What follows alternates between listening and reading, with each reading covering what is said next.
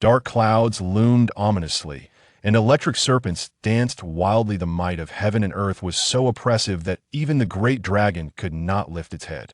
Only the heartless lich could still gaze at the sky. The golden beam of light cleaved through the firmament, and the turbulent currents of space swirled like a tornado armed with blades, violently tearing apart the celestial dome and opening a passage through the crystalline barrier at a palm-sized metallic object, akin to the claw of an ancient red dragon, leapt forth, charging with unstoppable momentum towards the solid, weighty earth.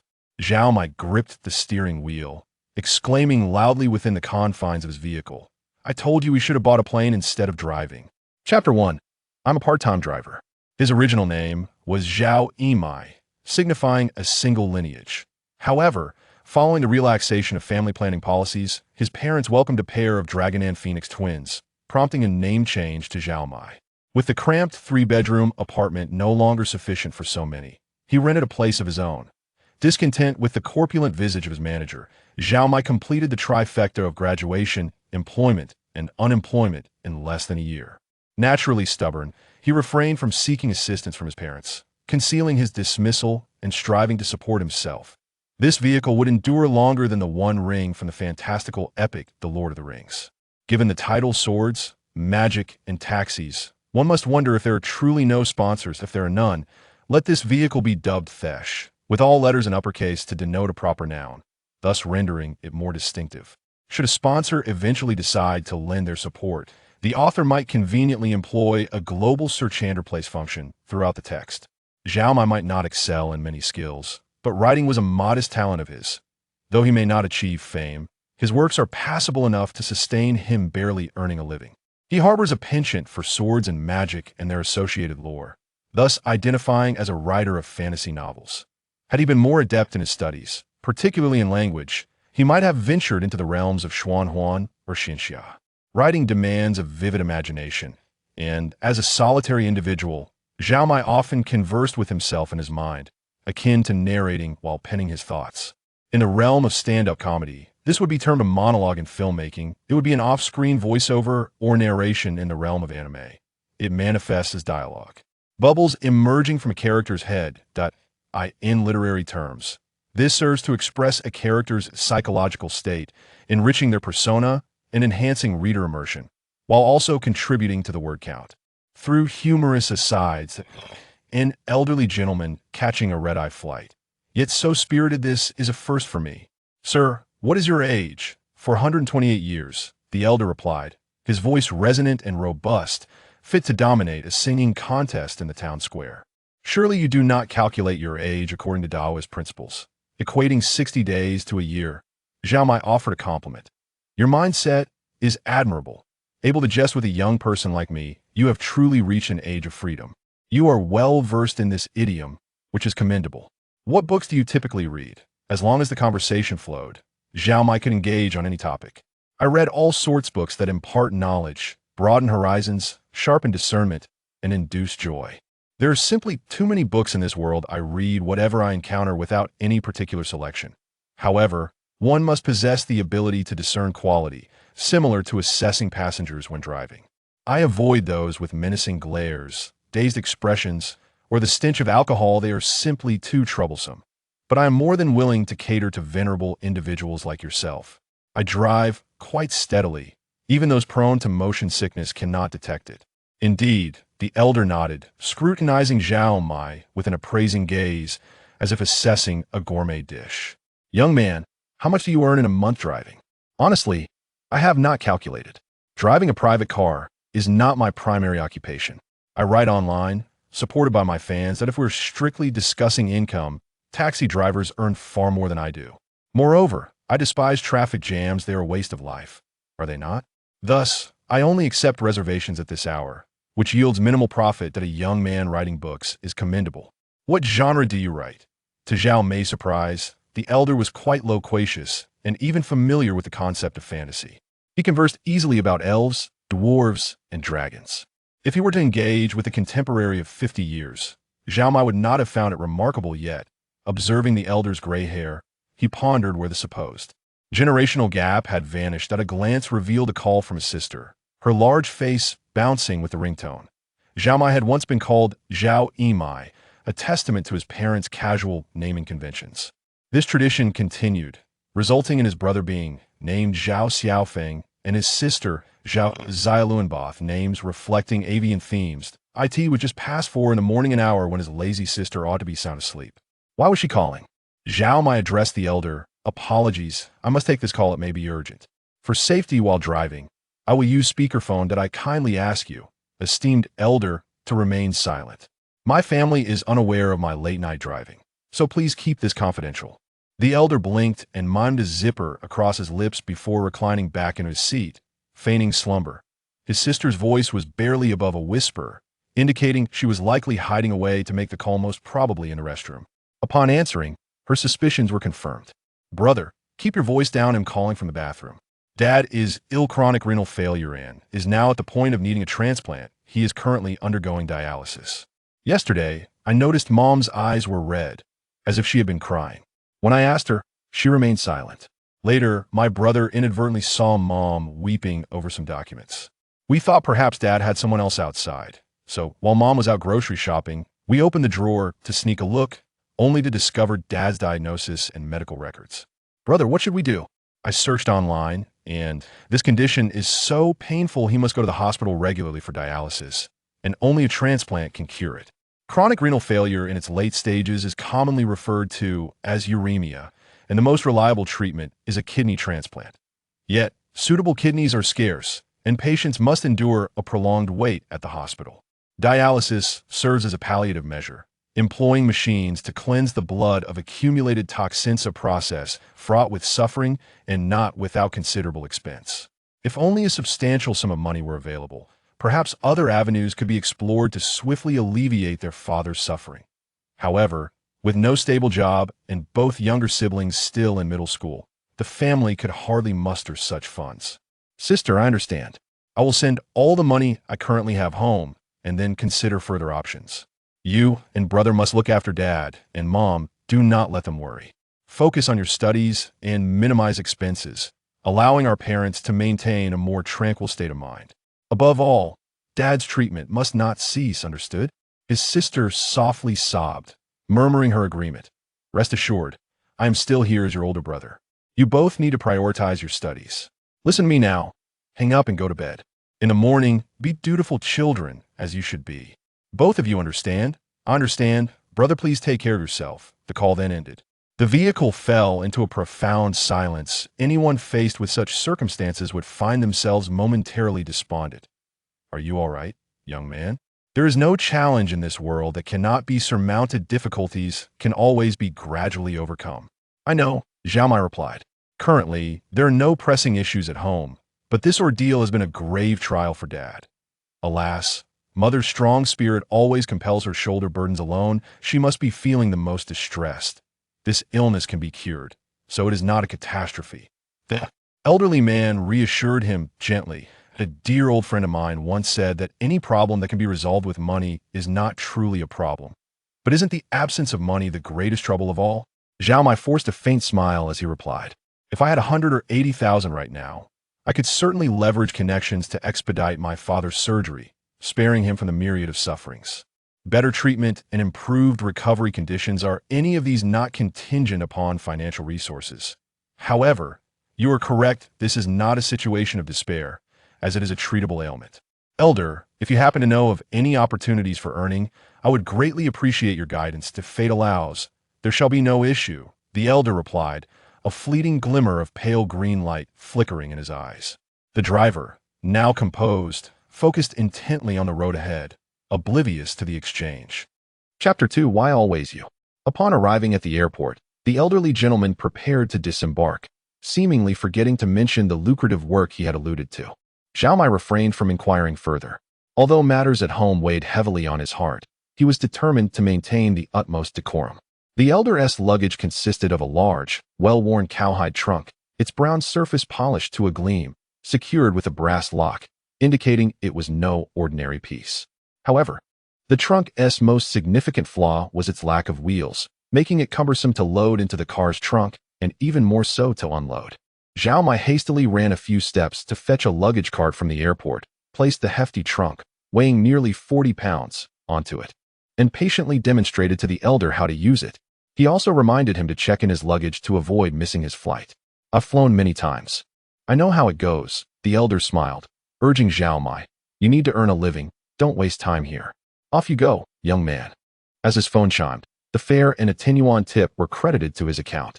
Zhao Mai intended to log into his mobile banking to transfer the funds home, but was dismayed when his normally reliable phone suddenly went dark. Just before the screen blacked out, he glimpsed a taxi receipt, a missed opportunity. Later, due to a job transfer, his father spent more time in the office, ceasing his incessant travels, which allowed Zhao Mai to focus on his education.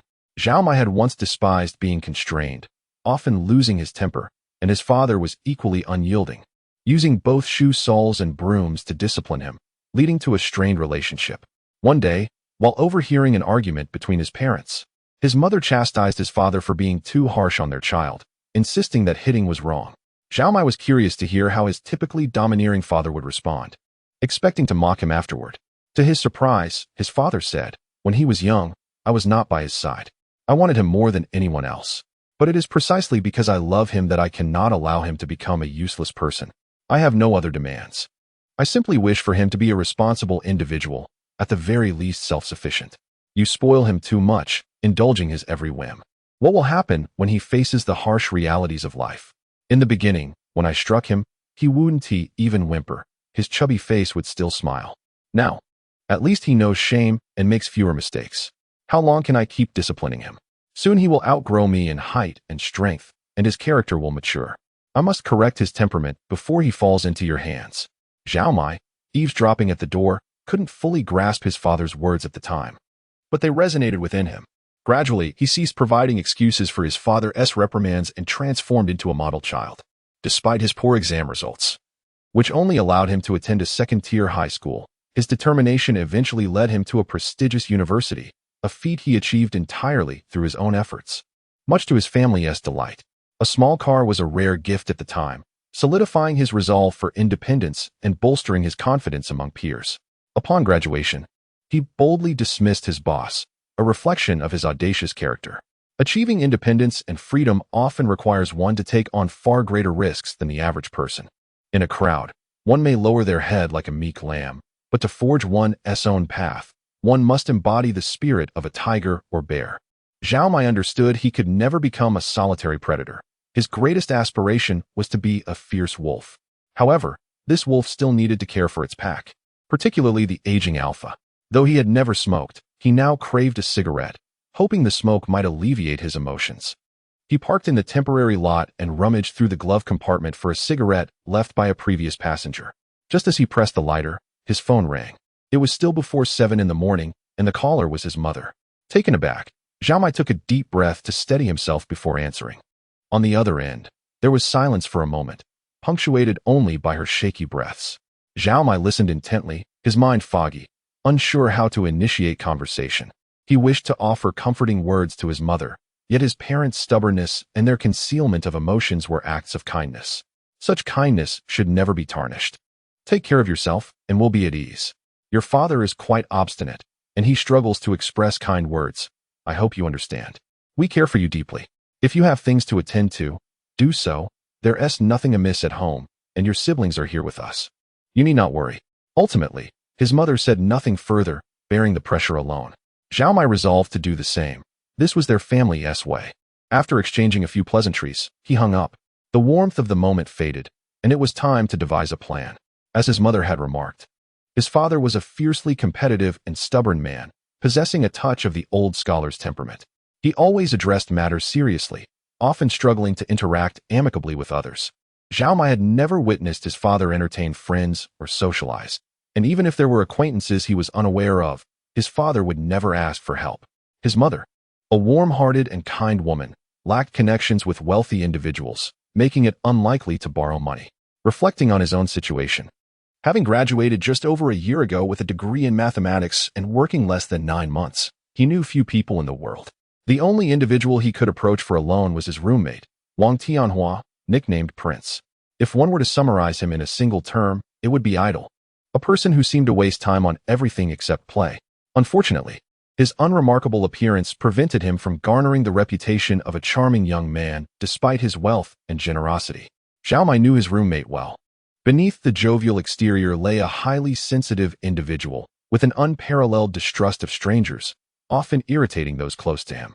For reasons unknown, he was resolutely convinced that Zhao Mai was a trustworthy brother, and through their exchanges, they became confidants.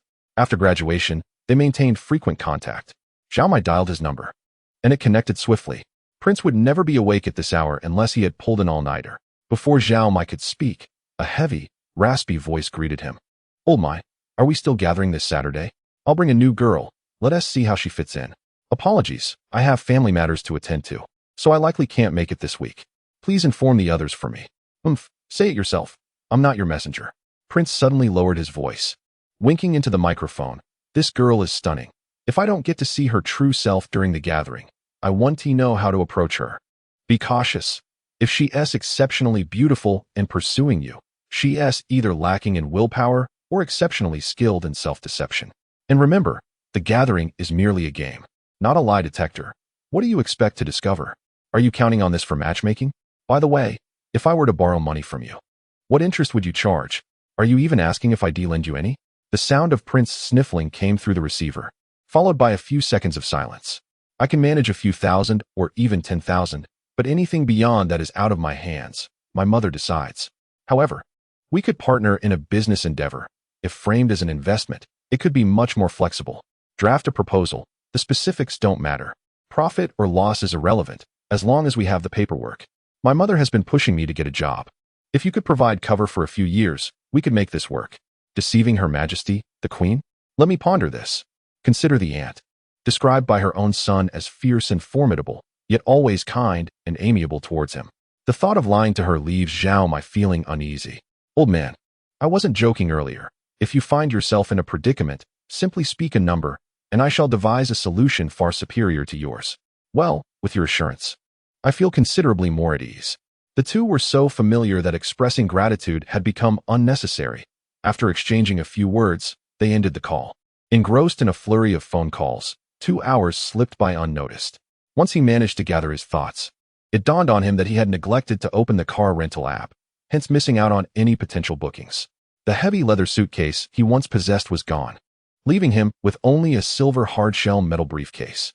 It resembled those commonly featured in films, often handcuffed to unfortunate bodyguards, containing either precious jewels or explosives. As Zhao Mai's mind ventured down this path, an awkward expression crept onto his face. With a wry smile, he remarked to the elderly gentleman, "It appears you are not destined to board the plane, yet our fates seem intertwined." The old man squinted at Zhao Mai, the corners of his mouth lifting slightly, revealing a hint of a smile. "I never anticipated it would be you. It seems you are unable to escape and must accompany me after all. Given your words about fate, I assure you, you shall not be at a loss. What about your large suitcase?"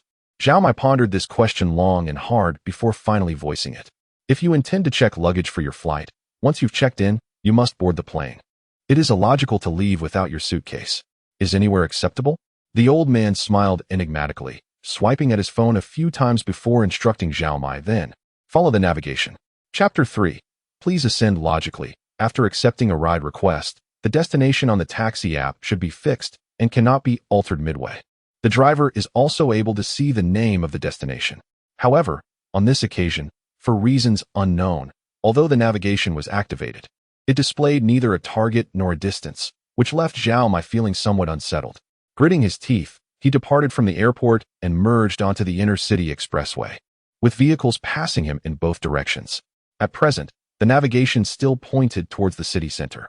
And as he navigated through several highway interchanges that did not divert him toward other cities, Zhao Mai felt a bit more at ease. Through the rearview mirror, he observed that the elderly man had just awakened from a brief slumber, yawning as he did so. From the way he stretched, one would not perceive him as an elderly man in his 70s or 80s. Rather, he exuded a sense of vigor akin to that of a tiger rising or an eagle soaring.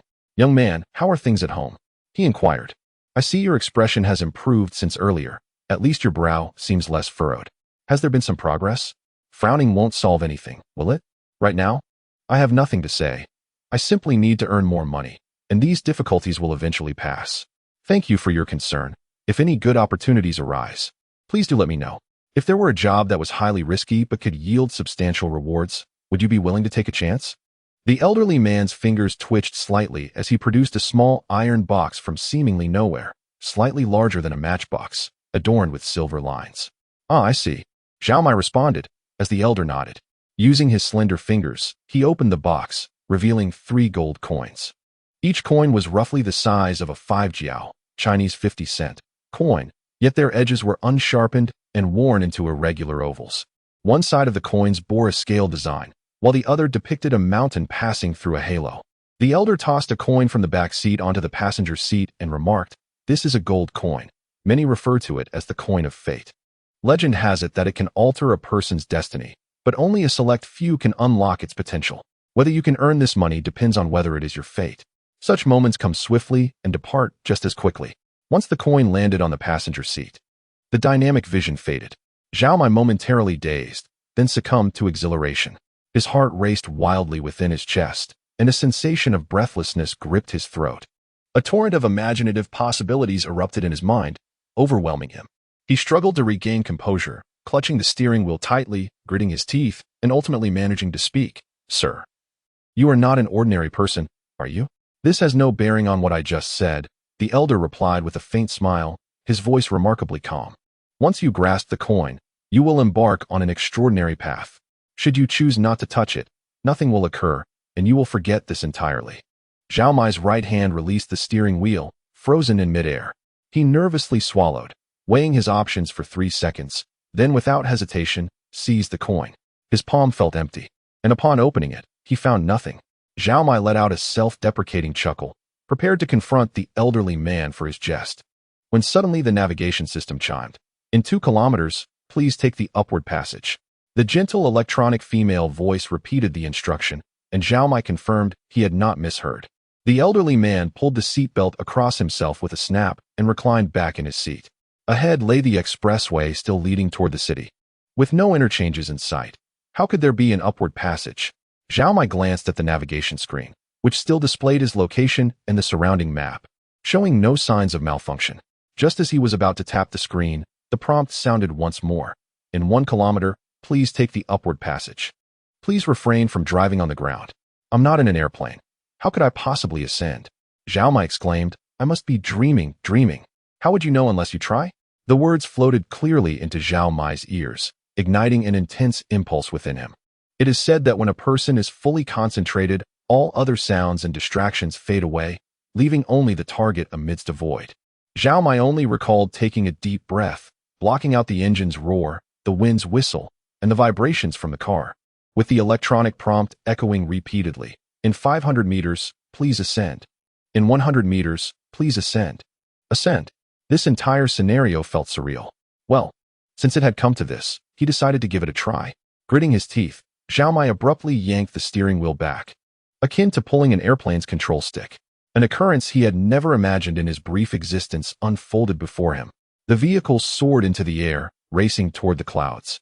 As Zhao Mai's exuberant laughter filled the taxi, at that moment, he was consumed by excitement and elation, as he transformed into an extraordinary individual in an otherwise mundane world.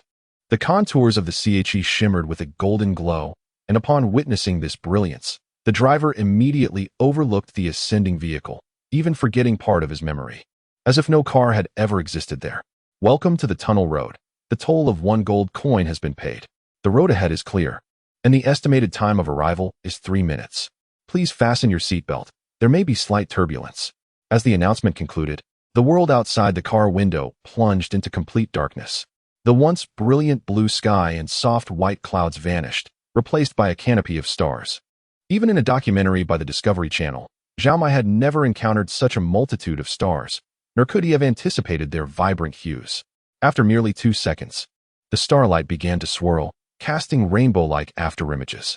Zhao Mai felt as though he had fallen into a kaleidoscope, and just as he was about to speak, the entire vehicle jolted, as if passing over a small pit. Looking outside once more, the stars had vanished, leaving only the night. The path ahead was fraught with danger and opportunity, joy and suffering, each individual experiencing it differently.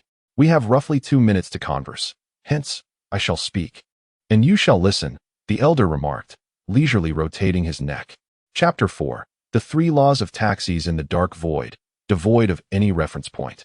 The only sense of movement came from the gently swaying speedometer and the subtle vibrations from the seat. The navigation software still displayed, "Please continue straight," allowing Zhao Mai to settle into the old man's words. "I serve an organization with the purpose of forging pathways between worlds and fostering peaceful exchanges. Your role is merely that of a driver.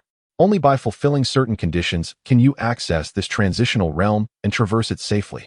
First, this vehicle can only be activated by you as the driver, and you can only traverse using this vehicle. Second, you require a mobile phone with navigation. Without it, the entrances and exits remain invisible. Third, the toll can only be paid with destiny coins. No other form of currency is acceptable. Different worlds impose varying costs, which are not included in the fare." The old man anticipated Zhao Mai's question, retrieving a coin from a metal box and tossing it onto the front seat. When you keep the coin close, you can sense the presence of other coins nearby, but only within a limited range, approximately 10 meters.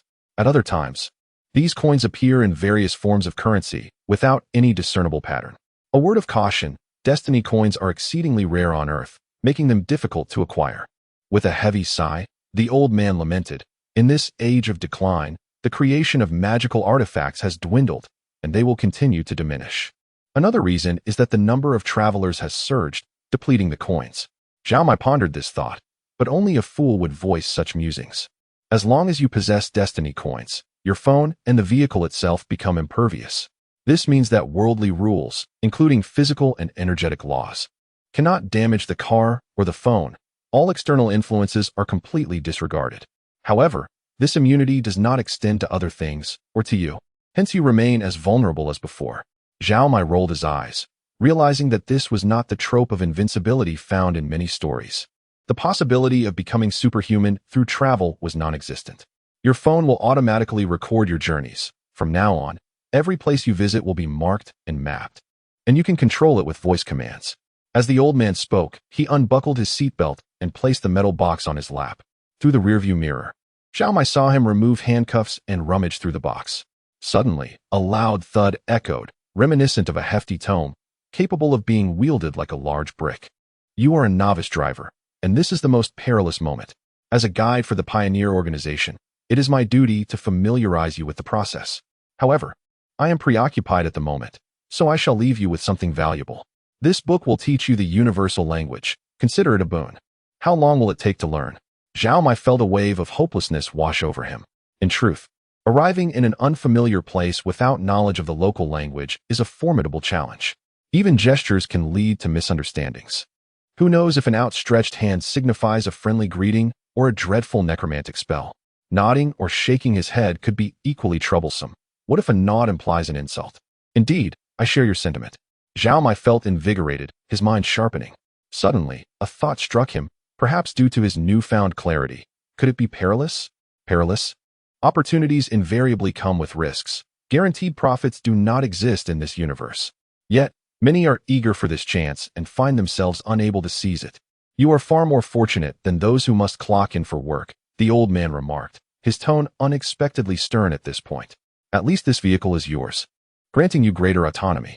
Since there is an organization for traversal, I need not pay a fee, correct?" "Correct." The old man hesitated momentarily before continuing. "You are merely a part-timer, so forging your own path will be more challenging than for others. However, the benefit is that whatever you acquire will belong solely to you. That still seems to favor the advantages." Zhao Mai was about to inquire about fare calculations when the navigation software chimed in. "Approaching destination, please descend." With a swift turn of the steering wheel, the vehicle jolted slightly, inducing a sensation of weightlessness. Isn't it supposed to be unaffected by external influences? Why does it feel like this? Just as the question escaped his lips, the scenery before him transformed dramatically. The pitch-black void abruptly vanished, revealing a realm of clouds sprawling across the horizon. Towering structures of gold and blue adorned the landscape, castles with walls, churches with spires, and indistinct luminescent entities fluttering around the edifices. Serene orange rivers wove their way through, perhaps flowing with honey.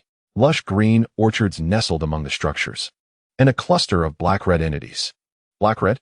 As Zhao Mai strained to comprehend, he found himself plunging headlong towards the clouded ground, the velocity accelerating. This was far more exhilarating than a roller coaster. At least roller coasters have tracks, while he was utterly unrestrained. The car spun in midair, and Zhao Mai was firmly strapped into his seatbelt, losing all sense of up or down. The phone's navigation repeatedly chimed. Arriving near destination, please prepare to stop. With a forceful stomp on the brake, the vehicle miraculously halted midair. Although the surroundings ceased their rotation, the descent remained unabated. The sensation of weightlessness was uncomfortable, but Zhao Mai was too preoccupied to mind. His thoughts raced with images reminiscent of animated shows, an object plummeting to the ground, crashing and transforming into two-dimensional wreckage. Rest assured, invincibility is not a deception. The old man seemed to sense Zhao Mai's apprehension, reaching from the back seat to pat his shoulder. "Ah, your hand is glowing. My shoulder feels so warm." Zhao Mai suddenly realized, his body jolting as he exclaimed, "This is the fare I paid. May it bless your journey. Should fate allow, I hope we may meet again." As the vehicle descended freely through the air, Zhao Mai struggled to find words of bravado. The clouds and earth loomed ever closer, and he could finally discern the glowing and black-red dots. The luminous beings were angels, flapping their wings and wielding radiant energy staffs, engaged in battle with encroaching demons. Their speed was astonishing, leaving only fleeting afterimages in their wake. With Zhao Mai's keen eyesight, he could only catch glimpses of their features when they paused. Yet, even then, he could not distinguish between angels and demons. The hazy luminescence enveloped the angels' faces like a veil, while the demons were shrouded in tendrils of black smoke. Beneath the obscured visages, both bore no armor, their muscular forms marred by scars. However, one bled golden light from its wounds, while the other oozed black mud. The taxi plummeted, striking a towering structure with a pointed spire.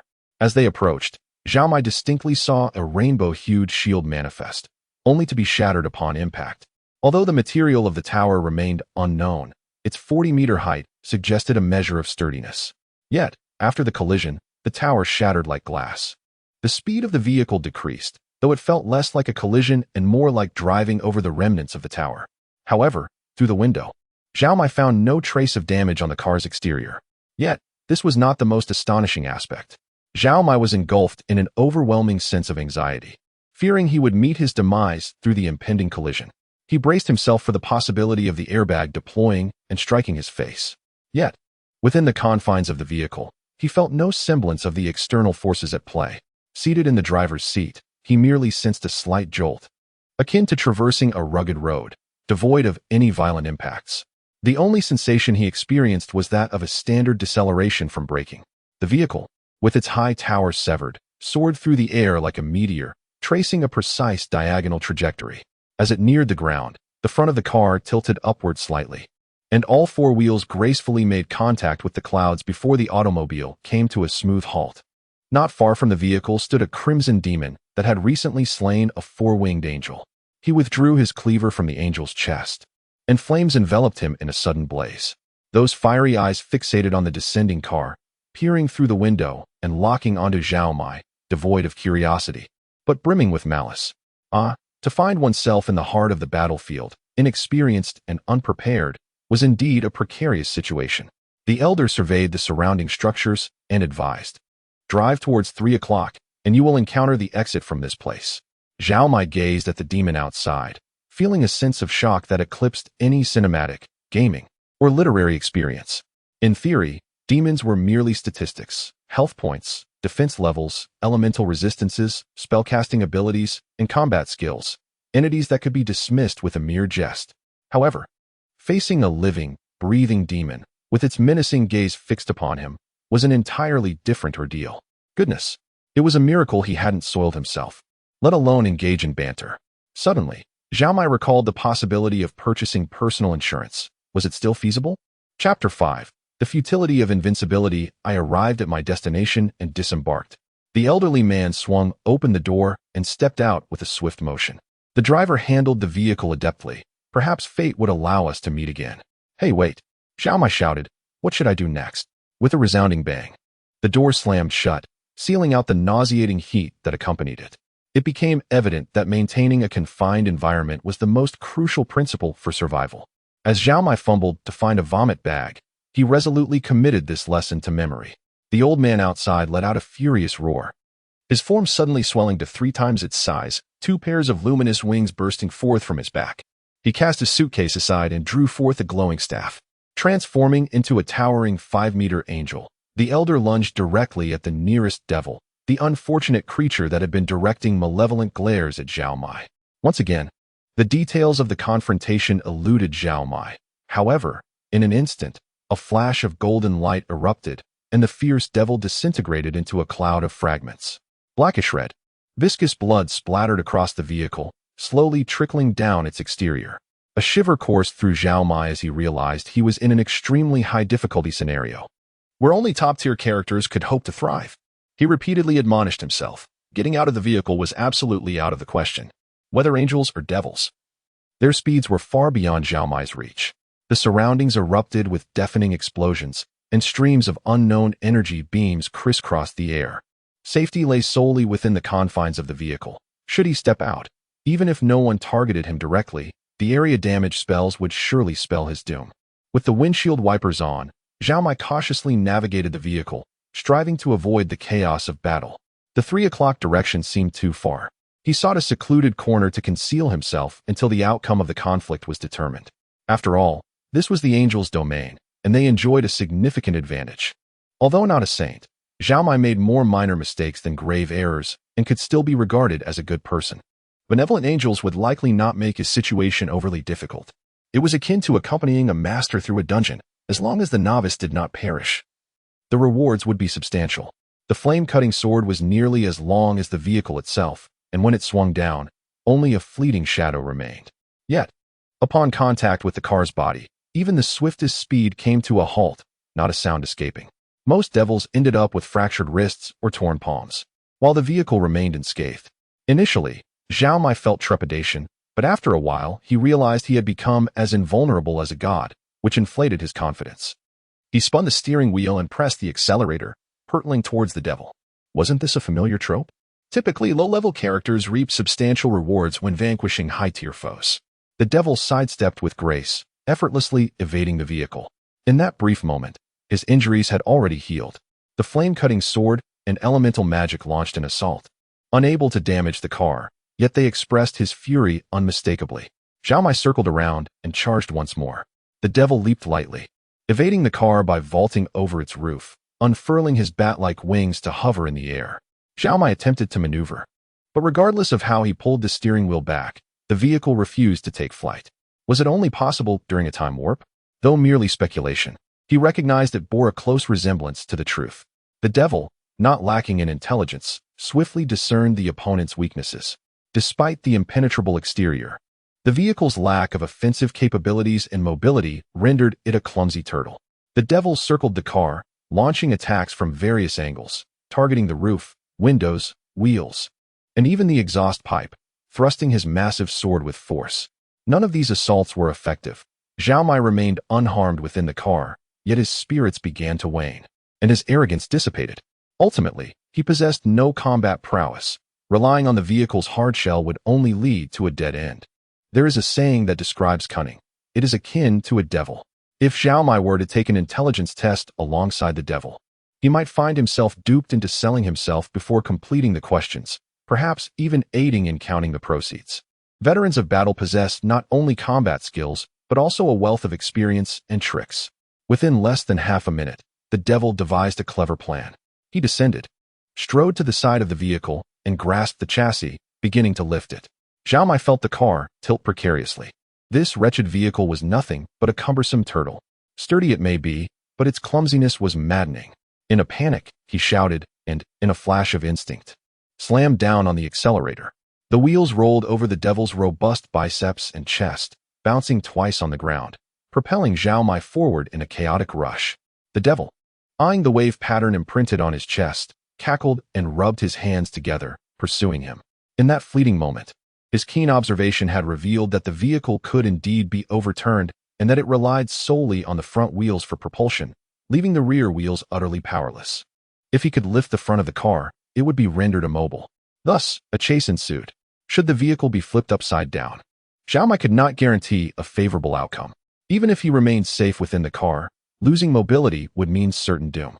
Angels and devils were both abnormally long-lived beings. A typical scuffle could last a week or two. Yet, if a person were trapped in a vehicle without food or water for that long, survival would be inconceivable. He abandoned the notion of hiding in a secluded corner and hastened towards the 3 o'clock direction, longing to escape this perilous place. Along the way, he sought out more populated areas with intense battles, hoping that a benevolent angel might assist in driving away the devil pursuing him. This frenzied, malevolent creature had already lunged at the front of the car several times, attempting to lift it. Thankfully, the vehicle remained indomitable, with a resounding crash. It barreled forward without losing speed, thwarting the devil's efforts, even rolling over him once. While not as resilient as the car, the devil was tough-skinned and quickly recovered from any injuries. Did he still hope to earn experience points by defeating a foe? This was a game. Zhao Mai, regain your senses. He focused every ounce of his energy on driving, knowing that this situation was untenable. The next moment, the devil might devise a plan to crawl beneath the vehicle and flip it over. In the midst of the chase, Zhao Mai lost track of time. Finally, he spotted the portal to paradise. Corpses littered the ground around the entrance, angels, and, predominantly, devils. Only one sentinel angel remained, battered but victorious over her adversary. At that moment, Zhao Mai had no time to admire her alluring figure. With headlights ablaze and horn blaring, he charged towards her. Help! There's a devil behind me. Let me escape this place. Chapter 6. Never be captured. Can an angel, standing nearly 2.5 meters tall, still be referred to as a young angelic girl? Perhaps she has already lived for a millennium. Regardless of her beauty or grace, one should at least address her as Aunt Angel rather than Grandma. This exemplifies a flaw inherent to humanity. Achieving complete focus is nearly impossible. Even with the relentless pursuit of demons at his back, Zhao Mai's mind still wanders. He leans forward, pressing his human visage against the windshield in hopes of gaining a clearer view of the angel. It would be disastrous if she mistook him for an ally of the demons. The angel stands tall, tilting her head as if she is gazing directly at the speeding vehicle. A veil of shimmering light obscures her features, leaving Zhao Mai uncertain of her intentions. In mere seconds, the car will reach her, and the demons will not be delayed by more than 3 seconds. Yet, the angel lowers her weapon, her hands rubbing together in front of her chest. It is her hands that are moving, not some soft, rounded object. Anyone with even a modicum of common sense, if that could indeed be called common sense, would recognize that she is casting a spell. Zhao Mai fervently prays that this incantation will vanquish the demons, or, at the very least, send them flying. The angel is reciting a spell, and it appears that the 2-meter-wide circular halo beside her serves as a portal. Within the halo, a scene entirely different from the Cloud City unfolds. Lush forests blanket rolling hills. Birds chirp and soar above the treetops. A cheerful brook cascades with frothy white waves over smooth pebbles. A pristine unicorn sips from the riverbank, its azure eyes curiously peering in response to the magical vibrations. He switches off the high beams and adjusts the car's angle, aiming directly toward the portal. The horn honks twice, serving as a greeting to the angel. Unexpectedly, the angel completes her spell, a beam striking the portal, which begins to close slowly. What is she attempting to do? Initially, Zhao Mai believed she meant to eliminate him, but she suddenly beckons him, clearly urging him to accelerate and rush inside. Then, the angel retrieves a sword from the ground. Her gaze fierce as she focuses on the demons pursuing Zhao Mai. Goodness, Zhao Mai comprehends her intentions. This angel is one of the guardians of the portal, her comrades having perished. To prevent the demons from exploiting it, she must close the portal, allowing her to fight valiantly in the ensuing battle. The angel is prepared for a noble sacrifice, yet the demons are not inclined to engage in honorable combat like paladins. A cloud of black smoke erupts behind her as a demon stealthily leaps from the shadows, its flaming blades swinging in a vicious arc, striking diagonally at the angel's shoulder. 2 pristine wings are severed, and the angel's head tilts back in agony as she kneels, pained. The portal trembles, flickering and shaking, the scenery within swirling like a vortex. Now, 2 demons have set their sights on Zhao Mai, and no other angels are in sight to offer assistance. If surrounded, it would only be a matter of time before the demons overturned the vehicle. Should they take an interest in this seemingly indestructible machine, they might even carry it away for study.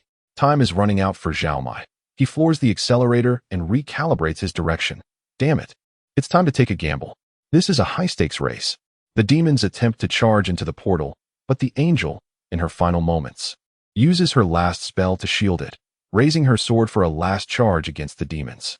The two demons exchange glances, realizing they cannot catch the peculiar vehicle, and raise their weapons, uniting in their assault against the angel.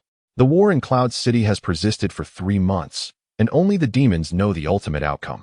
Such battles are being fought in many Cloud Cities, as demons and malevolent forces unite to confront the angels, who have grown weary of protecting mortals. The repercussions of this conflict will gradually reveal themselves. Zhao Mai plunges into the portal, enveloped by a chaotic temporal stream. Were it not for the protection of his indestructible vehicle, he would have been disassembled into atomic fragments, eternally adrift in the boundless rifts of space. The phone's navigation fails to display his location, only an arrow indicating direction, endlessly spinning, which does not affect Zhao Mai in the least. He gazes at the scenery around him, believing this to be a normal manifestation of traversing a time portal. Perhaps the spatial rift reacted to undigested matter. In any case, after chewing for 10 minutes, he expels it in one swift motion. Zhao Mai sees mountains and lush forests, but not from ground level. Instead, he observes from an altitude of 2,000 meters. What is happening again? I knew I should have brought an aircraft. Not looking was fine, but looking was shocking. Directly beneath the vehicle, a lake glimmers like a mirror covering the valley. If he were to plummet, landing in the lake would be the only possibility. Does this vehicle have diving capabilities? If water engulfs the engine, can it still operate? Zhao Mai dares not conduct experiments at this moment. What if it fails? At this juncture, conventional logic offers no salvation. Only imaginative divergence can resolve the dilemma. Having long engaged with a band of fantasy enthusiasts, Zhao Mai's mind has been honed to function differently from the average person. He studies the lake's shape, contemplates for 2 seconds, then presses a button, opening the driver's side and rear passenger window. A gust of wind rushes in, causing his skin to ripple. Zhao Mai struggles to breathe, unable to control his lips, resulting in saliva flying everywhere. If it were an ordinary vehicle, it would have already begun to roll or plummet nose first. Thus, Zhao Mai firmly presses the brake, maintaining the vehicle's maximum aerodynamic resistance with all 4 wheels pointed downwards. While this process may sound complex, it actually takes only about 3 minutes before Zhao Mai lands with a resounding crash. A warm liquid bursts forth, splattering across his face, no less jarring than a punch to the nose. He can neither see nor hear, forcing himself to endure the dizziness as he hastily raises the 2 glass panes. Finally, the vehicle returns to a fully enclosed state, allowing Zhao Mai to breathe a sigh of relief. He wipes his face vigorously, only to find what he touches is not the sensation of lake water. Gazing at his palm, he sees a viscous, blood-red substance, speckled with 2 scales, leaving Zhao Mai dumbfounded. What has he landed on? Chapter 7. Proverb. Now that it has been established that the blood is not his own, there is no need for undue panic. Panic resolves nothing, unless it serves to obscure one's true emotions, achieving the purpose of deception. After all, he has traversed into a different realm. This realization dawned upon Zhao Mai the moment the car ascended and entered the void. Crossing into another world undoubtedly carries risks, yet it also harbors a plethora of opportunities. If he can seize these opportunities, he might swiftly amass the wealth required for his treatment. This is a fantastical world, devoid of firearms and warships, yet rich in swords and sorcery. Although Zhao Mai has never wielded either, he possesses a wealth of theoretical knowledge, ensuring that his insights are not diminished. The appearances of angels and demons align closely with his imagination. He hopes that other aspects will not be overly absurd. In terms of physical prowess, Zhao Mai does not consider himself clumsy, yet he is certainly not robust. During his university years, he was merely of average athletic ability. While academic performance may not directly correlate with intelligence, it clearly indicates that he possesses an average intellect. His physique and mind are unremarkable, and regrettably, his appearance is rather plain. In a crowd, he would not stand out. Whether among the beautiful or the unattractive, his ranking would scarcely differ. This was the first time Zhao Mai profoundly recognized his ordinariness, epitomizing the standard among standards, the average of averages. Nevertheless, it is futile to dwell on it. Accepting his circumstances is paramount. Distinguishing oneself is often more a matter of diligence than innate ability.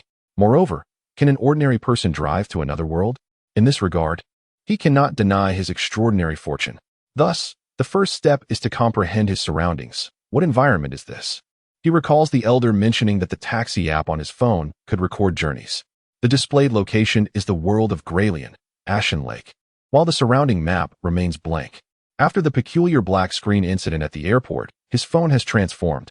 At least the taxi app now boasts new features. Zhao Mai discovers a button to download the local map, which prompts a recharge of 2 gold coins. This undoubtedly refers to destiny coins, of which Zhao Mai possesses only 1. He neither desires nor can activate this feature.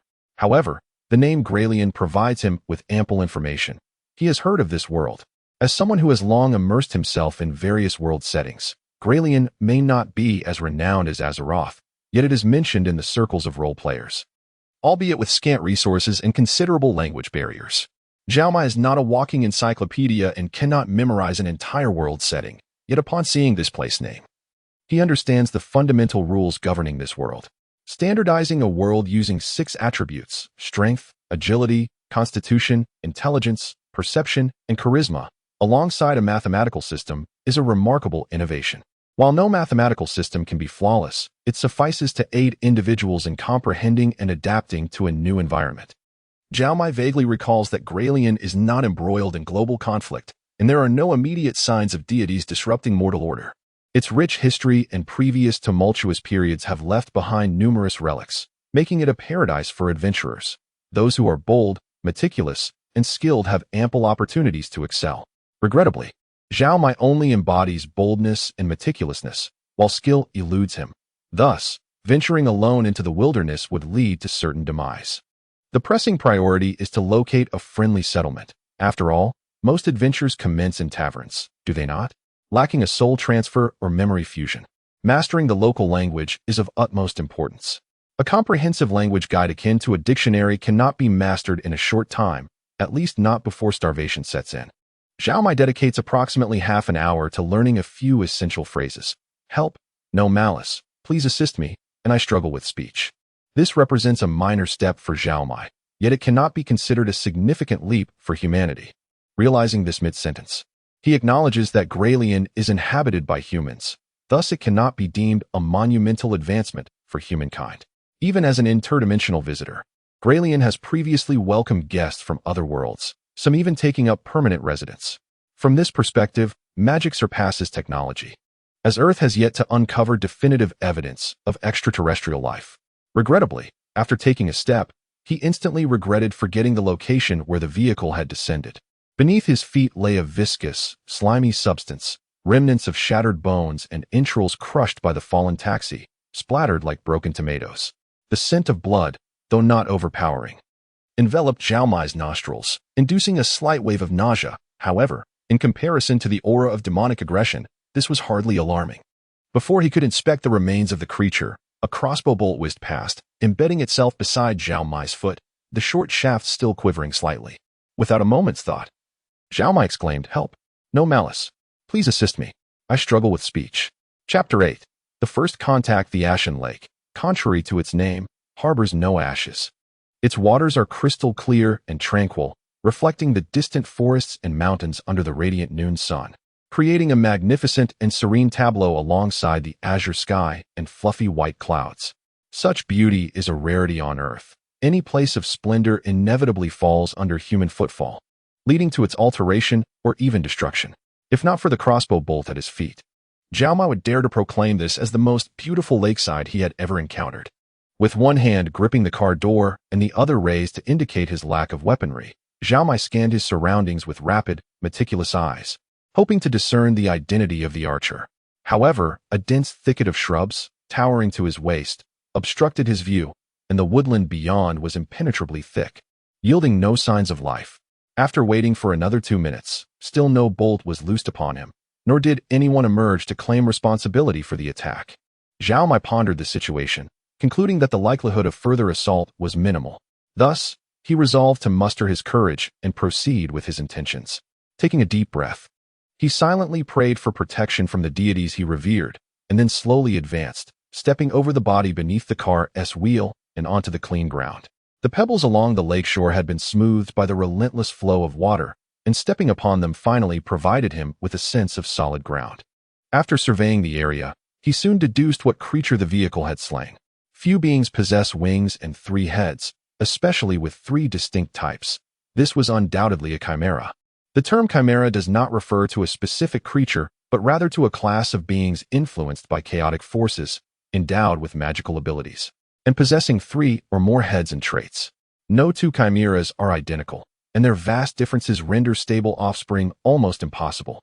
Nevertheless, these creatures boast a lifespan of up to 1,000 years, and once relieved of reproductive concerns, their singular desire remains to consume. The chaotic magical energies bestow upon them various elemental spray abilities, and at times, they are generously endowed with the capacity to cast simple spells. Each head can unleash different incantations, with fire, acid, ice, and lightning all possible, significantly aiding in their predation. In addition to preying upon wild fauna, ferocious chimeras frequently assault villages and thus often top the lists of hunters and adventurers. Unlike the dragons, whose colors and elements correspond to one another, a chimera's abilities have no relation to the forms of their heads, posing a considerable challenge for adventurers, who often find themselves as the chimera's next meal. The chimera beneath Zhao Mai's feet had the heads of a goat, a lion, and some avian creature. It had recently captured a wild boar and was poised to feast by the lakeside. The taxi had fallen precisely behind its neck, delivering a tremendous impact that shattered its shoulder, leaving its upper body in a gruesome state. This was undoubtedly a swift and painless demise, leaving behind a largely unscathed carcass.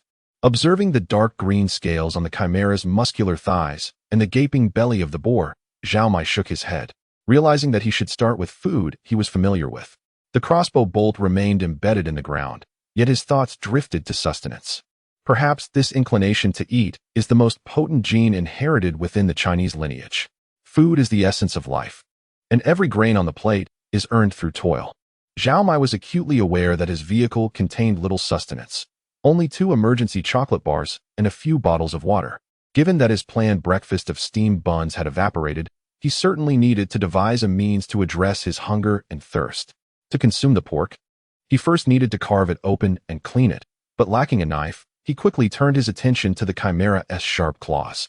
Since the beast's upper body was already torn apart, he began to use the right forepaw of the chimera to slice through the left. Each foreleg weighed over 50 pounds, making it laborious to carry on his shoulder, and even more taxing when cradled in his arms like a saw. Only if the severed claw was light enough could it serve as a weapon. With no food and no clothing, yet the enemy delivered themselves, without guns or cannons. The enemy forged them for us, Zhao Mai sang as he worked, and nothing suited his current predicament better than a guerrilla song. Though this otherworldly realm lacked figures like Cao Cao, it seemed a peculiarity of every world that what one mutters may indeed manifest. Zhao Mai vowed to maintain his vigilance. Yet he was still unaware of the sharp blade that had come to rest against the back of his head. No malice, he murmured, gradually releasing his grip on what he held. He remained unperturbed, confident in his assessment. The individual wielding the ranged weapon had not previously shot him dead, indicating they were not a ruthless brigand. There remained the potential for dialogue. Of course, there were risks involved, which Zhao Mai recognized.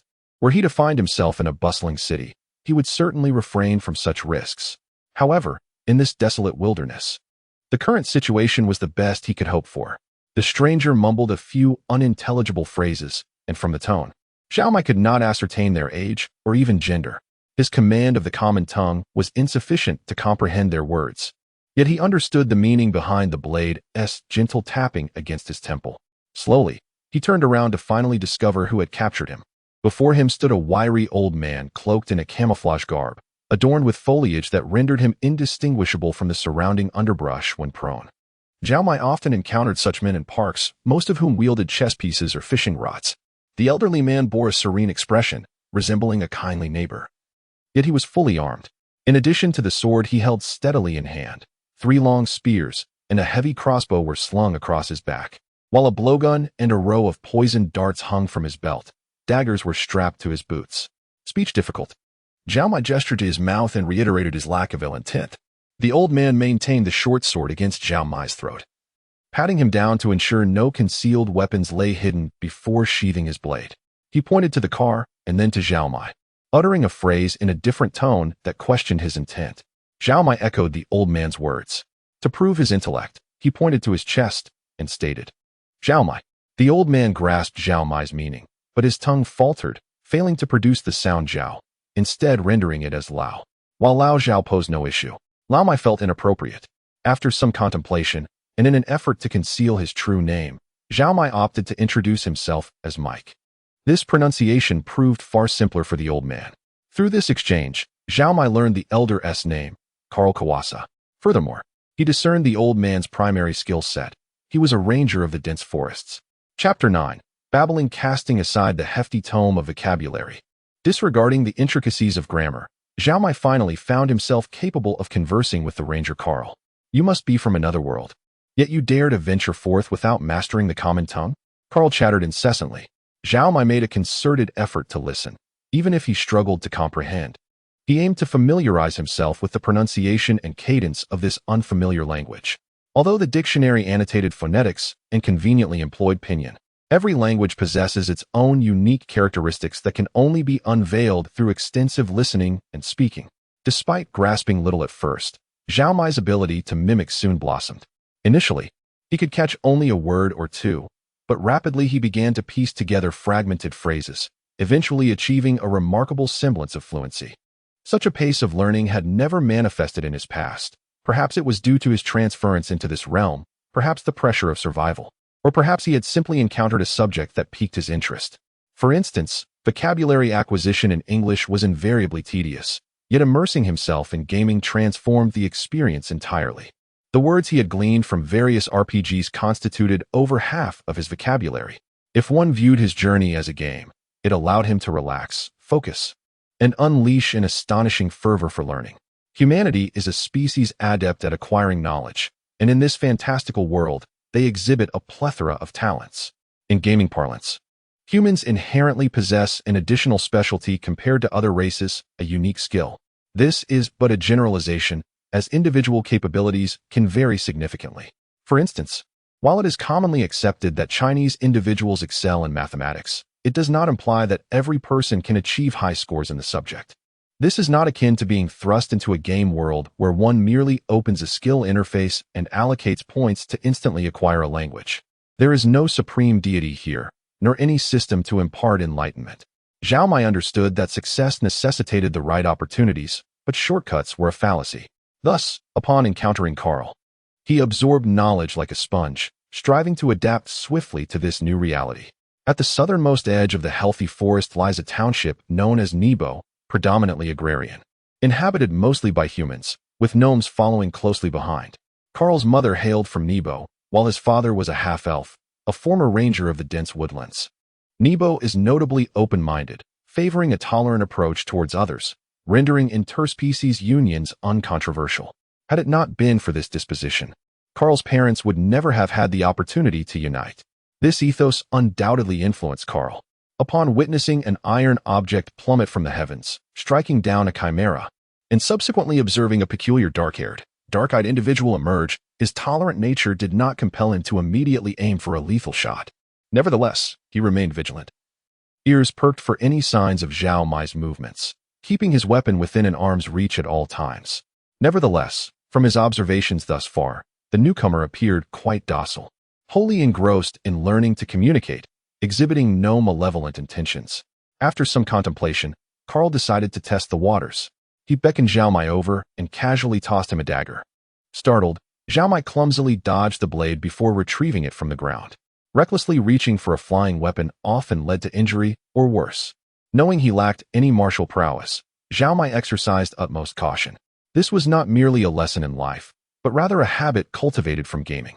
Many games feature survival modes. While they diverge significantly from actual survival, the fundamental truth that mistakes can lead to demise remains unchanged. During university, a classmate jestingly remarked that if he were to traverse back to the Tang and Song dynasties, he could accomplish remarkable feats with his skills. Zhao Mai had mocked him, cautioning against such fantasies, reminding him of the era plagued by tetanus without penicillin or rabies without vaccines, urging him to first consider surviving childhood. Now that he found himself in a similar predicament, caution was paramount. This was not a matter of lacking adventurous spirit, but rather a requisite prudence. Understanding what one is capable of and striving to excel to the best of one's ability constitutes the most vital principle of survival. On this foundation rests the pursuit of knowledge, through which one discovers their rightful path and the most rational approach to take. Karl did not approach to assist. Instead, He dragged the wild boar to the lakeside, cleansing it with the water therein. Zhao Mai's instinctive response had betrayed his absolute lack of martial skill, rendering him a negligible threat. Thus, Carl confidently produced flint and iron, igniting the prepared dry grass, gradually adding twigs until a fire blazed. The skinned boar was speared on a thick wooden stick and roasted over the flames. He was certain Zhao Mai lacked the ability to seize the cooking meat. Before long, the tantalizing aroma of roasted boar wafted into Zhao Mai's nostrils, eliciting a growl from his stomach. Aside from a few biscuits consumed in the dead of night, Zhao Mai had not eaten since embarking on his journey. Hunger gnawed at him fiercely. He glanced at Carl, who showed no inclination to share his meal, remaining focused on roasting the fresh meat. His hunger intensified, prompting him to contemplate consuming a chocolate bar instead. Perhaps this delicacy held considerable value in this foreign land, but conserving his strength for labor was paramount. Thus, Zhao Mai abandoned his task, delving into the vehicle to rummage through his belongings. His gaze instinctively landing on the electronic clock within the car. The current time displayed was 8:13 a.m., starkly contrasting with the sun's zenith outside.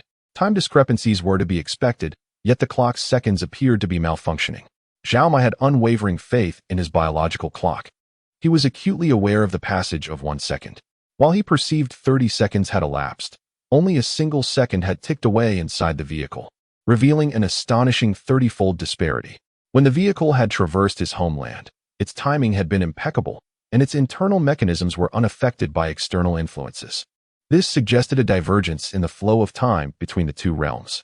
With time on his side, coupled with an abundance of imaginative thoughts and an unwavering resilience to toil, how could he not emerge as a formidable personage?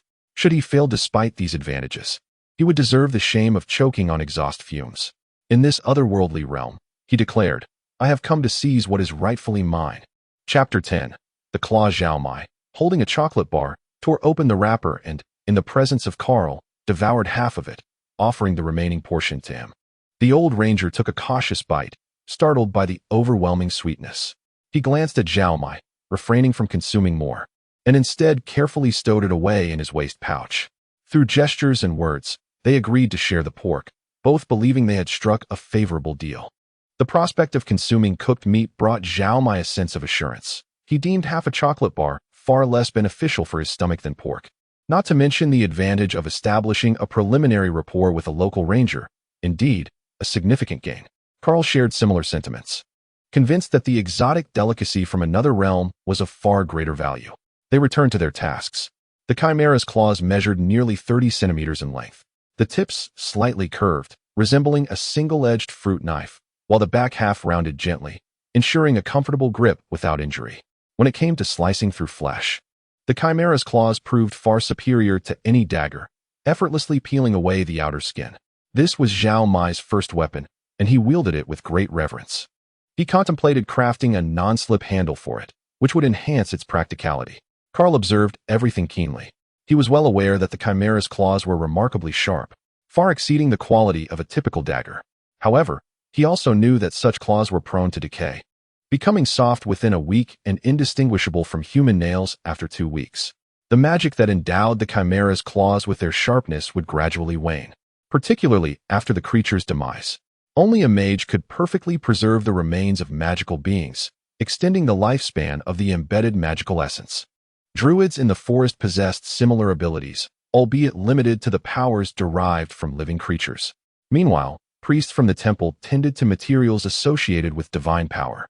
As a forest ranger, Carl had some rudimentary spells at his disposal. However, his healing spells were less effective than herbal remedies, leading him to seldom practice that skill. His trusted strengths lay primarily in his crossbow and the blade at his side. Recently, he had heard rumors from Nebo Town about strange occurrences at the Serpents Cliff further upstream.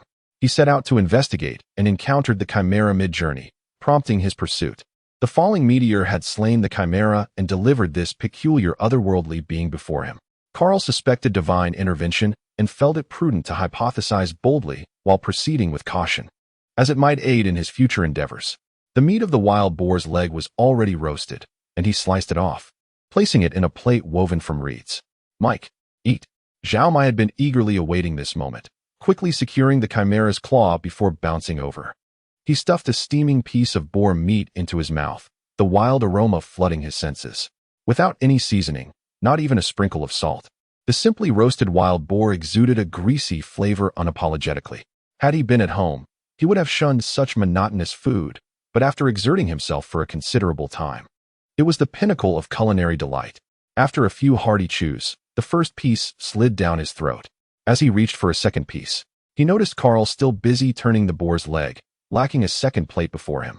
Upholding the traditional values of respect for elders, Zhao Mai offered the meat to Carl, signaling him to join in the feast. Carl did not halt his work. Instead, he tilted his head and opened his mouth, indicating that Zhao Mai should feed him. Zhao Mai, unperturbed, leaned closer and began to alternate between feeding himself and the elder. As Carl ate, he scrutinized Zhao Mai's expression, discovering that the young man's pure gaze and genuine kindness were heartfelt, which led him to gradually accept him. Once their lunch concluded, they returned to their tasks, one managing the wild boar, the other the chimera. Carl worked quickly, soon extracting the choicest parts of the boar before joining Zhao Mai in skinning. Armed with his dagger, he worked with the efficiency of a master butcher, moving 10 times faster than Zhao Mai. He often slowed his pace to demonstrate his techniques and expertise, knowing that since verbal communication was limited, Zhao Mai would have to learn through repetition and imitation. Zhao Mai recognized this as a rare opportunity and focused intently on learning from the old ranger. Together, they soon acquired a large, intact piece of chimera hide. Carl decided to treat it carefully, planning to craft a piece or two of leather armor from it.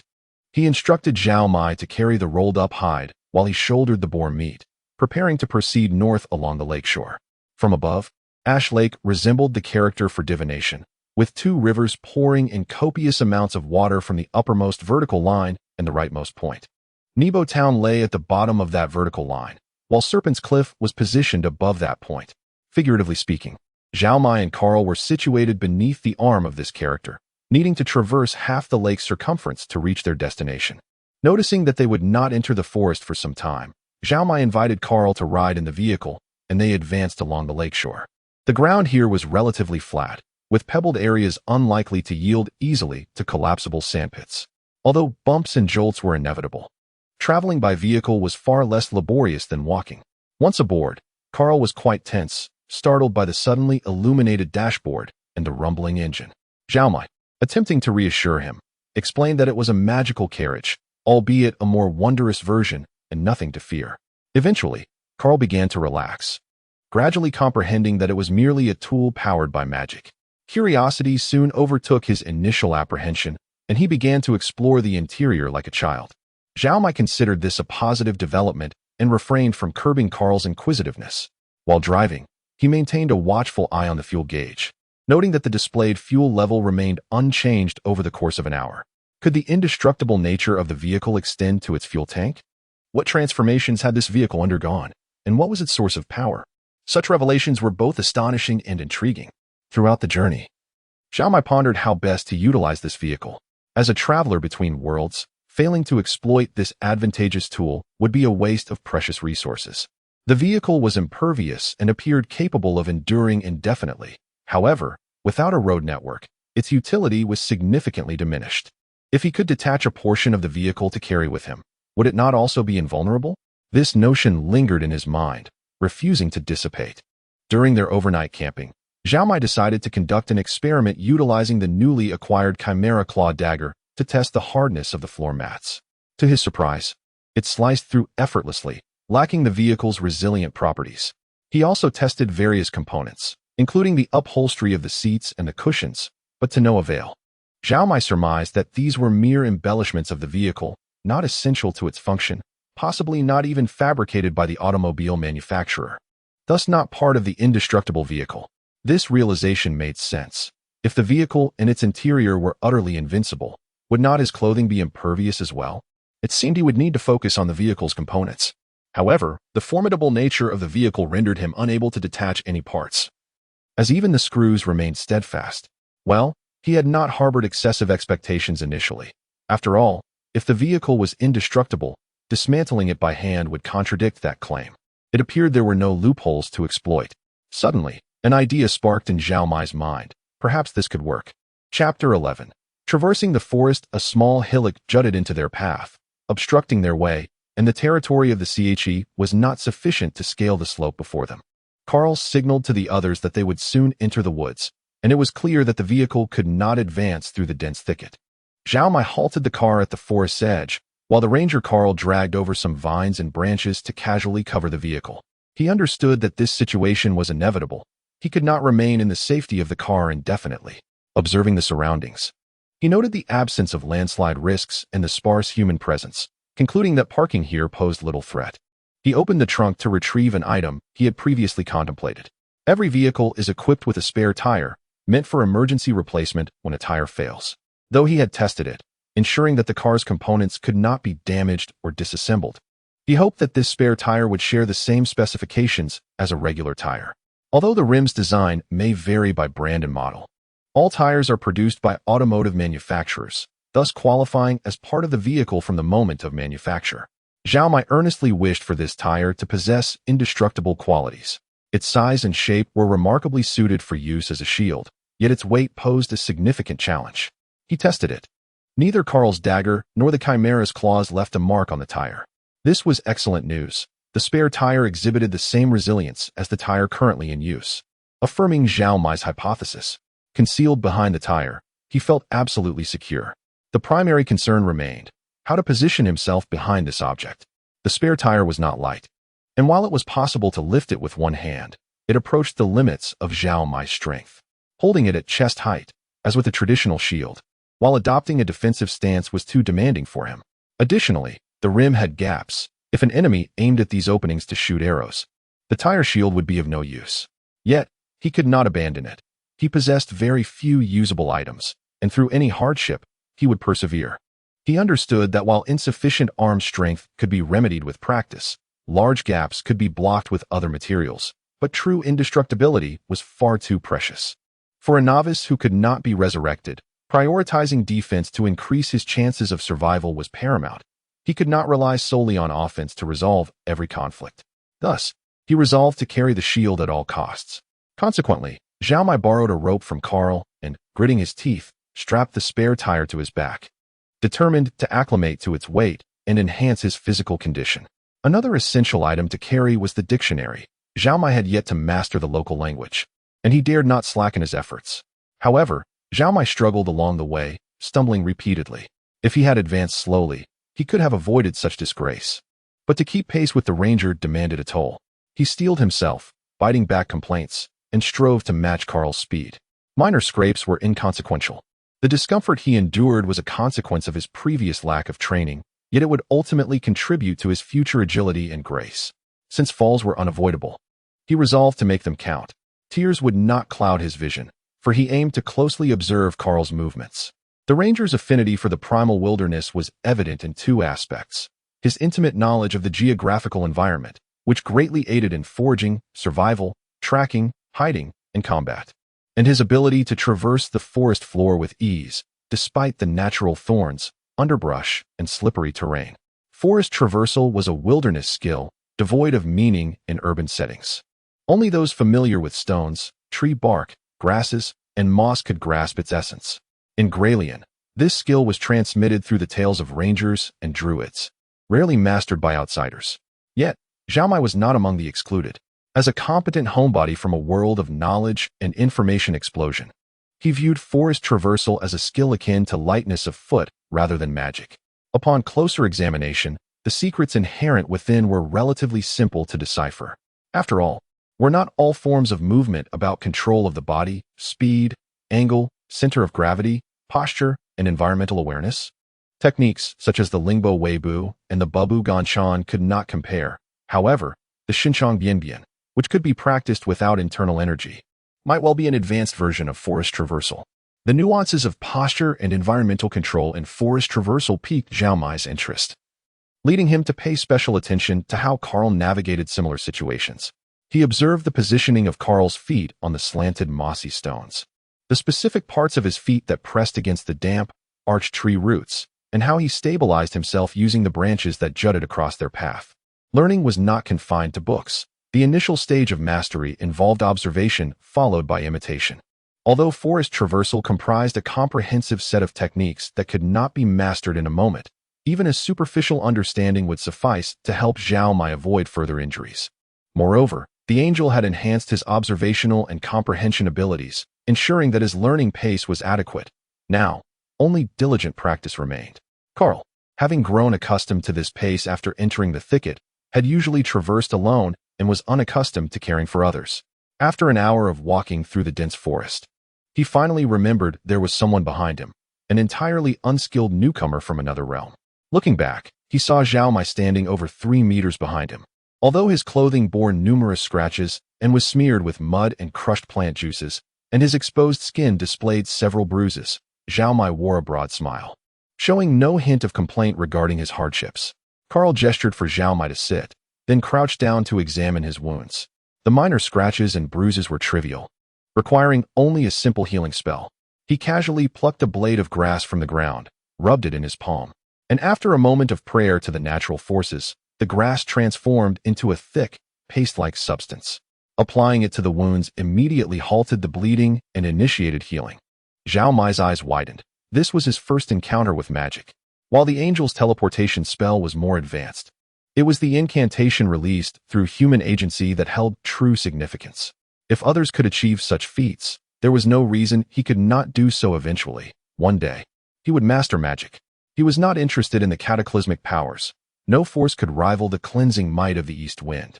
Instead, he was captivated by the ability to heal, knowing that a spell to remove ailments could counter both natural and unnatural diseases. Though uncertain of its efficacy against uremia, it remained a viable approach to addressing problems. Even if it proved ineffective, he would not dwell on whether resurrection spells would work. A physical regeneration could resolve many troubles. The thick, paste-like substance enveloped his wounds, providing a soothing coolness. The repeatedly torn wounds ceased bleeding almost immediately, scabbing over at a visible pace. The surrounding redness and swelling diminished rapidly, and a slight itch from the healing process began to emerge. This remedy surpassed the efficacy of any white ointment, a fact beyond dispute. The spell was cast on his leg, yet its effects enveloped his entire body. The wounds on Zhao Mai's arms healed at the same pace, indicating that the substance was not the key. It was the incantation that mattered.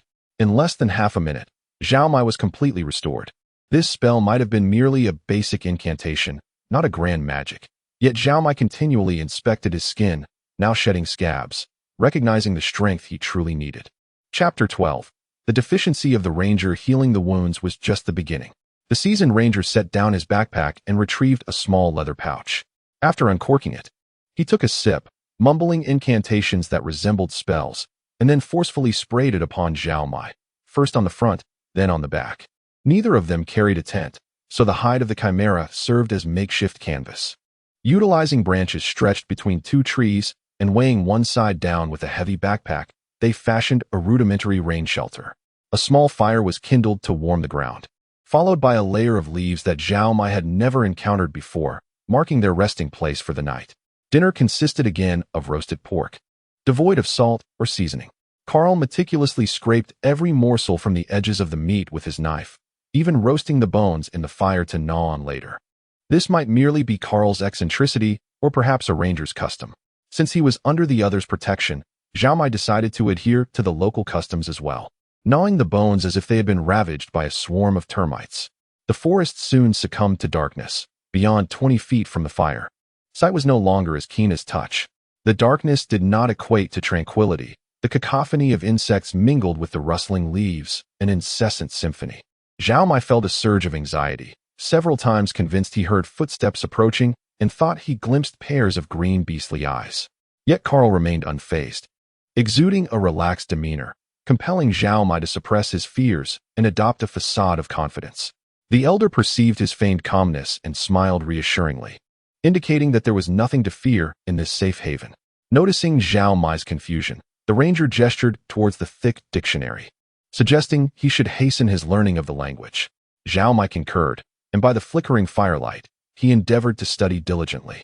Having chosen to rest early, Carl was not overly fatigued, and he sat beside Zhao Mai, reading aloud from the text, constructing sentences to teach him the fundamental structures and grammar. Anecdotes of Zhang Fei from the Three Kingdoms era, who remained alert even while appearing to sleep, echoed in Zhao Mai's mind. To avoid disturbing Carl, he kept silent. Even the act of adding firewood became cautious. Surrounded by utter darkness, The time displayed on his phone lagged 30-fold, rendering it useless as a clock. Nevertheless, relying on his biological clock, he estimated it was past 9 in the evening. Zhao Mai, a creature of nocturnal habits, typically slumbered during the day. Yet, after a day filled with traversing, laboring, and learning, he found himself surprisingly alert, feeling capable of enduring for quite some time longer. When the phone indicated it was 9 in the morning, the forest had already entered the latter part of the night. Zhao Mai realized that remaining awake any longer would appear odd, so he tidied the campfire and nestled beneath the chimera hide, closing his eyes. He soon drifted off to sleep, his gentle snoring rousing Carl. The elder glanced at the sky, surveying the campsite by the firelight, and smiled in satisfaction. Noticing that Zhao Mai had fallen asleep fully clothed without any blanket, he draped his cloak over him, resting against a tree while cradling his weapon. Before dawn, the elder became busy. Breakfast could no longer consist solely of pork. Tearing some into the porridge would suffice. The porridge, a fragrant mix of oats, rice, and various beans, was boiling just in time to awaken Zhao Mai. He tasted it with his finger but found no discernible flavor, prompting him to take a sip. Apart from a salty fishiness, it harbored an array of peculiar tastes, and he could have sworn he detected a hint of chemical flavor.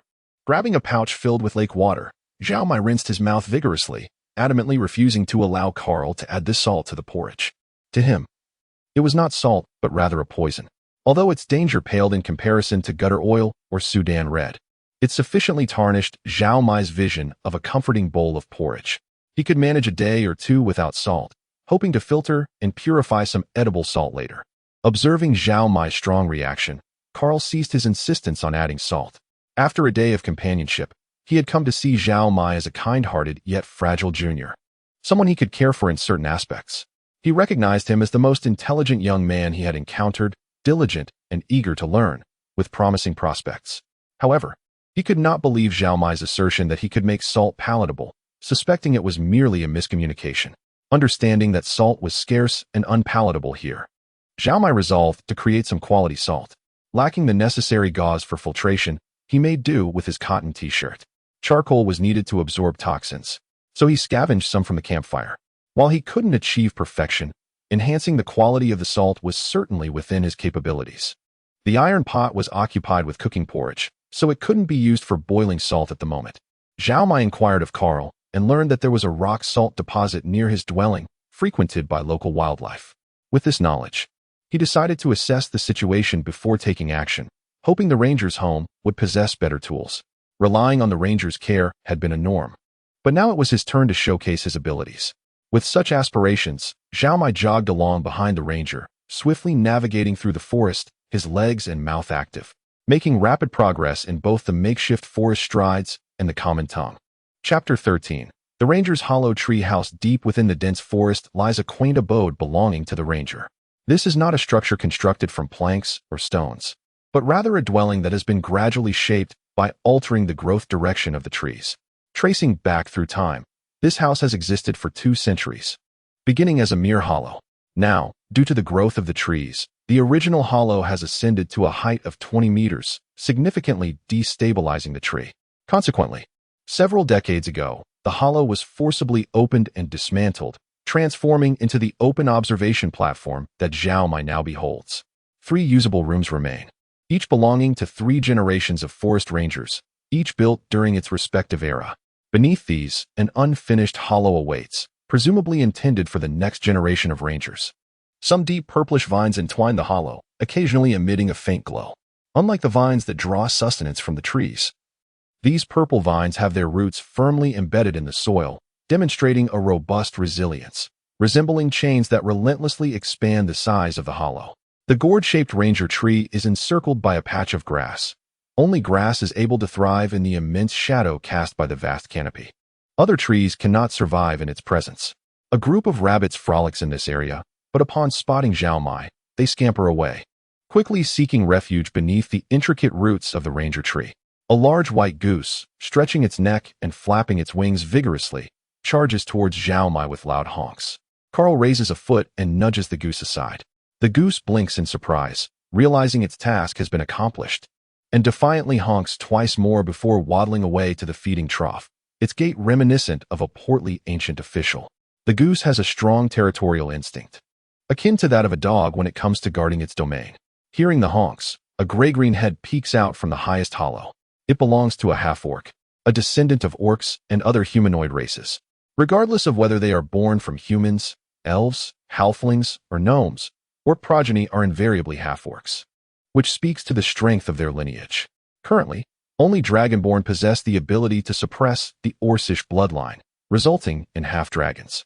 Dwarves, there have been no reports of half-dwarves, which further illustrates that their blood and temperament are as steadfast as rock. This brings to mind another race, the elves. The offspring of elves and humans are half-elves, but what of orcs? This is a taboo subject. Even the most genteel elf would erupt in fury upon hearing it. Zhao Mai and a group of imaginative companions have speculated that the eventual outcome should be half-orcs rather than half-elves. It is said that orcs have long used this matter to assert the superiority of their lineage over that of elves, which serves as one of the roots of the enmity between the two races. Orcs also seek to infiltrate dwarven bloodlines, hence the mutual animosity between dwarves and orcs. On a more scandalous note, why is it that other races generally hold a favorable view of half-elves, yet elves do not? This, as one might glean, is a matter best left unspoken. Even the noblest of races have their moments of base desires. The half-orc before Zhao Mai is a youth, with a small head, thick neck, and an undeveloped physique. He is clad only in a leather skirt around his waist. As he leaps down, his unmentionables jostle into Zhao Mai's line of sight, provoking a wave of nausea. Soru, the old ranger, gestures towards the half-orc, introducing him to Zhao Mai. This is Mike, whom I found by the lakeside. He was lost. The half-orc opens his arms and embraces Zhao Mai, his muscular frame compressing the air from Zhao Mai's lungs. Zhao Mai's eyes roll back as he gasps for breath. Fortunately, Soru releases him soon after, turning to rummage through Carl's bag, excitedly extracting a wild boar's leg and bouncing joyfully. Zhao Mai takes a few deep breaths to regain his composure. He had caught a glimpse of mischief flickering in the half-orc's gray eyes, unsure if it was merely a jest or something more. Carl sets down his backpack, placing his fingers to his lips and blowing forcefully. Instantly, the ranger's small abode comes alive as dozens of various animals emerge from their hiding places. Zhao Mai observes a python as thick as a bucket slither through the soil, silently approaching a rabbit, mouth agape. Before he can utter a sound, the rabbit is flung into the air, then swatted aside by the python's tail. The rotund gray rabbit bounces like a tennis ball across the grass, rolling away. The python, baring its fangs, approaches with a demeanor that is both gentle and eager to please, bringing its head close to Carl's palm, like a child awaiting praise from an adult. Yet the old ranger remains still, patiently awaiting something. Shortly thereafter, a hairless yellow old dog emerges from the hollow. One of its legs is slightly lame, and it has lost sight in one eye. A long-ago wound slants from its forehead to the corner of its mouth, clearly the cause of its blindness. Following it is a plump little pup, struggling to keep pace with its short legs. The old dog resembles a golden retriever, while the pup's breed is indeterminate, resembling a mix of Akita and Shiba Inu. It perpetually opens its mouth, attempting to nibble on the sparse fur left on the old dog's tail. Sora drops the pig leg, hastening to scoop up the pup and affectionately wipe his face with it. The old dog extends its long tongue to lick its lips, spitting at the python before resting its chin in Carl's palm. It first enjoys the master's affection before contentedly curling up in the sun to nap. The python, hoping for a full-body massage, concedes its position after being gently shaken by the old ranger. Carl gestures towards the second level's hollow, indicating to Zhao Mai that he may reside there, and then leads the flock of chickens, ducks, geese, and rabbits to inspect the yard. Sara tosses the little pup to the ground and excitedly follows along. The python cocks its head, observing Zhao Mai, extending its nose to sniff him thoroughly, as if assessing where to strike. Zhao Mai understands that the animals trained by the ranger are unlikely to harm him, allowing him to face the situation calmly without fear. This demeanor evidently pleases the python, which gently rubs against Zhao Mai before meandering off on its own. The little pup tumbles over, landing at Zhao Mai's feet. Seeing its tiny red tongue lolling out, Zhao Mai tenderly gathers it into his arms. Chapter 14. The temporary abode in the dense forest. Rangers have long thrived in the wilderness, relying on their martial skills and familiarity with the natural environment. However, human strength is finite, and even the most skilled ranger may find themselves in need of assistance. Thus, they often tame certain animals to serve as their companions in life. The bald old dog named Dogmeat has been Carl's steadfast companion, enduring the trials of 20 years together. They have hunted in the dense forest, tracking and driving away evil creatures that dare to invade, ensuring that goblins and kobolds do not disturb the surrounding villages, nor establish strongholds within the forest. The bond they share is akin to that of a soldier and his military dog, a deep connection woven into the fabric of their souls. As Carl ages, Dogmeat grows older at an even swifter pace. Approximately 5 years ago, it could no longer endure the rigors of battle. Consequently, Carl assigned it a new task: to guard the treehouse nestled within the woods. The new animal companion is a robust python named Longworm, currently in the prime of its life. Through extensive training, it has learned to cooperate with the ranger in combat, caring for one another's needs. Carl would take it on patrols through the dense forest, but never to the town of Nebo. The rationale behind this is quite understandable. A stout python's appearance is far less innocuous than that of a large dog, the latter unlikely to incite panic. The python is aware that one day it will accompany Carl to the town, especially as the ranger continues to age, and it can assist him in carrying goods. It quietly awaits the day when the old dog passes, marking the moment it will officially assume its role. Until then, it coils within its nest, continuously rubbing its body in hopes of becoming stronger and more robust. Zhao Mai harbored no fear of the python, yet he found no particular fondness for it either. His entire focus remained on the yellow fur ball nestled in his arms. This small male puppy, roughly the size of a volleyball, possessed a slender frame beneath its long, fluffy coat, weighing scarcely a few pounds, making it painfully light to hold. Its deep brown nose sniffed incessantly at Zhao Mai, as if detecting a delightful scent. As it attempted to climb higher by raising its front half, its hind legs straightened with effort, while its front paws scratched eagerly. Zhao Mai lifted the puppy, curiously examining it from top to bottom. The little creature was unable to contain its excitement, twisting its waist and hind legs in midair, emitting anxious whimpers. Such an adorable, silly dog. Satisfying its yearning, Zhao Mai placed the fluff ball upon his shoulder. The puppy immediately settled, comfortably resting, clutching Zhao Mai's t-shirt with its tiny paws, and closing its eyes to begin dozing. Since you cherish me so, I shall care for you well. Zhao Mai reached out to scratch the puppy's tail, provoking it to wag vigorously in protest. The puppy had grown fond of its perch upon Zhao Mai's shoulder, refusing to budge. Even as Zhao Mai climbed using both hands and feet towards the second level of the tree hollow, the puppy remained steadfast in its spot. Occasionally, it would extend its tongue to lick Zhao Mai's shoulder and neck, cool and ticklish, provoking laughter from him. This was the little one's way of expressing affection. The tree hollow was exceedingly simple, with a pile of old pelts, worn for countless years, serving as its bed. A half-log functioned as a pillow, while a clean, hairless hide served as a blanket. The hollow boasted no door. Ventilation and light were provided through an entrance barely taller than a person. In one corner lay a collection of acorns, chestnuts, and walnuts, totaling around 100 pounds. Thus, the hollow was perpetually filled with the fragrant, oily scent of timber. Zhao Mai left the chimera's hide outside, crawled into the hollow to tidy up, and set a tire aside as a makeshift door. He surveyed this small room, running his hand over the unyielding pelt bed. This was his first refuge, a quaint abode teeming with the essence of the wild. Such a unique place, where one could immerse oneself in nature without reservation, would be unattainable on earth. The words excitement and tranquility might seem opposed, yet here they harmoniously intertwined. The sensation was akin to that of a wayward son returning home, feeling the warmth of his parents' presence after a long separation. Upon his first arrival at this tree hollow, a place that should have felt foreign, he was instead enveloped by a profound sense of security, as if under absolute protection. He attempted to lie upon the soft bedding, feeling every pore of his body relax in utter comfort. As the fatigue accumulated from his journey through the forest washed over him, it was the perfect moment for a midday nap. And so he closed his eyes and drifted into a deep slumber. Two heads peeked in. It was the old ranger and the half-orc apprentice. Drawn by the sound of his snoring, they found Zhao Mai sleeping soundly, with the yellow-brown puppy nestled on his shoulder, its red tongue peeking out as it joined in slumber. Solu intended to enter and retrieve the puppy, but was halted by the old ranger. He gestured for the half-orc to step aside. Let him rest today. From tomorrow, you two will train together.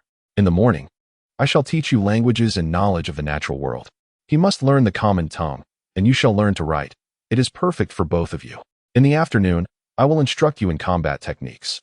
Carl patted Solu's shoulder, his gnarled fingers squeezing the half-orc's muscular arm. You have already grasped the basics. So teach Mike well. If you can teach him fundamental martial skills, I shall agree to take you on an adventure."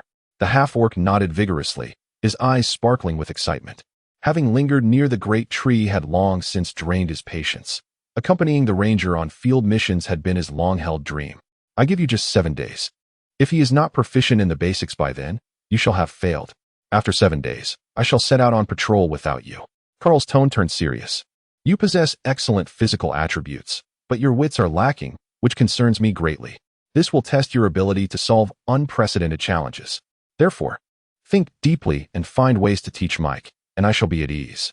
"Yes, teacher, I shall devise a plan immediately." The half-orc grinned sheepishly and swiftly climbed to the highest tree hollow. Soon, the sounds of rummaging echoed from within, leaving one to wonder what the half-orc was up to.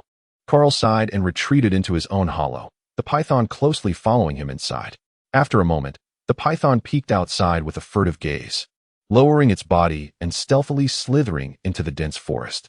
Tied around its neck was an oiled paper package containing a letter freshly penned by Carl. The old dog lay at Carl's feet, listlessly watching its master. It sensed the worry etched upon Carl's brow, but lacked the strength to dispel it. Chapter 15. Fine Salt. Gold and martial skills training begins tomorrow. Today, one must rest well. A squirrel, clutching a note in its mouth, obstructed Zhao Mai's path. It wiggled its bushy tail, its beady black eyes fixed intently on him, while its tiny beak quivered. Understanding each other intuitively, Zhao Mai retrieved a large acorn from a pile of dried fruits in the corner of the room. The squirrel embraced the acorn with both paws, stuffing its cheeks full before nodding and scampering away. The opportunity to engage in training was delightful news for Zhao Mai. Only with the means of self-defense could he venture deep into the forest in search of valuable treasures, or traverse the jungle to visit the town. Destiny coins manifest only in various forms of currency, and the old ranger's home likely held only basic supplies, devoid of any coinage. The prospect of genuine ranger training held immense allure for a modern individual. Even when wielding firearms in military service, nothing could rival the fervor of combat with cold steel. The wilderness of this fantastical realm is indeed a primal expanse teeming with beasts. To survive in such an environment for years bestows abilities far superior to those of mere adventurers. However, speaking of dragons is one thing. Even griffins are formidable foes. Without substantial personal strength, one would merely become a meal. Zhao Mai assessed his current abilities, realizing he could not even overpower a warhorse, ranking at the very bottom among the carnivorous creatures in the ranger domain. But that is not entirely accurate. He likely ranked slightly higher than the small dog perched upon his shoulder. For now, his lack of martial prowess was inconsequential. After all, he had never received training in this regard throughout his life. He resolved to seize the opportunity to enhance his skills. To improve his physical condition, he needed to maintain proper nutrition. While meat appeared plentiful, the coarse salt was quite unpalatable. He descended a level from the tree and shared his thoughts with Carl and Soru. The old ranger nodded with a smile, encouraging him to pursue his endeavor. While the half-orc wore an expression of skepticism, he seemed disinclined to assist, darting off after exchanging a few words with Carl. Their disbelief was understandable. Such fine salt, akin to flour, could only be found among the elves, while other races were limited to coarse salt. This was primarily because elves possess relatively delicate physiques, unlike dwarves, who can withstand toxins and consume coarse salt without issue. Due to their stringent detoxification needs, the finest salt produced by elves is crafted through specialized magic, while the second tier necessitates complex alchemical processes. Many races have long sought to uncover the elves' secret methods, yet after centuries, they have yielded no results. Ranger Carl was aware that a salt mine existed in Nebo Town, where salt was extracted from deep underground, crushed, and sold far and wide. This salt, already relatively pure, commanded a price of 5 gold coins per pound. What does this signify? It is essentially equivalent to the price of high-grade silver ore, a staggering 250 times the cost of an equivalent weight in potatoes. And this is merely coarse salt. The alchemical fine salt crafted by elves lacks a standard price and instead appears in limited quantities through auctions as a luxury item.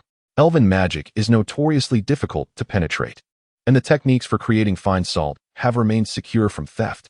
Thus, Carl harbored doubts about whether Mike could truly produce fine salt. He believed this young man could at most enhance the flavor of the salt, masking its bitterness and sourness. For him, It was a child's game, requiring only encouragement. Therefore, when Zhao Mai approached him with a dictionary, persistently requesting tools, he smiled and complied. In truth, the items were not particularly exotic: several pots, a few basins, some firewood, and large blocks of rock salt excavated from a cave. The villagers seldom consumed this rock salt. Carl used it primarily to save money. He observed Zhao Mai as he shattered the rock salt, grinding it into a coarse powder, albeit uneven in texture. This salt powder was then tossed into a pot, stirred and boiled, transforming into a murky brown liquid. Removing his t-shirt, he folded it to serve as a primitive filter. The murky liquid became somewhat clearer. After washing the fabric and repeating the process, the liquid improved further, yet it seemed to reach its limit. The subsequent task required the use of charcoal powder. After filtering once more, the liquid emerged as clear and transparent. The remaining task was to evaporate the water, leaving pure salt at the bottom of the pot. While it could not compare to the vast quantities of industrially produced refined salt, it exhibited a slightly brownish hue amidst its whiteness. A pinch tasted on his fingertip revealed no harsh sensations.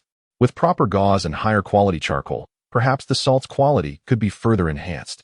Behold, the salt I have prepared. Zhao Mai reverently presented the ceramic bowl before the elder. Carl always evoked a familial warmth, his demeanor radiating a unique closeness, prompting Zhao Mai to unconsciously adopt the respect a younger individual holds for an elder. The old ranger glanced at the bowl, his eyes widening in surprise.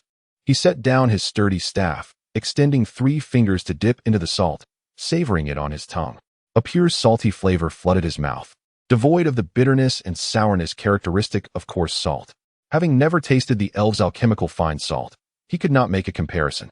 Yet, knowing this salt was crafted by Mike's hands, he simply believed it to be the finest salt in existence. "You've done remarkably well," he praised, suddenly realizing that the other might not fully comprehend.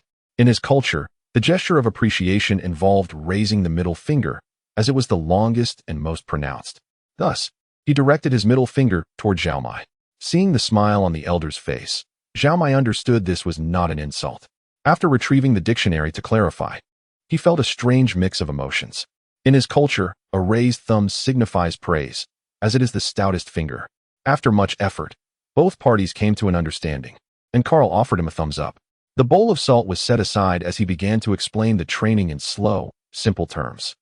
What use are gold coins if one lacks the ability to survive? Carrying excessive gold will only bend one's back. He not only articulated this sentiment, but also inscribed it on paper. Once Zhao Mai grasped its meaning, he gently touched the bruised areas on his body, seemingly offering comfort. Zhao Mai had intended to remark that even heroes could find themselves destitute over a mere penny, yet he recognized the old ranger's good intentions. Since it was indeed well-meaning, he chose to set aside the matter of fine salt for now and focused on learning vocabulary related to combat. Chapter 16. Combat Styles. Without the need for an elder's explanation, Zhao Mai discerned the origins of these weapons. They were undoubtedly the spoils of countless battles, amassed through the victories of rangers. Among them, one could find the serrated blades of dog-headed humanoids, the double-headed axes of orcs, the spear-tailed war-glaives of centaurs, and the dual-edged great cleavers of wirgins. Although his martial skills were non-existent, Zhao Mai's vision transcended time and space. From the primitive bone clubs of early humans to the lightsabers of interstellar conflicts, his theoretical knowledge surpassed that of anyone in Grarian. The myriad of heroes, whether historical figures or literary creations, resided within his memory bank.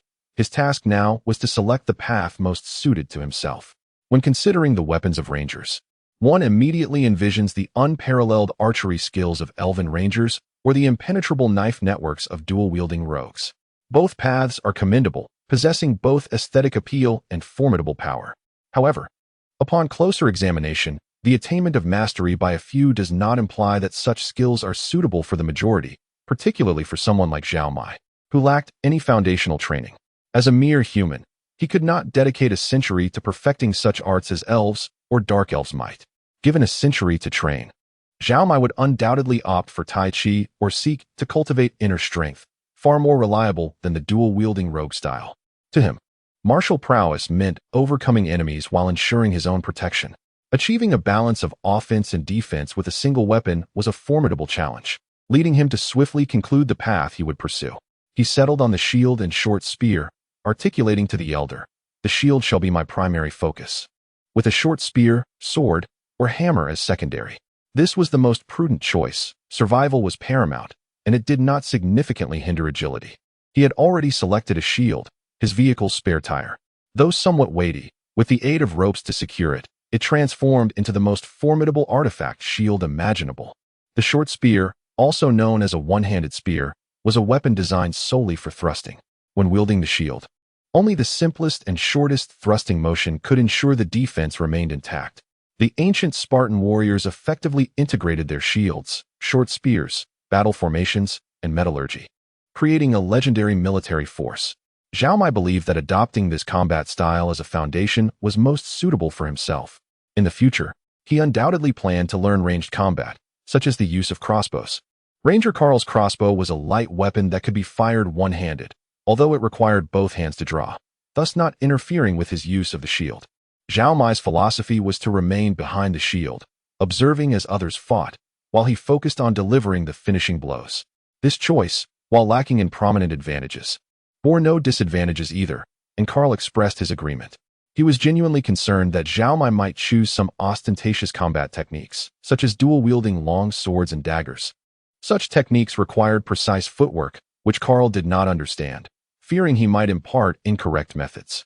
The use of a shield and spear was much simpler, necessitating far fewer learned movements. The techniques for the shield included 5 forms: the guard stance, block, slide, deflect, and thrust. What remained were sufficient arm strength, keen reflexes, and sustained focus. In essence, using a spear involved a single action, thrusting. With one hand occupied by the shield, Zhao Mai could solely concentrate on attacking with the spear, postponing the need to learn defensive spear techniques. The elder Ranger Karl produced paper and a pen, sketching a rudimentary figure before outlining the basic combat training methods. He divided the plane before Zhao Mai into 9 squares, akin to a computer keypad, labeling them with numbers. Number 1 represented an attack from the lower left, 6 from the middle right, and 8 from directly above. If he could defend against the attacking squares and exploit the enemy's unguarded squares for thrusting attacks, victory would be assured. This was a remarkably straightforward and refined approach, easy to comprehend. Karl demonstrated the defensive movements for each of the 9 squares with his wooden shield, prompting Zhao Mai to imitate them until he perfected each one. Subsequently, he wielded a wooden stick, vocalizing the corresponding numbers and launching attacks. Strength, speed, and technique formed the core components of martial skills, yet they needed to be built upon a certain foundation. While Karl might not cultivate a martial master, he was perfectly suited as Zhao Mai's introductory mentor. He guided Zhao Mai step by step, observing as he gradually developed the most basic reactions, confirming his grasp of the foundational movements before allowing him to practice independently. Setting aside the lightweight wooden shield, Zhao Mai hefted the heavy spare tire shield, his center of gravity skewed by its weight, making it a challenge just to maintain balance. While practicing with the lighter shield was an option, without a spirit of perseverance, how could he expect to improve swiftly? Without pressure, there would be no motivation, and this was not a matter of others imposing difficulties upon him, but rather the demands he placed upon himself. There was no reason not to strive. He practiced each movement from the beginning, gradually familiarizing himself with the spare tire shield's balance and inertia. The soreness in his muscles was inconsequential. Zhao Mai's only regret was the absence of a large mirror.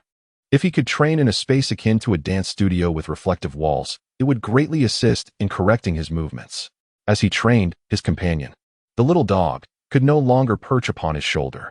However, the little creature remained close, its wide eyes fixated on Zhao Mai's practice, its tail wagging with enthusiasm.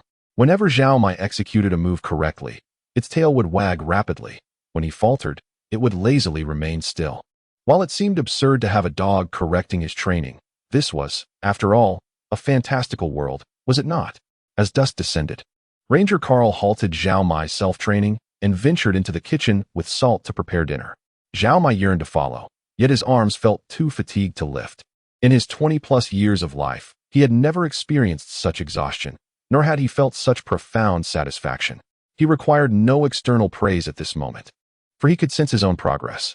The half-orc, Saru, tilted his head, scrutinizing Zhao Mai, and with a dismissive pout, trailed after Karl to the kitchen. Tonight's dinner would feature cheese and sweet wine sourced from Nebo Town. He had long been salivating at the thought. Saru held little regard for Mike. who remained idle in the yard awaiting his meal. He deemed such behavior weak and useless. Teacher, will you train him to be a ranger? No. He cannot become a woodland ranger. He will not remain here indefinitely. Carl reflected on Mike's arrival in this world, understanding that sooner or later he would depart. He shook his head, instructing Soru to fetch more water. The half-orc's robust shoulders were steadily broadening. Physically, he surpassed Carl in every aspect. In terms of strength, endurance, and speed, Soru could easily assume the mantle of woodland ranger. Yet, what troubled Carl most was the half-orc's temperament. Chapter 17. Rations and wages. The muscles of his arms still trembled, particularly the left arm responsible for holding the shield, which frequently lost strength, nearly causing the bowl to slip from his grasp. Each time Solo witnessed this, he would chuckle softly, while Carl seemed oblivious, quickly devouring his share of food. It appeared that he had overexerted himself, a sign that his muscles were on the verge of injury. Having never undergone specialized training, he was unaware of his limits and could not devise a scientific training regimen. The suffering he endured was an inevitable price he had to pay. Yet Zhao Mai remained undeterred, placing his bowl on the table and lowering his head to sip directly from it. This posture may have lacked grace, yet it proved remarkably practical. After a while, he noticed a tugging sensation at the hem of his trousers, and upon glancing down, he discovered it was the work of a small puppy. With its tiny white teeth, it tugged at his pants, its large eyes producing soft whimpers. Zhao Mai pondered that such a small dog likely could not be fed meat directly, so he cupped a bit of rice porridge in his hand for it to drink. From now on, this dog is yours, Carl said to Zhao Mai. Take care of it, and it will take care of you. It took Zhao Mai a couple of seconds to grasp the meaning of those words. He had long wished to adopt the little dog, but had been unsure how to express it. A brilliant smile blossomed on his face as he stroked the dog's head and inquired, "What is the dog's name?" "Jerky," came the reply. This name evidently did not satisfy Zhao Mai. The large dog was named Dogmeat, and the little one was called Jerky. While a simple name might ensure survival, it was far too confusing and impractical for daily calls. Ranger Carl had peculiar naming conventions for his animals, and Zhao Mai gradually came to understand all the meanings. The guard goose was named Sausage, the message-sending squirrel was called Biscuit, and the rabbit, perpetually toppled by a python, was named Potato. Zhao Mai was uncertain whether this was merely Carl's eccentricity or a ranger's tradition. After some contemplation, he decided to rename the puppy a Liang. "A Liang, a Liang," Zhao Mai called, scratching the puppy's chin. It appeared delighted, wagging its tongue and gazing at Zhao Mai with adoring eyes, occasionally barking happily. "From now on, your nickname will be a Liang, the rations." In this world, no one understood Chinese, so the puppy remained oblivious to the meaning of its name, lost instead in a peculiar happiness, now known as rations a Liang. After expending considerable effort to finish his dinner, Zhao Mai began to devise a method to alleviate the soreness and weakness in his arms. He continuously kneaded his muscles, attempting to relax them as much as possible. The techniques he employed were drawn from his imagination and clumsy imitation, starkly contrasting with the expertise of a true therapist. Nevertheless, it was better than nothing. Just before falling asleep, his arms finally began to feel better. Rations still nestled beside Zhao Mai's shoulder as he slept, occasionally brushing its fur against his ear, yet he remained blissfully unaware. When fatigue enveloped him, he slept profoundly, oblivious to his surroundings. He could surmise why the puppy favored his shoulder, likely related to the gentle pats from the angelic elder. However, he dismissed them as mere blessings, unaware of the peculiar phenomena occurring in his shoulders during slumber. Whenever Zhao Mai succumbed to fatigue or injury and entered a state of rest, a pure and sacred energy emanated from invisible imprints, quietly healing him. Zhao Mai had yet to fully acclimate to the shift in his worldview from the mundane to the fantastical. Many of his thoughts and ideas warranted transformation. This concealed energy went unnoticed by anyone, whether it be Carl, Dogmeat, or the long worm. Only rations seemed to catch a whiff of something unusual, thus claiming the prime position. When the positive energy surged, it would extend its little tongue to lick, revealing a satisfied expression, reminiscent of a bear that had just indulged in honey. The time-traveling taxi was not as simple as Zhao Mai had imagined. It utilized fake coins as fuel and tolls, with the fare calculated separately, for the driver could not be expected to make empty trips repeatedly.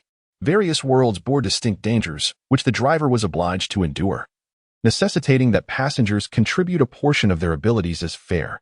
This was a rule set forth by the deity of space, one that no individual could contravene.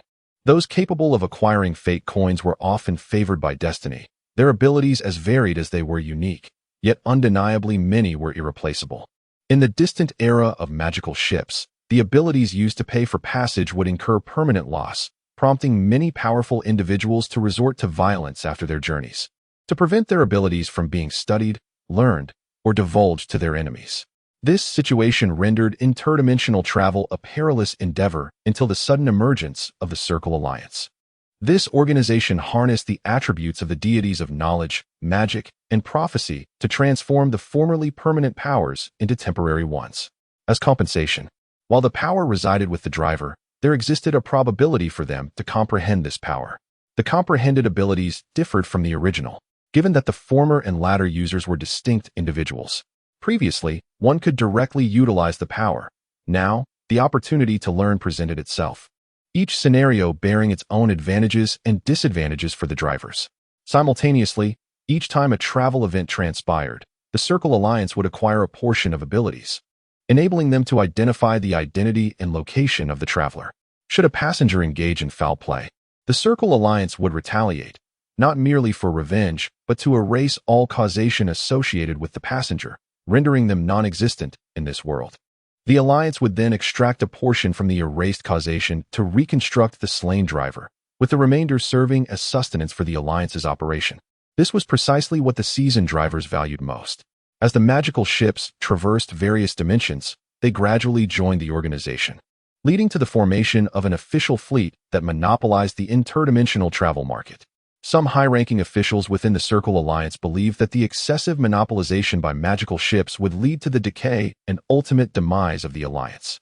Thus, they supported a limited number of part-time drivers to stimulate competition among the magical fleets. These part-time drivers, like Zhao Mai, did not benefit from the Alliance's causation reconstruction services. Nevertheless, they appeared to possess abilities indistinguishable from those of the magical fleet, thus remaining under the protective shadow of intimidation. This detail was kept secret from the part-time drivers to prevent them from defecting to the magical fleet. The Circle Alliance granted part-time drivers greater flexibility, hoping they would gradually grow and, after sampling the sweetness of independence, ultimately evolve into loose but formidable competitors. The power left behind by the angelic elder was pure positive energy, a vast yet domineering vitality. This energy could be employed to heal wounds and promote growth. But it also risked the detrimental effect of pulling the seedlings up. Since the onset of his travels, Zhao Mai had endured both mental tension and physical fatigue. However, the positive energy steadily released, continually comforting and healing him. While this energy might spur excessive growth in a healthy body, it proved entirely beneficial for an injured one. The process of physical training essentially involved creating minor injuries the body could withstand, followed by rapid healing, maintaining a sense of threat while replenishing nutrients. Zhao Mai, lacking scientific methodology, had indeed overexerted himself, yet the more excessive factor was the positive energy bestowed by the angel. By the following morning, he had fully recovered, naively believing that the old Ranger Carl had stealthily cast restorative spells upon him during the night. Chapter 18. The initial training after a hearty breakfast. The next lesson was the common tongue. Zhao Mai soon realized that the half-orc, Solu, could speak but struggled with reading and writing, largely due to his disinterest in learning these skills. In contrast, Zhao Mai excelled in this regard, as the rigorous, intensive learning methods had long been ingrained in his life. Memorizing 100 words a day was trivial for any Chinese student, and even repeating them multiple times was quite manageable. This was an indispensable part of adapting to a new world, albeit one of the most tedious aspects, since the written form ultimately resorted to Chinese characters. It seemed prudent to honor the author's desire for brevity and swiftly bypass this segment, whether on Earth or in Graylian, and regardless of being human or half-orc. The mere study of culture rarely piqued one's interest. Combat, however, was a different story. The ranger's family, along with the animals he cared for, had no habit of napping after meals. Thus, without a moment's delay, they commenced their martial training. The vast canopy of the forest ranger trees shielded them from the midday sun, leaving only fleeting patches of light upon the grass. The temperature beneath the shade was quite moderate. Zhao Mai rubbed his belly, one hand grasping a spare shield while the other held a slightly purplish short stick, one end wrapped in thick cloth, matching the weight of a spear. Opposite him, the half-orc wielded two wooden swords, carved into a slightly curved shape, a craft entirely attributable to Karl's skill. Although these wooden weapons could not inflict severe injuries or amputate limbs, they were far from harmless upon impact. Solu continuously rotated his wrists, eager to acclimate to the feel of his weapons. Squinting, he assessed Mai, perceiving numerous flaws in his posture. The heavy footfalls, the rigidity of his waist, and his vacant gaze were reminiscent of the village farmers. In his mind, he mused that in the wilderness, one could easily topple Mai with just a goblin. Zhao Mai's command of the common tongue was still rudimentary, allowing him to comprehend only basic, commonly used words. Thus, he intermittently caught fragments of Solu's utterance, which he interpreted as a desire to confront a goblin. Realizing he might have misheard, he nonetheless braced himself as Solu lunged forward. Teeth bared, a chill surged from his tailbone to the top of his head, prompting an instinctive raise of his shield and a closure of his eyes. Closing his eyes signified a relinquishment of his capacity to respond to the battlefield's dynamics. Solu, far from being foolish enough to strike the shield directly, altered his angle, landing a blow to Zhao Mai's ribs with his wooden swords. A sharp pain coursed through him, sending him crashing to the ground. Such an injury was not fatal, yet it was significant enough. Stepping forward, Solu prepared to deliver another downward strike. The reserve food, a loyal companion, rushed to Zhao Mai's side. Baring its teeth at the half-orc, Solu paused, narrowing his eyes, letting out 3 intimidating growls that rendered the reserve food silent. It could only press its rear against Zhao Mai's head, continually showing its teeth at the half-orc. Zhao Mai inhaled deeply, gradually pushing himself up from the ground. He glared at Solu, his anger simmering within. My martial skills may be lacking, but that stems from a lack of training. Being disciplined and bullied is merely part of the learning process. However, if you dare to intimidate my dog, that is entirely unacceptable. The reserve food is but a small dog, incapable of even chewing bones. What skill is it to frighten it? He pondered that had he not been forced into studying by his parents, but had instead pursued the path of a monk at Shaolin, Solu's current abilities would not have impressed him in the slightest. In Zhao Mai's mind, he had already subjected Solu to numerous martial arts techniques, rendering him devoid of any fear. Liang, stay back and witness my prowess. After all, everyone except him is oblivious to the language, so I can boast without fear of contradiction. Solu cast a glance at Karl, noting his lack of a distinct expression, then turned his attention back to Zhao Mai, who was now rising. This time, Solu instinctively sensed a shift in his opponent's demeanor. Employing the same tactic, he launched an unannounced assault, his dual swords striking from positions 7 and 3. Do you recall how to delineate these positions? Think of the number pad on a keyboard. In truth, this action had already slowed the speed of his strikes. Karl, observing from the sidelines, was momentarily taken aback, uncertain whether this reaction was mere coincidence or the result of an innate combat intuition. The previous day, he had merely instructed the basic blocking postures, without touching upon footwork. If Zhao Mai were to exhibit similar exceptional responses in the future, it would indicate a remarkable aptitude for martial arts. Zhao Mai braced himself to counter the recoil, only to find nothing met his shield. While this was significantly lighter than a punch to a wall, it was still quite uncomfortable.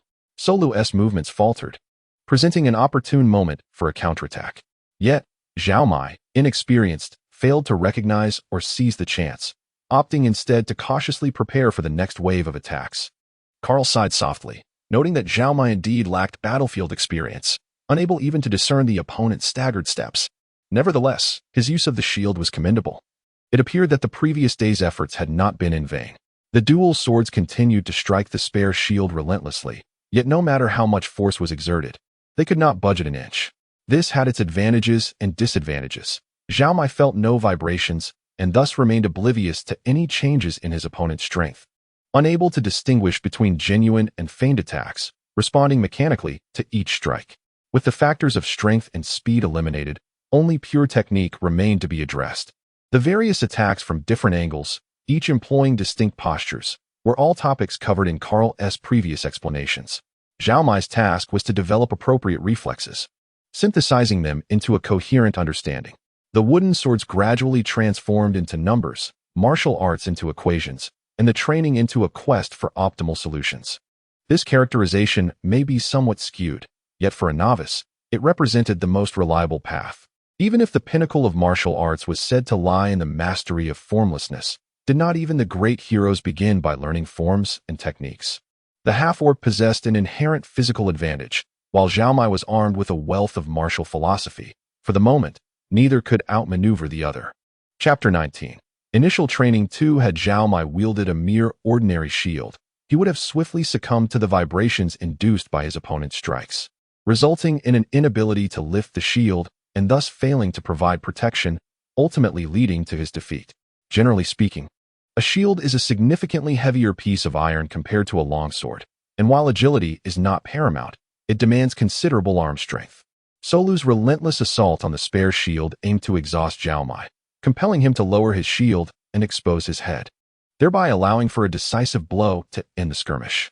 The half-orc, with a stubborn disposition, persistently launched attacks, igniting a growing anger within Zhao Mai. This was merely a training exercise designed to familiarize him, a novice, with the use of weapons and armor, not to serve as a mere punching bag. Being relentlessly battered offered little benefit to his training. He discerned a shift in Solu's demeanor, which had transformed from initial focus to occasional bursts of fury. Despite the continuous battle cries meant to mask it, Zhao Mai recognized that Solu was beginning to lose control. It was evident that Solu harbored disdain for him, yet Zhao Mai had done nothing to provoke him. Suddenly thrust into the world of Graligan, he aimed to acquire skills and earn substantial wealth to aid his ailing father. With no time to squander on the half-orc's whims, Zhao Mai could easily surmise Solu's underlying thoughts with a modicum of contemplation. Yet that did not compel him to indulge Solu's antics. If Solu did not wish to reveal his true martial prowess, Zhao Mai would force it out. Thus, he altered his strategy, refusing to remain a passive target. Seizing an opportunity during Solu's dual-blade downward strike, he surged forward, initiating a shield bash. Solu, not one to simply succumb to blows, deflected Zhao Mai's spear with his remaining wooden sword and kicked fiercely with both legs. Zhao Mai raised his shield to absorb the impact, feeling no tremor in his arm, allowing him to execute his next move without hindrance. The spear continued its assault, forcing the half-orc to roll on the ground in evasive maneuvers. Though he avoided being struck, the humiliation was palpable for Solu. In terms of physical prowess, Zhao Mai could not rival Solu. After several rolls, the half-orc created distance and stood, his eyes now a fierce crimson, muscles bulging, and single sword gripped tightly as he charged. This time, he did not approach directly. Instead, he danced left and right, his upper body tracing irregular ovals. The threat posed by a single sword now surpassed that of his previous dual blades, as both power and speed surged. Zhao Mai steeled himself, focusing intently on the confrontation. He crouched low, using the spare shield to cover both his nose and chest, while keeping his eyes trained on Solu. Regardless of how the half-orc maneuvered, he maintained the shield between himself and his opponent. Without needing to be reminded by Carl, Zhao Mai understood the necessity of retaining the initiative. He could not afford to spin in place, lest he become dizzy and lose his defensive resilience. Consequently, he executed a lateral slide while pivoting, employing a series of short arcs to counter Solu's semicircles. Carl, observing this display, nearly applauded. Controlling positioning and distance is the essence of individual shield combat. Throughout his tenure in the verdant jungles, he had encountered numerous foes wielding shield and sword, with one particularly memorable encounter involving a direwolf captain. The square shield in his grasp had been akin to a moving wall, consistently appearing to deflect incoming attacks. Had it not been for the timely intervention of his companion Dogmeat, who sacrificed an eye in the process, Carl could have easily become a mere skeleton in the forest. Though Zhao Mai had not yet reached the level of the direwolf captain, his ability to intuitively grasp and begin to form a semblance of such skill was commendable. Despite Solu's earnest efforts, Zhao Mai's slight advancement in shield usage allowed him to maintain a balanced stance. Satisfied with their progress, Carl nodded approvingly before quietly taking his leave. Zhao Mai, wholly absorbed in the duel with the half-orc, remained oblivious to the ranger's departure.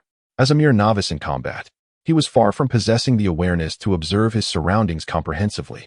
With his eyes burning red, Solu circled Zhao Mai, launching attacks while catching a glimpse of the ranger retreating into the dense woods, fueled by a desire to prove his worth to Mick. The atmosphere shifted, and Dogmeat, sensing the tension, barked suddenly, displaying signs of irritation. Zhao Mai, momentarily distracted, felt a sticky, white substance suddenly smear across his eyes. Seizing the opportunity, Solu spat at him, a foul and viscous attack that obscured Zhao Mai's vision. With his cunning ploy successful, Solu aimed a kick at Zhao Mai's knee. intent on executing a folding maneuver. Should he succeed, even with subsequent treatment, it could render Zhao Mai bedridden for over a week, possibly leaving him with a lifelong disability. The ranger's earlier instructions to diligently teach him martial skills were entirely forgotten, consumed by the half-orc's jealousy. As Solo's foot approached, it collided with the spare shield. Zhao Mai crouched low, shielded himself, and rolled 3 times to the side. Utilizing this moment, he wiped the spittle from his eyes with his sleeve and rose in a fury. The unexpected spitting attack had caught him off guard, yet his subsequent reaction stemmed from his extensive knowledge. The Orcish deity Gush presided over the orc race, and among them, a highly esteemed warrior path known as the Eye of Gush was revered, representing an elite profession within the orc lineage. One of their abilities was the blinding spit. Spitting and targeting the knee had become a fixed tactic, and as Zhao Mai's vision blurred, he immediately recalled this detail and devised a countermeasure. Solu was neither a purebred orc nor qualified to be an Eye of Gush, yet where had he learned to spit at an opponent's eyes? Zhao Mai remembered clearly that the fundamental prerequisite for receiving training as an Eye of Gush was malevolence. Otherwise, the Orcish deity would not bestow the miraculous ability of blinding spit upon the trainee. Perhaps he was overthinking, but given the current circumstances, it was plausible that Solu had another mentor, one possessing the capabilities of an elite Eye of Gush warrior, and likely of a nefarious nature. Thus, his reasons for confronting Solu multiplied. Chapter 20. Opponent or enemy having been subjected to a cunning ploy, Zhao Mai found himself remarkably composed, acutely aware that impulsiveness would not serve him well. The adversary's blood-red eyes and bulging muscles suggested a state of frenzy, yet for reasons unknown. This ferocity persisted far longer than Zhao had anticipated. It later dawned on him that Solu was not entirely consumed by rage, but rather imitating a semblance of it. Mastering the art of fury and becoming a barbarian also hinged on innate talent. Simply erupting in anger did not equate to true rage. During their earlier confrontation, Zhao had been overly cautious, misjudging Solo's capabilities. With the thought of vanquishing the half-orc firm in his mind, Zhao took immediate action. For the first time in the skirmish, he advanced, using his shield as a protective barrier to close the distance between himself and the half-orc.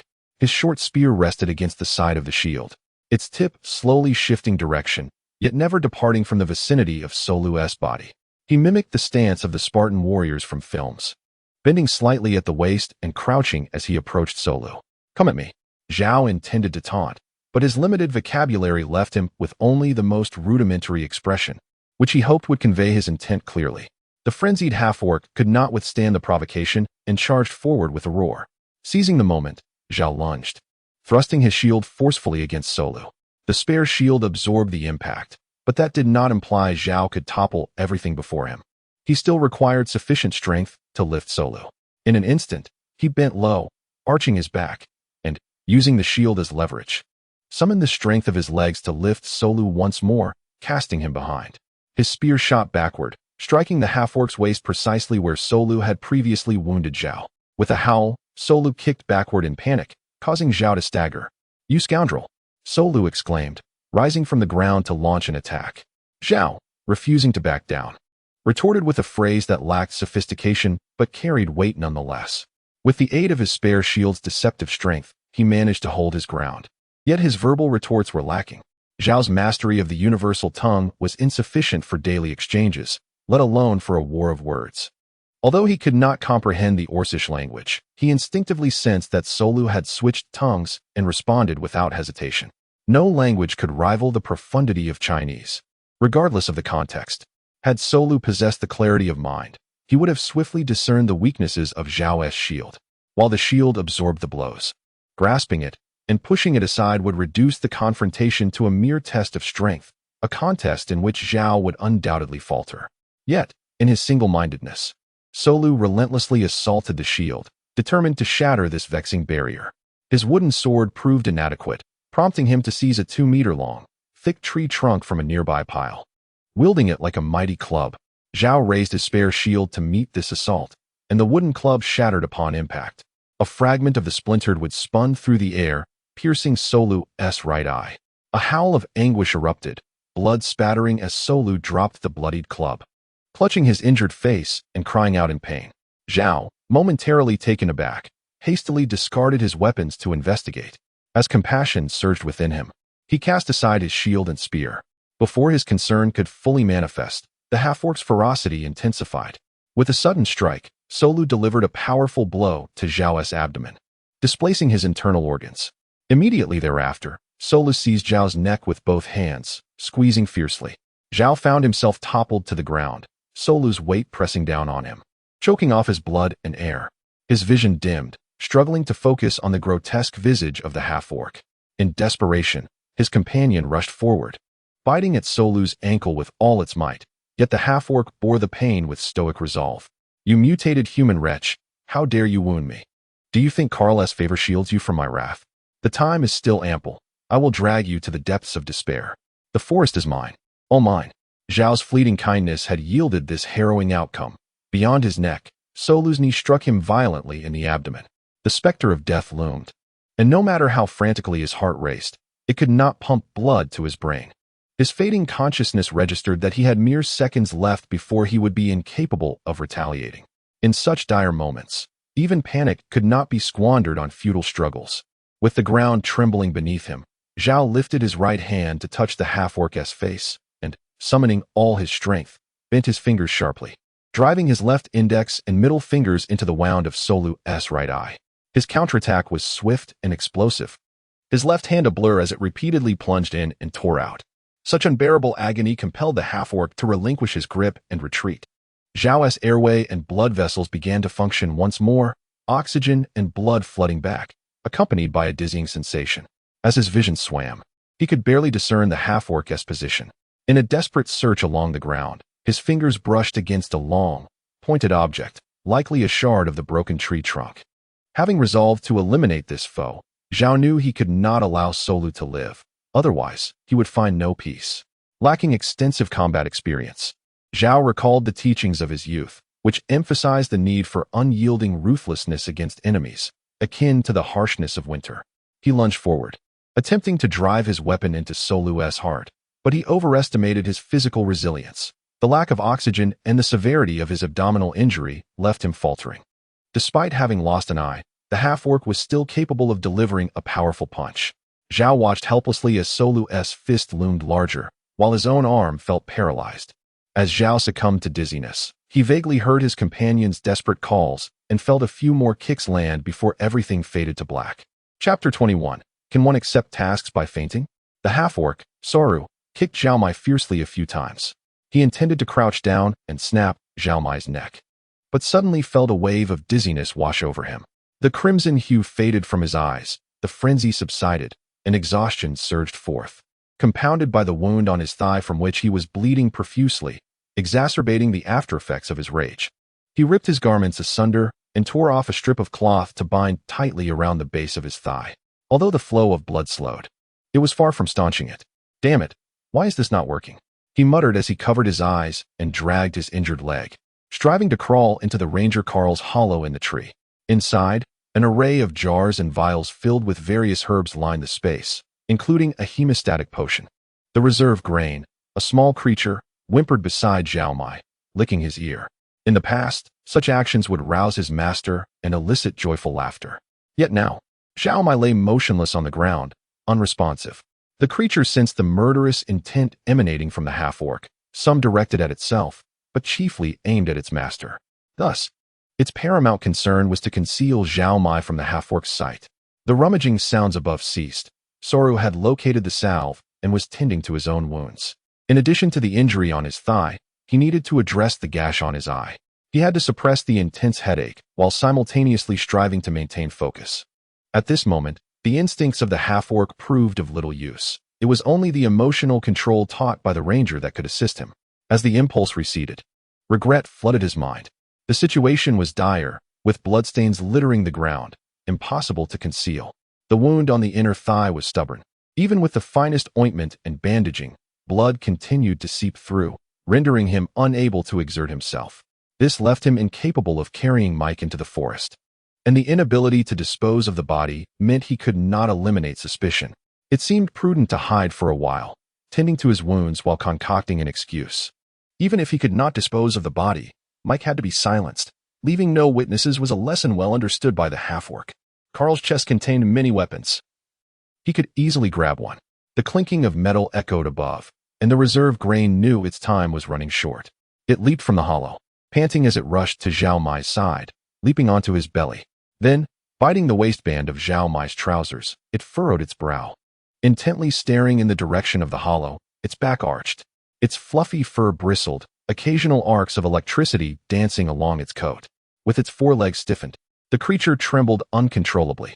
Accompanied by a faint puff and a cloud of black smoke, both the human and the dog vanished in an instant. A large white goose waddled about, plopping itself down at the entrance of the hollow, curving its neck to preen its feathers. When it lifted its wings, it perfectly obscured the motionless Zhao Mai inside the hollow, along with the small dog that had fainted from exhaustion, lying on its back. Thus, when Soru finished bandaging his wounds and exited the hollow with his curved blade, he failed to detect Zhao Mai's presence. He never considered that the human lay concealed within the deepest recesses of the hollow, instead believing that upon regaining consciousness, fear would drive him to flee into the thicket. He limped slowly to the spot where Zhao Mai had previously been. The injury to his right eye impaired his ability to observe footprints, while the headache further clouded his judgment. In a daze, he thought he perceived the trail Mike had taken and began to follow it. As he passed by the spare shield, Sara casually picked it up, gauged its weight, and slung it over his back, without the frenzy clouding his thoughts. The half-orc was not foolish. Zhao Mai bore no significant wounds. His unconsciousness stemmed primarily from lack of oxygen and a concussion. As he slipped into a deep slumber, the positive energy left by the angel on his shoulder began to take effect, quickly healing his injuries. Sensing this energy, the reserve grain struggled to flip over, rolling onto Zhao Mai's shoulder, where it continued to sleep. In a hazy state, Zhao Mai experienced a peculiar dream. He found himself walking naked through a pine forest. His injuries healed. The surrounding animals, quirky squirrels, mischievous monkeys, and tall, graceful deer, turned to gaze at him. Overcome with embarrassment, he instinctively covered himself. At that moment, he noticed his arms transforming into wings and his lower body morphing into bird legs. With a powerful push, he soared into the sky. The sensation of flight was wondrous. Yet becoming a birdman was less than ideal. As he flew, tears streamed down his face, falling upon the forest and transforming into torrential rain. Suddenly, dark red flames erupted in the woods, initially flickering small flames that soon grew into towering infernos. His tears could not extinguish the relentless flames that consumed everything in their path. The black fire scorched the trees and hardened the ground, turning the once fertile land into a landscape of molten rock. Animals fled in terror, but the dark flames reached out, grasping at the unfortunate creatures. The path to escape was, in fact, a trap, and soon the entire forest became an inferno, countless lives reduced to mere fuel for destruction. As the bird Zhao Mai beheld this scene, he ceased to weep, awakening to the realization that he was dreaming. Yet he could not fathom why such a dream plagued him or how to awaken from it. As this awareness dawned, he transformed back into a human. Standing atop a white cloud, no longer unclothed but clad in a complete outfit. Having witnessed myriad splendid and fantastical sights through film, television, and video games, the recent events no longer stirred his nerves. "Just say what you need to say. Spare me the theatrics," Zhao Mai called out, suspecting he had fallen into some dream spell. "Stop hiding. I know you are there. I sense no malice from you. Yet I am certain you wish for me to undertake certain tasks. Should I be able to fulfill them, I shall make earnest efforts. Just do not let my endeavors go unrewarded." The cloud swirled, emitting a cacophony of whispers akin to countless small creatures conferring. Zhao Mai perked up his ears to listen intently, yet he could decipher nothing. Thus, he remained in a stalemate, idly standing upon the cloud, observing the winds rise and the clouds fall. After a considerable time, the scenery finally shifted. A mass of white cloud rose before him, swirling inward to coalesce into a humanoid form. Well, since it is all an illusion, could it not have been conjured more elegantly? Zhao Mai sighed in disappointment. Chapter 22. There are no mandatory quests in this world. Zhao Mai consented to become a dimensional taxi driver primarily to raise funds to expedite the resolution of his family's issues. This was his foremost objective. Beyond that, the allure of experiencing the fantastical world firsthand was a significant incentive. The one bestowing upon him the ability to traverse dimensions was an elderly angel, while an old ranger aided him in navigating the jungle. After an arduous search, he finally encountered a being that was not an old man, only to find himself nearly choked to death. Upon entering the dream realm, He fantasized about encountering a variety of forms, yet when the clouds parted, it was yet another old man. He was hunched, clad in a dark green robe, leaning on a glossy wooden staff. His deep-set eyes complemented a prominent hooked nose, while a peculiar smile crept across his wrinkled visage. A snake with an inverted triangular head slithered from his sleeve, coiling around the staff and incessantly flicking its tongue at Zhao Mai. This figure bore no resemblance to a virtuous individual. He was undoubtedly a leader of malevolent forces. However, Zhao Mai knew he must not reveal any hint of his unease. A fleeting moment of weakness could spell disaster. Having recently suffered a setback in this regard, he was determined not to forget. He was aware that feigning composure could easily lead to his exposure. Fortunately, as a recluse, he possessed a universal skill to mask his true emotions, the art of sarcasm.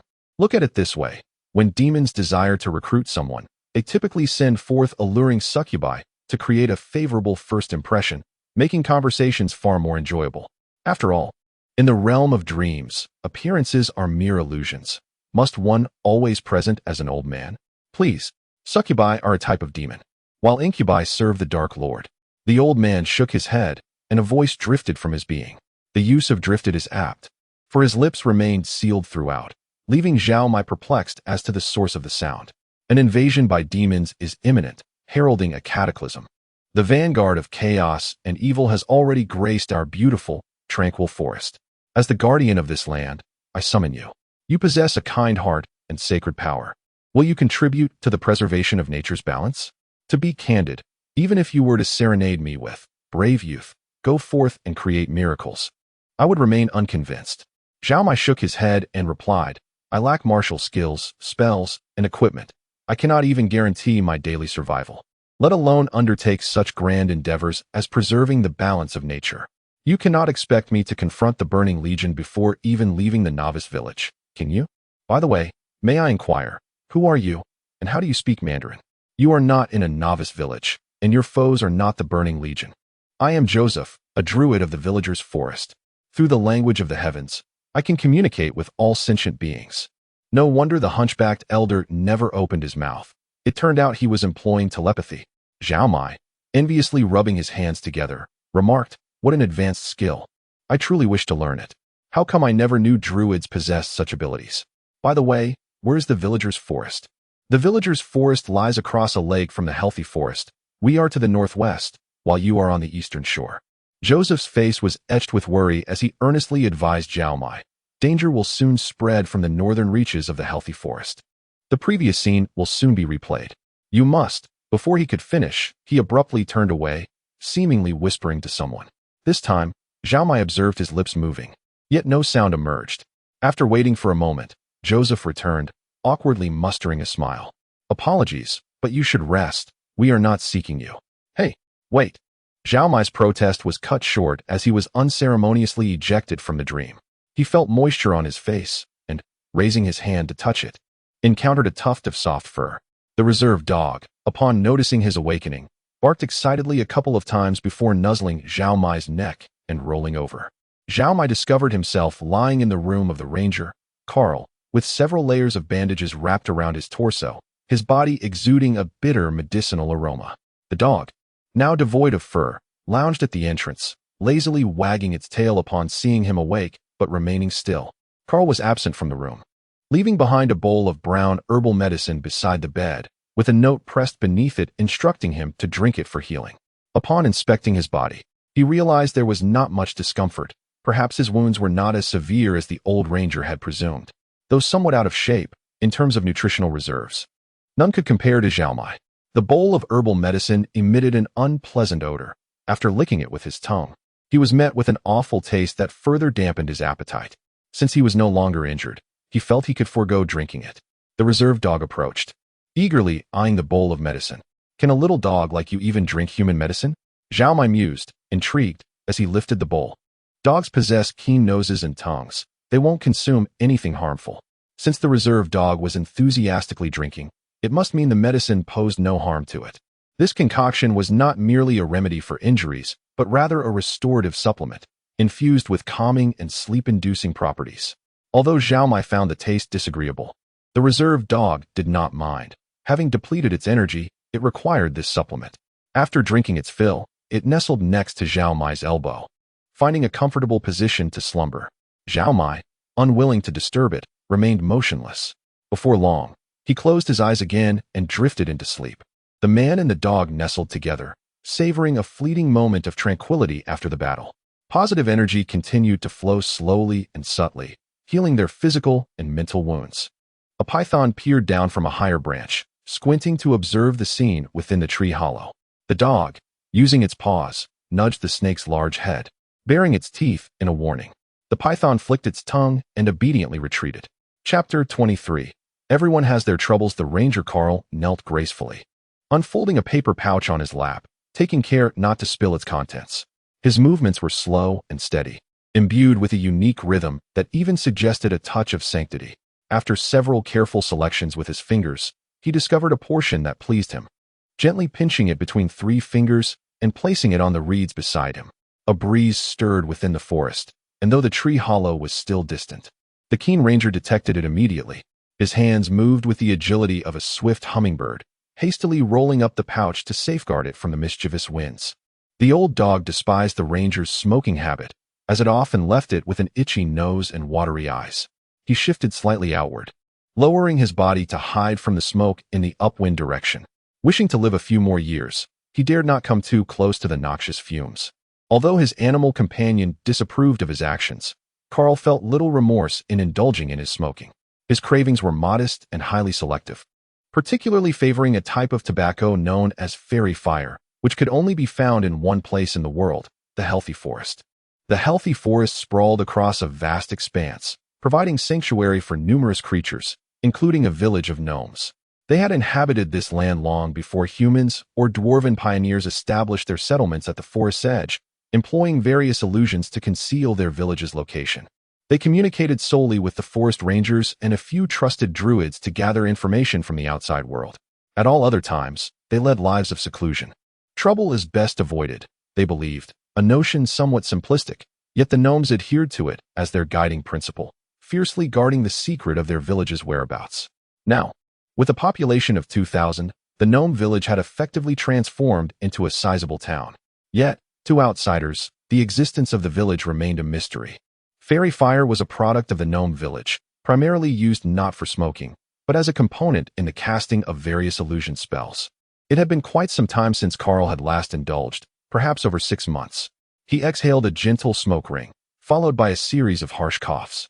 I do not seek you, nor do you emerge. Do you not grow weary of remaining in that same place? We have much to occupy ourselves with, and thus we do not tire, replied a gnome, seated cross-legged on the ground with his back against the ranger's large serpent.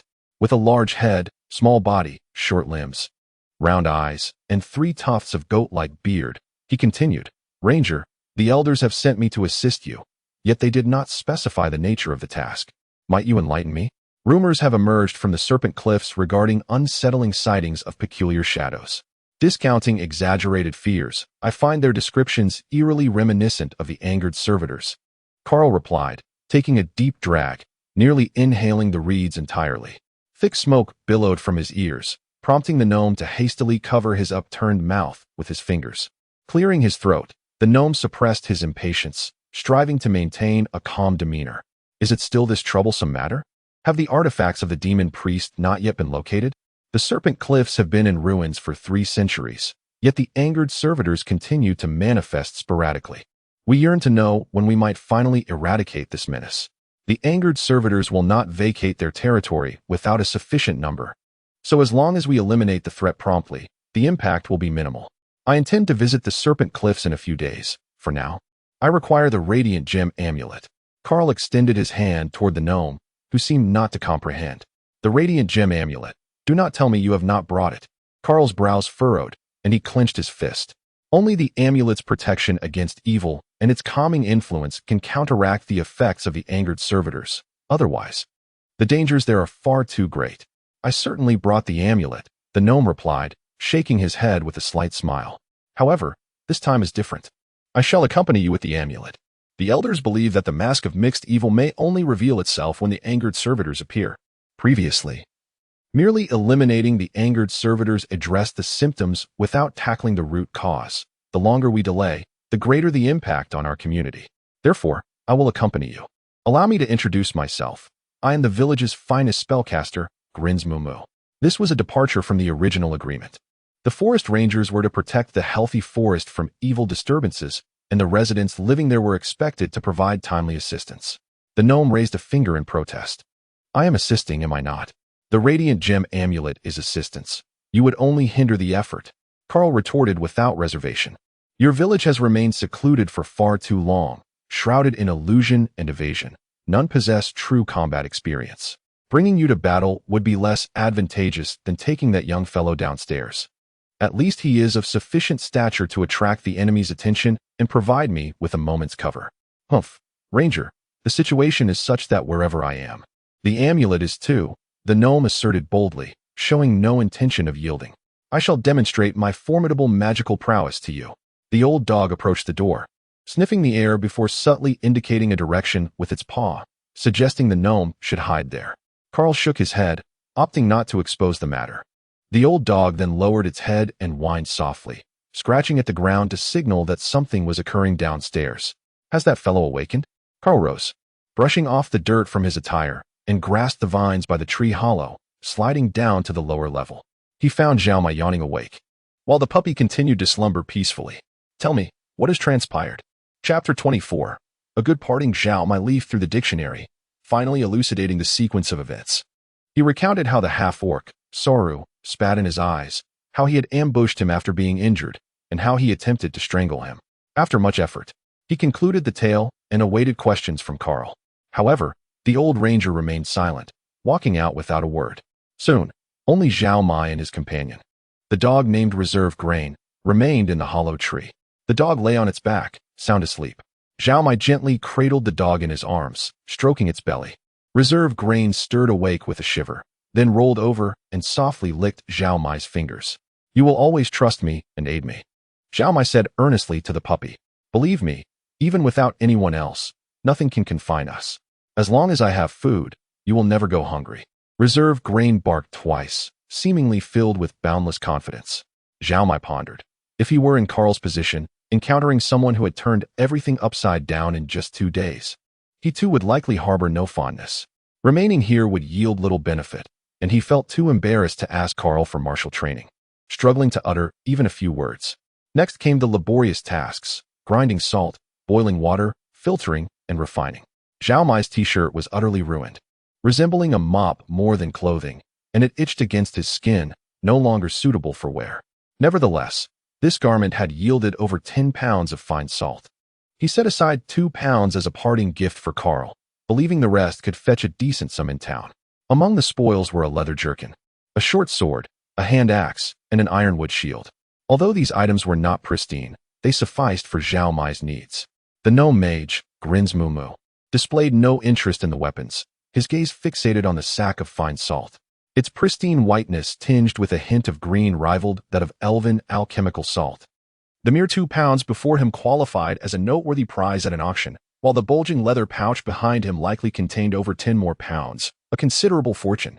Even the forest ranger was unaware that the gnome village had begun to engage with the outside world, albeit keeping its location a closely guarded secret. As the village's population grew, so did its demand for land, necessitating an expansion of the protective magical barriers. Yet, the village lacked sufficient personnel to cast the spells and the resources to maintain the wards. Gnomes, being diminutive, were at a disadvantage against any beast. Even a serval could threaten many gnome children. The barrier was their only sanctuary. Gradually, the village became increasingly crowded, and mere agriculture and foraging could no longer sustain their former standard of living. To avert a descent into despair, the gnomes consciously began to interact with the outside world, trading their crafted trinkets for necessary supplies to replenish the village's needs. Just as humans possess a natural aptitude for commerce, the gnomes excelled in illusion magic, creating toys that sold remarkably well, a far easier endeavor than laboring in the fields for an entire year. Yet, with communication established, even if only through a narrow channel, the outside world began to encroach upon the gnomes' previously tranquil existence. Grimoire was particularly influenced by this shift. By using illusion magic to alter his appearance and secretly following merchant caravans, he glimpsed the splendor of human society and learned of the power of gold. With gold, he could procure more magical scrolls, more potent wands, and the gnome village could amass greater resources for expansion, liberating itself from its confinement in the dense forest. If he could achieve all this, he would become a hero of the village, perhaps even an elder, guiding his people toward prosperity and strength. To fulfill this noble and grand ambition, he was prepared to exert every effort, willing to sacrifice everything. Upon seeing the fine salt, he recognized his opportunity. The salt caves in the healthy forest were no secret. The mineral salt was notoriously unpalatable, and detoxifying it was prohibitively expensive. The gnomes had tried to produce some, but the costs far outweighed the benefits. Guarding the salt mine without being able to consume salt was a deep-seated agony. If only a skilled transmutation mage could reside in the village, the situation might improve. Yet, among the gnomes, most were illusionists, whose magic was often deceptive and could not alter the essence of things. The young man before him had proven capable of producing fine salt in abundance, a feat the gnome had confirmed. A day's labor yielded more than 10 pounds, akin to directly manufacturing gold coins. The gnome, not yet grasping the principle of scarcity, understood only that the more he produced, the wealthier he would become. "You cannot leave," the gnome interjected, interrupting the two as they exchanged gestures and simple common phrases of farewell. The ranger furrowed his brow and turned to the gnome. "This is not your concern." He knew that Zhao Mai's presence here would expose the connection between the village and the forest ranger. Consequently, others would discover that they could locate the village through him, potentially jeopardizing its safety. "I will not divulge your village's location, and this matter has nothing to do with Mike." Zhao Mai could not fully follow their conversation, but he sensed the shift in the atmosphere. He inquired of the ranger, "What does this individual want?" Grins, invigorated, declared, "I am a gnome, not a human. Mind your words. If you wish to leave, you may, but it requires a guarantee. You appear impoverished. Why not use your salt-making skills as collateral? If we hear you divulge information about the gnomes within a set time frame, the collateral will belong to us." Excited, the gnome spoke hurriedly, and without the ranger Carl's slow explanations, Zhao Mai would have struggled to comprehend. Observing the gnome's flushed cheeks from excitement, Zhao Mai could not help but laugh in exasperation.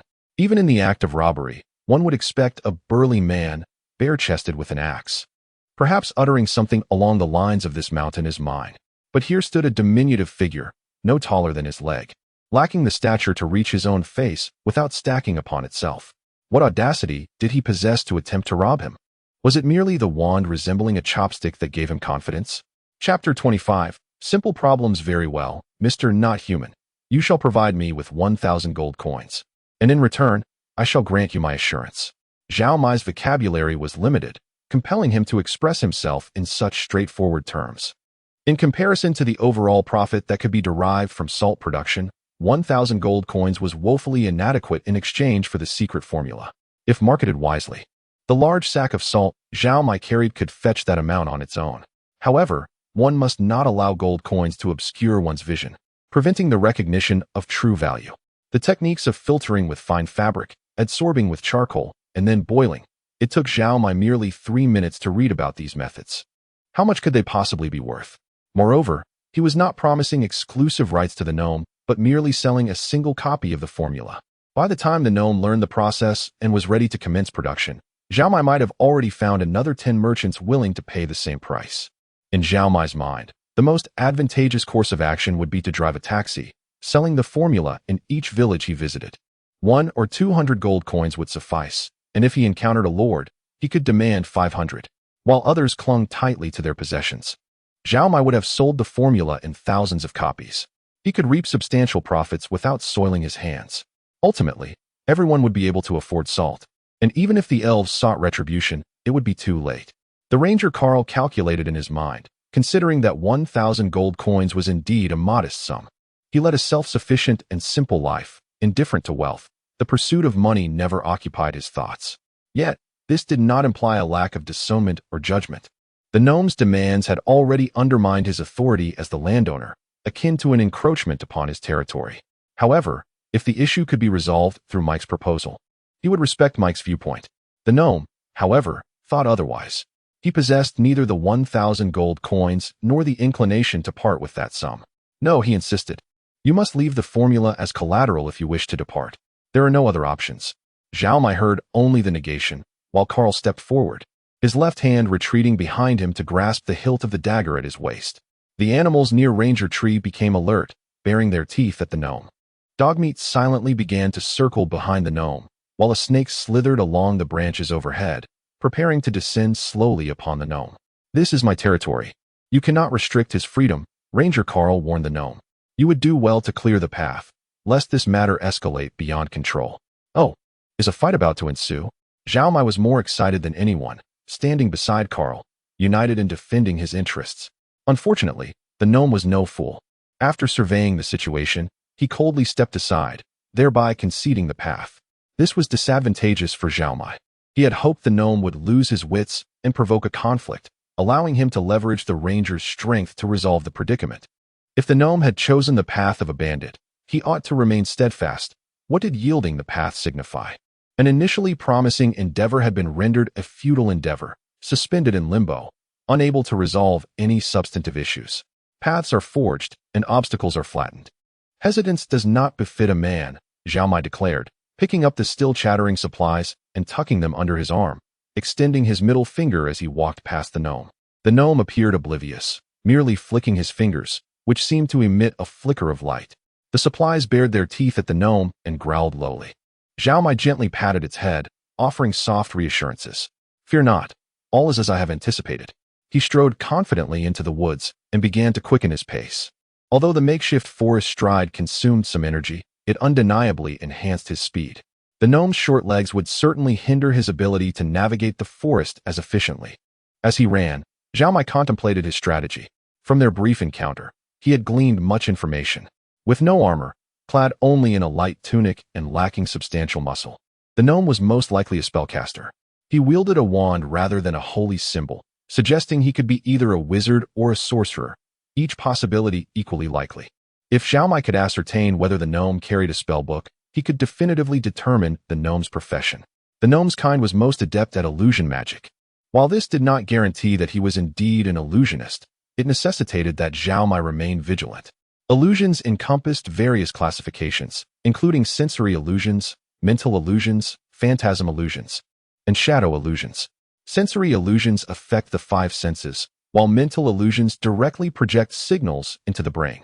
Phantasm illusions delve deeper, influencing the subconscious to fabricate narratives. Shadow illusions employ energy to create semi-realistic objects, simulating the sensations of the real world. However, casting phantasm and shadow illusions was relatively complex, attainable only by skilled spellcasters. Should the gnome possess the ability to cast spells of such caliber, Zhao Mai would surrender immediately. In truth, he had no desire to risk his life for a mere salt production formula. If the gnome could fly or hurl fireballs, he would promptly capitulate, offering the formula in exchange for his life. Perhaps, during a cordial discussion regarding a 3-year plan for the salt industry, new opportunities would arise. Nevertheless, such a crisis seemed unlikely. Despite his lack of practical experience, Zhao Mai was intimately familiar with the myriad eccentricities of the fantasy realm. Thus far, whether it be the seasoned ranger or the half-orc, their displayed prowess had aligned with his expectations, with no phenomena beyond his understanding. As long as this situation persisted, Zhao Mai felt confident in mounting a counteroffensive.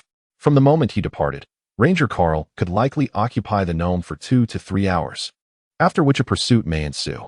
Upon parting, the gnome had undoubtedly cast some tracking spell upon him, so it was unwise to rely on the assumption that the opponent would fail to locate him. In the current environment, the most suitable travel spell was undoubtedly flight, which implied a shift towards a feigned surrender tactic. If Zhao Mai believed his luck would not betray him, and the gnome lacked the ability to fly, he would likely summon a mount to hasten his journey. While horses struggle to navigate the forest, riding dogs would present no issue, and the gnome's small stature would be ideal for riding a dog. This morphed entirely into a pursuit problem. A departs first, moving at speed XX. B follows in the same direction, moving faster by YY, seeking to determine when they would converge. Zhao Mai calculated the outcome, and then the task of finding a suitable location to prepare the battleground commenced. Chapter 26. The dwarf riding a dog. The illusionist Grins Moo Moo, a dwarf, believed he had evaded the gaze of the Ranger Carl and, after invoking an invisibility spell, ventured into the jungle. He cast a tracking spell on the human, enabling him to ascertain the precise location as long as the individual remained within a 15-mile radius. and to sense the general direction within a 30-mile range. With only a 3-hour time discrepancy, escape from this domain seemed implausible. Through indirect inquiries, he gleaned some information about this human. Mike was someone who could barely articulate the common tongue, most likely an outsider and, furthermore, one of the least experienced among them. The dwarf's suspicions were somewhat validated by the ranger, yet he could not ascertain how Mike had arrived in this world. It appeared that the technology for salt production was also from another realm. How could it not be harnessed for the betterment of this world? The illusionist felt his reasoning was sufficiently robust. He could not afford to delay what could enhance the happiness of all living beings. Thus, he summoned his steed and hastened his pursuit. A large, pure white dog materialized before him, bowing its head in readiness to serve. The creature conjured by the summoning spell required no sustenance or rest and came equipped with all the necessary saddlery and reins, proving to be even more docile than a true steed. However, the dwarf's magical prowess could only sustain the spell for about 6 hours. As darkness would soon descend, even with a mount, continued pursuit would become impossible, rendering such a brief duration inconsequential. Seated upon the back of the great dog, the dwarf gave it a gentle pat on the head and embarked on his journey. He opened his backpack, placing potentially useful scrolls on the exterior for easy access. The dwarf remained undecided, hoping to persuade Mike to steer clear of the salt industry. The elven alchemical salt was not merely a commodity. A vast network of merchants and stakeholders vigilantly monitored for any potential disruptors, an intricate relationship too formidable for a newcomer from another realm to challenge. Mike would surely be devoured by these individuals, leaving no trace behind. It would not be a friend's duty to stand idly by as he ventured down this perilous path. The dwarf village would likely not withstand any onslaught from the elves, and reliance on the illusionary barriers outside the village was unwise. For the beasts of the healthy forest, such illusions could effectively isolate them, but against the more adeptly magical elves, the barriers were as meaningless as an unlocked door. He sensed that Mike had largely ceased movement, now operating within a very confined range. Glancing at the sky, he noted the approach of dusk. It was highly probable that the human was preparing a camping site. Observing that Mike had not departed with much gear, he must now be quite occupied. Recognizing this situation, the dwarf consciously slowed his pace. Riding the summoned dog expended no physical energy, yet the forest was often obstructed by shrubs and thorns. The summoned steed lacked the intelligence of a true mount. It did not comprehend pain and therefore could not evade obstacles, often leaving the dwarf with injuries. He did not wish to appear before his foes battered and bruised, as his scent might betray him. Thus, he meticulously directed his mount along the most navigable paths. As the darkness deepened, he became convinced that he had caught up with Mike. From a distance, he could detect a faint aroma of food, though he could not discern whether the barbecue was of meat or fungi. Dense foliage obscured his view, yet he could still perceive flickering glimmers of light. By the campfire, a low triangular shelter constructed from branches provided barely enough space to curl up beneath. A haphazard pile of grass lay atop it, with a gap in the middle large enough to fit a fist. Should it rain, this shelter would be utterly ineffectual against the onslaught of water.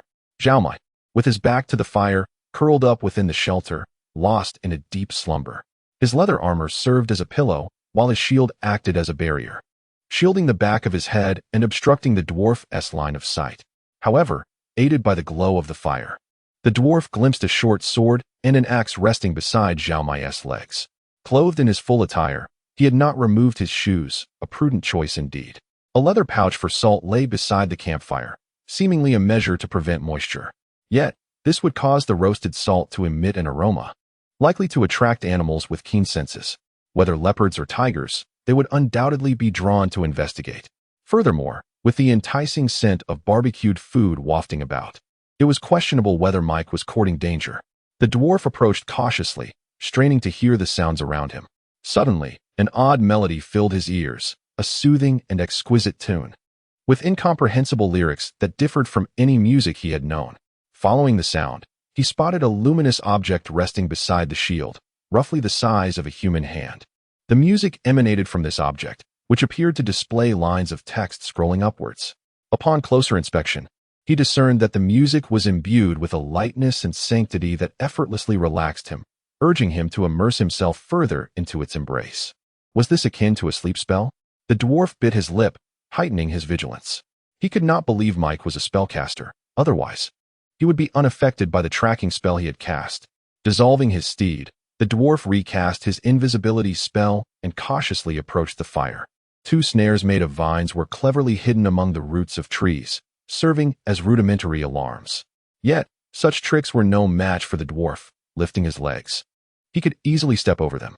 The fallen leaves were somewhat slippery, and there was an abundance of moss nearby. However, this had its advantages, for it rendered his movements nearly silent. To cast a charm on a human, one must be in proximity, ideally within 10 meters, and it was best to gaze into the other's eyes, observing their expressions. As the dwarf neared the fire, he felt the distance was adequate. He withdrew his wand and began to chant the incantation. The murmurs of his spell intertwined with the crackling of the fire, and a red beam of light shot toward Zhao Mai. The crimson light traced the contours of his reclining form before dispersing like dandelion seeds in the wind.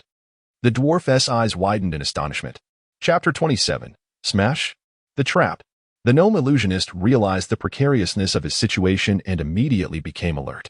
At that moment, the sound of cracking branches echoed from an old tree beside him, indicating that someone was approaching. Adhering to the principle of striking first, the gnome pivoted and unleashed the spell of burning hands. The fiery arc illuminated the forest, igniting the dry leaves and moss beneath him.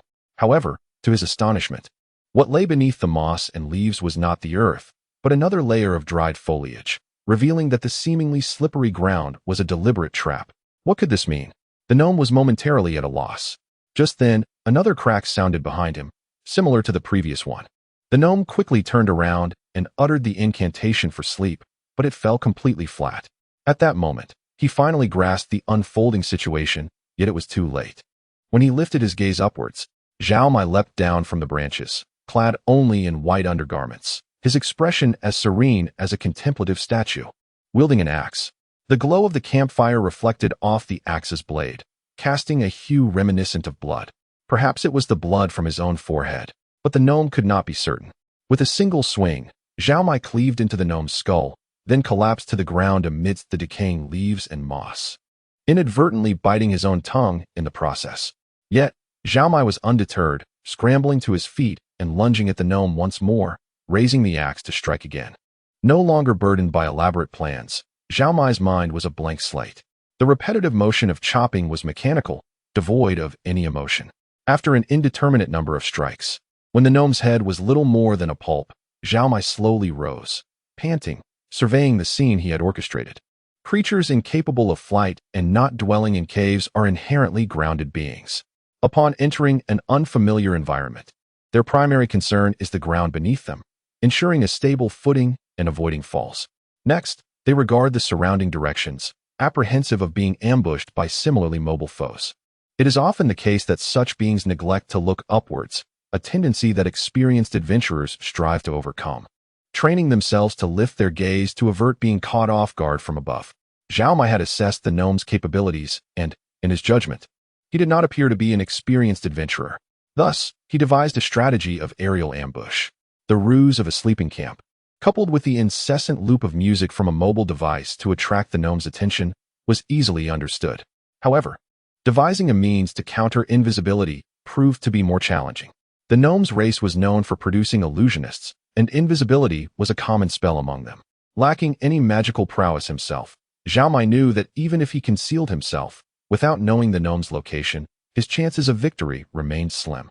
Therefore, he had deliberately laid down slippery moss and loose leaves atop the already cohesive ground, creating a treacherous surface.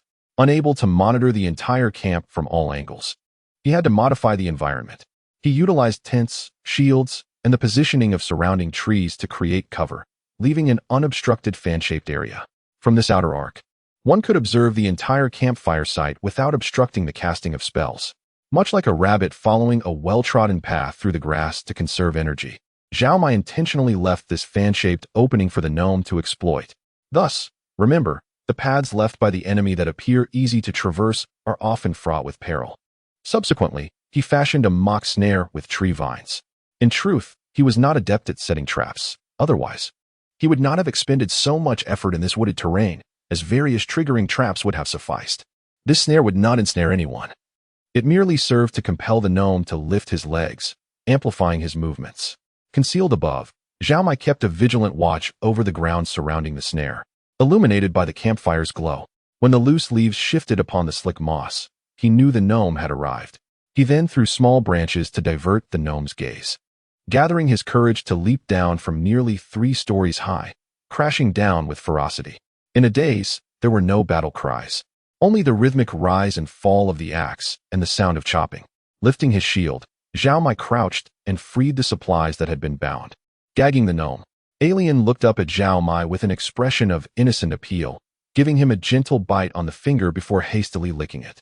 Zhao Mai patted its head, apologizing. "You are still too small. I cannot let you make a sound for fear of spoiling our ambush. Once you grow, we shall practice together and fight as one. I know you are formidable, right?" Woof. The supplies wagged its tail vigorously in agreement. The only thing that could alleviate the weight of this ordeal was the prospect of looting. With this thought, Zhao Mai's aches vanished. He could squat for another 5 hours without complaint. All of the gnome's wounds were above the neck, while all his possessions lay below it. An exquisite arrangement. Some may wonder why Zhao Mai did not retch upon seeing the corpse. The scent of blood was strong, yet fresh from battle. It had not yet turned foul. And the irritation was minimal. As for the visual stimuli, well, as someone who had battled zombies for thousands of hours in video games, what gruesome sights had he not witnessed? Designers had toiled to surpass the limits of natural understanding, honing already robust nerves into something even more resilient and indestructible. Zhao Mai looked at the gnome, feeling a twinge of nausea, but it was not enough to unnerve him. "Ah, what is this necklace? The gemstones embedded within it are simply magnificent." In no time, Zhao Mai discovered a splendid gem-encrusted pendant. At that moment, the supplies suddenly began barking excitedly at the woods, jumping around with fervor. Chapter 28, Seamless Communication. And dogs. Zhao Mai discarded the items in his hand and zigzagged to the shelter, where he retrieved a shield and a short sword from the ground. Although the hut behind him was riddled with holes, it still offered him a modicum of protection. Even if it was merely a psychological safeguard, it proved invaluable for a traveler in a foreign realm. In contrast to his caution and vigilance, the dog seemed to brim with excitement. If it sensed danger, it would typically adopt a defensive stance, crouching with its front half lowered, back arched, baring its teeth and growling. Yet, the dog was hopping about, barking with enthusiasm rather than growling ominously. Surely, it could not be a foe. Zhao Mai chose to trust his companion's instincts. For in terms of sight, hearing, and smell, he was decidedly inferior to a dog. After some contemplation, he decided to rise. The shield remained positioned before his chest, but the short sword now hung limply at his side, a clear indication of relaxation rather than readiness for battle. A shadow emerged from the forest and approached the campfire, coming to a halt nearby. Although the dog had lost one eye, it still exuded the regal demeanor of a canine king. It lowered its head to sniff the gnome, then lifted its hind leg.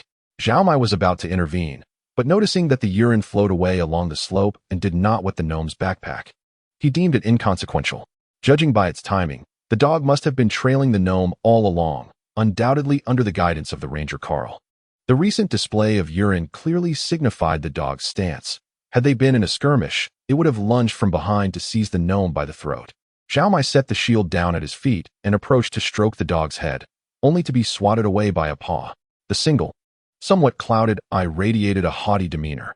Zhao Mai found it difficult to articulate this expression. Perhaps it conveyed a sentiment of, "Oh, I know what you intend to do, but your aspirations are misplaced."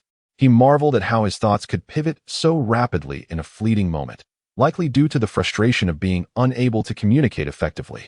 The dog, however, was quite pleased with itself, leaping onto its back and settling comfortably. Its head faced backward, while its mouth wagged side to side, engaging in a playful chase with its tail. Well, it was only natural for dogs to bond more closely with one another. It would be absurd to deem humans inferior to dogs for such antics. For the first time, Zhao Mai grasped the general layout of the surrounding terrain, understanding the shapes of the Kangjian forest and Ashen Lake, as well as the location of the nearby village. The dog used its paw to repeatedly tap on the map, indicating the position of Nebo town. It also traced arcs on the map, presumably to convey the route to the settlement. Zhao Mai gazed at the dog in bewilderment, only to see a glimmer of pride mixed with a hint of arrogance in its eyes. How peculiar! He had only heard of magical creatures belonging to wizards and sorcerers possessing the ability to enhance their intellect. He was unaware that a ranger's animal companion could possess such faculties. Traditionally, increasing an animal's intelligence could only be achieved through training, while enhancing its strength or agility was the norm. The notion of intelligence enhancement was typically reliant on spells, reserved for high-level druids, far beyond the reach of rangers. Fortunately, the dog refrained from displaying an expression of incredulity, or else Zhao Mai might have been led to believe that this old dog possessed telepathic abilities. Perhaps the pristine environment enhanced the intelligence of animals. It was conceivable. Understood. I have memorized the map. Please convey my thanks to Ranger Carl. Zhao Mai tucked the map away. The dog nodded solemnly, accepting the gratitude. It then ambled over to the gnome's corpse, pawing at a necklace on the ground and sliding it beneath its body. Hey, don't take things, all right? That is my trophy. The dog shook its head, sniffed the brilliant gemstone pendant, then pressed it down with its front paws. The little companion leaped off its back, playfully rolling on the ground, wagging its tongue, while stealthily kicking at the necklace with its hind legs, attempting to pry it free. What a good little creature. It was already considering its master's interests. Zhao Mai slowly approached, extending his arm toward the necklace. The dog recognized the duo's intentions and nudged the little companion away with its nose, then began to affectionately scratch the pup's belly with its paws. The little one laughed heartily, lifting a hind leg in the air, seemingly in surrender. The dog licked it fondly before picking up the necklace and staring wide-eyed at Zhao Mai. If I were in trouble just now, would you come to my aid? Zhao Mai inquired. This time, Zhao Mai was certain the dog understood. The small backpack contained few items, most of which were suitable only for diminutive beings, making them cumbersome for Zhao Mai. For instance, the small ration was only slightly larger than compressed biscuits, sufficient for a half-day's sustenance for him, but could sustain a gnome for 3 days. There was a small water flask, a tiny mirror, and a bar of soap, all of little utility. However, a small vial of ink was quite useful, and although the paper was diminutive, it could still serve a purpose. The quill pen was almost impossible to wield, requiring a delicate grip. Upon closer inspection, the pouch of coins constituted his most significant find, as it was the first glimpse he had of currency in this realm. The so-called gold coins were roughly the size of a fingernail and appeared rather pitifully small. The quality of the gold was subpar, the weight fell off, suggesting it was alloyed with other metals, perhaps copper. The obverse of the coin bore the inscription Valysia, a name Zhao Mai recognized as the designation of this region. Valysia was not a nation per se. It was more of a confederation of city-states, with commercial interests outweighing political or military concerns. The reverse side displayed the numeral 1 in various languages, alongside a warning in the common tongue. Abadar watches over you. Who is this Abadar? Zhao Mai recalled having encountered that name before, but the specifics eluded him. After all, he was not a walking encyclopedia. He could not just look everything up at a moment's notice. The silver coins were slightly larger, akin to a $1 piece, while the copper coins were even larger, yet considerably lighter. He counted approximately 70 gold, 30 silver, and 15 copper coins in the pouch, marking his first financial success in this alternate world. As for the magical scrolls, they were indecipherable. He had no knowledge of how to wield a wand. And who would dare to drink mysterious potions? Zhao Mai began to yearn for the industrial system of Earth, where every product came with instructions, warranties, and production dates. Nevertheless, it was of little consequence. Once he reached Nebo Town, he would sell these items, along with that hefty sack of salt. Chapter 29. One man, one car? One dog better than a solitary dog standing guard is the presence of two. Although still enveloped by the forest, with merely a bed of leaves beneath him, Zhao Mai sleeps with unparalleled tranquility and sweetness. He even dreams of his cozy home, where a comfortable mattress and soft pillows await him. Zhao Mai swiftly draws his short sword and rushes over, plunging it into the tortoise's shell through the crevice, ending the creature's life. On Earth, many tortoises are protected species. Gentle and harmless, they are cherished by all. Yet it is only in this fantastical realm, where survival necessitates filling one's belly, that Zhao Mai resorts to hunting such animals. The laws of the jungle do not encompass the entirety of existence, yet they undeniably prevail. The headless corpse of the gnome lies nearby, stripped bare, with nothing left. Survival reigns supreme. Self-preservation is never trivial. Thus, Zhao Mai harbors no guilt in setting a trap for the gnome, nor does he lament that the gnome's body will serve as nourishment for insects. To crack open the tortoise's hard shell with merely a short sword and an axe is an impossible task. At the very least, a hammer and a saw are required.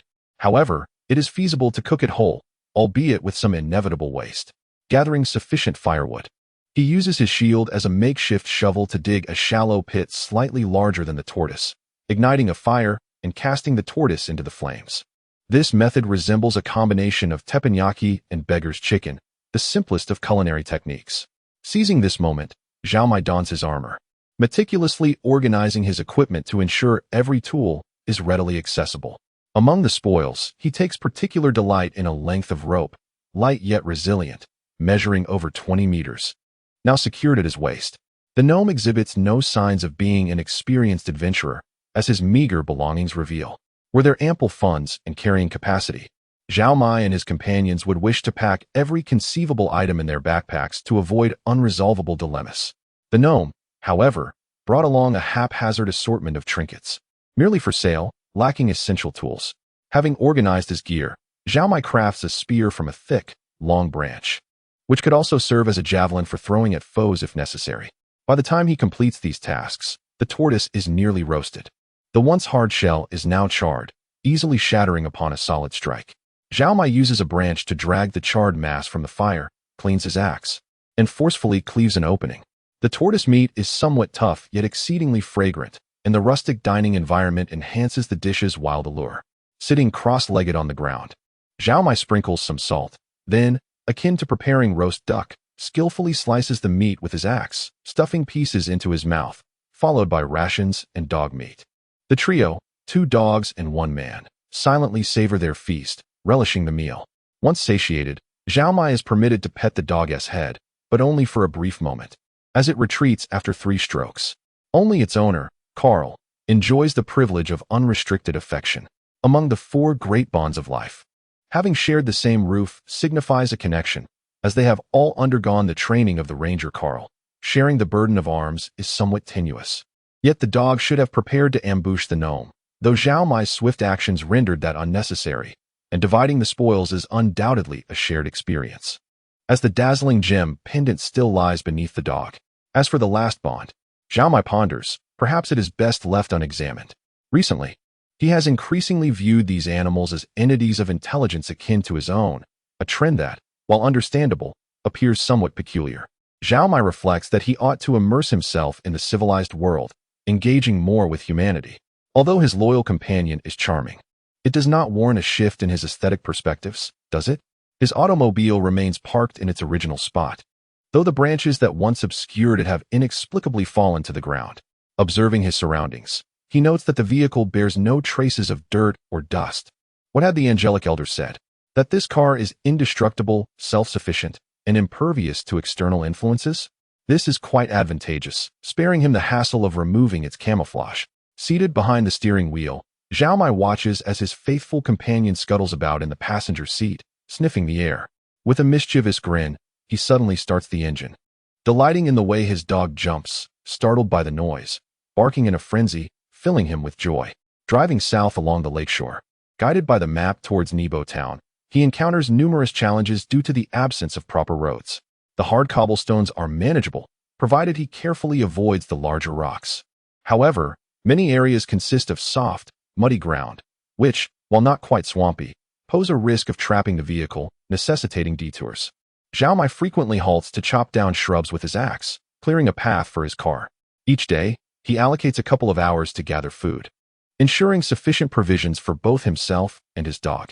He is curious whether the water in the car's radiator is potable, but fears disrupting the vehicle's operational state, leading him to postpone this experiment. Living off the land, Ashen Lake teems with life, abundant in both fish and birds. Zhao Mai attempts to spear fish with a wooden harpoon, but his lack of skill results in considerable wasted effort, yielding no catch. However, his dog discovers some bird eggs nestled among the reeds by the lake, a delightful find. With the car, nighttime feels significantly safer. Once the doors are secured, even the fiercest tempest cannot harm those within. The cabin boasts air conditioning, music, and plush seats that serve as beds. His dog relishes lounging in the passenger seat, resembling a fluffy ball. Each evening before sleep, Zhao Mai digs a shallow pit by the lake, channels water into it, and constructs a fence with sharpened branches. The points face inward, allowing fish to enter without sensing danger, yet deterring their escape. These prongs do not harm the fish scales, but effectively prevent their departure. Zhao Mai seeks ants and worms as bait, so that by morning, he may discover gluttonous fish trapped in the pool. Merely constructing a mud dam to block the pit's exit remains, after which it is only a matter of retrieval. His dog is not finicky when enjoying roasted fish. It behaves no differently from a cat. Zhao Mai offers as much as it desires, obedient and endearing. This is undoubtedly the most agreeable dog in the world, without question. Chapter 30. On the town of Nipo. As one journeys southwest along the verdant expanse of Kangjian Forest, the trees begin to thin, revealing sporadic logging trails that appear near the shores of Ash Lake. Flanking these paths are remnants of ancient, decaying trunks, transformed by the elements into sanctuaries for moss, mushrooms, and other flora. Through the foliage, one can discern old tree stumps, cloaked in grass and shrubs. This area was once a bustling lumberyard, a source of livelihood for many. Nestled beside Kangjian Forest, Nipo Town was, more accurately, a portion of this woodland that had been felled and reshaped into the settlement it is today. Once thriving due to the timber industry, the town faced calamity from overexploitation.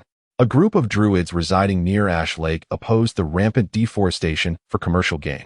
And after multiple futile warnings, they took matters into their own hands. A plague curse targeting loggers descended upon Nipo, rendering all who felled trees severely weakened and soon utterly incapacitated. A rift emerged between the townsfolk and the druids. Merchants of Nipo hired numerous adventurers to launch a relentless assault on the druid community, pursuing them relentlessly across the forests flanking Ash Lake. The druids, leveraging their advantageous terrain, proved formidable. Many adventurers who ventured forth on missions mysteriously vanished, as if consumed by the very woods themselves. The immense risks associated with these undertakings drove the bounties ever higher, yet the accumulated wealth of the merchants sustained the endeavors. An increasing number of adventurers were drawn to Nipo by the prospect of profit and banded together for this cause. After considerable exchanges of casualties with the druids, they stumbled upon an alternative path to riches.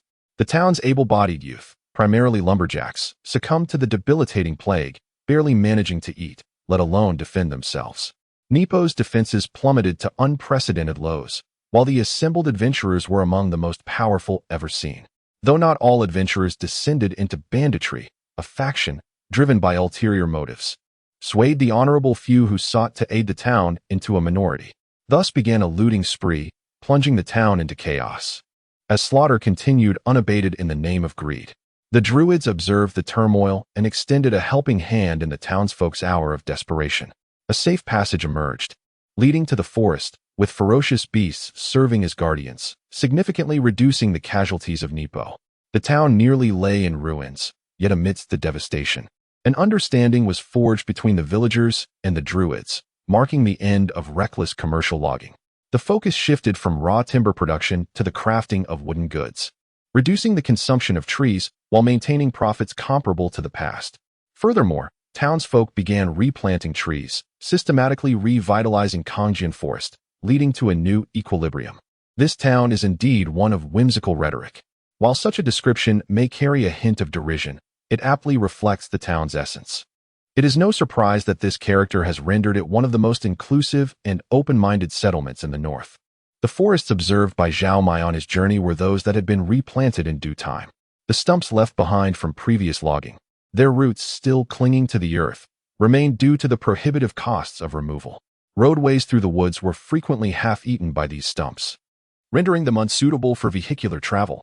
Modern transportation necessitates a comprehensive infrastructure, yet Glalian's capabilities are still mired in horseback and cart travel.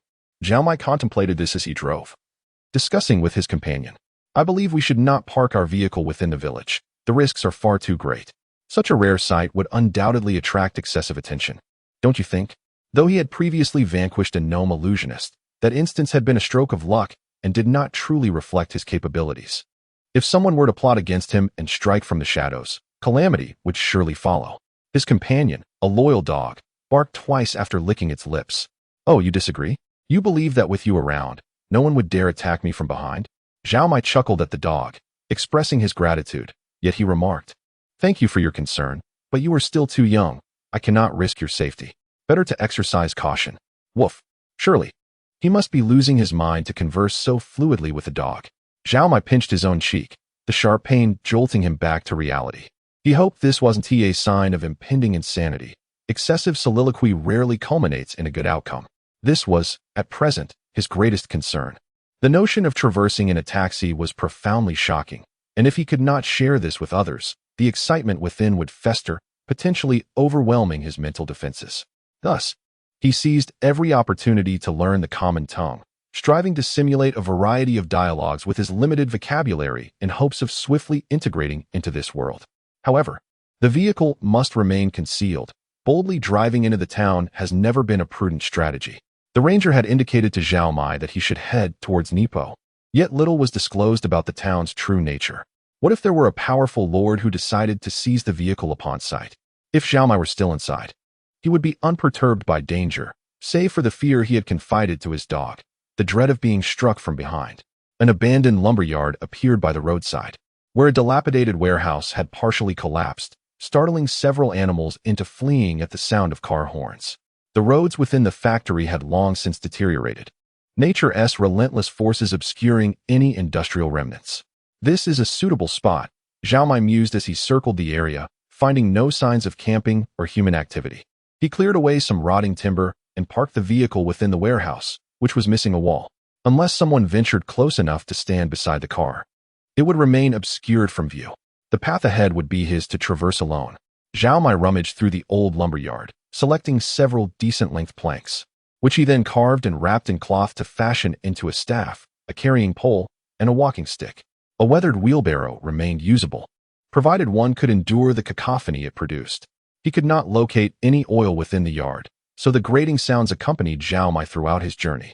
Upon departing the lumberyard and following the faint remnants of an old road, Zhao Mai soon found himself upon a path marked by the impressions of wheels. Beyond the distant trees, wisps of white smoke ascended into the sky, merging with the clouds. There lay Nipo town, soon to welcome a pair of weary travelers. Chapter 31. The Hearth Tavern. Upon entering the town, the soldier stationed at the wooden watchtower barely lingered his gaze on the young man and his dog for more than 2 seconds. The sheriff, responsible for inspecting passing travelers to prevent wanted criminals or bandits from infiltrating the town, showed no interest in Zhao Mai. Perhaps in their eyes, a famished young man accompanied by a puppy posed no threat whatsoever. Zhao Mai had neither the time to scrutinize the cobblestone streets nor the energy to assess the strength and living standards of the residents. His eyes flitted continuously over various signs. This was not Earth, education was not widespread, and illiteracy was commonplace. Thus, even if one could not recognize a single character, one could still lead a normal life here. The illustrations on the signs conveyed a great deal, and one particular sign depicting a hearth, roasted chicken, and beer caught Zhao Mai's attention entirely. This was the place. He had finally found somewhere to eat. His loyal companion, Grain Reserve, wagged its tail in agreement, following closely behind its master, head held high as they entered. 2 serving girls stood beneath the sign of the Hearth Tavern. As Zhao Mai strode in, the older of the 2 shielded her face with her hand. Zhao Mai politely requested they step aside slightly, not wishing to bump into them as he entered. The younger serving girl giggled, understanding his gestures, yet her laughter suggested that he seemed anything but a refined individual. They stood at the entrance to facilitate encounters between incoming and outgoing patrons, orchestrating brief negotiations of a rather intimate nature. The elder serving girl, with sharper eyes, noticed Zhao Mai's dark pupils and the black hair peeking from beneath his leather cap. Such rare physical traits often signified risk. The gesture of covering her face implied disinterest, a subtle hint for the guest to retreat. This display was entirely lost on Zhao Mai, who remained oblivious. Even if he could guess their professions, he was utterly ignorant of such social nuances, being nothing more than a novice traveler. Inside the tavern, at the far end of the bustling hall, a stout, burly man was busy polishing the counter. His large hands wielded a massive cloth, swiftly gliding over the surface. Despite his labors, his small, squinted eyes were keenly observing everything around him. The tavern was a melting pot of various elements, including trouble. Those wishing to conceal their identities would lurk in the shadows of the corners, while those seeking information preferred to gather by the roaring hearth. Drunken revelers occupied the central tables, and lecherous patrons, eager to place their hands on the serving girls, monopolized the passageways between the kitchen and the main hall. These were the areas that their targets had to traverse. Zhao Mai lifted Grain Reserve into his arms and made his way straight across the hall, seating himself in the most conspicuous spot, closest to the rotund proprietor. He wished to order something to eat, only to realize he was unfamiliar with the local dishes. After a brief survey, he resolved to request the most foolproof fare: meat, bread, eggs, and ale. Who was this foolish child?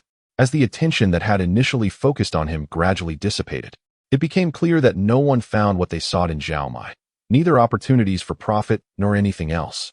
His attire, too, was a source of disdain. The armor he wore was outdated, ill-fitting, and somewhat snug due to not being tailored to his form.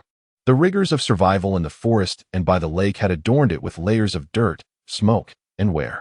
Only his short sword and axe appeared somewhat flimsy, and even with the shield, his ensemble fell short of the basic requirements for a combatant. While the heavy sack slung over Zhao Mai's shoulder might have drawn attention, his novice appearance effectively deterred interest. The tavern owner shared a similar sentiment. Once he ascertained that this new patron posed no threat, his only concern was whether he would receive payment for the meal. His voice bore a peculiar tremor, and his thick lips accompanied by a plump, rhythmic timbre rendered Zhao Mai's meager hearing nearly useless. However, what issues could arise in a tavern? The inquiries were likely to be straightforward. Do you wish to rent a room? How will you pay? Do you require special services? Often, life resembles a game. Or perhaps games distill the most essential and frequent scenarios of life. Aside from brawls, there was hardly anything in a tavern that could not be resolved with money. If that failed, one might resort to fists. Zhao Mai surmised that the tavern owner sought payment, so he opened his gnome-sized purse to show him. The gold coins that had originally filled it had long since been removed and placed elsewhere, leaving only 3 coins as a mere token. A simple meal would hardly require much. A few silver coins would suffice for the modest fare he requested. With money, matters are easily settled. Before long, a hearty serving of chicken stew with carrots drenched in potato gravy, 2 boiled eggs, a thick loaf of brown bread, and nearly a half-dozen mugs of ale were brought to his table. Among all the dishes, it was the ale that captivated Zhao Mai the most. This beer-like beverage, brewed from roasted barley, was said to possess a sweet flavor and substantial body. Different regions Alesh encapsulated the distinct flavors of their local waters. Prior to this meal, all he had known were mere descriptions gleaned from books. He had been drinking plain water throughout his journey, but alas, no matter how much he boiled it, the lake water retained a peculiar taste that left him unsatisfied. Ale, due to its ease of preparation, affordability, long shelf life, and nutritional value, had long served as a substitute for water. With a hearty gulp, Zhao Mai found the descriptions he had read to be somewhat exaggerated. If the beer he had previously tasted was akin to fresh orange juice, then ale resembled an orange drink with a plethora of chewy bits. To say it was sweet would be an understatement. It was far superior to the boiled lake water, but merely palatable. As for the aroma of the brew, Zhao Mai could not discern much. No matter, he thought, it would suffice as water to accompany his meal. The array of dishes before him was commendable in appearance, aroma, and flavor. Zhao Mai could clearly read the message conveyed by the meal: eat until full. With hunger as his seasoning, anything could be consumed. He scooped spoonfuls into his mouth, washing them down with ale, and in a brief span, he finished his portion. Grain Reserve was delighted to receive a share of the chicken and eggs, relishing the meal with great enthusiasm. The entire meal was rather bland, aromatic yet devoid of saltiness. After some contemplation, he ordered a generous serving of roasted meat, eager to explore the local flavor and seek a market for his salt. As anticipated, even the roasted chicken was bland, or perhaps it only carried the essence of grease without the enhancement of good salt. Zhao Mai would not sprinkle salt on his food in public, and he found himself lacking an appetite for the moment. With the aid of body language and rudimentary common tongue, he secured a room for lodging and expressed his desire to hire a local guide as a temporary servant. Rubbing the 2 gold coins in his hands, the rotund proprietor pondered, quickly compiling a list of suitable candidates in his mind. Ferdinand Green, nicknamed Mad Rat, might just be the ideal choice. Chapter 32. The Guild. I can communicate in the common tongue, albeit poorly, which necessitates the assistance of someone well-versed in local affairs. Externally, he bears no resemblance to creatures such as mice. His facial features are rather sharp, his stature average with a slight muscularity, and his skin is well maintained. Judging by his eyes and brow, he appears to be of a similar age to Zhao Mai, embodying a mature yet passionate demeanor typical of a late-blooming youth. With a proper attire, he would undoubtedly present as an exceptional young man, though his patched, tattered garments currently detract from his overall appearance. Nevertheless, his articulation in the common tongue is clear, and he speaks at a deliberate pace, possibly intentionally slowed for Zhao Mai's comprehension, which earns him considerable favor. I understand that you wish to employ me as a servant to assist with various tasks, Green stated. While this is not my primary line of work, I am certainly capable. According to the guild's stipulated rates, the daily wage for a servant in Nebo Town should not be less than 5 silver coins. I can offer superior service, thus my rate is 8 silver coins per day. Zhao Mai pondered, realizing he grasped his meaning with minimal effort, which he found commendable. He recognized Green's linguistic talent, noting how he emphasized certain keywords that constitute the crux of the sentences. Consequently, even if the remaining parts were not entirely comprehensible, the main terms would allow understanding of the entire message. For this reason, it seemed justifiable to pay a bit more, especially since all his funds were acquired from the gnome illusionist. For the first 3 days, I propose a trial period at 5 silver coins per day, after which we may renegotiate. How does that sound? Certainly, that is permissible by the guild. If you have no pressing matters at hand, please accompany me to the guild for registration so I may commence my duties. Zhao Mai nodded in agreement and inquired about the guild's operations. Green exerted considerable effort to elucidate the guild's functions. The guild's business encompasses a myriad of facets, with a group of individuals specializing in documentation and writing establishing the essential elements for standard contracts. It is said they drew inspiration from numerous infernal soul pacts in pursuit of an infallible standard, though this remains a distant aspiration. Given the prevalence of illiteracy, many find themselves at a disadvantage when entering into contracts and legal documents.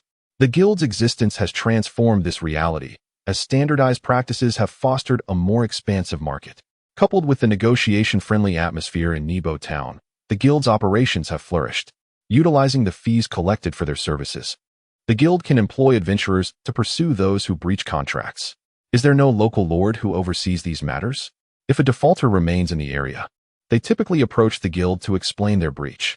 With dialogue, solutions can often be found. Green explained. Once one escapes, they evade the jurisdiction of the local lord, and other lords are generally indifferent to such issues, as it does not concern their own subjects. Zhao Mai comprehended the situation. The autonomy of regional lords, combined with a semblance of retributive justice, while still indicative of an orderly civilization, starkly contrasts with the world he is familiar with. Each locale possesses its own customs and unique forces of violence. Judgments and punishments can be swift and severe. There is no unified constitution, nor a clearly defined judicial system. It is a world lacking in security. Perhaps within villages, neighbors can still look out for one another, maintaining the most basic order, but beyond the towns, it is a realm governed by the law of the jungle. If you lack proof from other merchants and have no guarantors locally, you must pay a fee equivalent to 1/10 of the contract's worth to register your identity. Green inquired, "For how many days do you intend to employ me?" By observing the clock on the carriage, he realized that Glalian and his world experience a 30-fold difference in the passage of time. Here, a month consists of 30 stable days, equating to a single day on Earth. He had already been present for nearly half a month, and extending his stay for another half to a full month would be approaching his limit. He could very well be considered missing back on Earth, and he wished to avoid causing undue worry to his family. He registered under the name Mike, while his local contact was denoted as the Ranger Carl, which surprised Green considerably, causing his eyes to widen. Noticing Green's reaction, Zhao Mai inquired, "Is Ranger Carl quite renowned?" Though seldom seen, he is well known. He is a trusted figure within both the local townsfolk and the Druid community. It was he who facilitated the Druids' assistance to Nebo Town many years ago, even when he was less than 10 years old. Zhao Mai lifted a sack of provisions to showcase to Green. "This dog was a gift from him, and now it is my faithful companion." The provisions barked playfully, panting adorably. Green managed to smile, though his mind was occupied with other thoughts. After several hours of interaction, he uncovered numerous inconsistencies. This Mike, who had come from outside the town, did not fully grasp the common tongue, yet he displayed a level of education. A true rube, upon first visiting the guild, would likely be overwhelmed by the complex procedures and novel concepts, becoming utterly befuddled, yet Mike appeared entirely at ease, even pointing out certain shortcomings within the system. Transitioning from chaos to order necessitates sufficient learning, yet what form of education exists devoid of the common tongue? This outsider possesses another native language. His halting speech occasionally reveals grammatical errors, yet within it lies a unique essence indicative of his mother tongue. Green, being proficient in multiple languages, had not encountered such grammatical habits. Considering the overly obedient dog, coupled with this individual-esque connection to Ranger Carl, Green immediately associated him with the Druid community. The enigmatic Druidic language has always been closely guarded. Perhaps this is the source of Mike's background. The situation was becoming increasingly intriguing. Why did you register as a merchant rather than as an adventurer? Green inquired. Merchants are subject to higher taxation. It seems impractical. Because I possess goods to sell, and if possible, I aspire to establish a trade route. Thus I must register as a merchant, correct? In truth, you could delegate the sale to another merchant. That would be more cost-effective. The guild scribe raised his gaze towards the wild rat, refraining from exposing his words. Though Green's statement held truth, factoring in taxes, delegating sales to another merchant reduces costs. It may significantly diminish profits. Yet the individual before him, named Mike, appeared to be a clever man with his own ideas, likely having understood the underlying principles. Chapter 33. The common tongue is nearly mastered thus. Zhao Mai established his residence in Nipo town, gaining a recognized identity. However, he chose to reside discreetly in a guest room of the Hearth Tavern, refraining from renting or purchasing property within the town. Upon calculating his daily expenses, he realized that without any income, 70 gold coins would be depleted within a month, plunging him into poverty, a notion that struck him as quite astonishing. The farmers of Nipo town labored throughout the year without earning such a sum. How could he spend it so swiftly? Taking a moment to reflect and meticulously listing all expenditures for comparison, he began to grasp the underlying intricacies. Excluding housing, servants, and food, Zhao Mai found that he required only 2 or 3 gold coins per month. Moreover, many farmers wove their own garments, thus diminishing their monetary needs even further. In a self-sufficient smallholder economy, land emerged as the paramount asset. With land, one could cultivate crops to sustain oneself, erect shelters for protection against the elements, raise livestock for meat, weave one's own clothes, and even rely on the goddess of life, Phalesma, to oversee matters of birth, aging, illness, and death. Although there were lords ruling over the land, enforcing stringent and often fluctuating decrees, those who possessed land indeed lived for themselves. The aspiration to own land and establish a home had long been Zhao Mai's dream, which explained his eagerness to explore the possibility of acquiring a parcel here. However, achieving this alone seemed nearly impossible. Beyond the town, there exists unclaimed land, Green remarked. While nominally owned by various lords, these lands remain untended and untaxed, leaving the lords indifferent to their stewardship. Should you identify a suitable plot, as long as you cultivate it and pay the taxes, your claim will be secure. Why do so few pursue this? Zhao Mai inquired. The risks are considerable, Green replied, pulling up a chair to sit beside Zhao Mai for a more earnest discussion. Wild beasts present the first challenge, yet experienced farmers can manage them. More troublesome are the goblins and kobolds. They swarm in numbers and often devastate villages before they can even establish themselves. Should you encounter orcs or gnolls, their military organization is formidable, and ordinary adventurers are likely to falter, necessitating the support of the Lord's army. Most often, the best one can hope for is to drive them away. Complete extermination is a rare occurrence. Remember, lords are also concerned about their own losses in battle. Why not utilize the army for regular patrols to deter orcs? Zhao Mai pondered. Because there are even more dangerous entities, Green replied.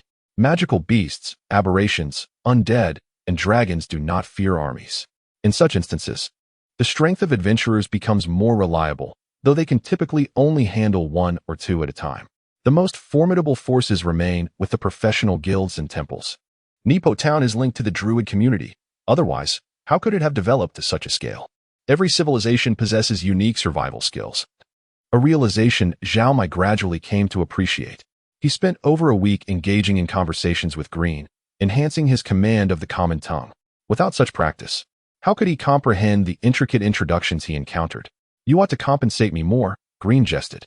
Hiring a professional language instructor far exceeds the cost of a servant. My incessant talking has even caused me to gain weight. Then perhaps we should switch to water? Zhao Mai quipped in jest. Green chuckled, his complaints subsiding. The ale was purchased with Zhao Mai's hard-earned coins, and as long as he remained sober, Green could indulge freely. Being a man who enjoyed drinking, he welcomed this arrangement. Moreover, sharing drinks provided the opportunity for conversation on any topic, as long as they maintained a slow pace and utilized simple vocabulary. This is undoubtedly the most comfortable job. Green mused, fully satisfied. Zhao Mai, too, felt content. Through Green's descriptions, he began to weave the abstract concepts from his readings into a tangible reality. Yet, the price of this newfound knowledge was his dwindling finances. Green, do you know of a safe and discreet way to sell some goods? He inquired. Green paused mid-drink, setting down his cup and licking his lips. If it were our first meeting, I would recommend you visit the Stump General Store. They have connections with the Southern Thieves Guild, perhaps fulfilling your wishes. However, I now advise against it. Is it because you believe me to be a good person? Zhao Mai jested.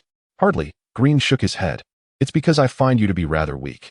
Despite your armor and weapons, your combat prowess is concerning. Most apprentices could best you. Your only advantage lies in your intelligence and perhaps your ability to think on your feet, yet that is not always reliable. Against cautious opponents, your cleverness may prove futile. You are correct. I concede that I am not adept at fighting. But how did you discern my intelligence? From your rapid language acquisition and your impressive breadth of knowledge. Green replied, deliberately shifting the topic.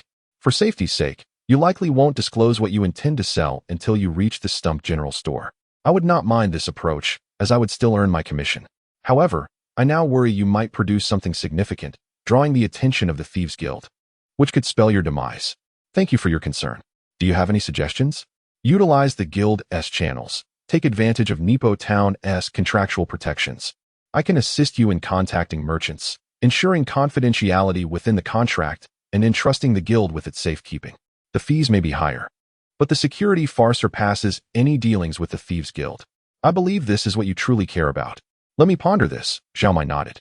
He was no naive youth. He understood the importance of considering multiple perspectives. Confident in his command of the common tongue for most situations, he resolved to visit the guild. Having previously signed a contract with Green there, he knew its location and that someone would be available to explain the guild's procedures. The 2 gold coin fee for the explanation would be substantial for an average person, yet Zhao Mai deemed it a worthy investment. He could now comprehend the conversations around him and greet others with the local formalities without embarrassment. He could even distinguish between true beggars and spies from the Southern Thieves Guild. Green had once lamented that the Thieves Guild from the southern region of Nadal was diligently extending its reach northward. The Shadow Council, Nadal's governing body, may not possess overwhelming military strength, yet they tirelessly supported local organizations in their expansion efforts, leaving many to wonder about their true intentions, regardless of their authenticity. Zhao Mai placed a copper coin in the bowls of both genuine and false beggars, having ascertained that none contained a faithful coin. In the verdant jungles, currency was a rarity, and faithful coins held no value. However, in a trade-oriented town, possessing at least one was essential for locating others. He commissioned a craftsman to create a pendant, embedding the coin within, which he wore close to his body. Zhao Mai hoped it would soon resonate with other coins, granting him greater freedom in traversing between 2 worlds. Hey, can you come over for a moment? As he strolled down the street, Zhao Mai was startled to hear Mandarin. Turning to look, he saw no one addressing him. He glanced at the reserve grain, noticing a small dog intently fixated on a black cat by the roadside, growling softly in a show of vigilance. Remember the tongue of heaven?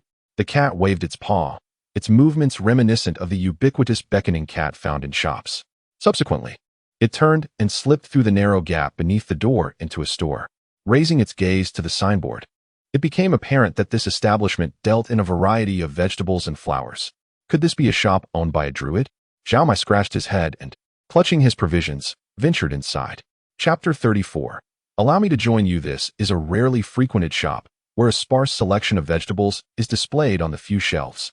Zhao Mai casually picked up a few items. The cucumbers were limp enough to serve as whips, and the skins of the tomatoes had begun to wrinkle, indicating dehydration. Only the potatoes and carrots, known for their durability, retained a somewhat appealing appearance. The shopkeeper was a dwarf who had long succumbed to slumber amidst the dreary atmosphere. A black cat leapt past the dwarf, deftly snagging a set of keys from his belt with its tail. The feline then gracefully vaulted over the counter, its form suddenly expanding into that of a middle-aged man, clad in light brown leather armor, complemented by protective leather trousers and knee-high boots. He bore a wooden staff nearly 2 meters in length slung across his back, with no other equipment in sight. The man, now transformed from the black cat, gestured for Zhao Mai to speak softly, then lifted a brick from the wall behind the counter, inserting the key. With a firm clockwise twist, a secret door in the floor silently opened. He plucked a piece of candle from the wall and stepped inside, leading the way, filled with intense curiosity. Zhao Mai followed closely behind. The secret door slowly closed behind them, and with a flick of his fingers, the candle emitted a flickering light, just bright enough to illuminate their path. A wooden staircase led them to a basement infused with the aroma of wine, which likely once served as a wine cellar. However, now transformed into a food store, it was dominated by an abundance of cheeses. "Could you assist me with this?" The middle-aged man did not need to vocalize his request. The telepathic communication was indeed exceedingly convenient. Zhao Mai watched as he selected a large platter, carefully choosing several pieces of cheese, and somehow producing 2 pears and a bottle of wine. Together, they, along with the dog, exited from the far end of the cellar. Ascending dozens of stone steps and pushing through a sliding door, Zhao Mai found himself in a courtyard surrounded by walls of adjacent buildings, with no other exits apparent apart from the sliding door. In the center of the courtyard stood 2 ginkgo trees, their trunks intertwined from years of growth, making them inseparable. The distinction between them was visible only in their leaves. One retained a vibrant green, while the other had begun to turn yellow.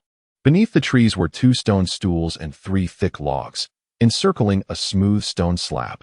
The man placed the platter of cheese and the bottle of wine on the slab, then held up a pear in each hand, presenting them to Zhao Mai. "Choose one. Which would you like?"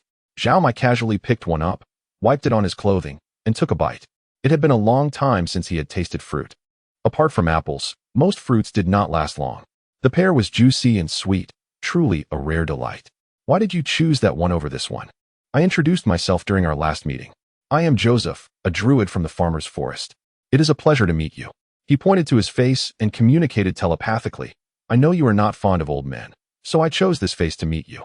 Zhao Mai extended his hand. "Hello, my name is Mike. I am pleased to make your acquaintance. I find your druidic practices fascinating, whether it be magic or natural transformations."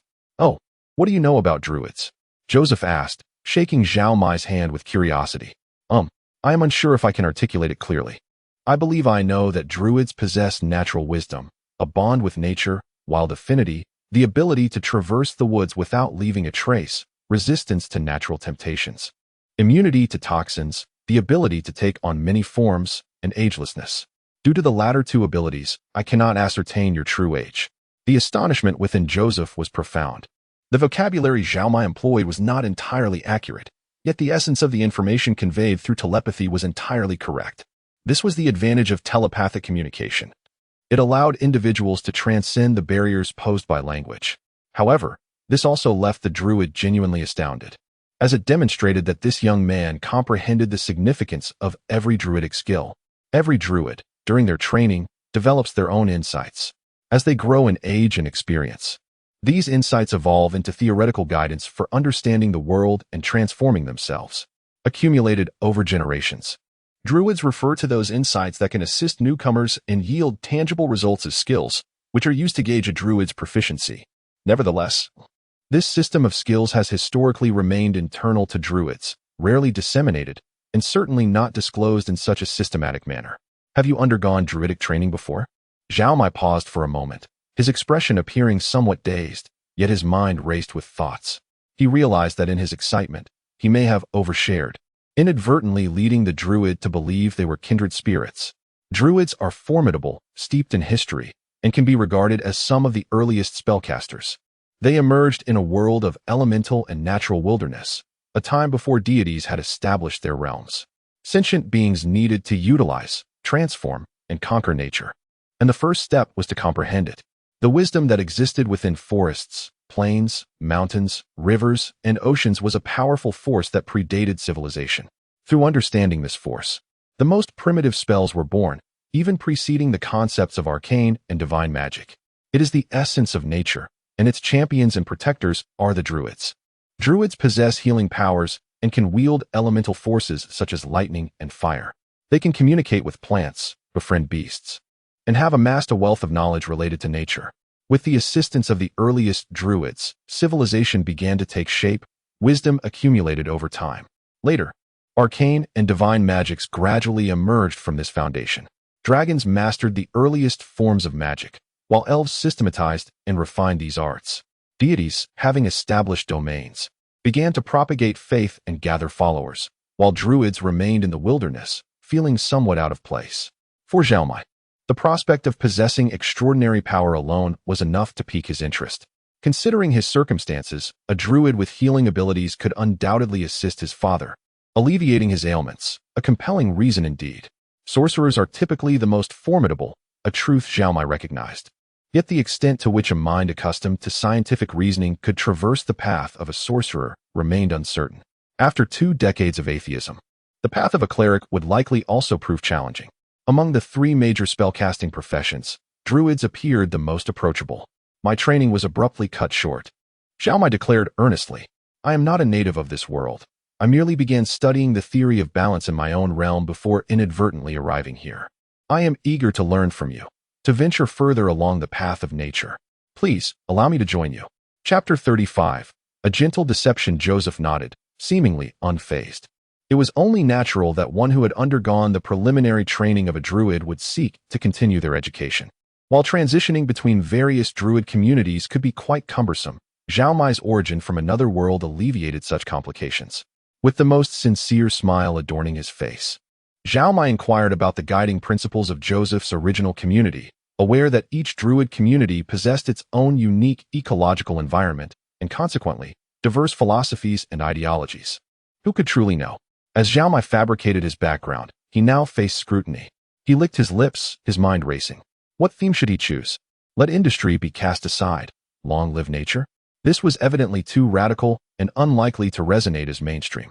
Moreover, with Joseph currently in Nebo Town, where the druid community maintained a harmonious relationship with the town, such a slogan would not be fitting. Discovering self-balance, studying the essence of nature? This notion was universally applicable, yet it felt overly abstract and ill-suited for a more secular druid community, resembling the ethos of hermetic practitioners. Zhao Mai did not wish to be perceived merely as a pure researcher and thinker. His primary objective remained the mastery of healing spells. Suddenly, inspiration struck him, and a brilliant idea blossomed in his mind. Being a druid is not merely a profession, it embodies a culture, complete with its own worldview and methodology. It draws close to nature, embraces the wilderness, and seeks to comprehend the path of balance in the world. However, when it comes to the path of balance, the humble druid may not hold much significance. Our guiding principle is Tao follows nature. The highest virtue is like water, if not for the reliance on telepathy. These 8 characters could never be translated into the common tongue. At that very moment Zhao Mai finished speaking, Joseph was struck as if by lightning, his mind rendered blank. With all external perceptions fading into nothingness, the only thoughts resonating within him were those 8 characters. Tao follows nature. The highest virtue is like water. An overwhelming tide of information crashed through his consciousness, as if these words held infinite wisdom. He felt acutely that this information was the quintessence of truth, encapsulating the supreme Tao, yet he could not grasp it, unable to transform it into personal understanding. It was akin to standing in a golden mountain. Even the slightest acquisition would bring wealth and fulfillment, yet an invisible wall stood in his way, leaving him with an unending sense of regret and nostalgia. Struggling to breathe, Joseph's face turned crimson until Zhao Mai sensed something amiss and gently called to him, allowing him to regain his composure. The druid gasped for air, abandoning any pretense, gripping Zhao Mai's sleeve and asking, what did that phrase mean? It's difficult to articulate. It represents a profound understanding. I can only express it in my own words, and I cannot translate it into the common tongue at this moment. Would you like to hear it? Stop the nonsense, just tell me. Oh. Zhao Mai chuckled inwardly, then feigned a look of rapture, reciting a portion of the Tao Te Ching, deliberately reversing the order. The Tao that can be spoken of is not the eternal Tao. The name that can be named is not the eternal name. The Tao begets 1. 1 begets 2. 2 begets 3. 3 begets all things. All things embrace yin and hold yang, achieving harmony through the vital breath. The highest virtue is like water. Water benefits all things without contention, residing in places that others disdain, thus it is close to the Tao. Dwelling in harmony with the earth, the heart is like a deep abyss, cultivating kindness, speaking with trust, governing with righteousness, engaging in capable endeavors, and acting at the right time. Truly, it is only through non-contention that there is no blame. Joseph barely heard a few lines before he fainted. His hand brushed over the soft fur, often pulling out old strands, while the newly grown hairs were slightly coarser yet still pleasant to the touch. The reserve grain liked to crawl under Zhao Mai's palm, seeking a gentle scratch on its back. If Zhao Mai was preoccupied, it would nuzzle against his feet, proving to be quite undemanding. It was gradually maturing, and once it had shed its baby teeth, it would be considered an adult dog. It did not resemble the dog meat breed. Neither its face nor its tail was similar. The dog meat breed appeared to be golden retriever, while the reserve grain initially resembled a soft, floppy Akita, but as its limbs grew, it lost its endearing clumsiness, resembling more of a pastoral dog. However, this was of little concern to Zhao Mai. As long as it remained by his side, he was content. Reserve grain, do you think I can join the druids? If I learn to establish a natural bond, I will certainly choose you as my animal companion, just as Carl chose the dog meat. Woof. The reserve grain licked Zhao Mai's hand, then rolled over to expose its belly. As Zhao Mai scratched its soft belly, the reserve grain kicked its hind legs in delight, feeling profoundly happy, wishing never to part from Zhao Mai. Following this master, it had witnessed sights previously unseen and experienced unparalleled care. Its only worry was that its master was too weak, necessitating protection, fearing that any misstep could lead to unfortunate consequences. The scene of man and dog playing together caught Joseph's eye. As a seasoned druid, his body was remarkably resilient. Even if rendered unconscious, he would swiftly awaken. The telepathic signals he had received from Mike had profoundly impacted him, even shaking his natural heart, a rare occurrence. He yearned to glean more information from Zhao Mai, but first, he needed to ascertain whether this individual possessed the potential to become a druid. The sole criterion for assessing potential was the ability to harmonize with nature's creatures. Thus, upon regaining consciousness, Joseph refrained from speaking immediately, opting instead to observe the interaction between Zhao Mai and his pet dog. While Zhao Mai could disguise his character and personality, the dog could not. Its emotions were always naturally expressed. The rapport and harmony displayed between man and dog indicated that Zhao Mai indeed possessed the qualifications to become a druid. Having come to this realization, he feigned a yawn, stretching as if just awakening. Chapter 36. So be it. Upon hearing your words, I found them profoundly enlightening, stirring within me a contemplation of nature that led me directly into a meditative state, for which I am truly grateful. Joseph stroked his chin, as though he still possessed a beard. When he realized his hands were empty, he awkwardly smiled, recalling that he was no longer in the form of an elder. If I could continue my studies within your druid community, and if my proficiency in the common tongue were to improve, I would be eager to share my experiences. Zhao Mai generously proposed. However, I can only recite. My comprehension is still lacking, and I may not fully express the meanings. That is more than sufficient. Joseph waved his hand, conjuring water vapor from the air, which crystallized into a delicate frost flower. Each individual perceives nature differently. Perhaps it is a matter of perspective or approach, leading to distinct vistas. Some gaze at the soaring birds above, others observe the creatures of the earth, while some focus on the winds among the trees and the soil beneath the grass. My attention is drawn to water, encompassing rain, snow, frost, and hail. Your reference to the highest virtue being akin to water has deeply resonated with me. I would be delighted to introduce you to the druid community and serve as your sponsor. What do you think? I could not ask for anything more, Zhao Mai replied. I wish to begin my studies promptly, but I am unaware of the local customs. Allow me to ponder. Joseph sat at the stone table, his fingers gently tapping the surface. To cultivate a druid properly, one typically begins by caring for the community's animals, familiarizing oneself with their habits and attuning them to the essence of nature. Subsequently, they are taught to cultivate herbs, understanding the properties of flora and gaining knowledge of herbalism.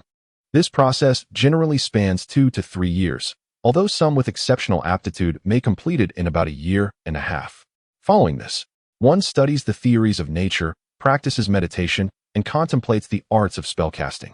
If this path is followed, it will take 2 to 3 years before Mike is introduced to the theories of spells and learns the Druidic language. Among all languages, Druidic is particularly unique, arguably unparalleled. Other languages can be learned by anyone willing to teach, regardless of whether one is a warrior, priest, or mage. However, mastering Druidic necessitates becoming a druid. This language is intricately bound to the Druidic philosophy, beliefs, and magical prowess, serving as a specialized means for druids to articulate their thoughts, convey the laws of nature, and share their insights. If Joseph wishes to grasp the philosophical essence of Mike's original druid community, he must ensure that Mike swiftly acquires the local Druidic language. Well, you already possess a foundational understanding, so there is no need to start from scratch. I observe that you interact well with animals. Do you have any insights regarding plant care? Certainly, I have studied relevant knowledge, Zhao Mai replied, understanding Joseph's intent. I am familiar with various plants, their habits, and some that can be utilized as medicinal herbs. However, this world differs from my own in many respects, so for safety's sake, I could begin anew. That would be a waste of time. Oh, perhaps not. I believe you should be able to self-study diligently. Repetition is merely a waste of time. Is it not? I will heed your advice, Zhao Mai responded with great compliance. To learn spells. Zhao Mai suppressed his excitement and promptly nodded in agreement. I am truly fortunate. My journey here has not been in vain. Joseph exhaled with relief, addressing Zhao Mai. I am grateful for my insistence. Otherwise, I would have missed the opportunity to discover such a promising talent. Could you share with me the details of our druid community? The use of our significantly enhanced Joseph's regard for Zhao Mai. He was not a pure-blood human, inherently gifted with a telepathic ability that set him apart, leading to his abandonment as an outcast. Even after being adopted by the druids, he remained quite isolated. In his youth, he struggled to control this ability, often overwhelmed by the thoughts of those around him, or unable to keep his own thoughts private, projecting them into others' minds. Consequently, few wished to play with him. Interactions were often marked by coldness and severity. As he matured, he learned to control his telepathy, no longer experiencing the mishaps of his childhood. The advantages of his abilities gradually became apparent. Merging with druidic knowledge allowed him to communicate telepathically with animals, making him exceptional in training animal companions or commanding them in battle. He felt pride in his unique gifts, yet this also garnered jealousy from peers. While such jealousy did not escalate into malicious actions, it deepened his sense of isolation and indifference. Among his contemporaries, fewer friends, and younger members regarded him with a mixture of respect and distance, rarely referring to him as one of us.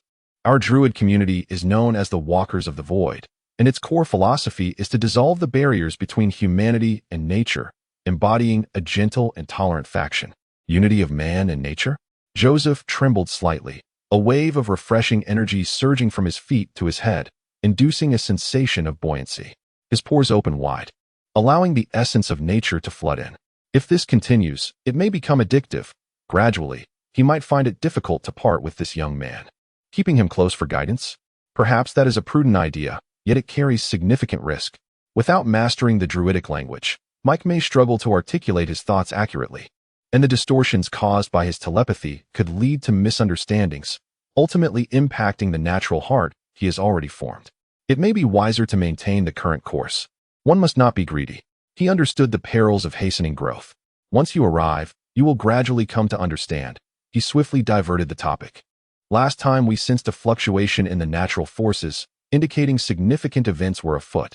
The elders of the Druid Circle located you through the energy changes in the air. I cast a spell to communicate with you. At that moment, I sensed your potential, though the elders believed they had misidentified their target. Is there anything I can assist with? Zhao Mai inquired earnestly. Chapter 37. Oh, thief acquiring a few eggs was a trivial task for Zhao Mai. Although he was uncertain about the appropriate quantity to purchase, his exuberance at the moment led him to forget to inquire. Nonetheless, eggs were inexpensive, 2 for a copper coin, so he decided to buy 30 and also picked up a basket. Upon seeing Zhao Mai, the rotund proprietor of the Hearthstone greeted him warmly with a wave. Their daily encounters at breakfast, lunch, and dinner, coupled with their exchanges during comings and goings, had fostered a bond akin to that of neighbors. What brings you here with such a large quantity of eggs? Are you dissatisfied with the quality of my eggs? After a brief exchange of pleasantries, Zhao Mai ascended the stairs. His loyal dog, Reserve Grain, sniffed the air and suddenly barked, dashing up the stairs. Zhao Mai set down the eggs, drew his short sword, and followed closely behind. The door to the room stood ajar, revealing clear signs of disarray within. Reserve Grain promptly inspected every corner, while Zhao Mai lifted the bedclothes.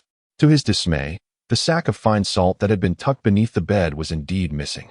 It was evident that a thief had struck. While fine salt was costly, its production was surprisingly inexpensive, meaning Zhao Mai's loss was not substantial. The true valuables, his mobile phone, car keys, fortune coins, and universal language dictionary, were always on his person. The primary suspect was none other than the notorious gremlin. Just 2 days prior, Zhao Mai had mentioned his intention to discreetly sell certain items, hinting at a means that would not attract attention. Such a valuable and compact item would indeed attract the interest of a thief. For over 2 weeks, Gremlin had been a constant presence, laboring late into the night, easily discerning the local situation. Even if he had not previously noticed the salt beneath the bed, after Zhao Mai's inquiry, he might have been inclined to search for it himself.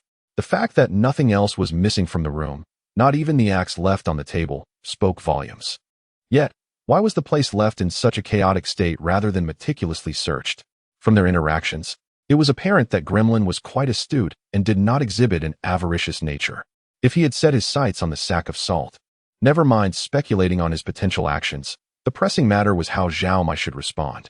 Reserve grain, come here and take a whiff. There was a leather pouch for salt here. Can you discern its whereabouts now? The stout innkeeper appeared momentarily taken aback, a flicker of anger crossing his face. He immediately set down his belongings, wiped his hands on his apron, and thundered up the stairs. Zhao Mai did not need to follow the innkeeper. Such matters were best handled by someone well-connected like the tavern owner. The good druid was now eager to discover who had wronged him to take appropriate precautions. Reserve grain trotted along the streets, weaving through narrow alleys, gradually distancing themselves from the town center. The people here cast wary glances, their expressions tinged with suspicion, as they regarded the sudden appearance of a man and his dog with disfavor. Zhao Mai remained vigilant, assessing the identities and capabilities of those around him, ever prepared for unforeseen events. The main thoroughfares of Nebo town were clean and tidy, bustling with activity under the bright sun. Registered adventurers from the guild kept a watchful eye on anyone likely to cause trouble, ever ready to seize a bounty. This area was undoubtedly safe. However, in the dimly lit alleyways, narrow, shadowy, and seldom traversed, becoming a victim was never a fortuitous fate, regardless of whether the perpetrator was caught afterwards. Navigating such places swiftly was paramount, and the man and his dog hastily traversed half the town, arriving before a house with a small, private courtyard. Reserve grain indicated that the salt must have been brought into this very place, without a doubt. The structure was a 2-story building with a fireplace, its pointed roof possibly concealing a small attic. The doors and windows were tightly shut, thick curtains blocking the warm sunlight and prying eyes. The waist-high iron fence encircling the yard contained some onions and carrots. There were no guard dogs, only a weathered sign reading, "Private property, trespassers will bear the consequences." A similar sign could also be seen on the front door. Zhao Mai, hand resting on the hilt of his sword, paced before the courtyard gate. He grasped the intentions of the inhabitants and called to reserve grain before departing. Inside, 3 spies from the Iron Claw Guild lowered the curtains, exhaling in disappointment. "All right, let us pack everything up. That fellow is quite cautious. He approached. Could it be that he sensed us?" A diminutive man with a sharp face lowered his crossbow, speaking dejectedly. "He shouldn't have been able to detect our presence, should he?" The middle-aged leader shook his head. "It's unlikely. I suspect he is merely concerned about potential trouble and has opted to retreat for the time being. He may seek assistance, so remain vigilant, understood? There are always individuals with remarkable talents, much like our guild leader," the middle-aged man admonished. "You are too greedy. We have a mission at hand, yet you attempt to pilfer. If we jeopardize our leader's affairs, we will have a lot to answer for." "That won't be an issue," the sharp-faced man chuckled. "I overheard them discussing a valuable item, and to my surprise, it was a sack of elven alchemical salt, weighing a hefty 13.5 pounds, worth over 800 gold coins. Understood. Since no one was harmed, this simple theft shouldn't draw excessive attention from the town, rendering the risk manageable. In fact, if that lad had blundered in here, it would have been ideal for us to eliminate him.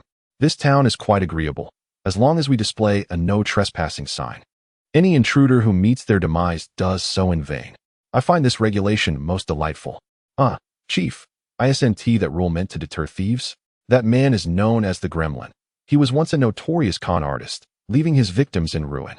For reasons unknown, he has since retired from gambling and distanced himself from the vice, managing to escape unscathed. The short man remarked to his companions. "I will go and persuade him. If he remains uncooperative, we may have to resort to darker means. According to protocol, he should be eliminated swiftly. Go on and take care of it. I'll contemplate our next steps." The middle-aged man waved his hand, sending his subordinates off to their tasks. Chapter 38. "Oh, please don't." Green's eyes widened slightly, a subtle smile gracing his lips as he regarded the robber across from him with an expression of feigned innocence. He had mastered this art during his days as a card player, effortlessly diverting the attention of his opponents. True to form, it wasn't long before the young guard watching him averted his gaze, aimlessly scanning the dimly lit room. This space offered little of interest. It was merely a windowless basement previously used for storage. Since the house had been converted from a residence to a rental, the remnants of clutter had been cleared, leaving only the imprints of once stacked cabinets and a few battered wooden planks in the corners. With a subtle twist of his wrist, Green's slender fingers deftly began to manipulate the ropes binding him, gradually loosening the knots until they fell within his grasp. Maintaining his smile and steady gaze, his 10 nimble fingers worked tirelessly. Once he discerned the method of his captor's bindings, he silently unfastened the knots and swiftly fashioned a slipknot that he could easily control. Should danger arise, a mere flick of his wrist would allow him to escape his restraints. The theft of Mike's belongings had placed Green in a rather precarious position, particularly since just 2 days prior, Mike had inquired about potential avenues for selling goods. After painstakingly establishing a reputation and credibility in town, finally shedding the identity of a gambler to reclaim his life, would it all be undone by these foolish thieves? They truly deserved the label of fools. Through their conversations, Green pieced together the chain of events. This motley crew was seeking a window to surveil a target, but had mistakenly entered the wrong room. Though their appearance remained a mystery, their voices suggested that a small-statured individual had brazenly forced open Mike's door and strolled in. The tools left in the correct room would not magically transport themselves to Mike's quarters, leading the thieves to rummage through the space until they stumbled upon a bag of salt. Realizing their blunder, they hastily departed.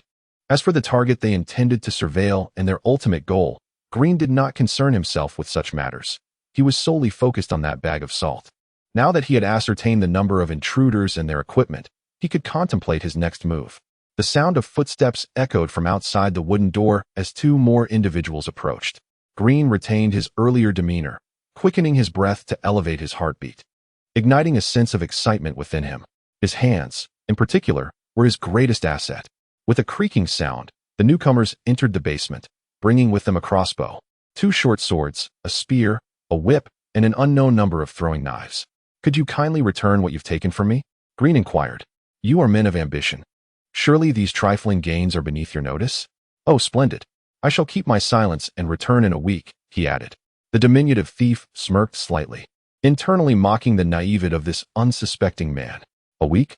They would be gone from this place in an hour." "Very well then, it is settled. You may leave now. Wait a moment. I need to keep him for a few more minutes." Another robber licked his lips, casting a chilling, peculiar gaze at Green. He unfastened his shirt, revealing his hairy and muscular chest. "I wish to converse with this once-renowned gambler a while longer. Do you know who I am?" Green blinked innocently. The thieves exchanged knowing glances, chuckling softly. "Some of us have witnessed your prowess at the gaming table. It was truly enviable. Were it not for your former ties to our world, we would not have offered you this opportunity. The Iron Claw Guild would be delighted to have you back in the fold, requiring no risk on your part, merely the responsibility of ensuring that no other players cheat." I shall consider it. I hope you will honor your word. I am not yet inclined towards that path." "Heh, you will change your mind." The hairy-chested robber chuckled, dismissing his companions with an impatient wave. He then closed the wooden door, his gaze lingering between Green's legs. "I wonder how long you can endure. I eagerly await a surprise from you." I do not believe this is a wise idea." Green, calmly unfastening the ropes behind him, began to wrap them around his hand. However, his eyes betrayed a mixture of panic, astonishment, and fear. "I quite like your current expression," the hairy thief said, squatting down and reaching up from Green's knee. "In just a few minutes, you shall surely be bending to my will." Green would not allow that hand to reach his vulnerable areas, for such an act would be contrary to the mainstream aesthetic sensibilities of the readership. His arm spun forward like a windmill, ensnaring the rope around his opponent's neck, while simultaneously tying a knot to press against the hairy thief's throat. The sudden turn of events caught the hairy thief completely off guard. The last vestige of air escaped his throat, transforming into a raspy gasp. He reached out in a desperate attempt to seize Green, but the latter had anticipated such a maneuver, flipping over his opponent's shoulder and slipping behind him. With a knee pressed firmly against the thief's back, Green yanked the rope with all his strength. The hairy thief, in a state of panic, toppled over a chair, losing his only opportunity to use it as a weapon or to save himself. The rope tightened to the point where his neck made a bone-chilling cracking sound. Green showed no signs of relent, his agile hands transforming into a vice grip that could likely crush steel. Fury coursed through him as he tightened his hold, mentally cursing, "Knowing my identity, you cannot leave. I will not permit anyone to disrupt the life I have painstakingly built." Moreover, this loathsome creature sought to impose himself upon me. Should he succeed, how could I ever continue my life? However, the sound that escaped his lips was enough to send shivers down one's spine, a blend of despair and dread. "Oh, this cannot be. How could this happen? You must stop." This voice slipped through the door, faintly reaching the ears of the other thieves, who exchanged knowing smiles. Chapter 39. Discovering a coin. What he longed for most was a crossbow, powerful and convenient to use. He had previously observed the ranger Carl carrying a crossbow all day long, and he felt a pang of envy. Lacking the time to practice archery or the use of a sling, the crossbow had become his optimal choice. After browsing several blacksmith shops and examining the wares in the stores, Zhao Mai was perplexed to discover that there were no crossbows available locally. This was utterly illogical. There must be an underlying issue. As the most accessible ranged weapon, it would surely be in high demand among adventurers and farmers alike. Could it be that demand had not yet fostered a market? "Hey, crossbows." Almost all the shopkeepers responded with the same dismissive attitude. "We have no stock. If you truly desire one, I can place an order for you." However, only a few crossbows are released each year, and they do not come cheap. "Are you certain you can afford it? Wasn't the price for a light crossbow 35 gold coins and a heavy 150? This price was derived from the cost of other weapons. Although there might be some discrepancies, the prices in Nebo town remained relatively stable. A longsword could be purchased for 15 gold coins, while a longbow would cost 75. Considering manufacturing costs and other factors, the price of the crossbow should indeed align with what he was told. "Unfortunately, you've come at a bad time." The shopkeeper remained unyielding. "If you want a crossbow, you must place an order. That is the current rule. If you wish to negotiate for immediate stock, 200 gold coins is a reasonable amount. Alternatively, you could visit the guild and purchase from other adventurers. That is also an option." After the salt was stolen, Zhao Mai had less than 40 gold coins left, which would typically suffice to buy a light crossbow for self-defense. The events unfolding in the shop appeared to be a monopolistic price-gouging scheme, and Zhao Mai, alone, could not contend with the alliance of shopkeepers. As for buying from adventurers, that would likely entail additional costs. Who would be foolish enough to sell at such a time? The most prudent solution to this predicament would be to gather a batch of reasonably priced crossbows and flood the market. However, such an action would inevitably raise the alarm of local authorities. After all, a crossbow was still a weapon, something not easily manufactured, stored, or transported by just anyone. It was difficult to ascertain whether the merchant's actions were influenced by those in power, or if they were merely acting on their own accord. Should he resort to acquiring a sling as a temporary measure, or perhaps practice throwing knives? Zhao Mai shook his head, temporarily discarding these notions. He resolved to continue his exploration, as he might yet stumble upon a fortuitous find. In addition to the shops lining the streets, there were also some vendors with stalls. A straw mat displayed their gathered or hunted treasures, while others sold various homemade edibles. Lacking seasoning, the food appeared enticing, but the aroma and taste left much to be desired. Spotting a vendor selling skewered meat, he questioned what animal the meat on the skewer originated from, reminiscing about the spicy, salted, and cumin-laden lamb skewers from Earth. Suddenly, the fateful coin reacted, growing warm and vibrating against Zhao Mai's chest. He stepped back, and the vibrations ceased. Moving forward intensified it. So this was how it worked. With a surge of excitement, Zhao Mai proceeded in the direction of the strongest vibrations. Before him stood a dwarf, about 1.4 meters tall, yet broader and thicker than a 2-meter-tall human. His thick brown hair and equally dense brown beard blended together, giving him the appearance of a lion. The lightly clad dwarf wore a half-moon iron helmet entwined in his hair, donned a craftsman's uniform, and held a double-barreled hunting rifle. Wade Zhao Mai rubbed his eyes, incredulous. 2 long black tubes, a black wooden grip, and 2 independent fire cords. This was undoubtedly a dwarven firearm. Had technology advanced to such a degree? Stroking his chin, Zhao Mai decided to engage in conversation, motivated both by the fateful coin and the intriguing firearm. The dwarf, Sok, yearned for recognition among humans for the weapon he had crafted. His own clan was steeped in tradition, showing little acceptance for new inventions, leaving him unsupported in his endeavors. Hearing that Nebo Town was the most open and inclusive place in northern Gralian, he had journeyed here in hopes of fortune. The townspeople were willing to let him demonstrate his weapon, attracting several merchants to observe. Yet at the crucial moment, his firearm failed to fire. Lacking affirmation, he faced ridicule, leading him to question whether he had erred, incurring the disdain of the dwarven god. Perhaps he should focus on hammers and battle axes instead of inventing firearms. Hey, dwarf. I am quite interested in the weapon you hold. May we converse? Zhao Mai weighed the contents of his purse and addressed Sok. I reside not far from here at the Hearth Inn, where the stew is delightful and the ale is sweet. I sincerely invite you. Do you have time now? Certainly. Sok seemed to harbor no reservations, readily accepting Zhao Mai's invitation. Anyone who had sniffed the stored grains and bore no hostility was trustworthy. It was said that a person emits distinct scents based on their emotions, allowing keen-sensed animals to discern anger, joy, sorrow, and hostility. While uncertain of the accuracy of such judgments and the potential for wrongful accusations, Zhao Mai had no better alternative than to trust his loyal companion. As the two walked and conversed, they introduced themselves. Zhao Mai, of course, reiterated his usual explanation, hoping the dwarf would be understanding of his limited proficiency in the common tongue. Despite his bushy beard, many humans assumed Sok was an adult and treated him with little formality. Few knew he had only just reached adulthood. Zhao Mai's friendliness quickly fostered a harmonious atmosphere. Before they could delve into serious matters, Sok had already developed a fondness for this affable human. Upon reaching the Hearth Inn, they found no sign of the plump owner. Only the chef, seizing the opportunity before the dinner rush, was serving at the counter. Zhao Mai purchased a small barrel of ale, approximately 15 liters, and brought it to their table. The clear foam overflowed from the oak cups, invigorating the dwarf's spirits. Let us first raise a toast to our elders, our families, and those who care for us. We can discuss other matters later. Sok, parched, was eager to immerse his entire face in the cup. The aroma lingered in his mouth, while a refreshing sensation coursed from his throat to his belly, radiating throughout his limbs. He set down the cup and noticed Zhao Mai's was empty as well, marveling at his impressive capacity for drink. Zhao Mai, however, did not notice the dwarf's raised middle finger. He was focused on the entrance of the tavern. In walked Glenn, his clothes tattered, one arm hanging abnormally, while the other clutched a leather pouch, the very one that contained the stolen salt.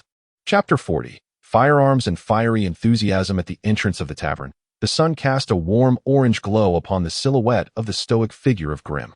He stood silently, resembling a statue. Zhao Mai rose from his seat, pulled out a chair beside him, and gestured for Grim to take a seat. I have been wondering where you went. It is a relief to see you unharmed. Zhao Mai took the salt pouch, tossed it onto the table without a glance, and reached out to assess the condition of Grim's injured right shoulder. The grimace on Grim's face suggested that his injury was quite serious. You have dislocated it. I can help you. In the spirit of camaraderie, the dwarf Sok stepped forward and grasped Grim's arm, giving it a forceful twist, though it appeared somewhat reckless. After a few cracking sounds and exclamations of pain, Grim was able to lift his shoulder and move it somewhat normally again. Thank you, good Sir Dwarf. Your skills are commendable.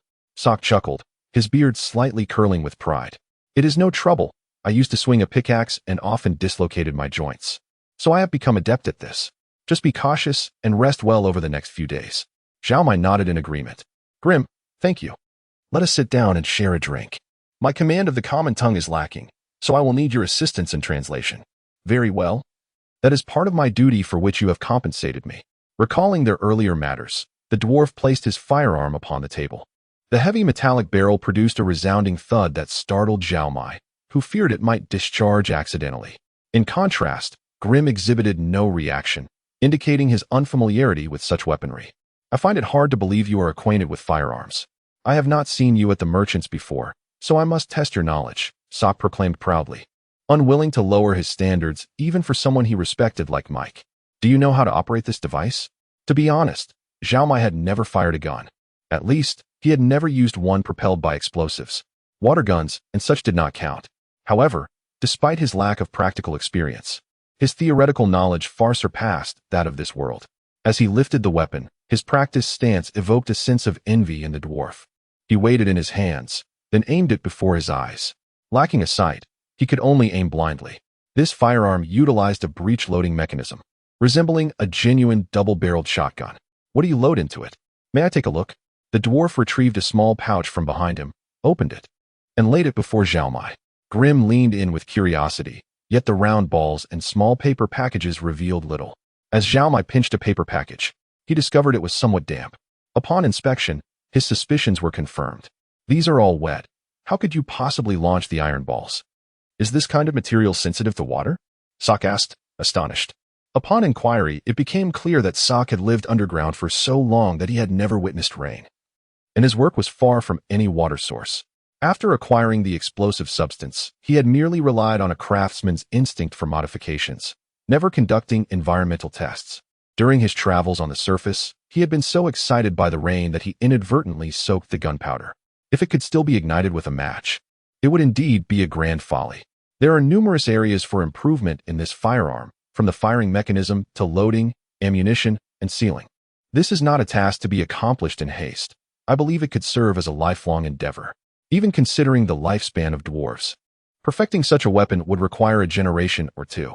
What Sok longed to hear most was this statement, a magnificent lifelong pursuit. He considered himself a genius craftsman. However, creating swords and hammers did not provide him with much satisfaction, as they were not his inventions. Only with this firearm, if it held promise, could he delve deeper and potentially become a master in his own right. I am not a craftsman. I can only provide insights from a user's perspective, Zhao Mai said to the dwarf. Currently, your operation involves opening the mechanism, loading the projectile, adding gunpowder, pressing on the match cord, lifting it, and aiming. Doesn't this sequence seem overly complicated? If you could utilize moisture-resistant, combustible, and low-residue paper to pre-pack the projectile and gunpowder, would that not be far more convenient? Wouldn't that mix the gunpowder and projectile together, compromising accuracy? You could enclose them in a paper tube, separated by a layer of paper in between. Mark the ends with paint to prevent confusion when loading. That would solve the issue entirely. The dwarf's eyes widened in realization, his mouth forming a perfect oval. After a few moments, he cradled his chin with his hand, finally managing to close his mouth. Even indulging in a barrel of fine wine would not induce such a euphoric, dizzying sensation in Sok. He felt a surge of inspiration erupting within him like a volcano, and his muscles trembled with anticipation to begin working. Your suggestion is spot on. I can only propose improvements. Whether they can be realized remains uncertain, Zhao Mai candidly replied. For instance, you could incorporate a sighting mechanism with 2 fixed protrusions, allowing for eye alignment and ensuring the direction of the muzzle. Crossbows and bows lack this feature. Perhaps this is the path for future development. Sok's mouth gaped open once more, his admiration for Zhao Mai reaching new heights. If he could present even better ideas. Sok resolved to regard him as a lifelong mentor. May I call you teacher? Sok exclaimed, leaping from his chair and rushing around the table to embrace Zhao Mai. Zhao Mai experienced the sensation of being crushed under a landslide. His lungs, heart, and stomach surged toward his throat, and his insides felt as if they were being squeezed out. Regrettably, the reserve grain nearby wagged its tail excitedly, tongue lolling, seemingly oblivious to the chaos, offering no assistance. Finally, it was Grim who spoke, prompting the dwarf to release Zhao Mai. Teacher, your insights have been profoundly enlightening. I am eager to put these ideas into practice. Zhao Mai took a moment to regain his composure and carefully considered his words before addressing the dwarf. I merely offer suggestions. My practical skills are lacking. At most, I can assist you with ideas during your design process. If a blacksmith's forge is available, how long do you think it would take you to recreate this firearm? If the materials are ready, meaning the furnace, anvil, molds, and a few assistants, perhaps 2 to 3 days. Then what are we waiting for? Gather everything. I will resolve this matter, Zhao Mai declared confidently, rest assured. Chapter 41. Cross-boundary partners. The dwarf, with an innocent expression, eagerly presented his pouch of coins to Zhao Mai without a moment's hesitation. Green, half opening his mouth as if to voice a thought, ultimately swallowed his words instead. During his most prosperous days, Green's gambling stakes at the card tables often exceeded 1,000 gold coins per game. Although the pouch of salt held significant value, it was not quite at that level. What he truly sought was not unlike the dwarf Sork. It was the recognition of others. Though he possessed more worldly experience and was not as obsessively fixated on a single pursuit. Thus, he inquired, why do this? Subsequently, Zhao Mai opened the dwarf's pouch, rummaged through it, and extracted a gold coin, which, as it happened, was the fabled coin of fate. As for me, I shall keep this coin as a token of my contribution. Even brothers should keep accounts clear. The dwarf raised his cup, exclaiming, "To friendship, to enterprise." I find it somewhat inappropriate to accept this half pouch of salt without a counterbalance, yet to refuse would be rather pretentious. Thus, I shall instead convert it into coin for investment, Green remarked to Zhao Mai. The sky is still not too dark. I can finalize this matter before the guild closes, and then contact the blacksmith, so we may commence work by morning. Zhao Mai, taken aback, pointed at the salt and asked, "Is it truly that simple to handle?" Initially, I was unaware of what you intended to sell and presumed it would be rather complicated. However, upon learning it was this commodity, I realized I had overthought it. The salt is not hazardous. No one is concerned about its origins. Besides, everyone requires salt, ensuring a steady market. If the conditions are met, it can be directly entrusted to the guild for sale. The guild will charge a nominal commission but will settle the payment immediately. Salt has a historical market value to reference. Everyone has a general idea of its worth, and the guild would not deceive us. Then it's settled. You go about your tasks while I peruse the dictionary, aiming to grasp the relevant terminology, and then compile a list with Sork to see what else we need to procure. It seems I shall be working through the night, but Zhao Mai raised his cup. To us. To us. The three cups clinked together with a resounding crash, foam cascading into the air, a joyous mingling of spirits. The trio parted ways. Green the raucous scurried off to handle various errands, while the other two busied themselves at the inn. The dwarf Sork regarded Zhao Mai as both mentor and friend, and naturally, he expected a feast. I require a substantial amount of food to replenish my strength, and it would be prudent to have some reserves. That is no issue. Inviting others to dine is a cherished tradition among the Chinese. It may even warrant the utmost distinction. This time, eat heartily, and if you could craft a firearm for me, that would be splendid. That shall not pose a problem. The dwarf Sork chuckled heartily. You need a firearm for protection. You are rather weak. Huh, must everyone declare me weak? Is it that evident? Indeed. It is clear you have immersed yourself in books, lacking in physical training.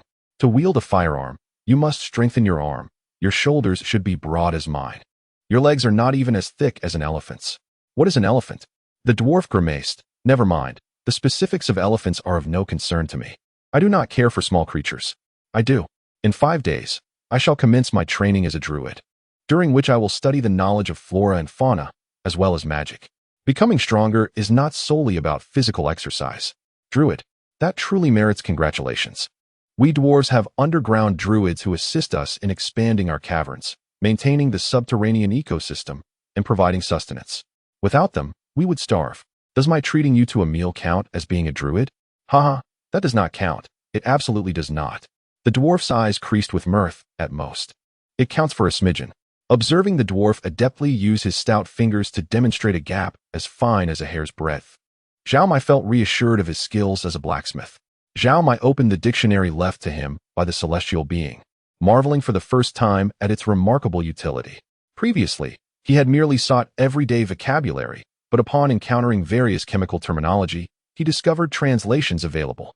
Moreover, it meticulously outlined ways to ensure local inhabitants could accurately comprehend these terms.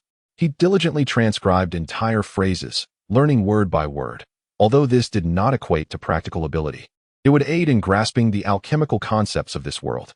Any avid reader of web literature would recognize black powder as the quintessential method for conquering alternate realms. A technological triumph. However, Zhao Mai did not believe that, without the support of an industrial system, black powder would wield any overwhelming power against meteoric assaults. Even if aerial weaponry could be deployed, what could be achieved against interdimensional strikes? Gazing at the dwarf voraciously devouring his meal, Zhao Mai contemplated sticking to his original plan and refraining from divulging the formula and processing techniques just yet. Broadly speaking, he was concerned about revealing too much and potentially drawing the attention of certain deities. On a more personal level, he found it difficult to explain to the dwarf how he derived the formula. Clearly, Sork would not cease his research, nor should Zhao Mai confine his thoughts. In a world without gunpowder, there were still man-made methods of explosion. Why should he burden himself with unnecessary worries? As he pondered, he pinned down notes, obscuring the true recipe with a haphazard array of terms, while also compiling a list of what could potentially be acquired. Chapter 42. The Three Musketeers at Zhao Mai's suggestion. The dwarf Sok resolved to craft 3 muskets simultaneously, each featuring a double-barrel design with identical bore diameters. Green desired a weapon that would be diminutive, ideally not exceeding the size of a dagger, and absolutely not larger than a short sword. Zhao Mai, on the other hand, preferred a slightly larger model to accommodate a bayonet, which he intended to use as a short spear. The idea of incorporating blades sparked Sock's creativity. He abruptly slapped his forehead, deciding to affix a hammerhead to his larger musket, which could then serve as a warhammer post-firing. What? Sock did not catch the name clearly. He was in the rented blacksmith's shop, inspecting the tools, effortlessly lifting a several hundred-pound anvil with both hands and relocating it with ease. Zhao Mai wiped the sudden perspiration from his brow, attributing it to the excessive heat from the nearby forge. Is the equipment sufficient here? About right, I suppose. Human blacksmith shops typically operate at this level. I shall assess the quality of the pig iron. You can sit here for a moment. By the way, do not touch anything. I've organized everything according to my usual practice. Zhao Mai shook his head, assuring that he would not disturb anything. Observing the efficiency of Green's operations in this blacksmith shop filled him with admiration. While Sock enjoyed a hearty meal consisting of 4 chickens, 2 legs of lamb, a whole barrel of ale, and a bowl of potatoes, Green managed to sell salt and secure the blacksmith shop. Now, he was perusing the list Zhao Mai had compiled, eager to procure all necessary items from the nearby alchemical supply stores before they closed. There was no immediate urgency. Yet upon hearing that Zhao Mai would embark on druid training in 5 days, Green felt invigorated. At this juncture, any assistance I can provide you is worth the effort. Alas, the temperature of this forge may be insufficient. I utilized a magma furnace in Yangdahof, where one can forge steel of adequate strength. Yangdahof, is that your homeland? I must visit you someday.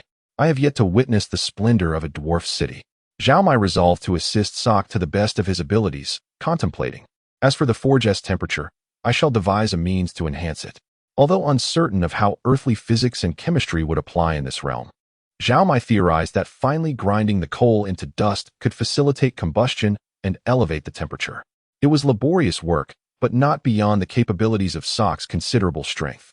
With nothing else to occupy his time, Zhao Mai took on this task. A splendid idea, let us proceed thus. Come and assist in preparing the materials and tools.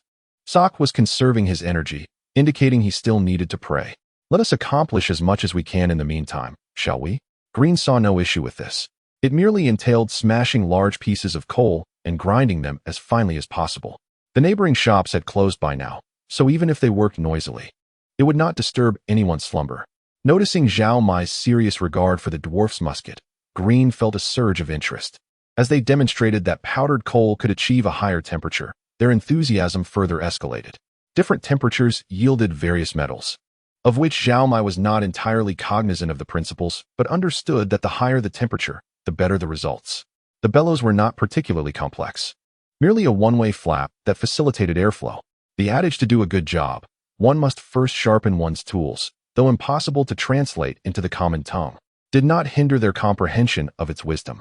The first day's endeavors primarily revolved around establishing the working environment, drafting technical diagrams, and assigning tasks. The dwarf found it perplexing, as he was accustomed to diving into work fueled by passion, taking breaks for ale when fatigued. However, Zhao Mai insisted on instilling good work habits in Sock. Only by documenting the design could more dwarves grasp the process and transform it into a legitimate enterprise. In truth, the design was primarily a means for Zhao Mai to inject his own ideas. Having perused numerous structures of various firearms online, he felt confident in proposing several suggestions. Since the weapons being crafted were essentially shotguns, they did not necessitate the complex mechanisms of automatic reloading or shell ejection. Thus, the focus remained on ignition and rapid loading. The quality steel must be utilized at the cutting edge, and the loading, ignition, and sealing were indeed the cutting edges of the musket. Zhao Mai articulated his theories, while Sock and Green merely nodded in agreement. By employing cardboard ammunition, we can leave a sharp point at the end of the chamber. Inserting the cardboard would puncture it, exposing the combustible powder within. The challenge lies in accurately igniting the powder. Green shrugged, acknowledging that this was evidently not his forte. He resolved to be an attentive listener and servant, not concerning himself with anything beyond that. The dwarf appeared to be contemplating, scribbling on the table with his finger. After a while, he raised his head and proclaimed, "I have a brilliant idea. Allow me to share it, and you can provide your insights." The dwarf proposed employing runic magic to transmit the sparks generated by the collision of flint and steel precisely to the bottom of the chamber, at the tip of the firing pin. This would incur additional costs, primarily for the acquisition of ruby powder and other materials. Nevertheless, the dwarf wholeheartedly agreed with the sentiment that quality steel must be utilized at the cutting edge. This approach would alleviate concerns about rain dampening the fuse. If you could take it a step further and utilize metal casings, that would be splendid, for then we would have no fear of water whatsoever. Zhao Mai suggested, craft a cylindrical casing with a small hole at the center of the base for filling it with powder, then seal it with a thin layer of wax. As long as the ammunition is loaded with some force, the wax can be punctured, allowing ignition, correct? Master, we shall proceed as you advise. The dwarf exclaimed with glee. Dancing about, metal casing, metal casing. This is our forte as dwarfs. Zhao Mai wiped his brow, successfully integrating his ideas into the project. If this continued, who knows? Perhaps a bolt-action rifle would soon emerge. This world possessed its own body of knowledge. Even if Zhao Mai was unaware of the precise concoctions for gunpowder and explosives, a complete technological tree or magical tree would inevitably offer alternative solutions. The crux of the matter now lay in determining the extent of the dwarf's craftsmanship. As Zhao Mai surveyed the tools within the blacksmith shop, he pondered how to forge a satisfactory gun barrel. Chapter 43, Three Musketeers to what? Why not first create the tin plate, roll it up, and then adhere it? Is this how humans operate? The dwarf Sok expressed his incredulity, stroking his beard before continuing. From a structural standpoint, it should suffice, but it certainly would lack durability. I do not mean to boast, but I have witnessed the craftsmanship of human artisans, and much of it would be considered scrap by our standards. Sok's disdain was directed towards the human craftsmen of this world, not those of Earth, and Zhao Mai paid little heed to his remarks. No matter how skilled the dwarven artisans were, could they match the power of a 10,000-ton forging press? Observing Green's demeanor, it appeared he too concurred that dwarven craftsmen surpassed their human counterparts. Should Sok's firearm discharge successfully, or should he merely produce ordinary blades? The merchants of Nebo Town would surely treat him with the utmost respect, leaving no opportunity for Zhao Mai to acquire such a treasure. The trio meticulously reviewed their checklist, confirming that all preparations were complete, and thus they divided their tasks. Sok began by crafting the mold. He bypassed the conventional methods of using a wooden pattern followed by a clay model, opting instead to sculpt directly from a large rock. Dwarves are exceptionally adept at utilizing stone tools, and in this regard, Sok indeed possessed commendable skills. Meanwhile, Zhao Mai, with an air of mystery, held a chest of alchemical materials, commencing the creation of granular gunpowder. In terms of explosive power, the combustion of powder is swifter, releasing force instantaneously. However, a bullet requires sustained thrust within the chamber, particularly when the seal has yet to meet standards. Thus, a longer burn time can yield a higher initial velocity. The only uncertainty Zhao Mai harbored was the relationship between granule size, bullet weight, and chamber length, a challenge that defied standardization and precision in experimentation. With a general direction established, he resigned the remainder to fate. Which deity oversees the artisans? Should I offer a prayer? Zhao Mai inquired. Oh, I have already taken care of that. You need not worry, Green replied. While he could not contribute to the craftsmanship, he never overlooked such minor details. Aside from praying to the gods, making offerings, and securing their daily meals, Green also managed external communications for the trio. The incident at the Hearthstone Inn had yet to be resolved. The capture of the thief was essential for closure. The rotund proprietor feared the rumor of theft from his establishment would tarnish his reputation, and thus he urged the town's constable to expedite the investigation. Consequently, the constable would inform the victims, "We have apprehended the thieves. They resisted arrest and were killed in the ensuing conflict. Unfortunately, your lost possessions remain unfound. They may have already been disposed of. However, we did recover some stolen funds, which may include the proceeds from your belongings. These thieves were linked to several other incidents. Hence not all of this money can be returned to you. Now, do remind me, what exactly did you lose?" Zhao Mai operated the bellows. Green added coal powder and adjusted tools, while Sok focused intently on managing the iron ingot. In truth, it was only the dwarf who truly exerted himself. The other two busied themselves with peripheral tasks. The temperature is still slightly lacking. It could be higher, Sok lamented as he gazed at the fire. Green, just toss a handful of carbon powder in. Zhao Mai strained as he pumped the bellows, his tongue extending like a long reserve of provisions. The addition of carbon powder proved effective, as a look of delight ignited in Sok's eyes. He vigorously rubbed his hands together, a crimson glow emanating from his palms. traveling up his wrists and arms until it enveloped his elbows. "What is this? Some dwarven magic?" Zhao Mai inquired, but was hushed by Green's admonition, "Do not disturb him." Thus, the dwarf continued to listen, tap, and sway, repeating his actions. After a brief moment, he grasped the mold and pulled outward with force. The stone shattered into countless fragments, revealing a long, thick barrel before them. The iron had not yet cooled completely. It remained glowing red. The dwarf, without the use of tongs, boldly seized it with his bare hands. The red glow dimmed slightly, but still shielded his hands from the searing heat. Craftsmanship demands a certain tactile sensation, and with the dwarf's ability to grasp the glowing iron rod, who could rival his skill? The 2-meter-long barrel resembled a stout rod, effortlessly rotating in Sock's hands. He marked a spot with tongs, indicating where it would later be severed. Sock gestured for Zhao Mai and Green to step back, then invoked the dwarven artisan's spell. This spell was quite a spectacle. The visual effects were awe-inspiring, yet its workings remained inscrutable. Resounding dwarven runes appeared in midair, advancing along Sock's fiery arms before being pressed into the iron tube by his palm. Concurrently, Sock raised a large hammer and began to strike rhythmically, alternating between light and heavy blows, sometimes adding a rotational force at the moment of impact. Surely this will not bend the hollow tube. A protrusion on the inner wall could easily lead to a rupture. Zhao Mai fretted anxiously from the sidelines, eager to interject, but finding no opportunity. Sock maintained a rhythm in his work, leaving no gaps for interruptions. Seemingly unsatisfied with the tube's condition, Sock occasionally returned it to the forge. Increase the heat. Add carbon powder. His deep voice resonated repeatedly. However, he spoke in Dwarven, and only after Green translated could Zhao Mai comprehend. It was said that life is the greatest teacher. The first 2 Dwarven phrases Zhao Mai learned were increase the heat and add carbon powder. After laboring tirelessly, Sock's relentless hammering left the tube's exterior still uneven. Even Green appeared puzzled at this point. The 2 humans squatted nearby, occasionally sipping ale to cool down, patiently awaiting the outcome. Unable to contain his curiosity, Zhao Mai picked up the tube once it had cooled. The polished, flawless iron barrel exhibited no imperfections or blemishes. All he could do was admire the craftsmanship and scratch his head in awe, exclaiming, "Magic is truly wondrous." Chapter 44. The 3 Musketeers. The state of the iron pipe brought great satisfaction to the dwarf. After indulging in a hearty feast, he harnessed this momentum to craft several cast iron pieces. It is said that these would eventually be transformed into components for firearms after undergoing cutting, drilling, and polishing. Zhao Mai could discern some aspects from the finished product, yet was unable to recognize any of the cast iron pieces. This illustrates that while an ordinary person perceives merely a stone, an artist sees a statue. The true artistry lies in revealing the exquisite from the mundane. Undoubtedly, what the dwarf was engaged in was a form of art. In the ensuing tasks, Zhao Mai and Green found themselves unable to contribute, leaving them to await the dwarf's completion.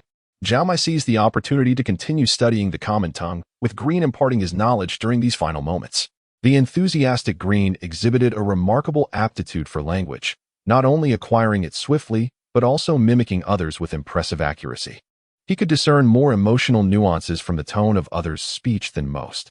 It is said that the common tongue is the easiest to learn, entering with laughter and graduating with smiles. The dwarf script is relatively straightforward, yet its ancient history and the isolation of dwarves living in caves have led to a divergence in their written language, akin to numerous dialects. Hence, one enters with laughter and departs in tears. The Elven script, though exalted, demands a lengthy lifespan for mastery, a luxury not afforded to other races. Nevertheless, the elegance of the Elven language ultimately prevails, leading some to claim that one enters in tears and exits with laughter. Green remarked that Chinese is a language wherein one perishes before even glimpsing the entrance. He, fearing such a fate, abandoned the notion of learning it. The second day swiftly passed, and by dawn of the third day, the first firearm was complete. Green's pistol, being the smallest in size, contained the fewest components, rendering it somewhat simpler. Its rough metallic surface, yet to be polished and refined, exuded an unexpected ruggedness. This was a standard double-barreled hand cannon, with its stout barrels mismatched against a short grip. However, Green prioritized size, resulting in this peculiar design. After examining it from various angles, Zhao Mai reluctantly acknowledged a unique beauty, distinct to this otherworldly creation. Sock, Green, I've just had an epiphany. You must keep this under wraps. Do not divulge it to anyone else. Zhao Mai began to introduce his private thoughts, stating, I have a feeling that the firearm itself is not the most crucial element. Rather, it is the ammunition that holds the key. I've conceived two. No? 3 types of ammunition. What do you think? He sketched the designs for buckshot, flat-headed projectiles, and conical projectiles. Once fired, the outcome would hinge upon the projectile's design, as the previously used spherical bullets might lack potency. For the past few days, he pondered why, having settled on fixed metal casings, they should not modify the projectiles. The dwarf stroked his beard thoughtfully and replied, This will complicate the manufacturing process and increase costs. Isn't our goal to forge legendary weapons? Which legendary weapon comes cheaply? Zhao Mai shrugged. If there exists a way to enhance a longsword's power by 50%, even if the cost increases tenfold, I believe there would still be demand. Indeed. That is accurate, Green concurred. Only by crafting legendary weapons can one ascend to the status of a master artisan. Am I not right? Persuaded by their arguments, Sok commenced the production of bullets. Since the casings would become useless post-firing, there was no need for molds. He decided to experiment with rolled iron sheets. Considering that his weapon would be for close combat, Green opted for buckshot, drawn to the widespread impact Zhao Mai described, and prepared for experimentation. With gunpowder readily available and the dwarves skilled in their craft, the first firing took place at noon that day, but it failed to ignite. After investigating, they concluded that the casing's base was too thick, preventing the wax seal from being penetrated. The second firing occurred that afternoon, and this time it was a success. The buckshot left a flurry of tiny marks on the wooden target, and judging by the impact, the weapon's power rivaled that of a hand crossbow, with the added benefit of being lethal. Having validated this approach, the dwarf began crafting a second firearm. He shooed the other 2 away, intending to work through the night alone. No way, you must rest. Zhao Mai insisted vehemently. Get a good sleep, and we can feel at ease. Perhaps with a bit of relaxation, inspiration will strike, and you'll devise a new brilliant idea. In matters unrelated, the dwarf would have resisted, but for the sake of firearms, he relented. Thus, the 3 of them took a substantial nap in the blacksmith's workshop. During this time, Green rose once, claiming that the compensation for the theft had arrived. You must take this money, Green told Zhao Mai. It's only 100 gold, so use it for pocket money. With the hand cannon in hand, the reckless mouse felt emboldened, urging Zhao Mai not to cancel the room at the Hearthstone Inn. As a means to bolster the portly owner's stature, Zhao Mai was indifferent, listening to the sounds of the dwarf at work, eagerly anticipating his weapon. However, by the evening of the 3rd day, what emerged was the dwarf's heavy hammer lance. At first glance, the weapon appeared to be a 2-handed warhammer, albeit with a slightly curved handle. The barrel served as the hammer's shaft, with the muzzle concealed atop the hammer. Should one attempt to wield this hammer lance, Zhao Mai would surely strain his wrist, and Green might dislocate his shoulder again. Yet, Sok effortlessly hefted the weapon, poised to enter firing stance with a single hand. Don't worry, Mike, I've timed it perfectly, the dwarf confidently proclaimed. After crafting the hand cannon and hammer lance, I've accumulated some experience that will allow me to make your weapon lighter and more effective. After all, you are the weakest among us 3. Thank you for your candidness, Zhao Mai chuckled helplessly, concerned about the completion of his weapon. By dawn tomorrow, your gun will be ready, and I will commence fine-tuning it before producing ample ammunition, Sok assured, patting Green on the back. He needs to venture to the Druid Forest. And since we have no pressing matters, we can afford to postpone the intricate work. You don't mind, do you? In truth, the dwarf's final creation took slightly longer than expected. The first light of dawn began to grace the horizon, illuminating the shoulders of the 3 companions. At their center lay a double-barreled shotgun, approximately half a meter in length, peacefully resting on the table. The dwarf had thoughtfully designed it for ease of grip, ingeniously installing an automatic flipping blade beneath the muzzle. Whether in shooting mode or transformed into a spear, the weapon maintained a remarkable balance. I've improved the grip. You can wield it with one hand, though you'll need both hands to load it. However, one hand only needs to hold the body of the gun, allowing you to use a shield or such simultaneously.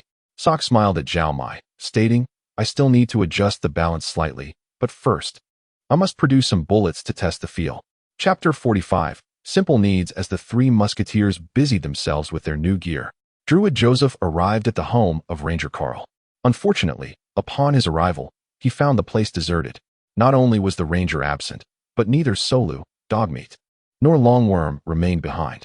The small creatures of the great Ranger-S tree sensed the familiar essence of nature emanating from the druid, and while they were unafraid, they did not approach him, instead continuing their peaceful endeavors.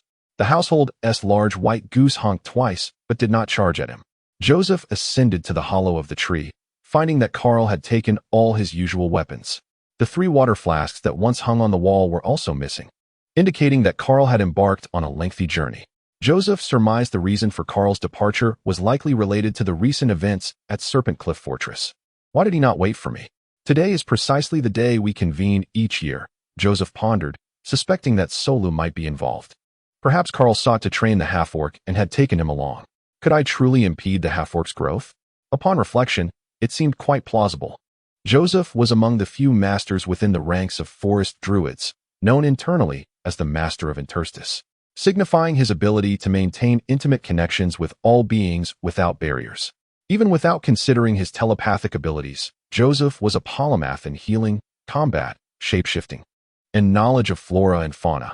His only shortcoming was the absence of a steadfast, powerful animal companion.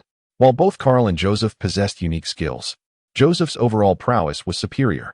If they were to embark on an adventure, Solu would likely find himself with little to do and devoid of significant danger, thus missing out on valuable training. This, Joseph concluded, might be the singular explanation.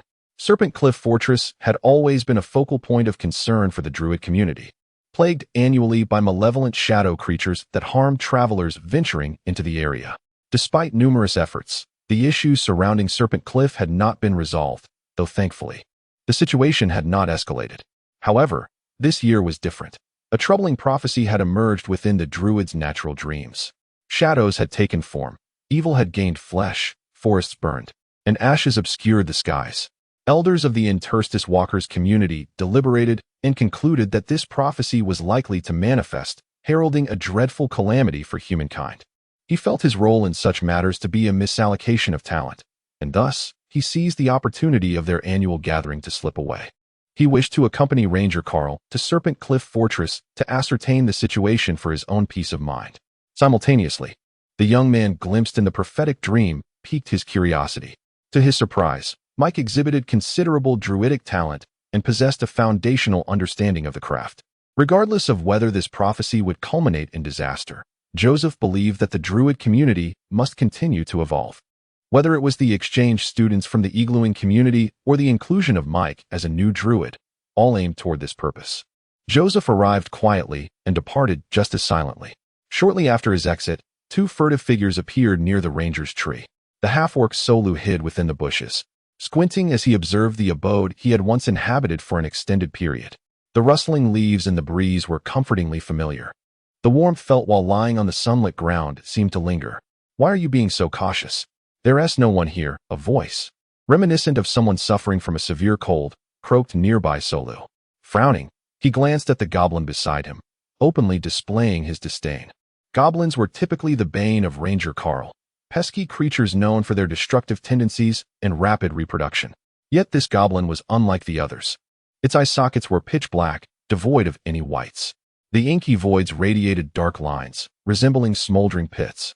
Moreover, its strength, agility, and resilience were enhanced, matching Solu's own. Solu had witnessed this goblin cast a cloud of darkness, blinding its prey. He touched the brilliant gemstone amulet around his neck, surprised at how effortlessly he had acquired such spoils. In truth, he held a fondness for dogmeat, the poor creature who said nothing and spent its days in slumber.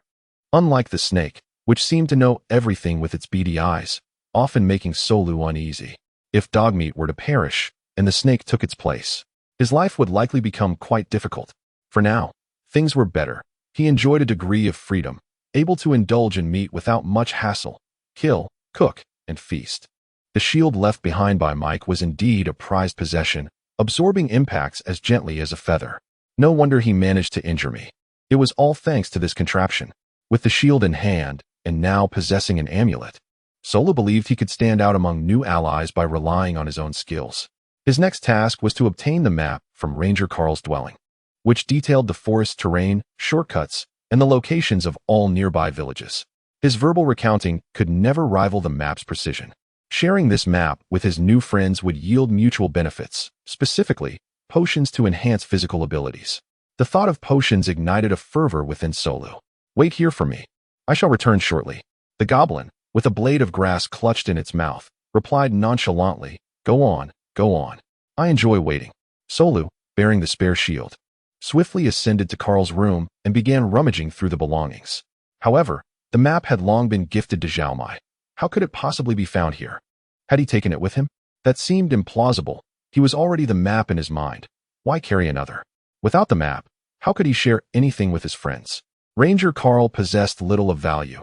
Had he exquisite weapons, surely his friends would have appreciated them. The large white goose waddled to the entrance of the hollow, peering in with trepidation. The sounds of breaking objects from within instilled a sense of fear. Solu contemplated that a meal of meat might suffice to placate the situation. After all, it was also a means of sharing with the goblin. He surveyed the remaining animals near the ranger's tree. Only a few rabbits remained worth consuming. Alas, what kind of life was he leading, perpetually deprived of good meat? Chapter 46. The elephant transforms into a mammoth. The reluctance to part ways stems from the separation of the three musketeers. Due to the constraints of time, Zhao Mai's firearm is the sole weapon that has undergone every meticulous process, including polishing, finishing, and protective coating. It currently rests against his back, snug against his attire, providing a profound sense of security. Each handcrafted bullet is fashioned by the large hands of the dwarf. An especially designed belt holds 30 flat-headed metal pellets securely, allowing for easy access without hindering movement. This is the handiwork of Green. Whether it pertains to becoming a druid or weapon forging, Zhao Mai finds himself at a loss. However, when it comes to crafting small storage devices, he possesses considerable experience. Green displays a proud smile. The concealed pockets I create can hold playing cards, chips, and daggers without revealing their presence. These obedient projectiles are a mere trifle. What is it? Green inquires, slightly taken aback. Through more than half a month of interaction, he has discerned that Zhao Mai is brimming with wondrous ideas and techniques. The knowledge I impart to you could yield substantial wealth immense enough to consume your very life. Zhao Mai cautions thoughtfully. Regardless of how much you earn, ensure that the majority supports Soak's firearms research. For it is only through weaponry and formidable strength that your ultimate safety is assured. Observing Green's smile fade, Zhao Mai recognizes his understanding of the inherent risks, and thus, he shares his method for preparing fine salt. The elves' alchemical salt is so simple. The astonishment etched on Green's face is Zhao Mai's greatest achievement.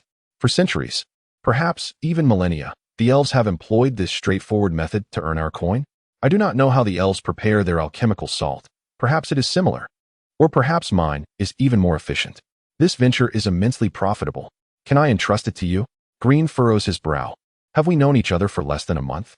Are you not concerned that I might abscond with your method and pursue riches, leaving the firearms behind?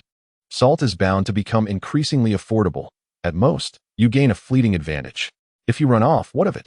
Can I not still drive the salt prices down? Zhao Mai chuckles. If necessary, I might even falsely accuse you of stealing the elves' alchemical salt preparation method, leaving you unable to defend yourself. Very well. Since you two can be cunning, we can indeed collaborate. Green scratches his head. I shall never again partner with a fool in my lifetime. Once was sufficient. Subsequently, seizing the opportunity to make final adjustments to the firearm with the dwarf, Zhao Mai mysteriously hands him a secret formula. Soak. This is my gunpowder formula and the method for granulation. The dwarf, unable to contain his curiosity, eagerly examines the formula multiple times, committing it to memory. I have discerned that your gunpowder is far superior to mine. Certainly, its explosiveness is lacking, but it is most suitable for propelling projectiles. Indeed, the trifecta of gun, powder, and bullet are all of paramount importance. Neglecting any one of them will impact the ultimate power. I will remember this formula and create more superior firearms, Soak beams, his beard curling into a crescent as he smiles. Come, behold your weapon. I have completed it. Do not rush. Allow me to impart a few words. Zhao Mai, ensuring their privacy, earnestly advises the dwarf. The firearms may be laid bare. As long as they can be disassembled, most of their secrets can be learned. However, the secret of gunpowder is not so easily deciphered. Few can derive the formula from the black powder. Indeed, you are correct. The dwarf tilts his head, puzzled by Zhao Mai's insinuations. The secret of the formula must reside within, and if time permits, one must invest effort into researching better formulas. Keeping them confidential, no one must be informed. Zhao Mai asserts. Only in this way can we ensure this weapon does not proliferate. It is akin to the finest techniques of your dwarves and the elves' unparalleled archery skills, if they were to be learned and mastered by the more numerous goblins and orcs. The consequences would be dire. The dwarf gulps audibly, finally grasping the gravity of such dangers.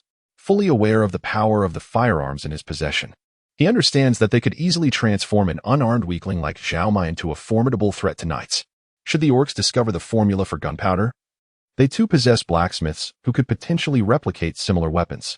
A few orcs wielding rudimentary arms are inconsequential, but their numbers are nearly tenfold that of the dwarves. Even with the finest firearm in hand, facing 10 of the most inferior weapons would still spell doom. Rest assured, I shall not divulge the gunpowder formula.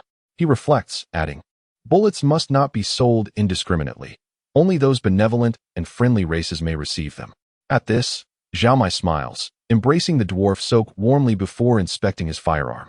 With the druid training imminent, Sok has emphasized a natural aesthetic while embellishing Zhao Mai's gun. After discreetly consulting Green and following the sketch drawn by the Mad Rat, he transformed the single-sprung blade into two, modifying it for a front push slot for ease of use. Consequently, when the blade is deployed, the gun's tip resembles the tusks of an elephant. The firearm sight is also sculpted in the likeness of an elephant, with at least 2 ears maintaining a conventional form. The weight has been meticulously adjusted to facilitate Zhao Mai's swift acclimatization. Time constraints precluded Sok from applying rune technology to the elephant's tusks, which would have rendered it a magical weapon. Clutching this weapon and caressing its intricate designs, Zhao Mai reads the hidden dwarven inscription nestled within the vine-like non-slip texture. To my mentor, the guiding light, the source of precious gold. He examines it repeatedly, utterly enamored. Such a splendid firearm deserves a name. Sok, do you have any suggestions? What of elephant? The dwarf suggests. You once remarked that my arm resembles an elephant's leg, hence I carved one. The design is Green's. I cannot ascertain its accuracy, having never seen an elephant, and I worry. Elephant is too commonplace. The mightiest ancestor of the elephant tribe is the mammoth, strong, majestic, and resilient, the king of the land. I propose we name the gun mammoth M1, or simply mammoth. There is no inherent meaning. It is merely to provoke inquiry from those who hear it. Zhao Mai advises Sok, to gain broader recognition, you must spark their interest. Merely discussing techniques confines you to the realm of artisans. For others, you must learn the art of presentation, or rather, keep it simple. As long as it piques their curiosity, they will inquire further and hear more introductions, will they not? Indeed, how did I not consider that? Sok chuckles. You truly are a mentor. Thus, after bidding each other farewell, Zhao Mai slung the mammoth M1 across his back, basket of eggs in hand, and followed Joseph north from the town of Nebo. Chapter 47. Claws and Ears. Unexpectedly, the druid's solution proved far superior to mere transportation. As they exited the town of Nebo, Joseph raised his arms, spinning in place before transforming into a majestic giant eagle. This magnificent creature, boasting a wingspan exceeding 20 meters, was capable of preying upon large animals such as bison, lifting them with its powerful talons before soaring high and letting them fall to their demise, relishing in a sumptuous feast thereafter. Such awe-inspiring giant eagles have also been depicted in various cinematic works on Earth. Witnessing this colossal being up close filled Zhao Mai with sheer astonishment. Even a single feather plucked from its body could easily serve as a blanket, akin to a large palm leaf. The bird's formidable beak could pierce through a human's body or sever flesh instantaneously with a swift snap. This was a magnificent creature, a legend of the natural world. Zhao Mai first stowed away the provisions in his backpack, disregarding its protests, and hung it across his chest. Subsequently, he joyfully reached out, attempting to climb onto its back. Joseph turned his avian head, his enormous brown eyes fixating on him. A shiver of apprehension coursed through Zhao Mai's heart as he pointed to the bird's talons, suggesting, perhaps I could stay there instead? Being lifted into the sky by those claws was undoubtedly not a pleasant experience. Within 3 minutes, he had expelled his breakfast. This was a far cry from flying in an airplane, where one could gaze out of a window to enjoy the scenery. There were no seats or safety belts. Only the open air around him, with the ground hundreds of meters below, providing no sense of security whatsoever. As birds soar, their bodies remain relatively still, while their wings beat rhythmically, causing their heads, tails, and talons to move accordingly to maintain dynamic balance. Thus, Zhao Mai felt as if he were a boat adrift.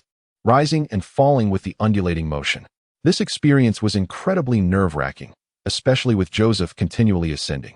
Approaching an altitude of nearly 1,000 meters, Zhao Mai distinctly felt the chill in the air. Fortunately, the druid ceased to climb higher, sparing Zhao Mai from becoming a popsicle. Spreading its wings, the eagle began to glide long distances, utilizing the currents of air. Zhao Mai curled his body as much as possible, striving to maintain feeling in his limbs, praying for a swift arrival at their destination. From such heights, the world below unfolded before his eyes.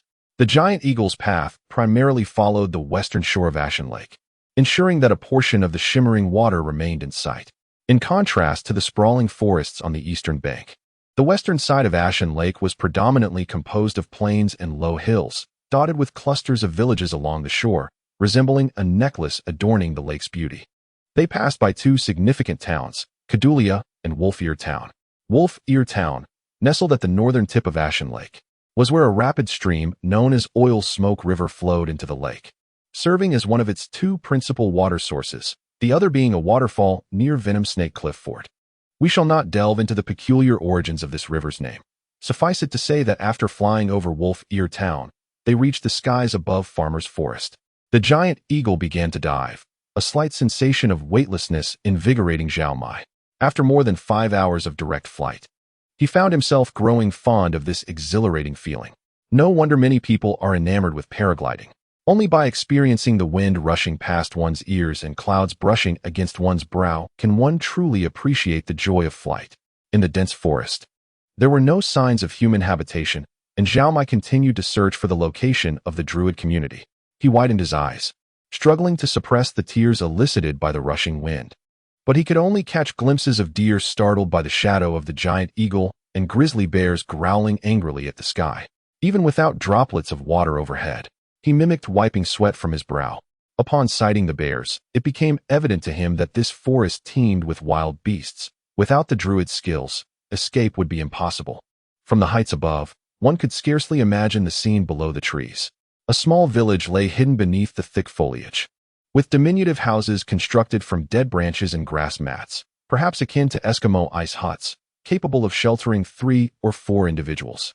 Most of the druid community consisted of such dwellings, many covered with a layer of earth and adorned with vibrant wildflowers, creating a natural camouflage that rendered them virtually invisible from the sky. Counting carefully, he discerned a total of 15 houses within view, indicating a population of 30 to 40 individuals. Among them were the elderly, middle-aged, young adults, and children. Particularly numerous were the little ones, frolicking and chasing one another, with 5 pairs darting past Zhao Mai in the blink of an eye. The primary purpose of this place was to train and educate the youth, which explained the abundance of children, who were thus protected at the center. Joseph remarked, in the forest, there are several such locations, each serving functions of cultivation, husbandry, and research. Together, they comprise our druid community. I shall learn here, correct? Zhao Mai inquired. Indeed, I shall introduce you to my teacher, who once taught me as well. He had forgotten that in this world, humans were but a short-lived race, outliving only orcs, goblins, and gremlins by a small margin.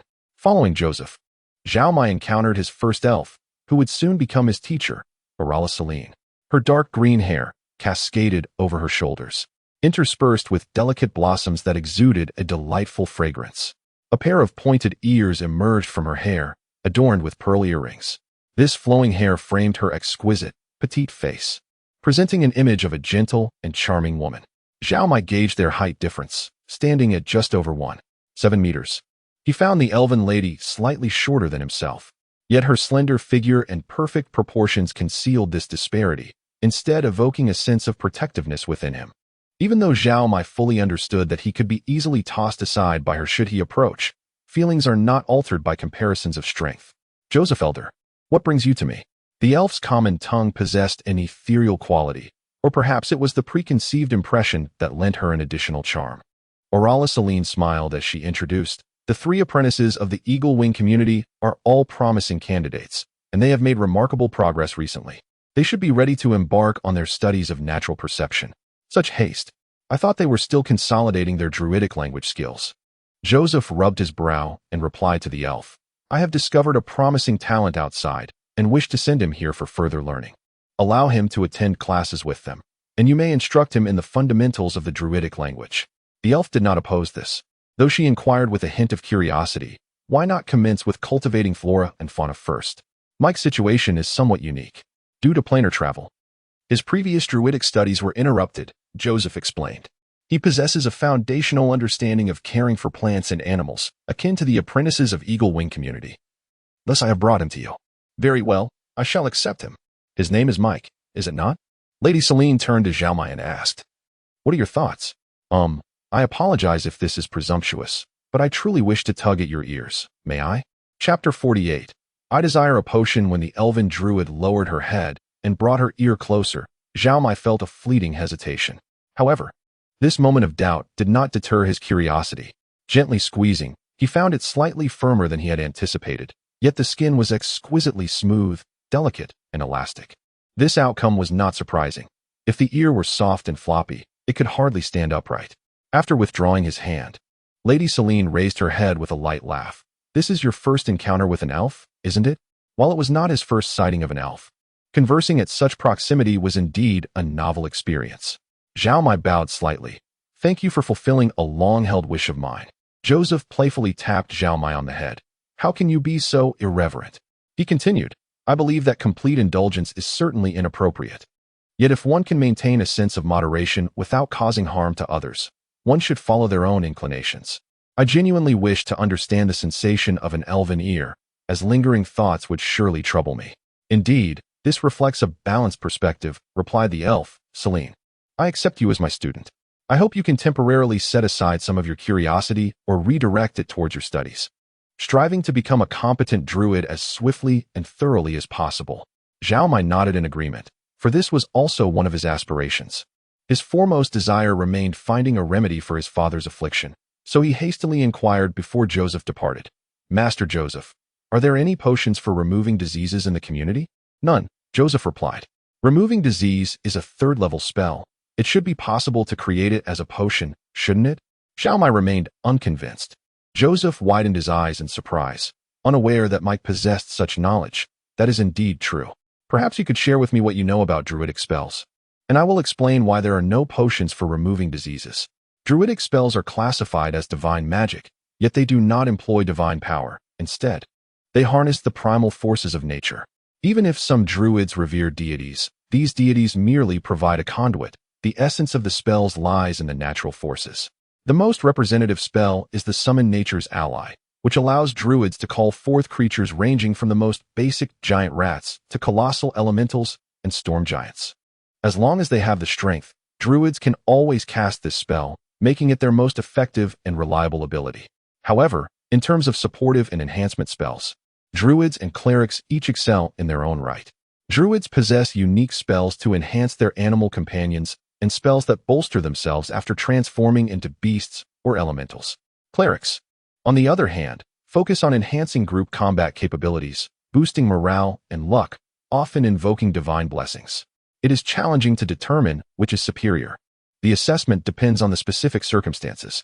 Joseph and Celine exchanged glances, sharing an unspoken understanding about spells, yet they had not systematically organized their thoughts.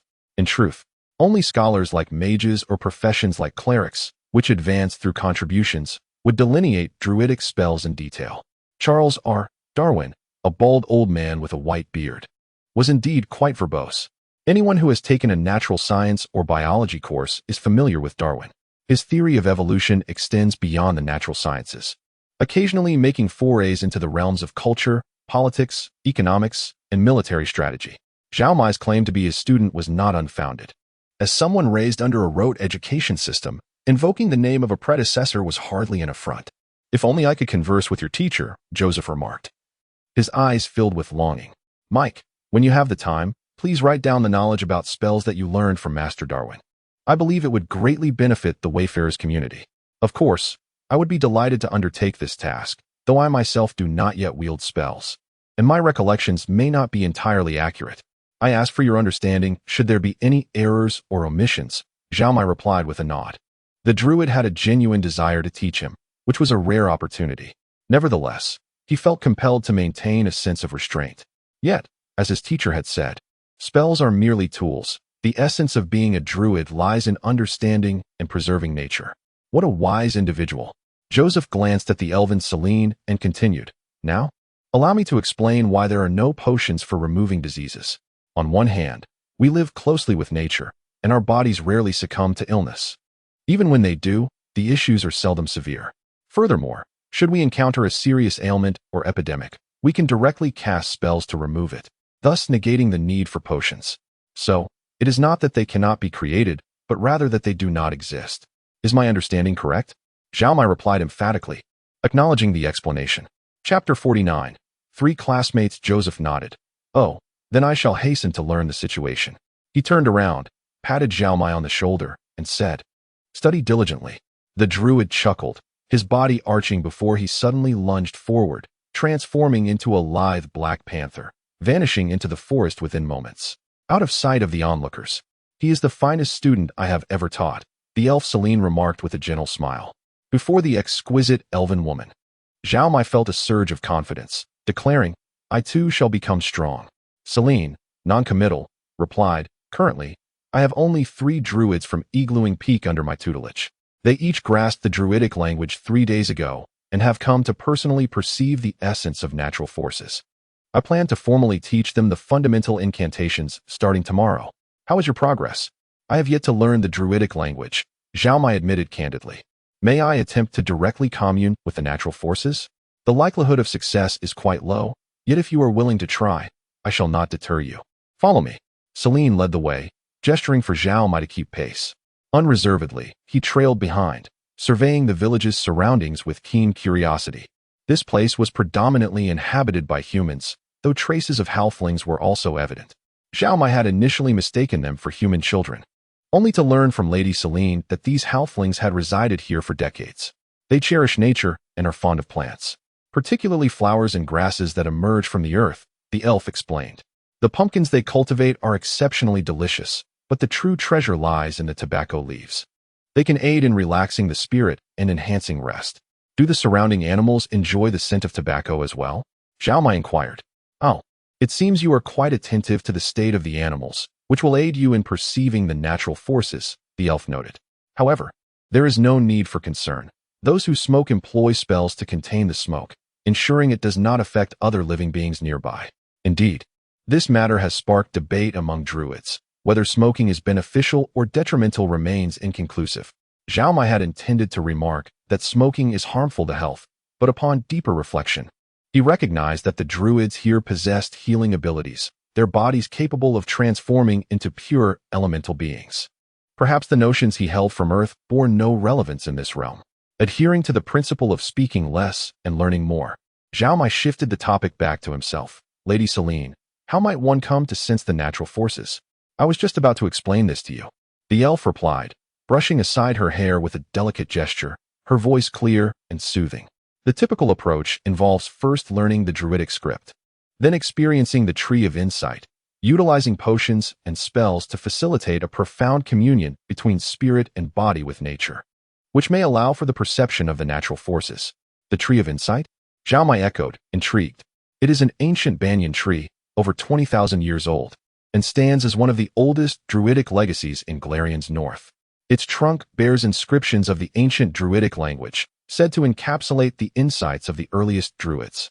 Understand that the transition from non-existence to existence is the most arduous step. Despite our continued refinements in the methods of communicating with the forces, we cannot forget the experiences that birthed this skill. The Iglooing druids dispatched 3 apprentices because they are particularly gifted, capable of approaching the tree of insight during their awakening, which will be advantageous for their future growth." Celine then shared her own experiences during her awakening, imparting numerous precautions to Zhao Mai. Many druid apprentices, regardless of their success in awakening, diligently record their observations and thoughts. Over time, the Wayfarers community has amassed a wealth of experience. They assist apprentices in avoiding unnecessary detours, indeed enhancing the success rate of awakening, thus earning the community a formidable reputation among druids. "Ah, look, your 3 classmates are still beneath the tree of insight. I shall introduce them to you." The boy with golden hair and brown brows is named Lucius, currently 17 years old, possessing a remarkable affinity for nature, indeed, a prodigy. I suspect he shall soon master the mournful incantation and subsequently learn the first-level spells. Well, a handsome fellow, Zhao Mai mused, his sole assessment of the lad, who sat cross-legged beneath the tree of insight, appearing to be in a meditative slumber. His finely chiseled profile resembled that of a masterful sculpture, devoid of any discernible flaw. The girl with long black hair is Afra, a serene half-elf maiden, who speaks little and devotes most of her energy to herbalism and potion-making. Though she has yet to learn any spells, she has managed to replicate healing potions, capable of hastening the recovery of minor wounds. Afra sat with her back to Zhao Mai, rendering her appearance momentarily hidden. Perhaps he could glean some information regarding potions for disease alleviation from her. Even if she cannot produce them, she would likely possess more knowledge than he. The last student intrigued him, as he remained uncertain of her lineage. As Celine conversed with Zhao Mai, they approached the tree of insight, prompting the three classmates to rise at the sound of their voices. Lucius's profile remained strikingly handsome, his features perfectly aligned, presenting an image that would challenge both artists and mathematicians alike to find fault. Afra, with her long, straight black hair obscuring half her face, exuded a youthful and graceful aura. While she may not be a stunning beauty, her charm was undeniably captivating.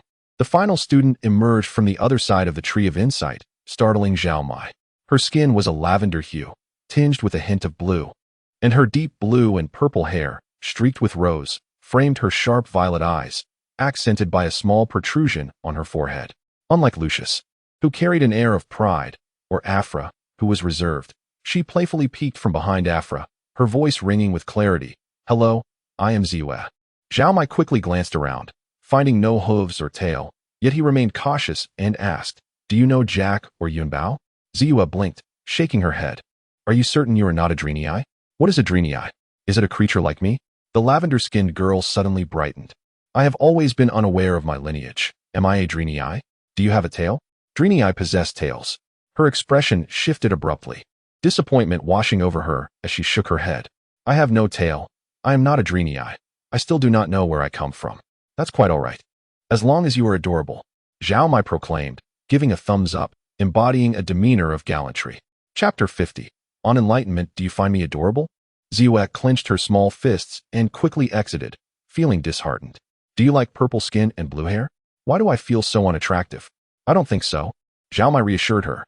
"I've seen individuals with pure black skin, those who are rosy all over, and even beings in vibrant blue and green hues, albeit in a game." He added silently to himself. The pure blue creature stood at an impressive 8 meters tall, an absolute behemoth, yet I perceived a unique beauty in each of them. It's essential to understand that beauty is ever-changing, akin to flowing water. "I truly believe you are a good person." Ziwa spontaneously sent a card and then inquired, "Are you a new apprentice as well? Which community do you belong to?" Afra astutely noticed the word attempt and asked with concern, "Mai, how proficient are you in Druidic?" "I previously observed that the Enlightenment tree is adorned with ancient Druidic script. If you wish to ensure the quality of your enlightenment, it would be prudent to study diligently and establish a solid foundation." My knowledge of Druidic is nearly non-existent," Zhao Mai admitted reluctantly, not wishing to deceive. "I shall endeavor to catch up after making an attempt, so as not to hinder your progress." "I must disagree," said Lucius, the blonde-haired youth, shaking his head with earnest conviction. "The initial enlightenment is profoundly significant for druids, as it will, to a certain extent, determine the ease with which one comprehends spells in the future. The three of us have come here, having made a special request, to enhance the efficacy of our first enlightenment in the renowned community of the unfettered walkers. Sitting beneath the enlightenment tree is a rare opportunity, one that we all believe will benefit us for a lifetime. I find your current irresponsibility quite troubling." "How am I being irresponsible?" Zhao Mai retorted, pursing his lips, feeling a twinge of discomfort akin to a painful toothache. "You fail to grasp the significance of the enlightenment tree and the first enlightenment," Lucius said, regarding Zhao Mai with earnest concern. "The enlightenment tree can greatly enhance your experience, yet due to your ignorance of Druidic, it would be akin to squandering it. If you cannot achieve enlightenment this time, it will only become more challenging in the future, and I cannot fathom a greater assistance than what the enlightenment tree offers. Even if you do achieve enlightenment, lacking knowledge of Druidic would squander a marvelous opportunity, which is irresponsible for the entire Druid community, is it not?" Zhao Mai was taken aback, realizing that his singular pursuit of enlightenment had escalated into a matter of responsibility towards the druid community. Although Lucius's admonitions held some truth, being burdened with such weighty accusations was hardly pleasant. "I believe it is not an issue," Ziyue interjected with a smile, gently waving her hand. "Oh no," her hoof. Zhao Mai couldn't help but revert to his habitual way of thinking whenever he looked at her. Enlightenment is not particularly difficult. It fundamentally hinges on one's understanding of nature, not solely on proficiency in druidic. I have an idea. Why not let Mai take a look at the druidic inscriptions on the enlightenment tree first? Regardless of whether he ultimately decides to pursue enlightenment, we will have done our utmost to assist him. Afra suggested, "I can explain it to you." "Thank you. I think that's a splendid idea," Zhao Mai responded eagerly, driven by a sense of urgency. Having spent a month in this world, even accounting for a 30-to-1 time dilation, an entire day had elapsed on Earth. Although he often resided alone and sometimes went weeks without communication, a fact he acknowledged was quite improper, given the recent significant events at home. Contact might occur more frequently than usual. His family, whether parents or siblings, might worry if they could not reach him, possibly even resorting to alerting authorities. A chain reaction he found daunting to contemplate. The 2-month time frame he had set for himself was essentially the longest duration he believed he could remain without complications. Thus, in the remaining month, his sole objective was to secure the elixir for disease eradication by any means necessary. To meet Master Duncan, he required the introduction of the elven instructor, Celine, thus making his enlightenment as a druid of paramount importance. Zhao Mai was, in essence, gambling.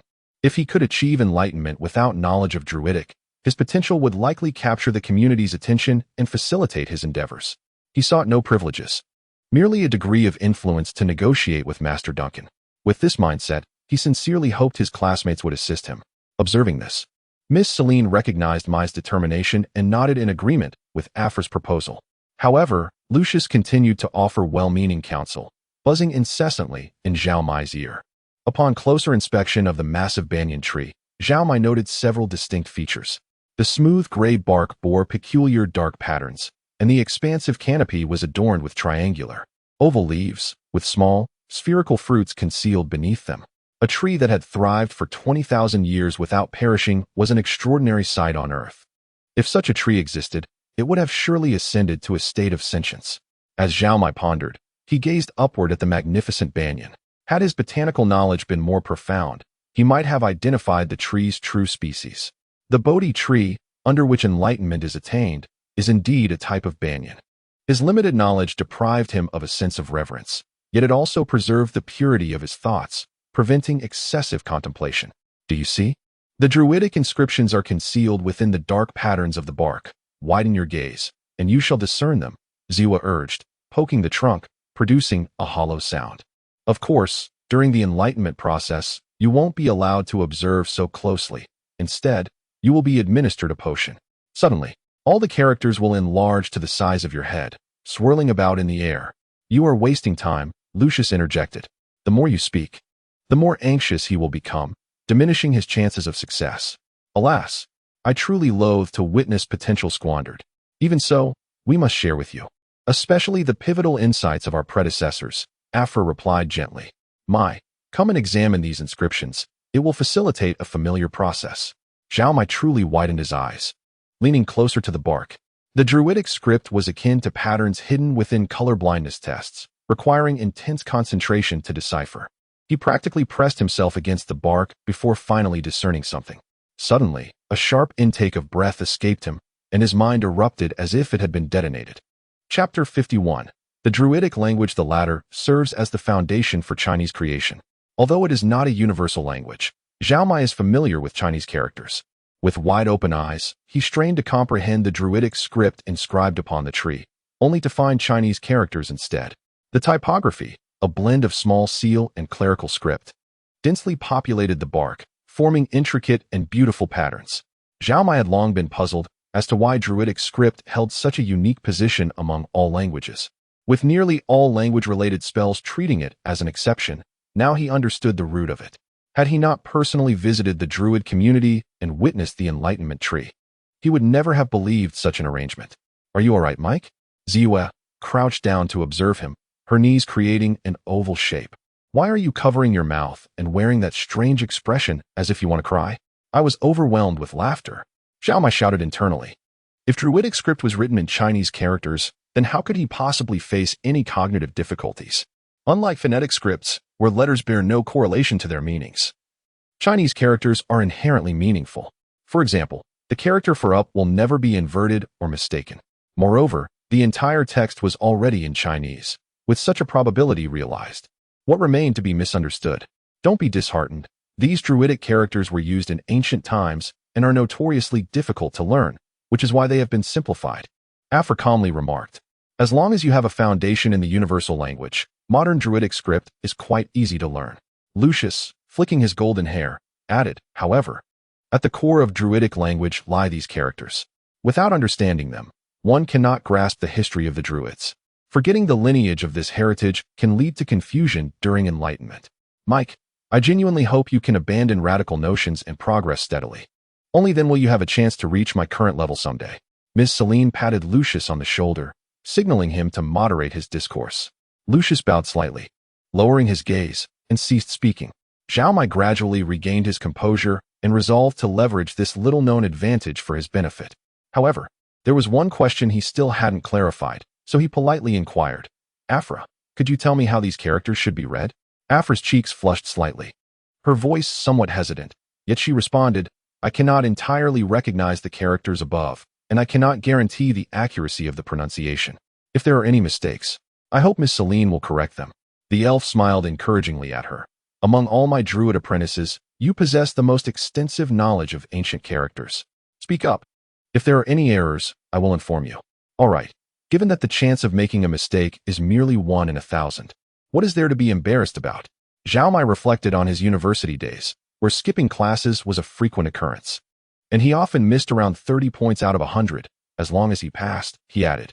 This minuscule error rate was akin to scoring 9,999 out of 10, 000 on an exam. An exceptional student indeed. Ziyue approached, eager to join in, but Zhao Mai could not discern whether she came to learn or to create chaos until Ms. Celine pinched her cheek and pulled her aside, allowing Zhao Mai to focus on the lesson. As the characters were read one by one, he found he could scarcely comprehend any of them. The pronunciation still echoed certain habits of the Chinese language, such as tonal variations and rhythmic patterns. Zhao Mai attempted to speak a sentence in Chinese, but the others expressed complete incomprehension. Several possibilities arose. The Chinese characters had been passed down intact, yet pronunciation had been influenced by regional dialects, customs, and historical changes, resulting in a diverse array of expressions. Dialects across regions could generally be read, but not necessarily understood. While one could easily identify the language as belonging to the Chinese family, the likelihood of grasping the conversation remained low. Mandarin, developed from the Beijing dialect, softened the characteristics of northern dialects, and surely differed significantly from the language used during the small seal and clerical script eras. Additionally, it was plausible that the individuals who brought these characters carried their own dialect. Time had traversed, and the Enlightenment tree had existed for over 20,000 years. Could one truly ensure that the transmission was flawless throughout such an extensive period? Zhao Mai could not comprehend their Druidic language, and they could not understand his Chinese. Was this not a fortuitous circumstance? He then inquired about the meanings of a few characters, discovering that they bore no difference from Chinese, which alleviated his concerns. Afra also mentioned that the characters on the Enlightenment tree were randomly arranged and conveyed no meaning. Only by consuming the Enlightenment potion or with the assistance of a Druid master could one reassemble these characters and form impressions in their minds. This was akin to what Ziyue described, characters that grew as large as a head, soaring through the heavens. Each individual perceives different characters, and the impressions fade rapidly afterward, with only a select few remaining. The remnants are referred to as one's core of insight, enveloped by natural forces, thus forming what is known as the heart of nature. However, they could not specify where this heart resided, only advising Zhao Mai to experience it for himself. If one were to start from scratch, mastering the Druidic language would require several years, so no one believed Zhao Mai could grasp it simply by attending a few lectures. Afra's suggestion for teaching was merely to ease her own mind and contribute in a small way. Zhao Mai remained discreet, revealing nothing of his ability to comprehend these characters. This was his hidden advantage, one that must not be disclosed to outsiders. Only those who laugh last truly enjoy the best of mirth. Chapter 52. A Dream of Thunder. Do not squander your talents. I am aware that you excel in certain areas, yet when it comes to enlightenment, it is imperative that you heed the counsel of others.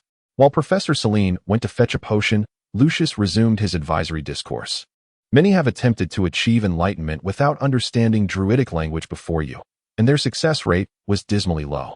Not a single one among them ultimately became a master, let alone an elder or a grand elder. Zhao Mai regarded him and remarked, "So, you intend to prepare yourself to ultimately become an elder or a grand elder?" "That is indeed my ambition," Lucius replied. "I cannot guarantee that I will excel in every aspect, but in the realm of spells, my talent ranks among the top 100 in history. If someone of my caliber cannot attain the status of an elder, then who can? This is not arrogance. It is merely the truth." "Oh, then allow me to extend my early congratulations," Zhao Mai replied, forcing a smile. "My parents are both elders of the community, and thus the natural force was within me from birth. It could have awakened naturally, but to better cultivate this power, a complex spell was cast upon me, enveloping the natural force to prevent it from dissipating due to external stimuli." Lucius continued, "After this enlightenment, the spell binding me will begin to loosen, and soon I shall no longer be constrained. At that point, I can undergo a second enlightenment, further deepening my connection with the natural force. In other words, my spellcasting talent and perception of the natural force will ascend to a new level, a truly unprecedented achievement." Zhao Mai, uninterested, crouched down to play with the provisions. The little yellow dog, in the midst of shedding its coat, always sought to rub against Zhao Mai for a scratch, playfully nipping at his wrist, urging him to scratch its belly. Observing the provisions curled up with its limbs tucked and belly protruding, tail wagging incessantly, head tilted to one side, and tongue lolling out, Zhao Mai found it far more endearing than any golden-haired beauty. Ziyue, ever the social butterfly, kept reaching out to adjust the angle of the provision's tongue for a more aesthetically pleasing appearance. The little dog pretended to snap at her, but she always managed to evade, much to her delight, causing her to giggle incessantly. However, the provisions did not permit Ziyue to touch its belly, a privilege reserved solely for Zhao Mai. The inscriptions on the comprehension tree can be categorized into two main styles, one more intricate yet vivid, and the other simple and abstract. It is said that these inscriptions represent the collective wisdom of the group, rather than the handiwork of a single individual. While studying, Mike's inquiries centered around the more complex and vivid inscriptions. Was this merely coincidence, or was it intentional? A vague sense lingered within Afra that Mike was not as oblivious as he appeared. After all, how many individuals are granted permission to attain enlightenment under the comprehension tree with no prior knowledge? Why has Professor Celine been so supportive of him? Perhaps you might succeed after all, she mused internally. You will not succeed, Lucius continued his well-intentioned admonitions. But I hope that even if you fail this time, it does not diminish your confidence. There will be many opportunities in the future. With perseverance, diligent effort, and a humble willingness to learn, you are certain to succeed. The earth may be vast, but it also has its peaks and valleys. Trust me, as long as you are willing to climb, the scenery will always await you. If he continued, one might imagine the author rushing in to silence him with a keystroke. Fortunately, Miss Celine approached gracefully, holding a vial of pale yellow potion. Lucius ceased his chatter, leading Ziyue away from the canopy of the comprehension tree, ensuring Mike's enlightenment would not be disturbed. This is the potion for communicating with nature. May I inquire what it is called? Zhao Mai asked, startled. He mentally rehearsed each word, realizing he had nearly misheard. Yet, upon receiving the vial, he couldn't help but feel a twinge of nausea. I shall cast a blessing spell upon you, aiding you in achieving superior performance. Simultaneously, a spell providing continuous natural healing effects will be cast upon you. Feel it, control it, and through it, establish a connection with the natural force, Miss Celine concluded. May the force be with you. In a daze, Zhao Mai felt as though reality had become surreal. He sat cross-legged upon the ground, the warmth from his hand transmitting through the vial into the potion. Time appeared to slow, and he needed to gather his thoughts. The airport, the old man, his father's illness. The navigation app pointed upwards, leading to the battleground of angels and demons. The angel who had perished in an ambush to aid him seemed to have her veil lifted, allowing him to glimpse her final expression, tinged with regret, yet imbued with hope. Devoid of suffering. Did she know whom she had saved? Perhaps that thought never formed in her mind. All actions were instinctual, kindness ingrained within her very being. A human, defenseless and pursued by demons, could not possibly outweigh a battle-hardened angel on the field. Were Zhao Mai in her position, he would certainly disregard such an unexpectedly appearing NPC. As a mathematics graduate, Zhao Mai consistently analyzed everything rationally, seeking to evaluate his surroundings through a comprehensible and measurable system. This was precisely why he cherished TRPGs, often taking on the role of a game master. Yet beneath the comprehension tree of the druids, he encountered countless possibilities that exceeded his understanding. Possibilities that should have been eliminated by probability. A rational self would never believe the reality before him. Lifting his gaze to the vast crown of the comprehension tree, countless leaves swayed before his eyes. The adage, "a single leaf can obscure the view of Mount Tai," echoed in his mind. Each individual perceives the world solely from their own perspective. Might one shadow obscure their vision, preventing them from seeing Mount Tai? Could consuming a vial of potion, infused with several spells, while seated beneath a grand tree, allow him to connect with the natural force and attain the ability to cast spells? Rationality dictated that this was utter nonsense. Yet only this absurdity could elucidate the knowledge and sensations he currently experienced. He rubbed his eyes vigorously, hoping to dispel the obstructions and gain clearer, more profound insight. Perhaps he should, like the angel, trust his instincts rather than adhere strictly to calculated outcomes. Overthinking and being overly concerned with gain and loss serve only to crush oneself and sabotage efforts, yielding no benefits. Man follows the earth follows heaven. Heaven follows the Tao, and the Tao follows nature. Suddenly, Zhao Mai recalled the famous line from the Tao Te Ching, and then, devoid of distractions, he opened the potion of refined dreams and tilted his head back to drink deeply. Chapter 53. The potion slid down Zhao Mai's throat. A bitter taste reminiscent of traditional Chinese medicine surged forth, but soon it transformed into a faint herbal fragrance, rendering it less unpleasant. After a deep and prolonged belch, Zhao Mai felt as if he were enveloped in warm water, both damp and cozy, swaying gently. The world around him began to blur, with shadows and afterimages manifesting continuously. The tree of perception before him multiplied into several, shifting and shimmering in a hazy dance. The druidic inscriptions on the bark emitted a soft silvery glow, growing clearer and more immense.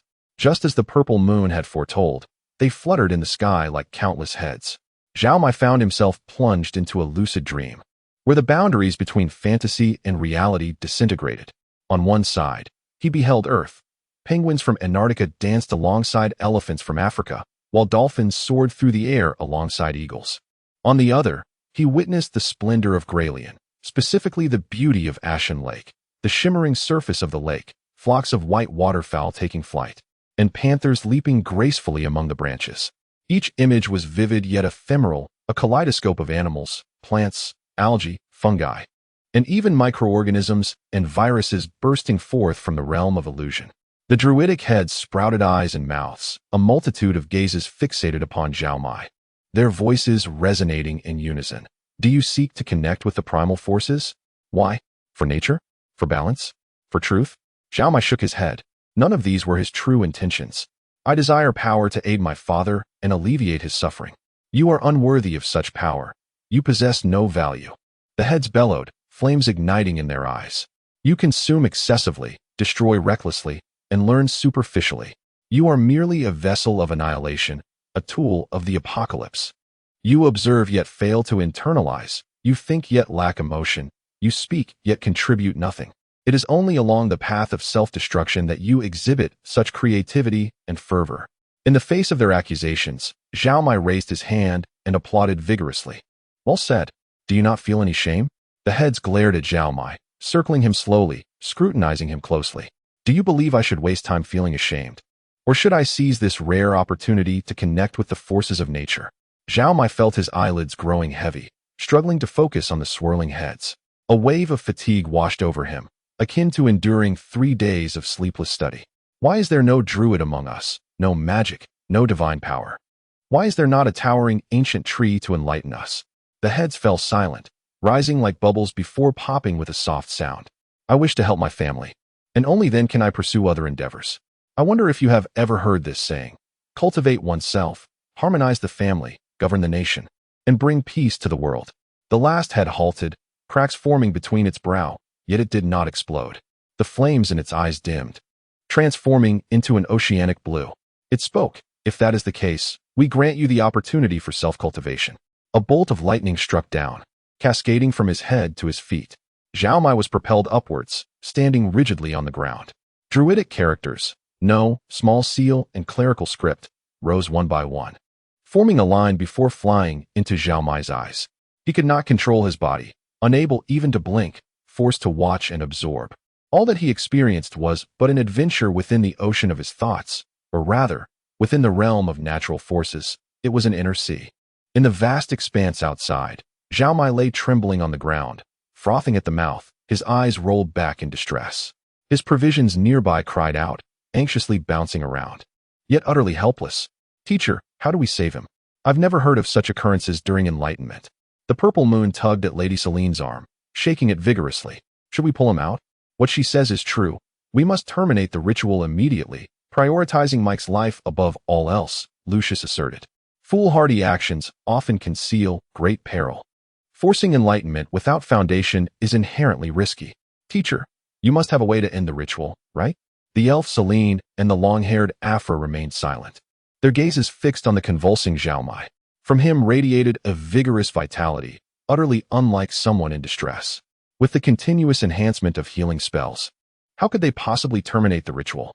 Would they have to drag him out, pry open his mouth, and pour in poison? Even if his body were harmed, it should recover under the sustained healing effects. The only conceivable explanation for his current condition lay in the realm of the mind. Celine, a teacher of apprentices, had witnessed thousands of instances of enlightenment in her long life. Although the heart-wrenching scenario she faced with Mike was unprecedented, there were precedents to draw upon. Elder Joseph's own enlightenment had also been fraught with suffering and torment. His psychic ability, the power of telepathy, had been forcibly breached while communicating with the natural forces. Countless voices had roared in his mind, which he later described as the thunderous crash of 10,000 waves against a colossal rock, yet each splash could be distinctly discerned. "I once feared my head would explode, but after enduring, I found an incomparable sense of tranquility and peace." What Mike was experiencing now was likely even more intense than Joseph's ordeal. In those days, Joseph had clutched his head, shouting in agony. Yet he had not lost control of his body nor foamed at the mouth. In Celine's mind, an unbidden thought arose, one she scarcely believed. Could Mike's potential surpass that of Joseph? Because of this notion, she refrained from interrupting the ritual, patiently awaiting the outcome. The changes in nature were never instantaneous. Only with patience could one perceive the tumultuous winds in the serene skies. The purple moon seemed to sense something amiss, biting her light blue fingernails, curiously observing the twitching Mike. Lucius continued to chatter, urgently insisting they rescue Mike at once. "Ah, such impatience. Perhaps it is due to his exceptional lineage and talent that he is unwilling to wait, unable to calm his mind." Celine resolved to address this matter with him in the future. After a time of trembling, Zhao Mai gradually calmed down, groping to place his hand upon the head of his provisions. The small dog sensed its master's touch and immediately relaxed, although Zhao Mai subsequently froze again. The dog shook its head, nuzzling against its master's palm. The wind rustled through the Bodhi tree, its branches, leaves, and fruits swaying, producing a soft rustling sound. A beam of sunlight pierced through the dense canopy, sweeping across Zhao Mai's tightly shut eyelids. He opened his eyes, the earthy browns, grassy greens, aquamarine blues, and blood reds fading one by one, leaving only the white of light and the black of night. With a fresh breath of life, he exhaled a gentle sigh. Chapter 54. The Mysteries of Magic. Upon opening his eyes, Zhao Mai felt as though he had been reborn. The surroundings now appeared transformed. The towering, ancient trees remained unchanged, and the lush, vibrant grass still carpeted the ground, yet Zhao Mai sensed that they were alive. It was a feeling that eluded explanation, one that rendered verbal expression inadequate. Although he had long known that trees and plants were living entities, it was in this moment that he first perceived their vitality. Were they akin to another human? Perhaps not quite so sentient, but rather resembling a storied reserve of nourishment, imbued with the capacity to express emotions. He understood that they were conveying some meaning through their myriad forms, whether yearning for water or desiring an embrace. They were no longer mere background scenery within a painting. The reserve gazed at him with its deep, dark eyes, from which he discerned joy and attachment. Each organism radiated emotion, serving as evidence of their existence within the cosmos. The so-called natural force was an energy field retained and generated by all living beings, enveloping, permeating, and interconnecting the entire environment, coalescing the power of the world. Ms. Celine approached Zhao Mai, her eyes filled with concern. In her innate perception, the natural force within Zhao Mai flowed like a spring, gently and continuously emanating from him, soft, persistent, and steady, a phenomenon she had never witnessed in anyone else. Even Lucius, deemed a rare genius, exhibited only a vaporous form of natural force when enlightened, manifesting as a rare, ethereal mist. Indeed, it was an extraordinary sensation. The world had become more vibrant, immersed in the rich aroma of the forest, with each breath akin to savoring the essence of life. Might this signify that he could commence his studies? After a night of rest, their lessons would begin the following day. Starting with the fundamental prayers, they would officially embark on the path of the Druids. Ms. Celine remarked, as per the original plan, she would later take 3 students to choose their animal companions. Zhao Mai declined, cradling the reserve. I already have one, so I shall not join. I wish to remain here a while longer, to familiarize myself with the sensation of the natural force. Of course, Ms. Celine replied, waving her flowing sleeves as she departed with the 3 students. Zhao skipped alongside them, surreptitiously flashing Zhao Mai a gesture of defiance before pointing to the froth at his mouth and the stains on his collar. Zhao Mai glanced down to find that he had soiled his clothes with the white foam and resolved to clean it at a more opportune moment. The following day, the air was filled with the sound of incantations echoing from the thick branches of a towering tree. Clad in the same robes as the other druids, Zhao Mai endured the irritating scratch of coarse fabric against his skin as he stood unsteadily at the edge of the branch, striving to calm his tumultuous thoughts while repeatedly casting a spell over the poisonous mushroom in his palm. The natural force lay at his fingertips, yet he could not grasp the task at hand. A simple prayer for the purification of food had been attempted countless times. Beside him, Lucius, Afra, and Zhao had completed the spell and were now engaged in learning the incantation for creating water. To avoid missing out on the lesson, he had to pause and listen before practicing the purification spell later. His foundation was still too weak, and he harbored an innate discomfort towards magic and spells. Having spent over 20 years in a world where only illusions existed, devoid of miracles or enchantments, everything had been reduced to mere scientific explanations, relegating mysticism to the realm of entertainment. Even witnessing Joseph's miraculous transformation and Ms. Celine's spell demonstrations did little to shift his ingrained mindset. The subsequent lessons in magic faced similar challenges. Although Zhao Mai could articulate the pronunciations and execute the requisite motions and postures, he ultimately failed to complete the incantations. Only during the casting of the light spell did a faint glimmer of starlight coalesce at his fingertips, yet he remained undeterred. Very well, we shall conclude today's session here. You 3 should practice diligently, transforming your prayers into incantations familiar to both body and spirit, so that they may be effortlessly released at any moment. Mike, please stay behind. I apologize, teacher. I have learned nothing today, Zhao Mai replied with a rueful smile. 8 incantations, and not a single one was successfully cast. Your movements and words have met the standards, and you possess the natural force within you. Miss Celine placed a finger on Zhao Mai's chest. Yet it appears you are not quite ready. Tell me, what sensations do you experience when you attempt to cast a spell? As I recite the incantation, I sense a force responding to me. This power emanates from the natural beings around me, particularly the great tree beneath my feet. Of course, a portion of it also originates from within me. I compel them to move toward my intended target, materializing my desires. Zhao Mai scratched his head. Yet, the spell simply halts here, yielding no results. I see, Miss Celine remarked, examining the lines of Zhao Mai's palm before glancing at his shoulders and neck. Might you be of noble descent, lacking experience as a craftsman or in agriculture, not of noble lineage? Yet the latter 2 observations are indeed accurate. In a highly commodified society, Zhao Mai had never cultivated or raised anything for personal sustenance. His sole means of obtaining food was through the market. You are correct. Now, envision this scenario. You sow a seed, water it, and then command the plant to grow, bloom, and bear fruit immediately. Is that feasible? Certainly not. Zhao Mai shook his head. We druids must harmonize with nature, connecting our small forces with the grand forces surrounding us, engaging in communication, seeking cooperation, and working together to achieve our goals. We are not priests, reliant on divine intervention to manifest spell effects. We are not wizards, capable of manipulating, commanding, or even distorting elements to reshape them according to our desires. Miss Celine explained, "What is a druid? A being in harmony with the surrounding environment, achieving seamless unity, allowing one to roam freely between heaven and earth. I shall try once more." Zhao Mai grasped the poisonous mushroom, commencing the purification incantation anew. He continuously sought to relax, avoiding excessive interference with the natural force flowing with its currents. Yet, after more than a minute, the spell remained elusive. Miss Celine closely observed Zhao Mai's expressions, deciphering his thoughts from the subtle shifts in his facial muscles and the depths of his gaze. Following another failed attempt, she appeared to have discerned the underlying issue. "Mike, do you harbor doubts about the success of spells?" Miss Celine inquired, furrowing her brow.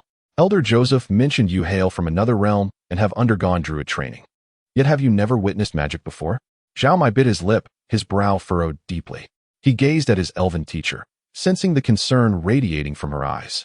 Previously, to secure the opportunity for druid training, he had fabricated the existence of a druid mentor named Darwin before Elder Joseph. Should he perpetuate this deception now? Chapter 55, The Dilemma of Magic, Part 2. Let me ponder this a bit longer. Zhao Mai was still reluctant to place complete trust in the elf, Celine, and thus replied, "The spells in our world appear to differ from those practiced here. Please allow me time to practice." The elf nodded, indicating her understanding. "Remember this, Mike, you are but a part of the world. Whatever you undertake, you require the assistance of this realm.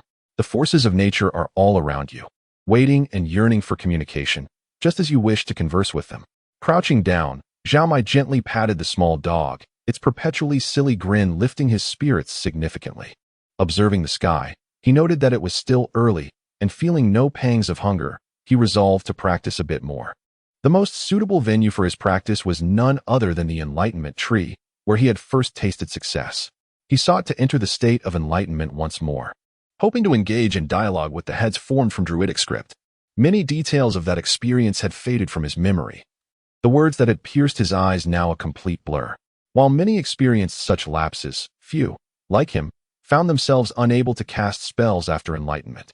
Were there a system to assist me, I could witness someone casting a fireball, analyze the myriad models of that fireball, optimize it, and ultimately learn. Zhao Mai chuckled at his own self-deprecation, lamenting that he lacked the fortune to possess such a grand advantage. Moreover, the notion of deducing the process from the outcome was indeed fanciful. Who could assert that by observing an individual, one could infer the very manner of their parents' conception and perhaps even refine it? Learning was never a simple endeavor. With his foundation weaker than that of the locals and his comprehension of the world insufficient, he had but one recourse: to practice diligently. After all, if spells were not cast, he would merely expend breath and a modicum of energy. As a young man in his 20s, such expenditure was negligible. Yet, practice must not be mindless. One must cultivate a calm demeanor to reflect and strive for every minuscule advancement. Seated cross-legged beneath the grand tree, Zhao Mai cradled a poisonous mushroom, casting spells repeatedly. He remained in this position for half a day, and when the sky was engulfed by stars and the night, he still had not departed. His loyal companion, who had grown weary of the monotony, had drifted into slumber long ago. As a dog capable of teleportation, it felt a deep sense of helplessness at its master's inability to perform even the most basic of spells. Had it possessed the gift of speech, it might have offered guidance long before. Alas, all it could articulate were barks, which, aside from causing distraction, provided no real assistance. If a spell could not be cast, it might be due to issues with gestures, incantations, or simply the inadequacy of one's connection to the primal forces. A parrot alighted beside Zhao Mai, and as it spoke, it began to transform, ultimately taking the form of Celine, the elven teacher. "Mike, do you harbor some reservations? If left unresolved, the natural forces will find it difficult to assist you. I cannot fathom why the energies of nature entering the mushroom can purify its toxins." "Oh, so this is the query that preoccupies your mind?" Celine settled beside him, tilting her head in contemplation. "In truth, I too am uncertain of the reason. Few druids can articulate it clearly. There exist several theories that have given rise to various factions, yet no one has been able to convince the others, leading to rifts among them. Isn't this a crucial matter?" Zhao Mai inquired, perplexed. "Should we not seek to explore the reasons, understand the principles, and then adapt accordingly? Your perspective reflects a commendable rigor, yet the druids do not place their focus there. At least, we, the wayfarers, do not. Celine elucidated, it is akin to eating. You do not command your digestive tract to move or your body to absorb nutrients. You trust that they will function properly. When you are ready to eat, they prepare accordingly. Should any issues arise, they will inform you in due time. Druidic magic operates in much the same way. I do not interfere with how the primal forces accomplish their tasks. They possess their own methods and secrets. Your role is to convey your intentions through your own primal energy, much like placing food into your mouth. The remainder, you must entrust to nature, which possesses its own wisdom. In essence, I have been too meddlesome, overthinking, allowing my thoughts to influence the workings of the primal forces. I am not you. So I cannot assert that this is the sole cause, Celine replied gently. I observe your dedication and practice, far surpassing that of others. And thus I recognize you as a diligent individual. Yet, I sense that you remain perplexed regarding magic, and this confusion is deeply rooted within you. There exists a method to dispel this confusion, to personally experience the sensation of casting spells. How can this be achieved? The elf brought her fingers together and placed them gently on Zhao Mai's temple. Relax your breath and focus your mind. I shall transmit my sensations to you. Zhao Mai swallowed hard, then followed her instructions, calming his breath. Celine's fingers flicked lightly, initially casting the spell Wisdom of the Owl, enhancing Zhao Mai's perception of his surroundings. Whether divine or primal, the foremost condition for casting magic is to sense the presence of these two forces. Under the spell's influence, Zhao Mai became acutely aware, the elf's damp and cool fingers providing an unusually vivid sensation upon his skin. Not merely her fingers, but the entirety of her arm resonated within his mind. Zhao Mai frowned. This shouldn't be the effect of Wisdom of the Owl. Celine noticed his change and gently urged, do not overthink. Focus on your experience. Following her arm, he became aware of her torso, then the rest of her limbs and head. Zhao Mai realized he was within the elf's body, perceiving through her eyes and listening through her ears. His heartbeat slowed, a slight itch in her chest, her long hair feeling a bit heavy. Was this the sensation Celine experienced daily? Pay attention to the interaction between my primal energy and the surrounding forces. Celine continued to cast spells, demonstrating everything from simple prayers to more advanced spells. Zhao Mai, engrossed in the natural forces, overlooked the sensations imparted by her elven form. The fresh first-person perspective inspired him in ways that mere observation could never convey. Through repeated encounters with the magic, he finally discerned the root of his errors. It was neither command nor plea, nor the imposition of his will. Zhao Mai reflected. I am merely a link in nature, the only distinction being my greater agency. I must maintain harmony with nature, yet harmony does not equate to equality. Equality implies two static, independent entities, while harmony embodies dynamic mutual benefit and complementarity. Thus, the crux lay in balance and method. Zhao Mai closed his eyes, following his instincts, resonating with the primal forces surrounding him. All living beings are manifestations of primal energy. There exists no you or I, nor it. Zhao Mai felt he had grasped the sensation, and thus recited the spell to purify the grain, entrusting his faith to the power of nature for the first time. Upon completion of the spell, without even opening his eyes, he swallowed the mushroom in one bite. Chapter 56. A day of rest the following day. The pursuit of knowledge had to be momentarily suspended. On one hand, the elven mentor, Celine, found herself utterly fatigued, afflicted by a throbbing headache that necessitated her rest. On the other hand, Zhao Mai was beset by a relentless bout of nausea and diarrhea, rendering him incapable of attending classes. This predicament was linked to the mushrooms he had consumed. Fortunately, it was not a case of poisoning. The purification spell had successfully dispelled the toxins within the mushrooms. Yet this did not imply that he could digest or assimilate raw fungi. Compounded by his incessant practice of spells, his mental state was exceedingly worn, making his illness somewhat predictable. Acquiring the ability to cast spells marked a significant transformation for Zhao Mai. Although his magical prowess was currently feeble, it represented a shift from nothingness to something. He repeatedly illuminated his fingers with the light spell, a foolish grin adorning his face. While instructing on spellcasting, Celine also imparted wisdom on spell preparation. Through communion with the natural forces, a spellcaster could inscribe the essence of spells into sigils to carry with them, significantly hastening the release of their magic. These sigils, influenced by the trajectory of the sun and moon, could last for approximately a day. The reasons behind this phenomenon remain a matter of debate among druids. Celine's perspective leaned towards setting aside disputes for collective advancement. As the community of wayfarers sought to avoid schisms among druid circles stemming from differing philosophies, the abilities of druids varied widely. And the most straightforward and widely accepted method of classification was by their spellcasting capacity. Given that mages and clerics had similar grading systems, this classification swiftly gained traction worldwide, even inspiring warriors and knights to adopt a similar approach in delineating their capabilities. Currently, Zhao Mai, Lucius, Afra, and Ziyue remained apprentices of the druidic arts. However, once they mastered first-level spells and could establish more than one first-level spell slot, they would ascend to the rank of first-level druids. This morning, Zhao Mai began his endeavor to prepare prayers for spell slots. His current capabilities allowed for the assurance of 3 prayer spell slots, for which he selected Create Water, Detect Magic, and Light. Among the prayers available to druids, offensive spells were absent, and the defensive spells proved inadequate, thus compelling him to opt for these supportive and versatile incantations. Other prayers were not entirely off-limits, with a moment of stillness and focused communion with the natural forces. He could perform a ritual that would allow him to release spells, albeit at the cost of expending more of his personal energy. In combat or urgent situations, such a method of spellcasting was impractical, serving only in moments of respite. The spells designated for spell slots primarily harnessed and drained the surrounding natural energies, while the minute-long ritual consumed the caster's own vitality. Human stamina is finite, and replenishing energy is a slow process, thus limiting the frequency with which one could rely on ritualistic casting methods. Because of you, we cannot attend class today, Lucius remarked, fanning his nose as if an unpleasant odor lingered. I am eager to learn first-level spells, yet you have hindered my progress. Apologies, Zhao Mai replied dismissively, ready to circumvent him with his provisions. It was said that a merchant caravan from Nebo town had arrived outside the encampment, bearing gifts from the townsfolk for the druids. Zhao Mai was keen to observe and gain insight into the nearby town's circumstances. My cat would never do that, he shrugged nonchalantly, sidestepping with his provisions. As he walked, he murmured to his dog in Mandarin, "Is that cat insane?" The reserved food wagged its tongue and nodded as if it comprehended.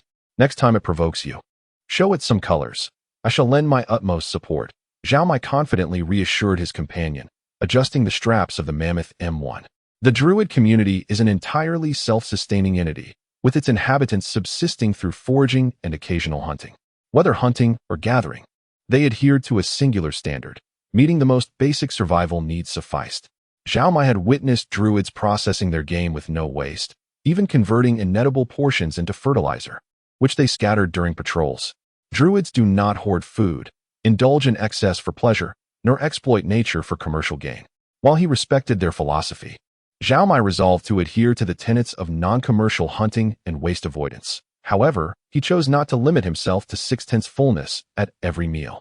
With a few gold coins in his pocket, compensation from the Nebo town sheriff for his goods, he wondered what the merchants might bring. Perhaps there would be items of use among their wares. 2 mule-drawn carts rested outside the village, the mules keeping their heads low, trembling as they emitted sorrowful whines. They would never venture into the village, for wolves, cheetahs, tigers, and bears roamed freely, while above, several large pythons watched them intently.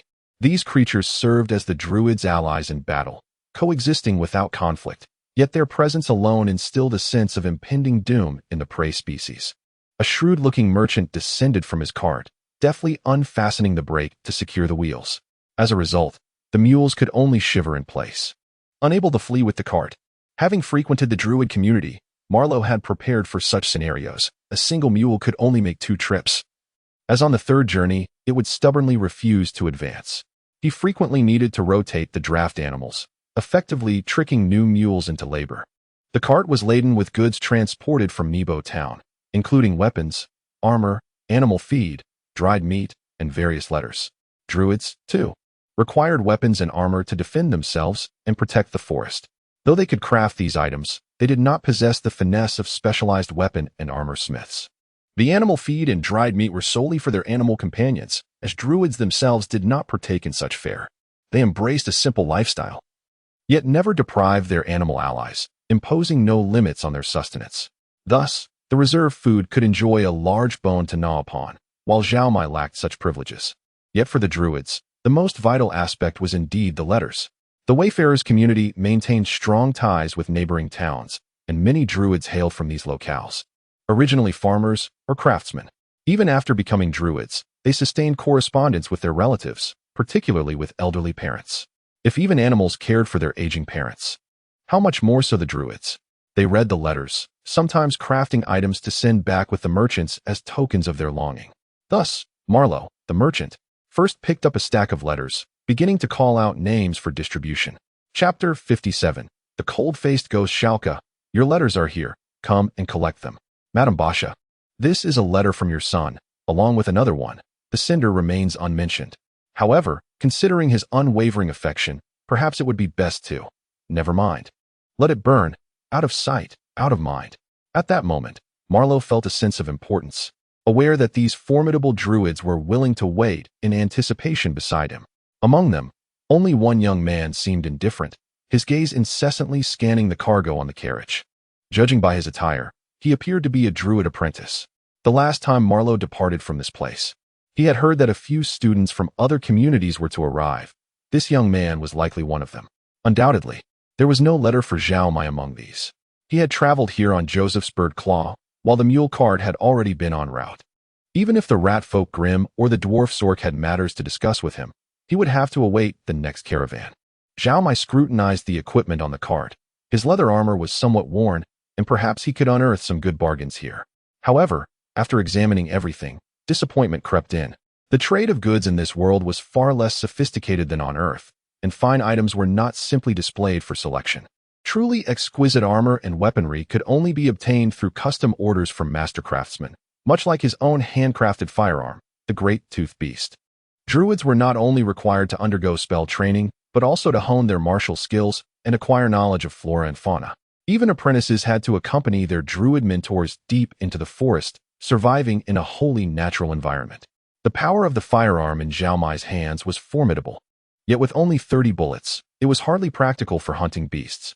Those druid apprentices had long learned to coexist with wild creatures, while he lacked any foundational skills. Master, may I have a moment? I am inquiring whether the potion commissioned by Baron Pides has been completed, Marlowe asked respectfully, rubbing his hands together and bending slightly. Oh, I nearly forgot, Master Duncan replied, retrieving a small blue cloth pouch from his sleeve, roughly the size of a fist, tightly bound with a red ribbon. He traced his fingers around the ribbon twice, and the pouch opened of its own accord. Suddenly, the fateful coin hanging from Zhao Mai's neck began to warm and vibrate. Its direction pointed towards the pouch. Zhao Mai maintained his composure, his expression betraying no hint of movement, his gaze still curious as he observed Master Duncan. The master reached inside and pulled out a vial of pale, apricot-colored translucent potion, then retied the pouch, causing the coin's vibrations to cease. The vial appeared larger than the pouch, suggesting one possibility. The small pouch was a renowned spatial bag, capable of isolating the fateful coins from one another's perception. Zhao Mai hurried to catch up. This was an excellent opportunity to connect with Master Duncan. Greetings, Master Duncan. I am the newly appointed druid apprentice, Mike. It is a pleasure to meet you. Duncan glanced at Zhao Mai, grunted in acknowledgement, but did not halt his stride, continuing onward. Master, my father is afflicted by illness. Perhaps a potion to remove disease could heal him. I humbly request a vial of such a potion, and I am willing to offer my services in return. The druid shook his head and deftly whisked past Zhao Mai. Gritting his teeth, Zhao Mai resolved not to give up so easily, and quickly followed, Master. You are an acknowledged expert in potion making. The potion to remove disease is a beneficial spell, not intended for malevolent purposes. Please assist me. I cannot bear to see my father suffer. Master Duncan appeared deaf to Zhao Mai's pleas, sidestepping him once more. He stood by a tree, placing his hand upon it. With a soft pop, the druid vanished before Zhao Mai's eyes. Forced vanish. Zhao Mai fumed, clenching his teeth in frustration, resorting to pounding his fist against the tree. Druids were human too. Despite their adherence to neutrality, they possessed a spectrum of temperaments. Master Duncan might very well be that cold and unfeeling type, akin to frost and blizzards in nature, which was merely a part of the balance of the natural world. But would Zhao Mai relent? Absolutely not. If he could not glean any clues from Duncan, there was still the merchant, Marlowe. Observing that Marlowe had finished sorting the letters, Zhao Mai approached him to strike up a conversation. Zhao Mai's mind was not on the letters. After a few casual inquiries, he swiftly shifted the topic. I have only recently arrived and failed in my attempt to request a potion from Master Duncan. Could you enlighten me on how Baron Pedes managed to have him create potions? You've put me in a bit of a predicament, Marlowe replied. I only know that such a thing occurred, but the specifics of their discussions are beyond my knowledge. However, I believe that Master Duncan's daughter works as a tax officer under the Baron. Perhaps that's one reason. May I inquire where this Baron hails from? Wolfear Town. Haven't you been there? It's located at the northernmost point of Ashen Lake, close to the inlet of the Oil Smoke River. Marlowe smiled at Zhao Mai. However, I advise against seeking distant solutions. You are currently a druid apprentice within this community. If you cannot resolve issues that are so close at hand, venturing to Wolfear Town is unlikely to yield better results. But I am truly anxious. Zhao Mai scratched his head and sighed. Nonetheless, thank you. I'll contemplate my options further. Marlowe pinched his chin, his eyes darting about, then said to Zhao Mai, You are an apprentice, which is actually an advantage. I recall that there are tasks issued by mentors within the community assigned to apprentices for completion.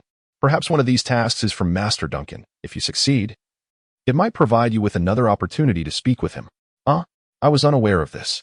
Zhao Mai quickly asked, Do you know where these tasks are posted? It seems they are located beneath the only maple tree in the community. Zhao Mai turned on his heels and dashed off in that direction. Chapter 58. The Sky Palace. How petty. They didn't even leave any tasks behind. Zhao Mai found the banyan tree and the blackboard hanging beneath it. It was adorned with chalk-written tasks issued by several druids to their apprentices, but conspicuously absent was Master Duncan. After a cursory glance at the assignments, patrolling, assisting animals with their relocations, transplanting various plants, or dissuading overly ambitious lumberjacks, he found them rather undemanding, yet the rewards were quite appealing. Teacher Celine had posted a task to collect seeds from more than 10 purple berry plants, with a reward of an exquisite staff made from adamantine wood. Adamantine wood was not a specific tree, but rather a druidic spell that imbued wood with the hardness of steel while rendering it impervious to flames. Remarkably, it retained its original weight, allowing it to float on water. This task intrigued Zhao Mai, yet he remained preoccupied with his father's illness and thus had to set it aside for the time being. His loyal companion, Ration, licked Zhao Mai's ankle, attempting to console him in his sorrow. You are indeed the most understanding, but alas, you cannot resolve my troubles. I long for a potion to cure ailments, yet I am at a loss as to how to procure one. Must I truly enlist the help of Master Joseph and Teacher Celine to guide me to Master Duncan? The puppy barked twice and shook its head. Zhao Mai chuckled at his own folly.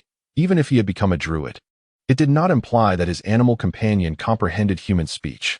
He affectionately ruffled the dog's head and placed Ration on the ground. To his surprise, the little dog clutched the hem of his robe with its teeth and began tugging him toward a corner of the village. Zhao Mai, uncertain of Ration's intentions, decided to follow along since he had no pressing matters at hand. They approached a tree even older than the previous maple, its rugged bark entwined with vines. Yet it still reached toward the sky with unwavering resolve. If the experience of the tree was one of grandeur and ancient awe, this eucalyptus was undoubtedly a sight to behold. Zhao Mai looked up and noted that even its lowest branches towered above the canopies of the surrounding trees. Quite a spectacle. What brings me here? Zhao Mai inquired of Ration, who remained silent but darted ahead, biting onto a vine. How could you possibly pull that down? He exclaimed. But as soon as he spoke, the vine coiled around Ration like a serpent, lifting him upward. Alarmed, Zhao Mai rushed forward, attempting to pull the dog down, only to trigger more vines that ensnared him, binding him as they ascended. Just as he was about to call for help, he noticed Ration comfortably nestled within the cage formed by the vines, panting and laughing joyfully. If the dog remained unperturbed, what had he to fear? Though the position was quite uncomfortable and the ground receded further below, Zhao Mai chose to remain silent. Soon, both he and Ration surpassed the heights of the other tree canopies, ultimately pausing on the first tier of branches of the eucalyptus. The vines released their grip and slowly descended. Ration led the way, wagging his tail as he confidently approached the trunk. The branches spiraled outward, forming a staircase that allowed for careful climbing amidst the gaps. They ascended another 10 meters, only to discover a structure resembling a bird's nest perched upon the trunk.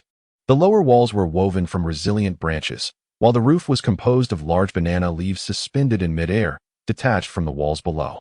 Within this room, one could recline against half a wall for wind protection, while standing up offered a panoramic view. The dwelling lacked a door and appeared unoccupied, allowing Zhao Mai to step directly inside. Inside, he found 2 simple sleeping bags, a small pot, and a plate of oatmeal bread resting beside the pillows. A fire pit lay between the sleeping bags, devoid of any fuel, yet a faintly purplish flame flickered within. Have you been here before? Zhao Mai scratched his head, incredulous as he regarded Ration. We parted just yesterday for a single day, did we not? While I was studying magic, you were off exploring. What a remarkable creature you are. He crouched down to scratch Ration's chin, appreciating the contented expression on his face. If you're so clever, can you tell me why we are here? Ration scampered a few steps to the side, gesturing with his paw toward a corner of the room. There, nestled in the branches of the wall, sat an unlocked leather chest, roughly the size of a typical clothing trunk. Curiosity piqued, Zhao Mai opened the chest, revealing an array of potions. Various colored and shaped vials were stacked within, each labeled in the common tongue. Healing minor wounds, animal communication, long strides, leaping, wisdom of the owl, energy damage protection, and a bottle of disease removal potion. After confirming the labels, Zhao Mai grasped the vial of potion in his hand. After so long, he had finally uncovered its whereabouts. Though it was a small bottle, less than 100 milliliters, the liquid inside was colorless and transparent like water, yet upon uncorking it, he detected a rich essence of natural power. Ration bounced about excitedly, wagging his tail vigorously. Holding the potion, Zhao Mai closed the chest, opting not to leave with the dog immediately, but rather to sit down. He cradled Ration in his arms, vigorously rubbing his neck.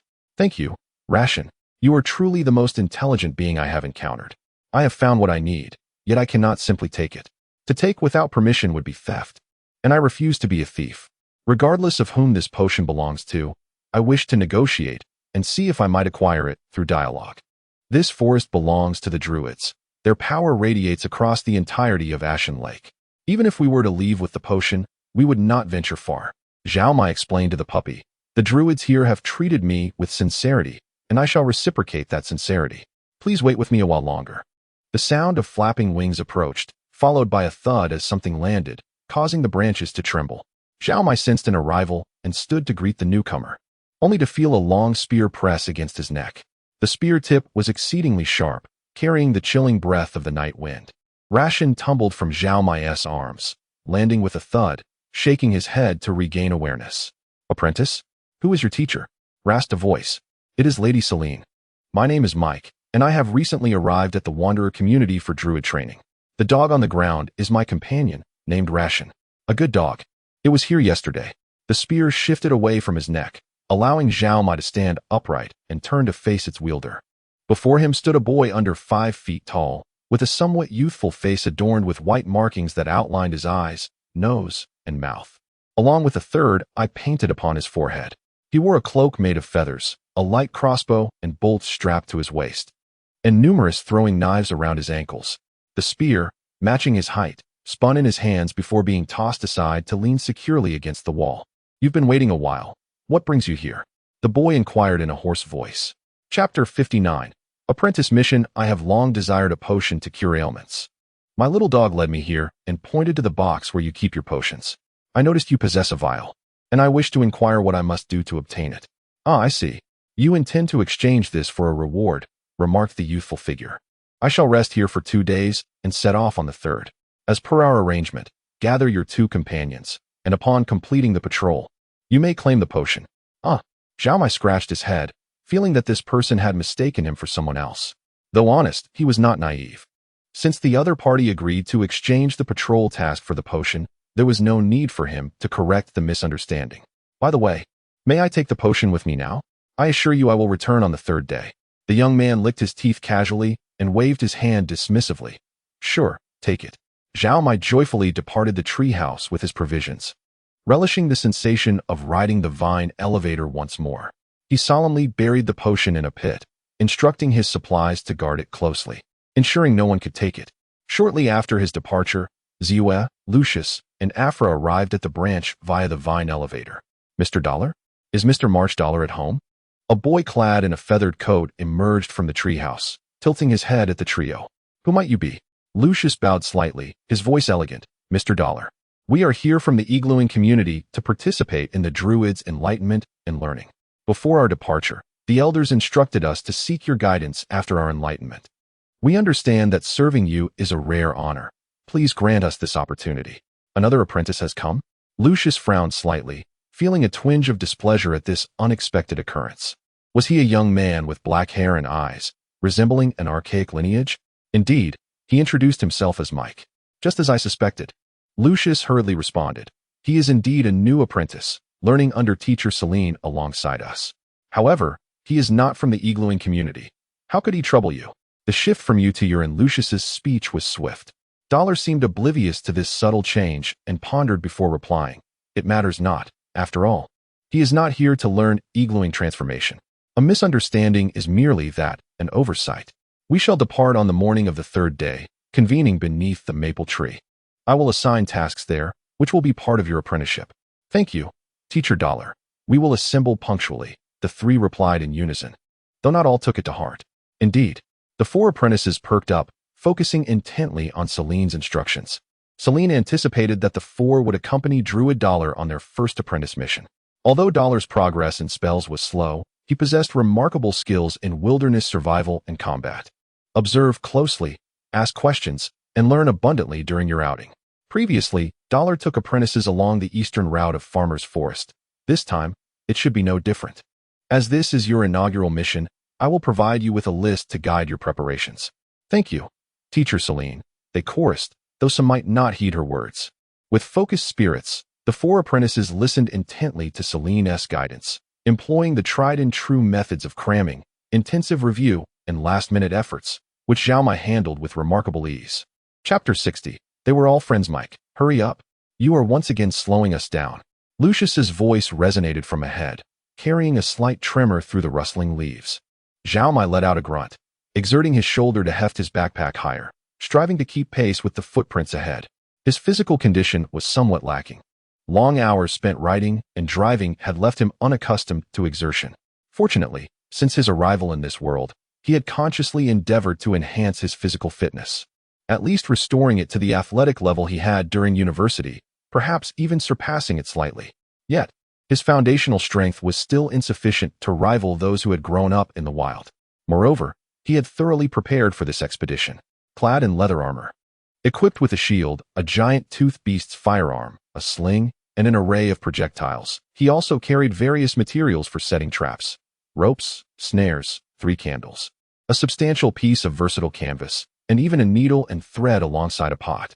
All these items were securely fastened with cloth straps to prevent them from clashing and generating noise that could expose their position. Such knowledge was of little use to the Druids. In their natural environments, their survival skills were exceptionally adept, allowing them to thrive even in the most minimal state of undress. Lucius was confident in his own capabilities, donning merely leather armor while wielding a bow and spear. Moving ahead with ease, Afra had a backpack that seemed filled with various jars, likely containing some homemade salves. Ziyue carried 2 curved daggers, but her true expertise lay with the blowgun at her waist. Zhao Mai bore the heaviest load, also tasked with carrying provisions. Although the small dog ran faster than Zhao Mai, it often stumbled over large roots or jagged stones. It must be said, in navigating rugged terrains, Lucius's feline companion excelled far beyond. The cheetah leapt gracefully between branches, nearly soundlessly. Afra's animal companion was a gibbon, adept at moving through the trees without issue. Ziyue's companion was an owl, which appeared to sleep most of the day, often resting on her shoulder. However, Zhao Mai noted that whenever someone approached, the owl would promptly awaken, observing intently. Mr. Darl suggested we take a brief rest ahead. Mike, do hurry up and stop dawdling. Lucius's voice floated back, echoing like an incantation. It cannot be said that his voice was entirely without merit, at the very least. Zhao Mai could use it to ascertain the direction of his companions. This expedition was fundamentally a patrol task. Apart from accompanying the Druid Darl to inspect the Ashen Lake, there was no definitive task at hand. Zhao Mai had come to understand that this was not a forced march. The Druids would not allow the party to stray beyond their control, thus he need not push himself to his limits. Conserving some strength would be prudent for unforeseen circumstances.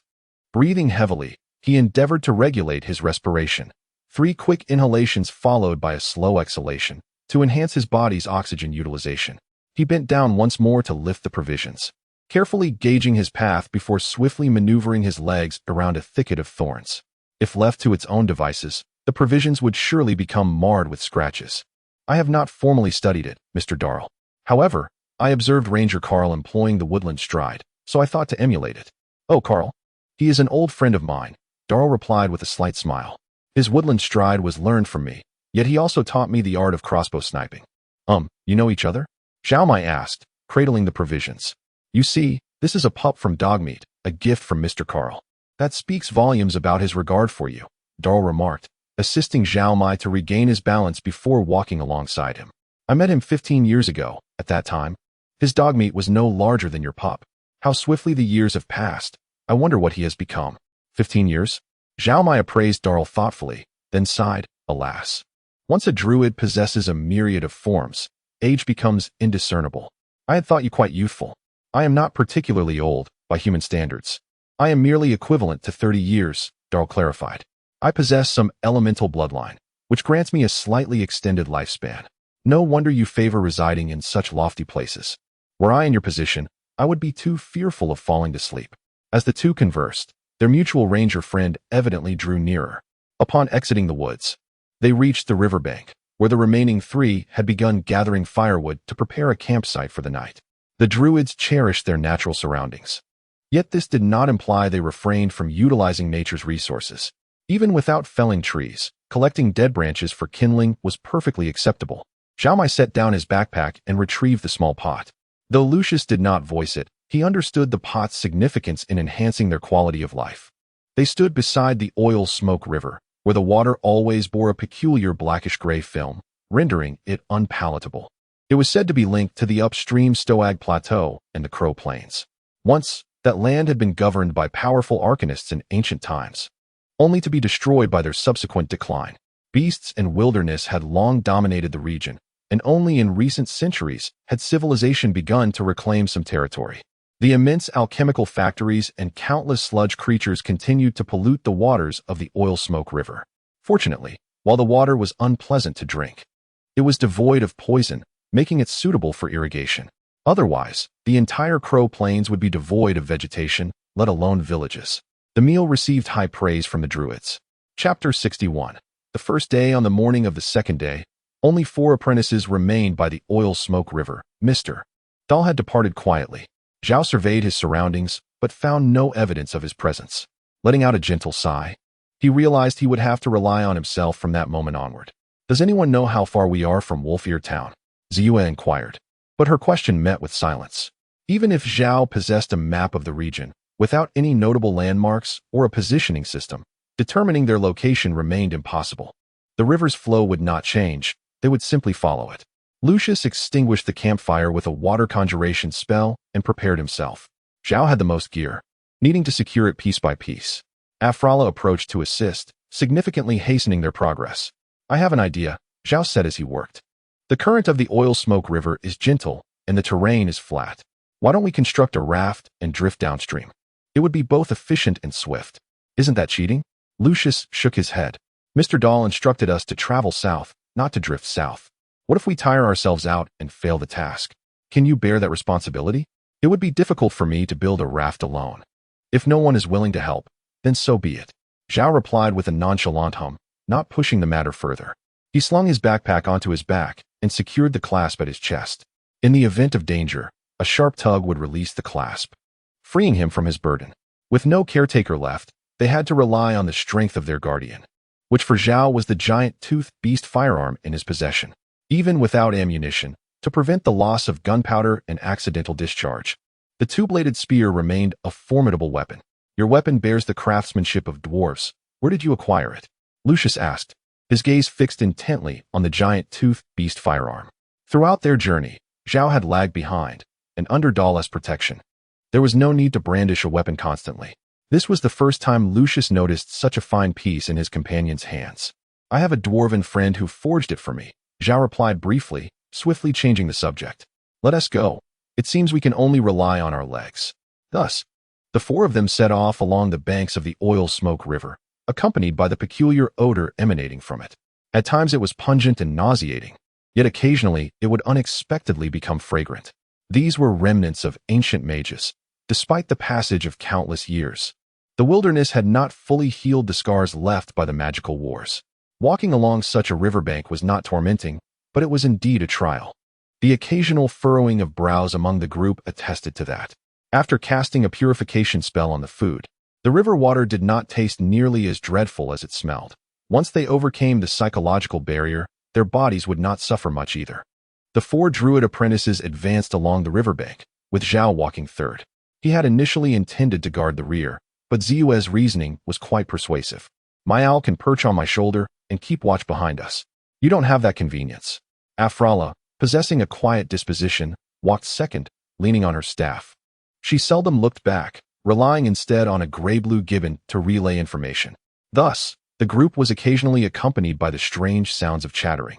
None could understand the gibbon's speech, perhaps except for Afrala. This time, Zhao's reserve animal had ventured a bit too far, suddenly halting midway through the forest, emitting a series of growls.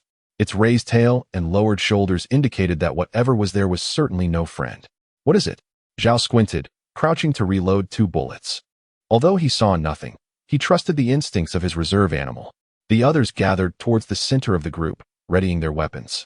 Lucius seemed to have spotted something. He stood upright and loosed an arrow. His cheetah lunged suddenly, not to attack, but to tackle Lucius down.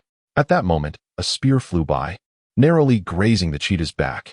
Zhao glanced at the spear's shape, approximately 1 meter long, with no metal tip, merely a sharpened wooden stick. The natural curve of the shaft suggested poor craftsmanship. Estimating the spear's trajectory and speed, Zhao warned, "Be careful, the adversaries are likely sentient beings, not exceeding medium size. Since they dared to attack us, their numbers must be significant. Do not scatter, we must avoid being picked off one by one. We are still over 20 meters from the woods, a distance sufficient to react to spears and such. When they approach, do not enter the forest." As he finished speaking, he had already equipped his shield. Ziyue chuckled, taking cover beside Zhao to benefit from the shield's protection. Afrala thought for a moment, lowered her stance, and ran over to stand shoulder to shoulder with Ziyue. "Don't all focus on me. One of you keep watch over the river," Zhao commanded, not underestimating any intelligent enemy. "Ziyue, you have your owl. This task falls to you." Lucius pushed the cheetah off him, biting his lip as he rose. He believed he should have been the one to issue those commands, not Zhao. Although his reflexes were slightly delayed, he could have said those words himself. There was no reason to let that black-haired lad steal the spotlight.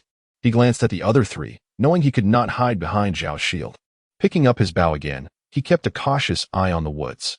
Some small black figures darted among the bushes, wielding weapons resembling spears and curved blades. Lucius unleashed 2 more arrows, both striking the tree trunks. The quivering arrowheads drew mocking sounds from the opposite side, a series of chattering that resembled chit-chit-chit. "How many arrows do you have left?" Zhao inquired. "I haven't counted." "Then use them sparingly." Zhao felt quite helpless. Chapter 62. An unpleasant first encounter. Have you discerned what manner of creature it is? Zhao Mai supported his shield, able only to perceive shadowy outlines. These beings were exceedingly cunning, refusing to emerge from the thicket. Instead, they remained hidden, occasionally hurling stones or branches to assert their presence. Such incessant harassment vexed the quartet. They were compelled to remain vigilant to every rustle in the woods, unable to let down their guard for even a moment. However, the notion of charging in to attack was fraught with uncertainty regarding the enemy's strength, rendering them hesitant to make such a bold decision. They could only huddle together, traversing downstream along the riverbank in hopes of discovering a more favorable terrain. It would be fortuitous if they could reach a nearby human settlement. Zhao Mai retained some recollection of the map of the oil smoke riverbanks, knowing that the area was largely desolate. Over many years, the river had slowly eroded its banks, shifting westward and leaving behind a multitude of ravaged old riverbeds. This long-standing process had resulted in the peculiar spectacle of a vibrant landscape on one side of the oil smoke river, while the other lay barren, near the farmer's forest. The water flowed beneath the roots of trees, whereas on Zhao Mai's side, the remnants of the old riverbed were devoid of life.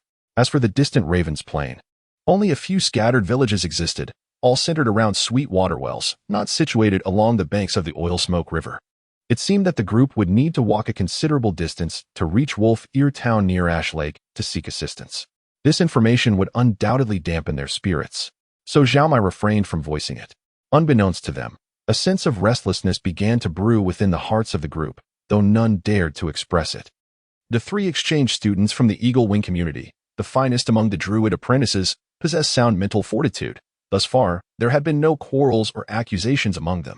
It was difficult to see clearly. Perhaps they were facing a band of goblins. The keenest eyes belonged to Lucius, who kept the assailants at bay with his bow and arrows, a significant factor in their current reprieve. Zhao Mai surmised that Lucius must have struck the first arrow true. Otherwise, it was perplexing why the adversaries had suddenly grown timid. Goblins were capable of seeing in the dark, and if night fell, their predicament would worsen. Zhao Mai glanced at the sky. It was already noon. These creatures had followed them for several hours without yielding, and the likelihood of their retreat in the coming hours seemed slim. A decision had to be made. Should they find a place to defend themselves? Or should they attempt to cross the river, using the water as a barrier against their foes? Was it necessary to flee from a handful of goblins?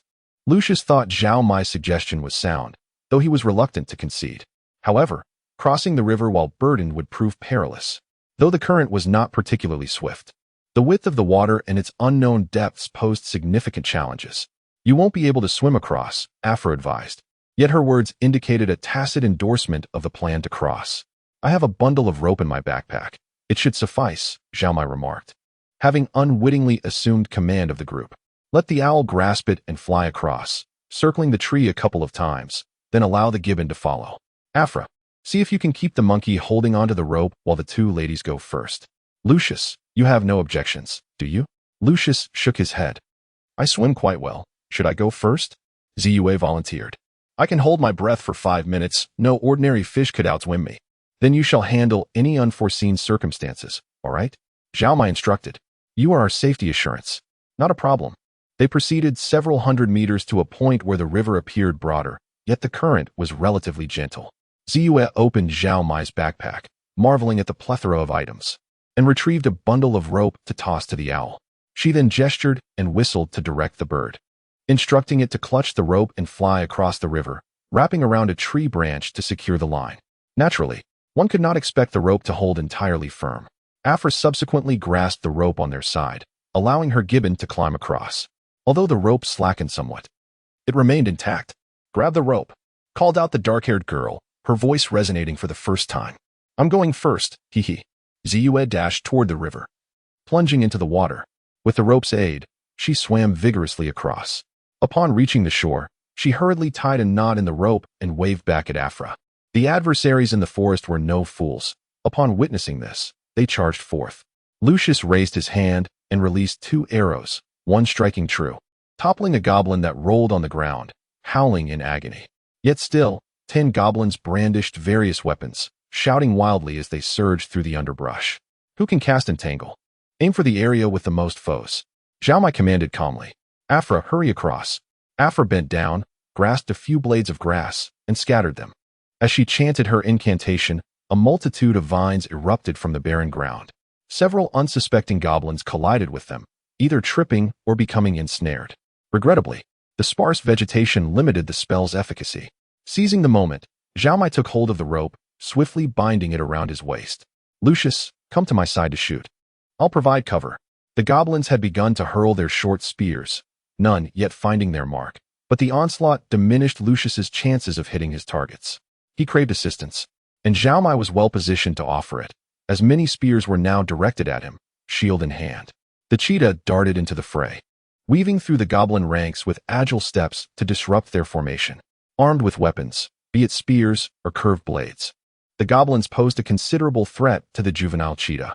Lucius's archery skills were inadequate to support his animal companion amidst the melee, leaving him reluctant to issue a full-scale attack order. A spear flew toward Zhao Mai. Seizing the opportunity, he angled his shield and deflected it with force. Fortunately, the goblins lacked significant strength, allowing him to repel the projectile without much effort. At that moment, one goblin hurled its short sword at Zhao Mai, using it as a thrown weapon. Zhao Mai recalled the lessons from Ranger Carl regarding defense against multi-directional assaults. Even without the absolute protection of a backup shield, he could manage. After all, this wooden shield was considerably lighter than the spare. An arrow flew forth, felling yet another goblin. However, it was now time to engage in close combat. Zhao Mai crouched low, gripping his dire beast spear, preparing for the imminent confrontation. Chapter 63. Gunshots by the oil smoke river with a deft block. Zhao Mai exerted force to push the dog-headed creature aside. Mindful not to overexert himself, and lose his balance. His right hand followed closely behind, driving the two bayonets of the great toothed beast rifle into the creature's body. Blood gushed from the wounds, splattering onto Zhao Mai's shoulder. Though he had not struck a fatal blow, the creature was not yet dead, fortunately posing no immediate threat. At that moment, another dog-headed figure lunged at him, its blade aimed menacingly at Zhao Mai's unprotected ribs. Lucius felt a twinge of jealousy at Zhao Mai's composure. Since the onset of the dog-headed assault, he had been forced to abandon his longbow in favor of a spear. If he had exhibited more patience, allowing the leopard to adopt a defensive posture to protect rather than charge, a single feline predator could have maintained the distance needed to leverage his archery skills. He had previously mocked Zhao Mai for carrying excessive burdens, only to realize that each item seemed to serve a purpose. Lucius, remember your spells. Now is not the time to be stingy. Amidst the sounds of shifting sand and gravel, a pale red giant centipede burst forth from the earth, charging towards the dog-headed creatures. If it stood upright, it would nearly match Zhao Mai's height, its girth rivaling even that of two stacked dog-headed figures. Damn it! Kill it! Kill it! The dog-headed creatures shouted, and two of them rushed forward. Mike, two of the females have already gone. We must prepare to retreat. Lucius suddenly called out. I think I see more enemies in the woods. Zhao Mai lifted his gaze to find 6 additional dog-headed figures charging towards them. One of them, trailing behind, sported a crown fashioned from chicken feathers and wielded a short staff. There could be no hesitation now. With a swift motion, Zhao Mai released his grip on the shield's control strap, using his left hand to aid his right in grasping the rifle's body. Aiming its dark muzzle at the leaping dog-headed creature, with a flick of his right index finger, the gunpowder exploded with a thunderous roar. The specially treated flathead bullet shattered upon impact with the creature, slicing through its leather armor, then churning within its fragile body, pulverizing its internal organs. The dog-headed creature flew back as it had leapt forward, its body exploding in a gruesome display of blood and flesh. The remaining dog-headed figures were taken aback. Their movements abruptly stilled. They had never encountered such a weapon. The deafening roar continued to reverberate painfully in their ears, instilling a profound fear within their hearts. Hesitation flickered in the eyes of some, and it seemed they might soon consider fleeing. At this juncture, Zhao Mai could not allow the dog-headed creatures to regain their confidence. They were pack animals, emboldened by numbers and fearful of strength. They would only engage in battles they deemed favorable. If they were sufficiently numerous, they would dare to assault a dragon. However, if even one of them fell to the dragon's might and fled in terror, the rest would follow suit without a moment's hesitation. With another round still in the great toothed beast rifle, Zhao Mai adjusted his aim at another dog-headed creature.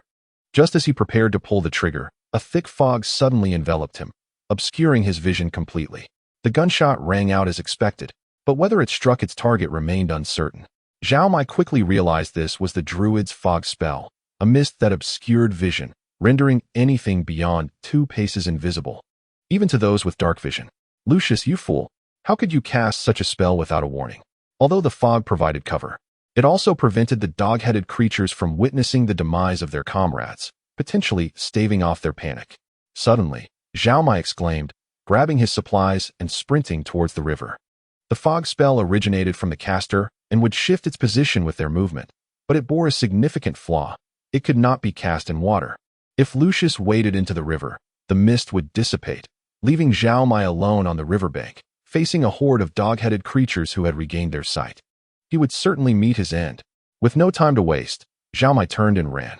As he dashed forward, a purple orb of light pierced through the fog, curving through the air before colliding with him with a resounding impact. His leather armor was punctured, and he felt a sharp pain in his left side, blood seeping from the wound as he nearly stumbled. Damn that dog-headed sorcerer and their cursed magic missile. It must have been aimed before the fog spell was cast. Zhao Mai cursed inwardly, grateful that one missile was not enough to claim his life. The magic missile traveled at a set speed. As long as the target was in sight at the time of casting, it was guaranteed to hit. Only force field spells could mitigate its damage. Some said that if the target made an effort to evade, using non-vital areas to shield themselves, they could avoid severe harm. Had there been no fog, Zhao Mai might have attempted to apply this tactic. However, now, merely being struck elsewhere rather than in the face was a stroke of luck. He plunged into the water, hoisting the rifle back onto his shoulder. With one arm clutching his supplies and the other grasping a rope, he realized that swimming while burdened by a backpack would be futile. Zhao Mai had no choice but to rely on those on the opposite bank to pull him across. The river rose to his chest, making it increasingly difficult to walk. Fortunately, the fog had not yet dissipated, and the dog-headed creatures remained unable to see him. Unless fortune turned against him in a cruel twist of fate, he was unlikely to be struck by their errant projectiles. Moreover, Zhao Mai shielded one side of his body with his wooden shield, as long as he held onto the rope. Perhaps it was unwise to dwell on that rope. His grip slackened, and it snapped. Zhao Mai choked on a mouthful of water in his panic, clutching the wooden shield as a flotation device, allowing the current to carry him downstream. Chapter 64. Severing the bond. The frigid river water incessantly endeavored to inundate Zhao Mai's mouth, carrying with it the nauseating taste of an alchemical potion. White waves crashed against his eyes, a slick layer of oil creeping up, rendering his vision a disconcerting blur. In such dire circumstances, discerning distant objects proved to be a challenge, compounded by the thick fog generated by Lucius, which still lingered and now enveloped the western bank of the river as he made landfall. Zhao Mai yearned to call for help, but first, he had to expel the water from his mouth, did he not? The enormous backpack weighed heavily on him, akin to a stone, persistently pulling him downwards, as if intent on dragging him to the riverbed. One hand clutched his rations while the other grasped the wooden shield, leaving his mouth free. He took a deep breath, lowered his head, and, relying on the tactile sensations of his tongue and lips, located the strap tied across his chest, yanking it with all his might. It was likely that his gums bled from the effort. The strap of the backpack loosened, and the pack itself came undone. With the current's pull, Zhao Mai managed to extricate his arms one by one, finally liberating himself. The wooden shield floated on the surface, while his rations clambered up, gripping the collar of his garment with its teeth, pulling him upwards. Zhao Mai was not greedy. He merely needed his upper body to lie atop the shield to gain sufficient buoyancy. The oily water carried them downstream, and soon the site of his earlier battle with the knoll was out of sight. After gasping for breath, Zhao Mai began to paddle towards the riverbank. The water of the oily smoke river was not particularly pristine, devoid of troublesome weeds or fish to impede his progress, thus paddling was not arduous. However, the area beneath his left rib, struck by a magical missile, throbbed painfully, making even deep breaths a trial. Perhaps a rib was fractured. He could only brace the shield with his left arm while slowly paddling with his right arm and legs, moving and gasping, perspiration trickling down. His rations, having reached the edge of the shield, extended a tiny paw to paddle as well. Yet, it consistently miscalculated its direction, causing the shield to spin erratically. At long last, his feet found the riverbed, and Zhao Mai limped ashore. Although the battle was brief, it had drained his stamina, a testament to the naivety of a novice apprentice. His heightened anxiety had taken its toll on his muscles, compelling him to act beyond his limits. How could he not feel exhausted? The rations vigorously shook its body, flinging water from its fur. Then it approached Zhao Mai, panting and inspecting him, before astutely taking on the role of a lookout. Zhao Mai lifted his leather armor to assess his wounds, shaking his head in dismay. These were not injuries that would mend on their own. It appeared that magic would be required. He possessed merely 2 first-level spell slots, one for Divine Berry and one for Cure Light Wounds. Considering that a vial of Cure Light Wounds was priced at 50 gold coins, far exceeding the value of a single spell slot, how could he not reserve one for healing spells? Having never experienced the effects of a healing spell before, he was now presented with an opportunity to test it. Situated on the edge of the forest, the natural energies here were abundant, enhancing the efficacy of his spells. Zhao Mai heard a crackling sound emanating from within his body, accompanied by a tingling sensation akin to bone friction. Subsequently, the pain in his muscles and skin began to abate, and several small cuts started to scab over. After a simple application of Cure Light Wounds, Zhao Mai felt a sense of relief regarding his injuries. All that remained was to eat well and sleep, allowing nature to take its course for healing. Was the efficacy of Cure Light Wounds truly so formidable? He found it somewhat incredible. The magical missile had not been particularly potent, and the wounds it caused should not have been severe. Perhaps it was merely his frail constitution that rendered the injuries more alarming. He believed that as long as he continued to cultivate his affinity with the natural energies, his physical strength would steadily improve. Next, he needed to examine his equipment. He could not afford to be unarmed. Zhao Mai opened the magazine of the Great Tooth Beast's firearm, carefully storing the spent cartridges while cleaning out the residue from its combustion.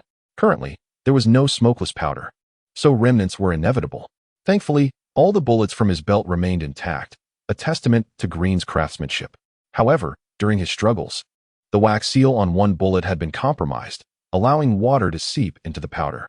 Reluctant to discard it, he decided to keep it in his belt, intending to replace the powder when the opportunity arose. Suddenly, his rations barked excitedly and dashed towards the river. Zhao Mai turned to see his backpack half submerged, swept away by the current towards the riverbank. He hurried over, wading through water that reached his chest, and scooped it up. The pack had been torn open by the current, resulting in the loss of several items, including his beloved pot and the valuable large canvas.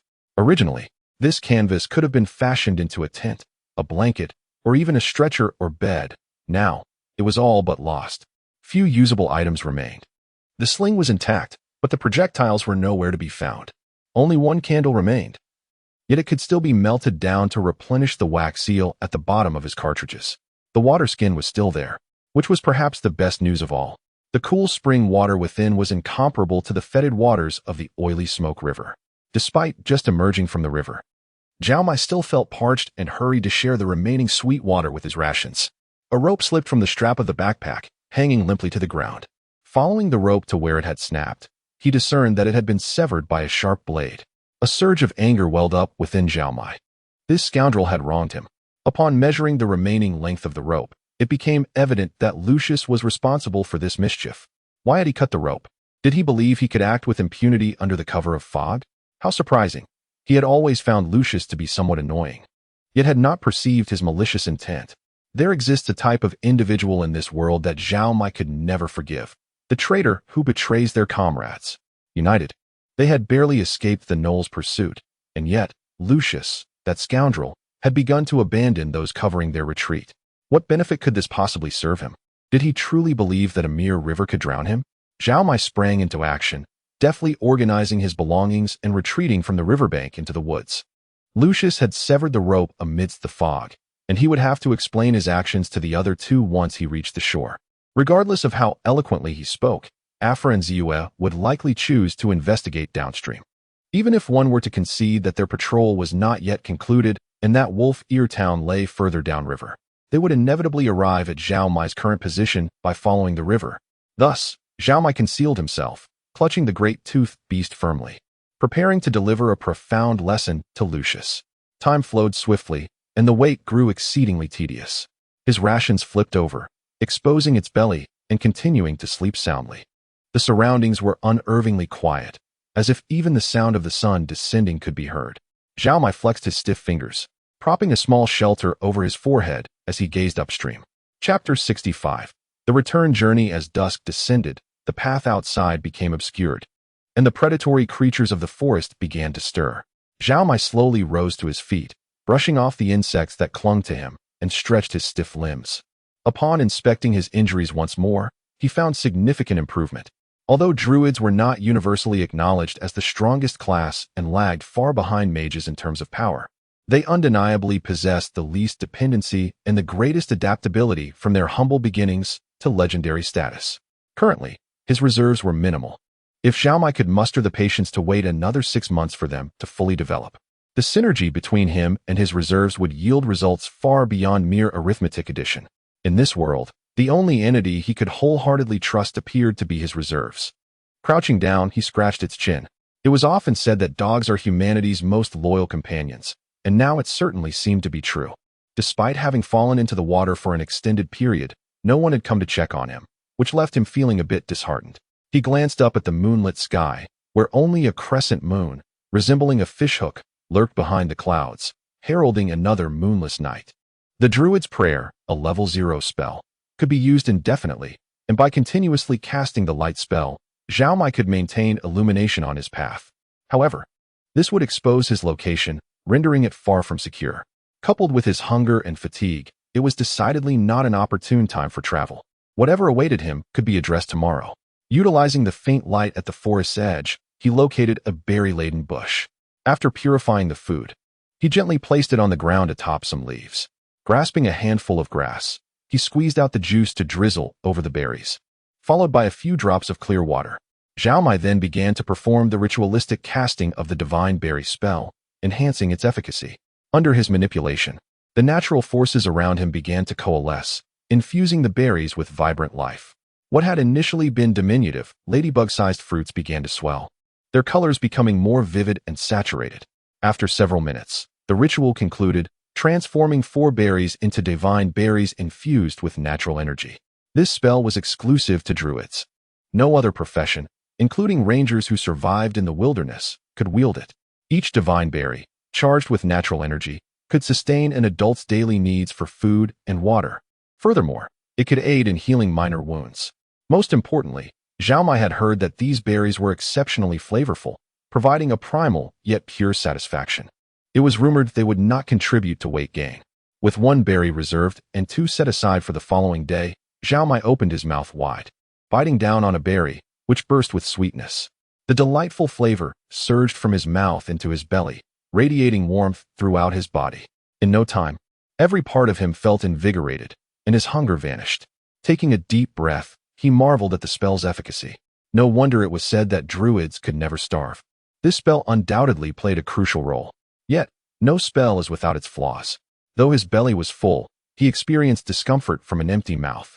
The effortless consumption left him somewhat regretful, and he found himself nostalgically yearning for chewing gum. "All right, my good friend, let us rest," he said, climbing into a tree, cradling his reserves. "We have much to accomplish tomorrow." At dawn the next day, the melodious calls of birds roused Zhao Mai, as if the forest had come alive overnight. In stark contrast to the oppressive silence of the previous evening, this morning was rife with exuberance.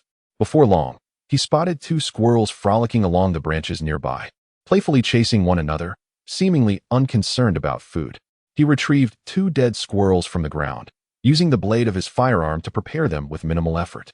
Aware that his skills in handling prey and cooking were lacking, he felt reassured by the assistance of the purification spell, ensuring he would not encounter any issues. 1 squirrel was offered to his reserves, while the other found its way into his own stomach, filling him with renewed vigor. Cautiously using the trees to conceal his movements, Zhao Mai remained vigilant against the potential presence of the dog-headed creatures across the river, equally wary of any developments on his side. Despite his reluctance to admit it, he felt a twinge of concern about encountering Afra and the others, primarily due to uncertainty regarding how to address them. Naturally, upon encountering Lucius, his first course of action would be to strike him with the butt of his gun, then assess the situation to determine whether to employ the firearm or the blade against him. Zhao Mai only hoped that Ziyue and Afra would provide a satisfactory explanation for not seeking him downstream. Surely, beautiful women deserved some leniency. It was a man's duty. As he pondered these thoughts while advancing, he soon sensed something amiss. His reserves began to exhibit inexplicable anxiety, displaying hostility towards their surroundings without pinpointing the source of their unease. The vegetation on the ground, particularly the diminutive grasses and moss, appeared to be dying in patches. Crouching down, Zhao Mai touched the plants, noticing that they disintegrated into a sticky residue between his fingers. "What is this?" Zhao Mai prided himself on his understanding of the spell-casting system of the Gralian world. He had a good grasp of which spells produced what effects. Yet, he had never encountered a spell capable of reducing plants to a viscous mush. Fire, ice, corrosion, dehydration. These were all familiar, yet none could explain the current phenomenon. The towering trees around him remained unscathed, while only the smaller flora succumbed. This was likely not a spell targeting the environment, but rather a force emanating from some other source. Becoming increasingly cautious, Zhao Mai signaled to his reserves to remain silent. Chambering a round in his firearm, he discarded his nearly empty backpack to enhance his agility and stealth. As he pressed forward, the damage to the plants intensified, and the flow of natural energy became disrupted. While it was still far from obstructing his spellcasting, it rendered him uncomfortable, instilling a sense of repulsion. This was a consequence of acquiring druidic abilities. Just as priests required divine illumination and mages needed constant communion with the elements, druids were inextricably linked to natural energies, making them acutely sensitive to such forces. Continuing onward, Zhao Mai soon recognized a familiar riverbank, the very location of his clash with the dog-headed creatures. Now, tranquility reigned, with the river gurgling softly. Concealed behind the trees, he observed patiently. Before long, he noticed something peculiar. A dead willow tree lay sprawled on the stony riverbank, its ashen branches resembling a coiled nest of serpents. Beneath the branches, he discerned the faint outline of an arm, accompanied by another lifeless body. Zhao Mai strained to identify it, and it unmistakably appeared to be Lucius' leopard. Chapter 66. The funeral and the captive's beads of anxious sweat trickled down Zhao Mai's forehead as his heart raced in a discordant rhythm with his attempts to breathe steadily, inducing waves of dizziness. Not even in the presence of the dog-headed creatures had he felt such trepidation. Perhaps it was due to countless encounters with such beings, goblins, orcs, and dog-headed monsters, in various video games, which had dulled the sense of unfamiliarity. However, the sudden appearance of a corpse by the riverbank was an entirely unusual sight. He felt compelled to investigate. Understanding what had transpired was crucial for determining his next course of action. Zhao Mai forced himself to regain composure, dispelling distracting thoughts, and meticulously surveyed his surroundings before cautiously emerging from his concealment. Beneath the willow tree lay the lifeless body of a cheetah, its form grotesquely twisted, with its front and hind legs forming a 180-degree angle. It appeared that Lucius and his companions had encountered an ambush after crossing the river. Could that severed arm belong to Lucius? How could this be? Zhao Mai parted the withered willow branches and beheld the face of the corpse. Dallel, the eagle-winged druid, lay with wide-open eyes, his heart region punctured, the blood long since drained. The expression on his face suggested he had endured a fierce struggle before his demise. His limbs and torso riddled with minute wounds, as if lashed by steel cables.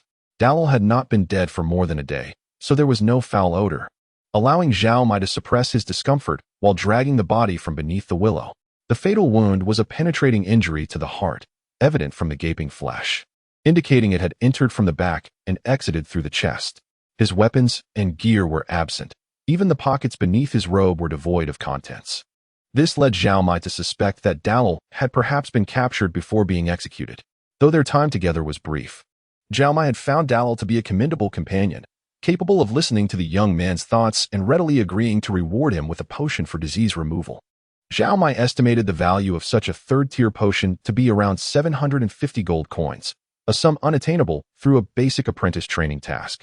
Moreover, during their journey, Dallel treated Zhao Mai equitably, occasionally assisting the slower-paced Zhao Mai, which provided a sense of warmth to one who had ventured alone into this world.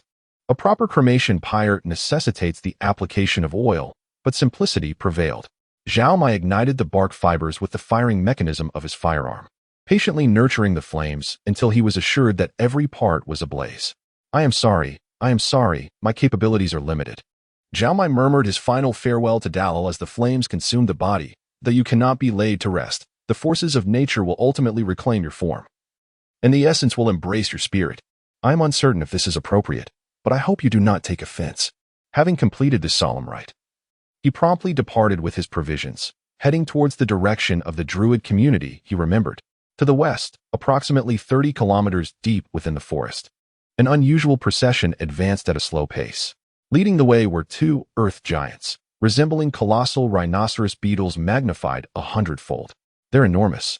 Serrated pincers could cleave through obstructing trees, after which they would use their elongated horns to push the trunks aside, clearing a path. Trailing behind them were 4 trolls, who collectively bore a palanquin, carefully maintaining its balance as they followed the earth giants. The palanquin was shrouded in thick fabric, forming a small chamber, obscuring the identity of its occupant. Occasionally, wisps of gray mist wafted from the seams of the fabric, descending slowly towards the ground. Weak life forms such as moss and mushrooms swiftly lost their vitality upon contact with the gray mist, aging rapidly before succumbing to death. Following the palanquin were 2 burly bear goblins, their muscular bodies exposed, with thick fur adorning their shoulders, supporting large heads. Their mouths, armed with protruding fangs, gnawed on fresh meat, crimson and seemingly just severed from some creature.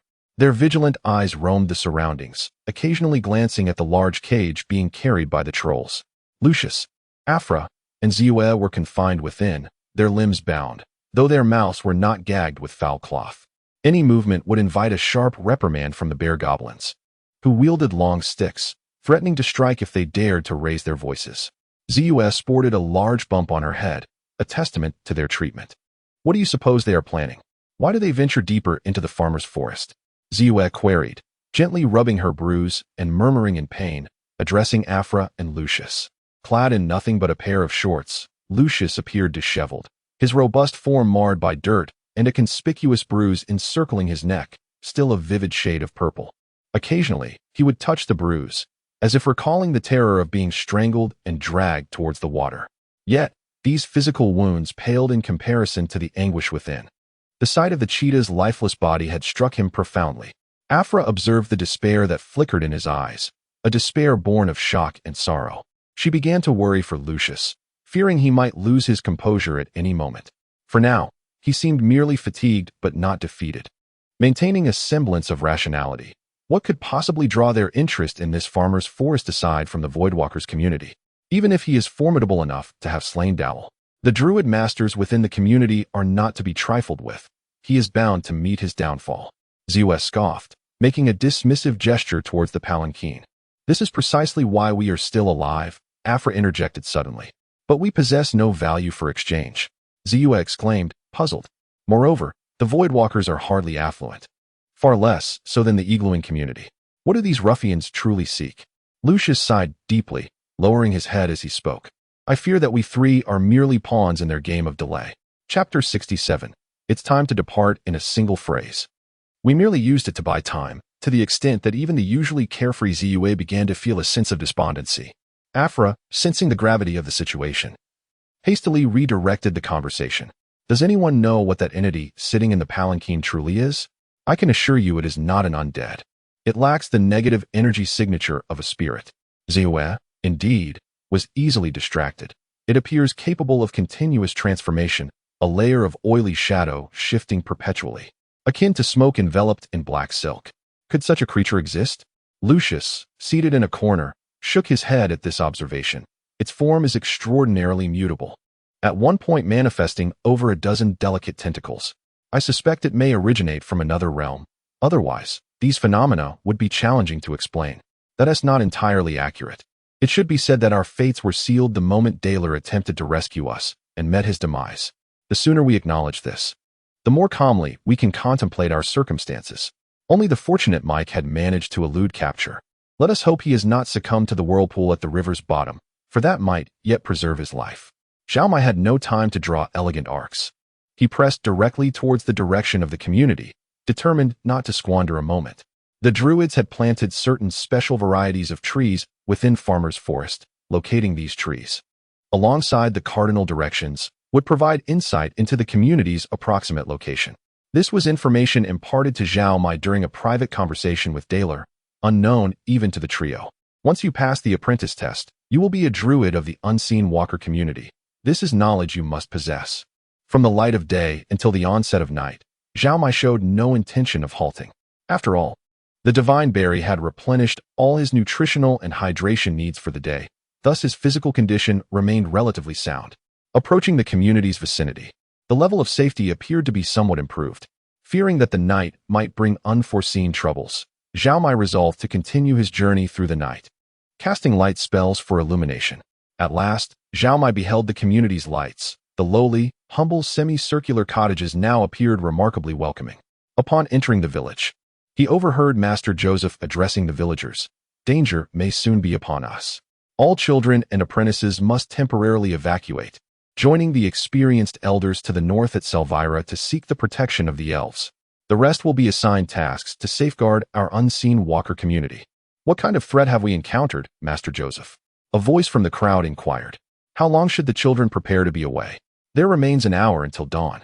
The first group will depart as the sun fully descends below the horizon, with a final contingent at noon. After that, we will not mobilize further personnel for the retreat. Joseph concluded. Time is of the essence. Everyone, please hasten your preparations. Joseph exchanged a glance with a companion beside him, who promptly stepped forward to part the crowd. Mike, come with me. For elders are present in the community. They require a detailed account from you personally. Chapter 68. The journey home. Joseph Elder is no more. The elder said. The 4 individuals taken by Brother Daler were the only apprentices who had been outside. Well, that brings me some relief, Joseph remarked, turning to Zhao Mai. Is there anything else you wish to add? Zhao Mai shook his head. He had already reported the attack by the kobolds, the severed rope leading to a fall into the water, and all subsequent discoveries to the druid elders. Given these unexpected events, can my patrol duties be considered complete? Indeed. Your apprentice duties are fulfilled. You may now accompany the group heading north, seeking refuge in the elven city. Why is that? Joseph inquired, puzzled. There have been unsettling movements in the southern forests, rendering it unsafe. You are merely an apprentice. We cannot ensure your safety, nor can we spare anyone to escort you. The oil smoke river can take me southward. Once I reach Wolf Ear Town, I can find a boat or travel overland. I will find a way, Zhao Mai replied. Joseph and the other elders exchanged glances and silent communications before nodding in agreement. Since this is the path you have chosen, we shall respect it. A calf that leaves the herd may perish, but a tiger must learn to be self-reliant. Go inform teacher Celine. She is currently tallying the number of those heading north. Should you require anything, let her prepare it for you. Zhao Mai smiled and bowed in farewell. After his departure, the elders engaged in discourse within Joseph's mind. Are you certain of his loyalty? He is just an apprentice. His character is still untested. And do you truly trust him with that item? Joseph shook his head. I cannot be 100% certain, much like none of us can accurately predict tomorrow's weather. However, my instincts suggest that Mike is a person worthy of trust. Master Duncan, rarely speaking on such matters, interjected, Mike is not our only option, and trusting him is permissible. We cannot place all our hopes in the north and west. Now that someone has chosen to venture south, it is a promising sign. After deliberation, the Druid Masters ultimately concurred with Joseph's proposal by a narrow margin. As expected, although the elven teacher opposed Zhao Mai's plan, she respected his choice. You are no longer a youth. You are older and more mature than Lucius and the others. I cannot alter your decision, but I urge you to exercise caution, utmost caution. Yes, I will either be here or in the elven city of Selverian, depending on when this turmoil subsides. Celine's eyes held a lingering sorrow, seemingly troubled by the future of the Druid community. However, noticing the many apprentices preparing to depart nearby, she quickly concealed her concern. Time is of the essence for everyone. I shall not prolong my words. You have completed an apprentice task and are now able to cast first-level spells. According to tradition, I should present you with an apprentice gift. Thank you, Zhao Mai responded, sensing something amiss but accepting the gift nonetheless. After a gentle embrace with the elven teacher, he bid farewell to the community of the unseen walkers. As Zhao Mai followed his supplies outside, he was unexpectedly led by a small dog to the large tree where Daler resided, barking energetically. Zhao Mai slapped his forehead, chastising himself for his haste and excitement, having forgotten such an important matter. Daler was gone, yet the chest filled with potions remained in the tree, along with some of his previous gear. Sharing a similar physique with Daler, he would need to find new armor. Vines coiled around him, lifting him upwards before gently lowering him back down. Zhao Mai donned a complete set of equipment, ensuring his backpack was only half filled to prevent it from dragging him down into the water again.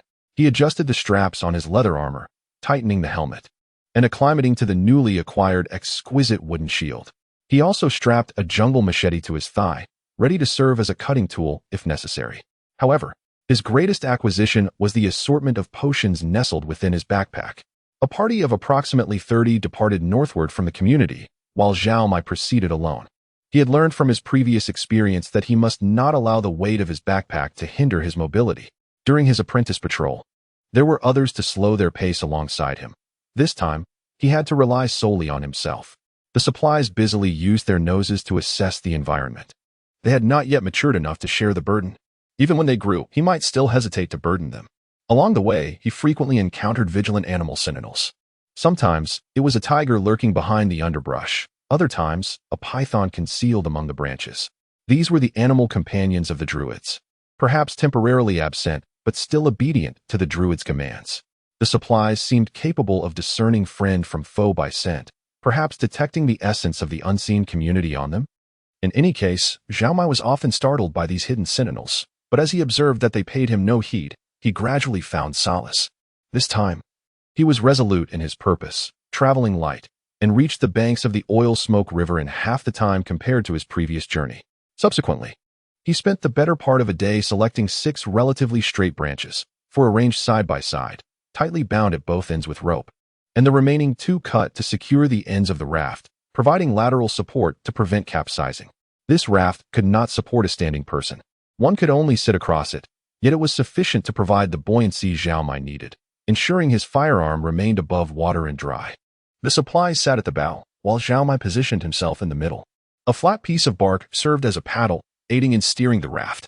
With such rudimentary tools, a man and his dog drifted southward. Chapter 69. Smoke and Fire. Zhao Mai and his dog floated downstream on a wooden raft, blissfully unaware of the events unfolding in the farmer's forest. Along their journey, they occasionally heard furious roars emanating from the depths of the forest, as if some great beast had been provoked. At times, the earth-shattering sounds of battle reached Zhao Mai's ears, igniting his curiosity about the tumultuous scenes occurring within the woods. However, this curiosity did not cloud his judgment. He was acutely aware of his purpose. Fortunately, the oil smoke river posed no treacherous currents, allowing for a tranquil drift without peril. Zhao Mai and Ailiang spent a full 2 days and nights on the water before finally sighting Wolfier Town, relieved at the prospect of sleeping on solid ground. This town, primarily engaged in agriculture and ironworking, saw daily shipments of goods transported via sturdy vessels across the placid Ash Lake, onward to Nebo Town.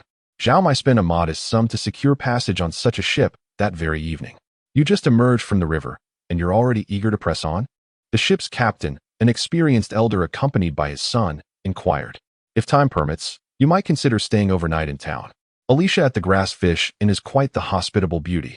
Seeing that Zhao Mai appeared sincere, the captain acquiesced to his company. Recently, the farmer's forest had grown increasingly perilous, rumored to harbor fearsome creatures capable of transforming into human form, stealthily infiltrating the town to commit nefarious deeds. The town's mayor had dispatched 2 waves of messengers in search of the druid's assistance, yet no word had returned. The vessel was an aged sailing ship, creaking rhythmically as the mast swayed with the wind. Amidst this sound, Zhao Mai meditated, attuning his body to the primal forces of nature, distinguishing the essence of the lake from that of the forest, engaging actively in adventure, placing oneself in a context where survival requires effort, undoubtedly ignites one's potential and fosters growth. Yet, the practice of meditation, a more passive approach, is equally vital. After all, both motion and stillness are natural states that must coexist in harmony. Young man, something seems amiss ahead.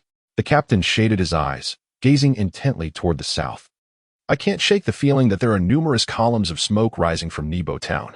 Zhao Mai sprang to his feet, straining to see towards the point where the sky met the water. Indeed, as the captain had observed, faintly visible were several black plumes ascending into the sky, certainly not the wisps of cooking fires, nor a favorable omen. Let us proceed and assess the situation. It could merely be a fire. As they drew nearer, the smoke became increasingly distinct, causing Zhao Mai's heart to grow heavier. The number of fires had surpassed 10. This was clearly no accidental blaze, but rather a siege in progress. The captain frowned, peering at the water, and suddenly his expression shifted to one of alarm as he abruptly turned the ship, adjusting the sails to veer toward the western shore. Zhao Mai stumbled in surprise, hastily querying, Captain, why the sudden change in direction? Look, from Nebo Town, there are ripples on the water, yet no vessels in sight. Under normal circumstances, be it a merchant ship or a fleeing skiff, the surface should not be so calm. Have you come to a realization? Someone or something had effectively barricaded the waterway, and Zhao Mai swiftly reached the same conclusion. Captain, if you choose not to go to Nebo Town, could you drop me off at the eastern shore? I can continue my journey from there. What journey remains? There is fighting ahead, the captain replied. Those capable of blocking the waterway are not mere ruffians. Even ordinary bandits could not achieve such a feat. Heed my advice. Take the western route, or let us make for Gayaduria. Baron Pides has a castle that can offer you protection. I insist on landing on the eastern shore. Simply set me down, and you may depart, Zhao Mai insisted. I have compelling reasons to go. You. The captain was about to retort when he noticed the druid's hand had gravitated toward the hilt of his weapon, while his dog assumed a vigilant stance. Cursed be this ill-fated voyage. He must have neglected to pay homage to the goddess of luck, Desna, which had led him to this misfortune. Reluctantly, he pivoted the ship, steering eastward. The eastern shore lacked a dock, and the cargo ship dared not approach too closely. So Zhao Mai and his supplies were obliged to wade ashore. By the time they stood on dry ground, the vessel had already retreated into the distance. Woof! The supplies seemed to understand, wagging their tail excitedly at Zhao Mai. Sometimes one must make choices. After all, I am but a novice druid. What can I do?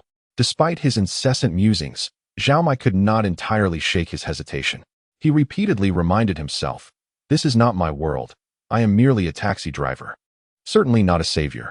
The black columns of smoke rising near Nebo town were glaringly vivid against the sky, each sighting tugging at Zhao Mai's nerves. He was compelled to lower his gaze, focusing on the ground to avoid dwelling on the turmoil transpiring in the distance.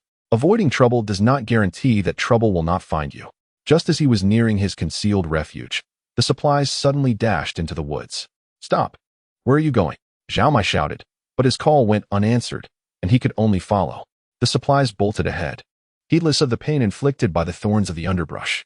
Zhao Mai, closely behind, drew his machete, vigorously clearing a path. After traversing a mere few meters into the thicket, he caught a whiff of a faint metallic scent, causing his anxiety to spike. Navigating around a patch of heather, he followed the barking sounds, only to be taken aback by the sight before him. Without the slightest hesitation, he charged forward, reciting a healing incantation in a trembling voice. Ranger Carl lay amidst a pool of blood, draped across the body of a constrictor snake. Both he and the serpent bore grievous wounds, their blood mingling beneath them, forming a small crimson pool. Noticing Zhao Mai and the supplies, the serpent gave a slight nod, gesturing toward Carl with its tongue. The natural energies of the healing spell, intertwined with Zhao Mai's anxious perspiration, bestowed upon Carl the gift of recovery. After the spell was cast, while the wounds remained, the bleeding at last ceased. Chapter 70. The Master-Disciple Relationship. You truly are in a dire situation. As Zhao Mai observed Carl's eyelids fluttering, he realized that the latter was gradually regaining consciousness. "I have done my utmost to tend to your wounds, but it seems you may have sustained some fractures, which I am unable to address. To be frank, I have exhausted all available medicinal supplies. Indeed, from the contents of Dala's chest, the potions remaining, aside from those strictly reserved for curing ailments, amounted to a mere 3 vials, primarily for enhancing strength and protective energy." Both Carl and the long serpent were injured. The healing salves combined with divine berry magic merely stabilized their conditions temporarily. The ranger's most grievous injury was to his abdomen, where a spear had pierced through his intestines. Had he not encountered Zhao Mai, this wound would have led to a slow and excruciating demise. "Mike," Carl managed to lift the corners of his mouth, forcing a smile. "Thank you for coming to my aid. Without you, I would surely be lost." "Ah, it was nothing," Zhao Mai replied. "Your injuries appear quite severe, though they have improved. There remains a lingering threat." Zhao Mai spoke candidly. "The wounds have merely stopped bleeding. They have not healed. This suggests there may be hidden injuries within your body." Taking a deep breath, Carl immediately felt a sharp pain in his lungs and heart.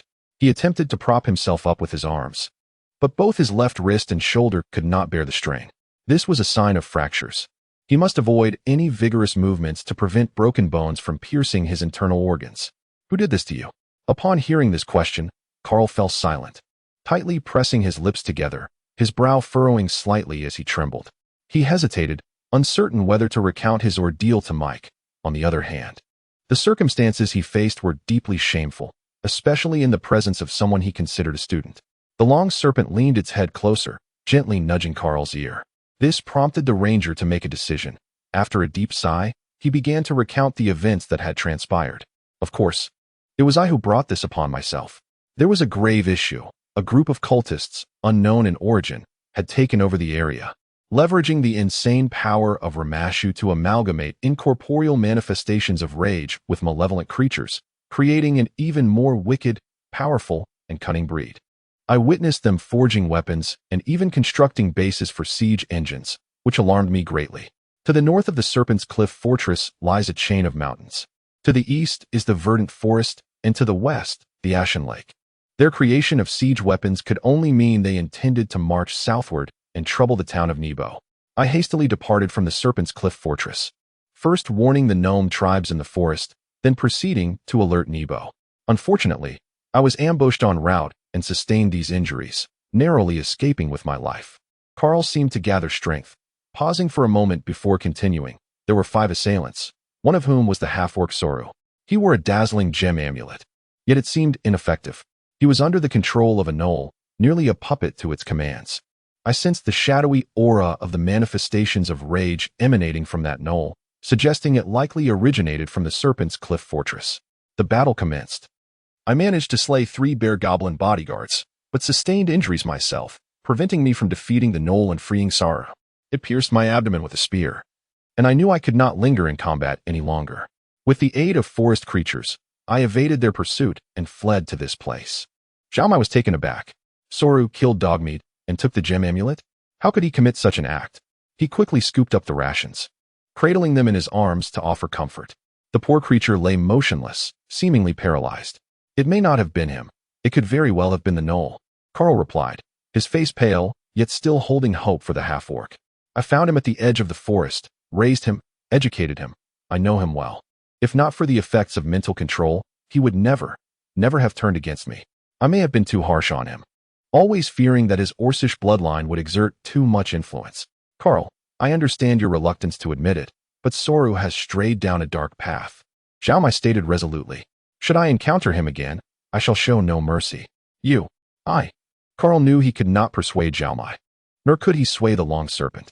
There was something he did not express. When he had seen Soru, the serpent exhibited an alarming hatred, indicating that Soru's presence had deeply provoked this cold-blooded creature.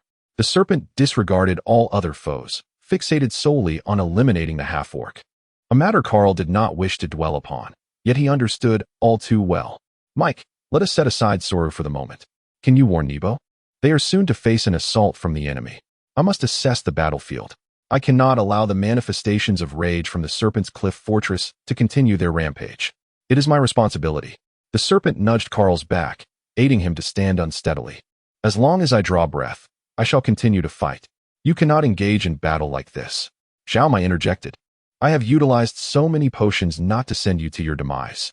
Nebo has walls, guards, and a multitude of mercenaries. They do not require an aging ranger like you. Carl sighed deeply. I must see whether Soru is present. If I can rescue him and guide him back to righteousness, then I shall find peace. You truly are a fool. Chapter 71. The vehicle's departure and awkward silence enveloped the scene. Zhao Mai lowered his head, as though he could glean some profound life philosophy from the blades of grass beneath his feet. His small dog, Reserve Grain, approached him with a wobbly gait, raising its head to gaze at its master with large, dark eyes. What could you possibly understand, little pup? Are you even a year old yet? Zhao Mai couldn't help but chuckle softly and shake his head. Was he not also a youth, lacking in understanding? For over 2 decades, he had lived under the protective wings of his parents, growing up in a methodical manner without facing any significant life-altering decisions. Even choosing a university was merely a matter of making a risky selection based on his academic results. This world, known as Gralian, served as the backdrop for the tabletop games and role-playing adventures he often enjoyed with friends, lending him a persistent sense of being ensconced in a game. Although everything around him was vividly tangible and audible, an ineffable sense of unreality lingered in his heart. In games, one is invariably provided with objectives and directions, with choices limited to the methods of achieving those goals. However, the real world does not operate in such a manner. Life is not a game, and the ultimate destination is but death, an unsatisfactory goal upon which to base one's journey. In the distance, he could faintly hear the sounds of battle, the clamor of troops charging, the cacophony of war cries mingling in the air, the creaking of a catapult's winch as it tightened, followed by the resounding thud of a projectile striking the ground. He could not ascertain whether these sounds were real or figments of his imagination, for they soon diminished, fading into silence.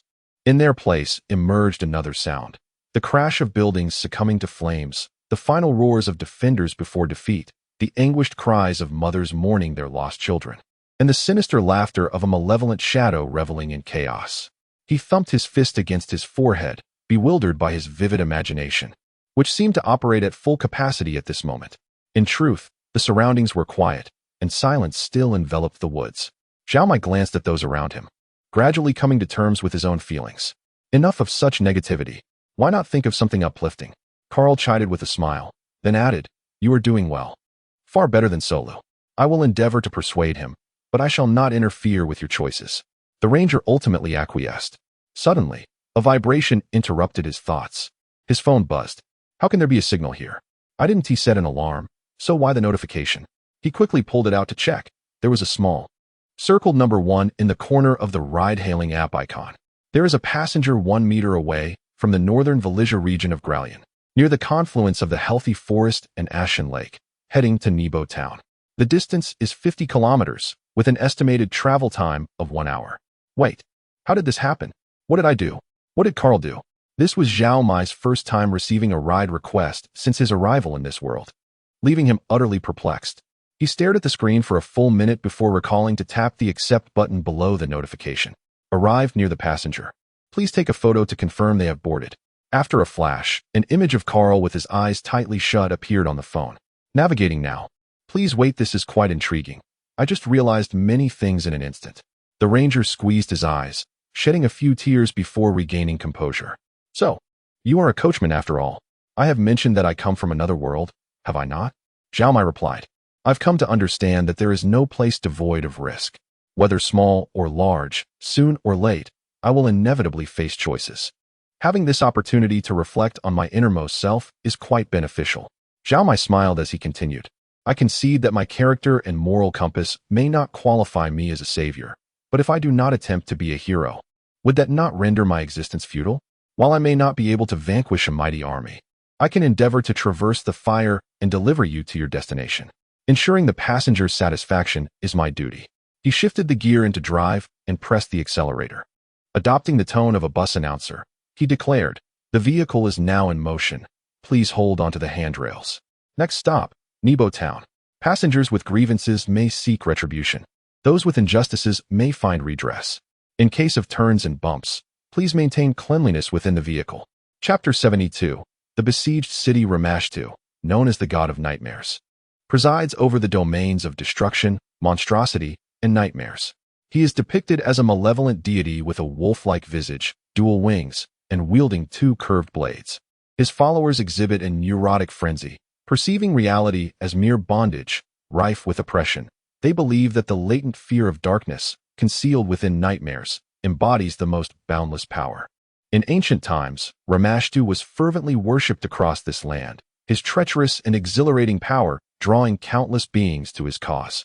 In moments of existential peril, this power could indeed ensure survival, yet once tainted by it, one could easily succumb to addiction. However, as catastrophic upheavals reshaped the earth, the Dark Ages severed the northern regions from the outside world.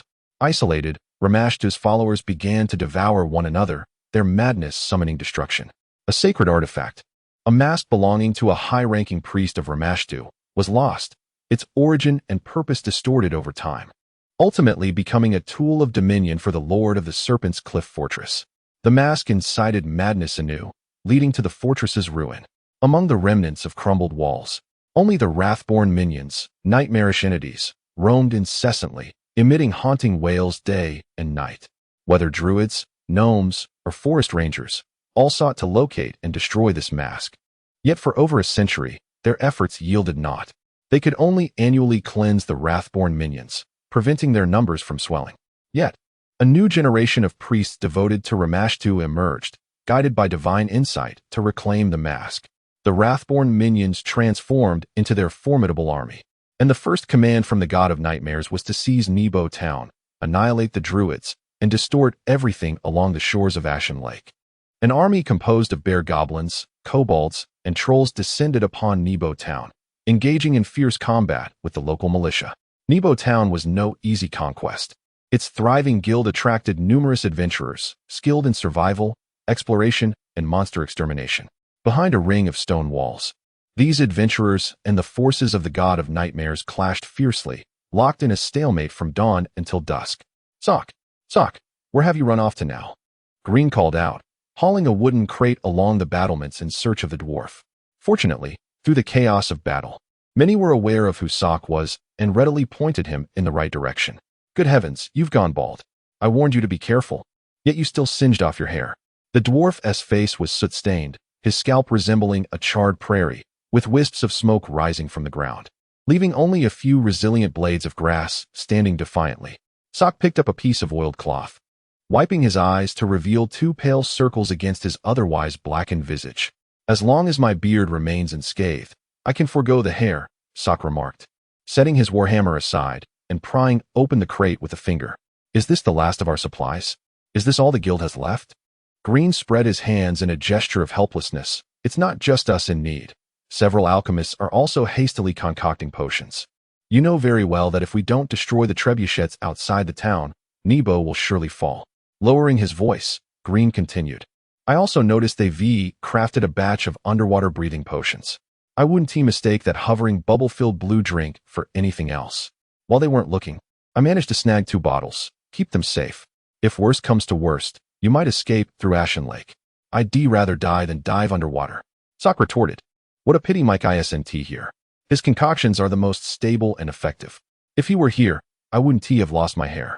Sock lamented, tugging at his scalp, revealing his hidden concern beneath bravado. Why not think positively? What could Mike do here? Can he fight better than us? Green scoffed. If he is here, I'll have to look after one more person. Huh, you looking after me?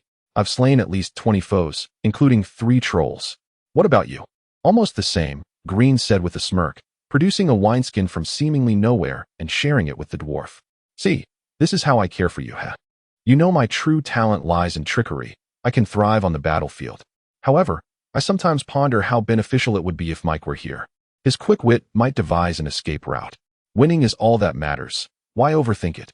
No, listen to me. Green leaned closer to Sock, but was effortlessly pushed away with a hand to the face. I've made up my mind. Don't speak. It dampens my spirits.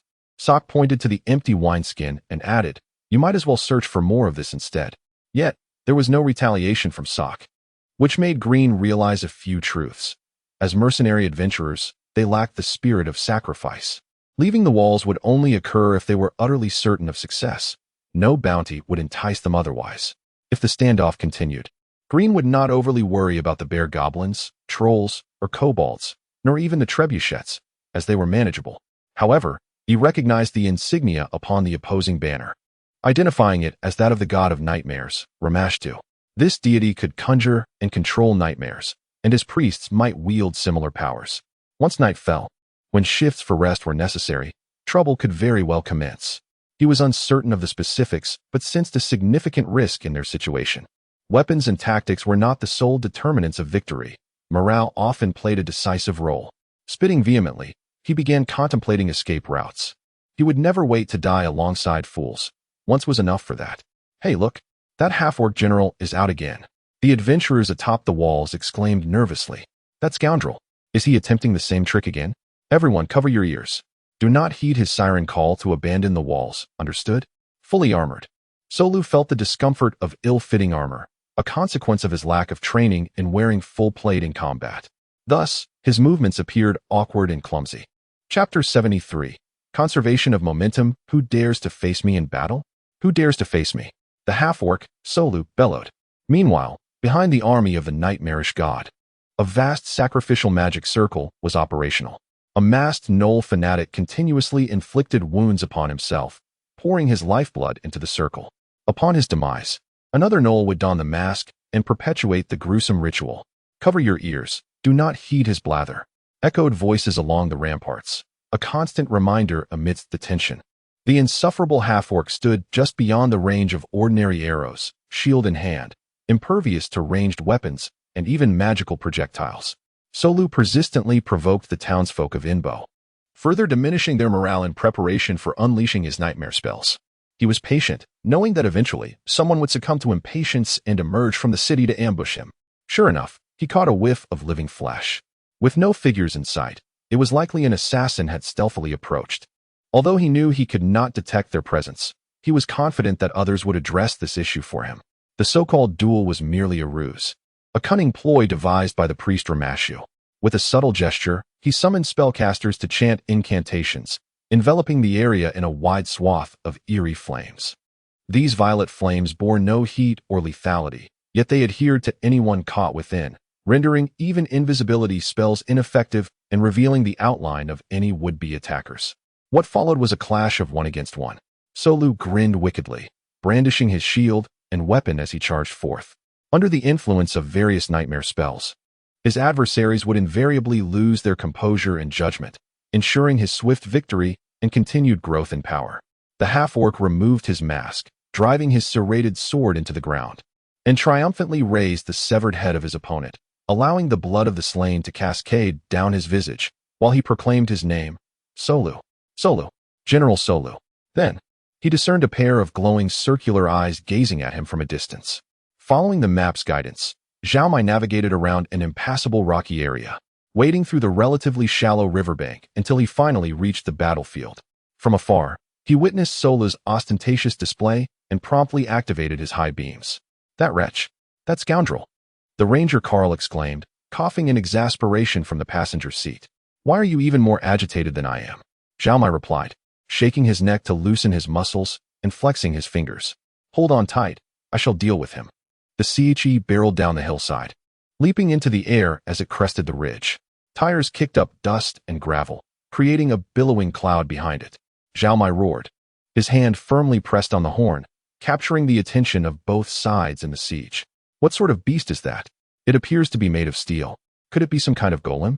Someone exclaimed in astonishment, suddenly realizing something was amiss with his voice, having stuffed cloth into his ears earlier. Many around him followed suit, removing their earplugs and fixating their gaze on the unfolding scene. A golem, perhaps? Someone pondered, sharing a similar train of thought. But who in the north could afford a battle golem? Are you suggesting?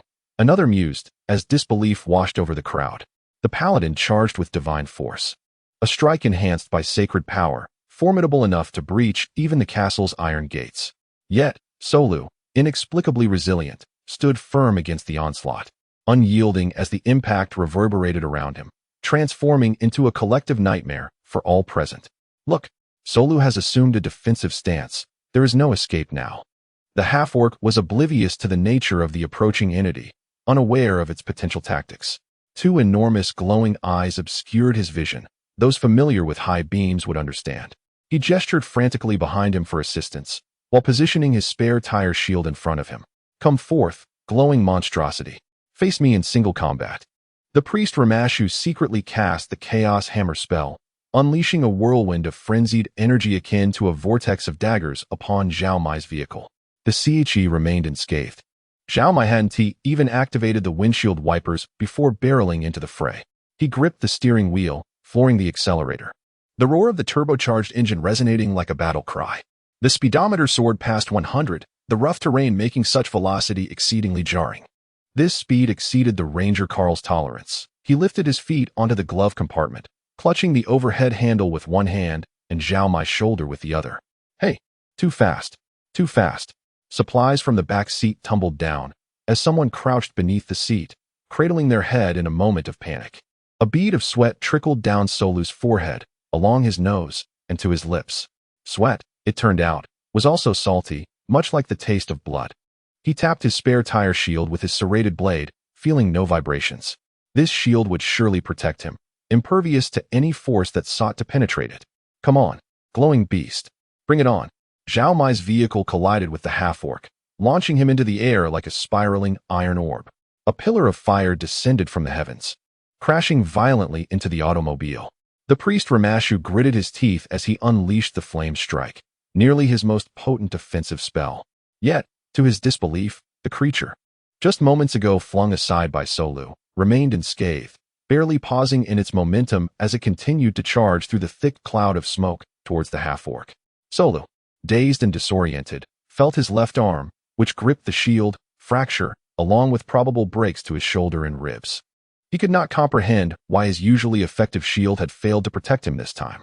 His vision swirled, the sky and earth dancing around him. The only constant was those glowing eyes, growing ever closer. Zhao Mai pursued relentlessly, colliding with him once more. Chapter 74. Self-inflicted. The vehicle glided to a halt beside the half-orc, Soru. Under the collective gaze of onlookers, the trunk slowly opened. In that moment, both the guards of Nebo Town and the monstrous invaders from Ramashtu fell silent, exchanging bewildered glances. Perhaps it was preparing to consume him from behind? As the car door swung open, Zhao Mai emerged, wielding a giant toothed beast firearm, crouching low as he approached the half-orc Soru, who lay supine. Blood oozing from his nose and mouth, accompanied by violent coughs that erupted like small geysers. His gaze was somewhat unfocused. He barely recognized Zhao Mai before managing to force out a faint "huh?" through his nostrils. The creature, named Reserve Grain, emerged from beneath the seat, growling fiercely as it stood upon Soru's chest. The half-orc's armor bore sharp protrusions that caused him discomfort. After being struck by the vehicle, the armor had shattered, curling inward, with portions embedding into his chest muscles. A glimmering object caught Reserve Grain's attention, hidden beneath the armor. The small dog tilted its head and emitted a sound before seizing a piece with its mouth, retrieving a radiant gemstone pendant. Soru let out a muffled groan, his body convulsing as if struck by an electric shock, his face contorted with pain. A chilling sensation washed over him, lulling him toward slumber. Yet, deep within, he harbored a strong premonition that succumbing to sleep would plunge him into an abyss of nightmares. Soru, your insides are gravely injured. You are on the brink of death. Do you have any final words? Any regrets? Any unfulfilled desires?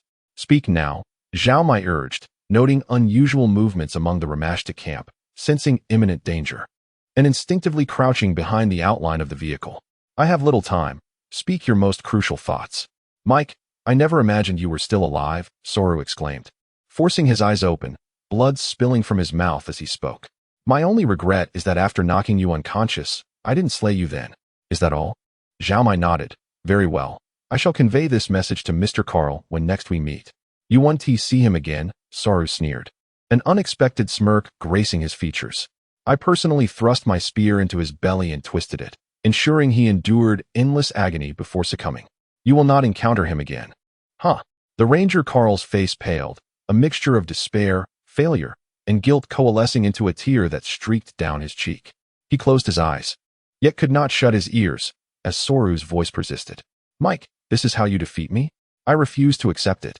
Last time, you cheated with that miraculous shield. How did you win this time? His eyelids trembled rapidly, thoughts racing. I am near death. Tell me the reason so I may close my eyes in peace. I shall reveal to you how to wield the bloodlight sawtooth sword. Following Soru's gaze, Zhao Mai spotted the red serrated sword lying not far from the front of the vehicle. It was evidently a magical weapon, worth over 4,000 gold coins if sold, a considerable fortune indeed. However, the blood-red hue of the blade instilled a sense of danger within Zhao Mai, as his natural aura subtly repelled the sawtooth sword. What concern is your resting in peace to me? Zhao Mai shook his head, deciding to leave Soru to his slow demise. As Soru realized his scheme was unraveling, fury surged within him. He ground his teeth, summoning his last vestiges of strength to unleash a furious strike towards Zhao Mai's knee. His ill-fitting armor bore metallic gauntlets, and the rusted spikes could inflict significant harm. Reserve Grain lunged forward, biting fiercely at Soru's throat. In a split second, it forgot the gemstone pendant clutched in its mouth, inadvertently severing the necklace, causing the gem to slip into its stomach. Though momentarily choked, Reserve Grain remained intent on attacking, its teeth sinking deeply into Soru's veins and windpipe. Zhao Mai did not fully lower his guard. He was weary of the trope where the villain, seemingly vanquished, suddenly retaliates during the film's climax. Should he falter in such a manner, he would never forgive himself. As Soru swung his fist, Zhao Mai raised the giant tooth beast and struck with the butt of the weapon. The crude, unmaintained armor met the meticulously crafted steel spear of the dwarf artisan, resulting in only one possible outcome. Soru's fingers and the iron gauntlet shattered, transforming into a grotesque mass of flesh. Ally, step aside. Zhao Mai planted a foot upon Soru's chest, twisting the M1 giant tooth beast around, aiming its barrel at the half-orc's head. Reserve Grain let out a yelp and darted into the vehicle. Zhao Mai pulled the trigger, obliterating Soru's head. The Ramashta's bear goblins charged once more, while the trolls, having healed their wounds, followed suit with their flails. A few arrows, reaching their maximum range, struck the vehicle before bouncing away. Zhao Mai stowed his weapon, climbed into the car, and shut the door. I have slain him, Zhao Mai informed Ranger Carl. This was of his own making. Indeed, it was his own doing. Carl echoed twice, then added, you acted rightly. Zhao Mai sighed, peering through the window at the situation outside. Carl, the gates of Nebo town are shut. I cannot enter. It seems that if we do not swiftly conclude this siege, I will be unable to deliver you there. That cannot be. Such a thing would not align with my reputation as a distinguished driver from China. Zhao Mai grinned, fastening his seatbelt with determination. Look at those monsters. They have already begun assaulting me. How can I not retaliate? Let us cause a ruckus. Reserve Grain, ever eager for chaos, howled and mimicked wolf cries, inadvertently stirring the gemstone within its belly, prompting a wave of nausea.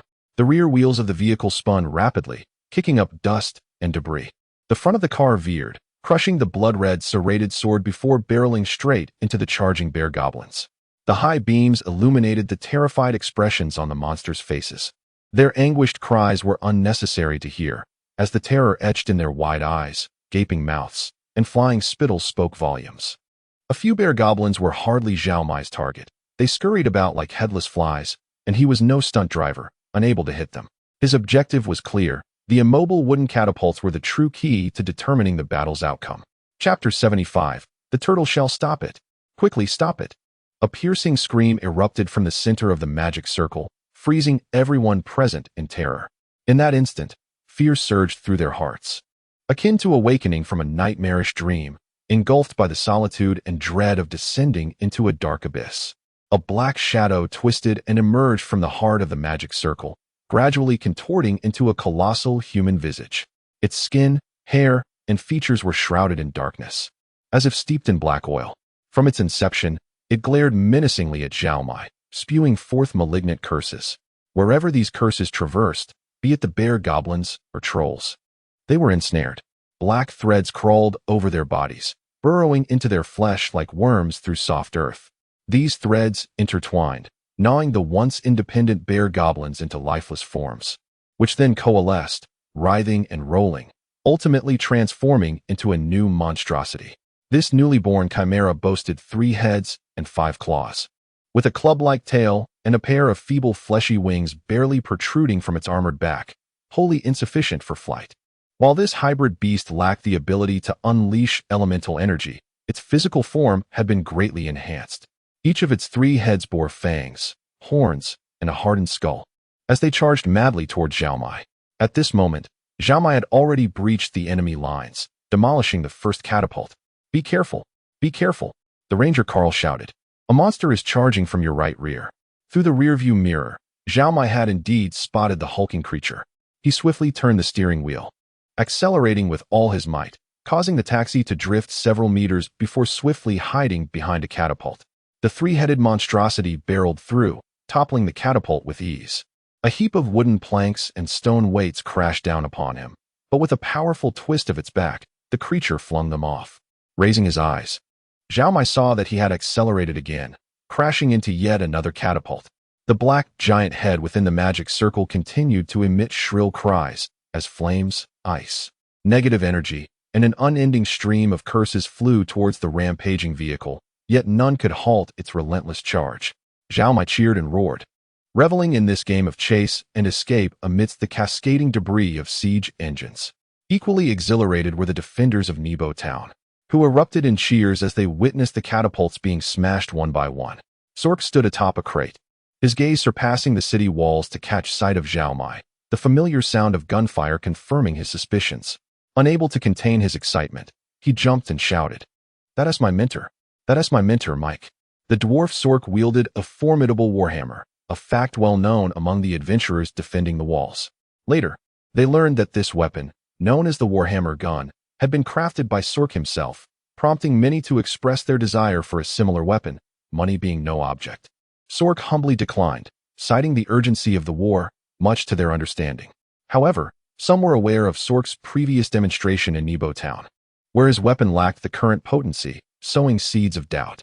Through indirect inquiries, Sork admitted that his recent progress was entirely due to his mentor, Mike, who had introduced a series of improvements that greatly inspired his thinking, earning his utmost admiration. "Who is Mike?" The adventurers exchanged glances, scouring the town for anyone by that name, but none fit the description. They mused that if the apprentice had grown so strong, the master must be even mightier. Indeed, at that moment, the figure named Mike was commanding an invincible golem with 4 wheels, wreaking havoc within the enemy camp. Whether by blade or spell, nothing could harm him.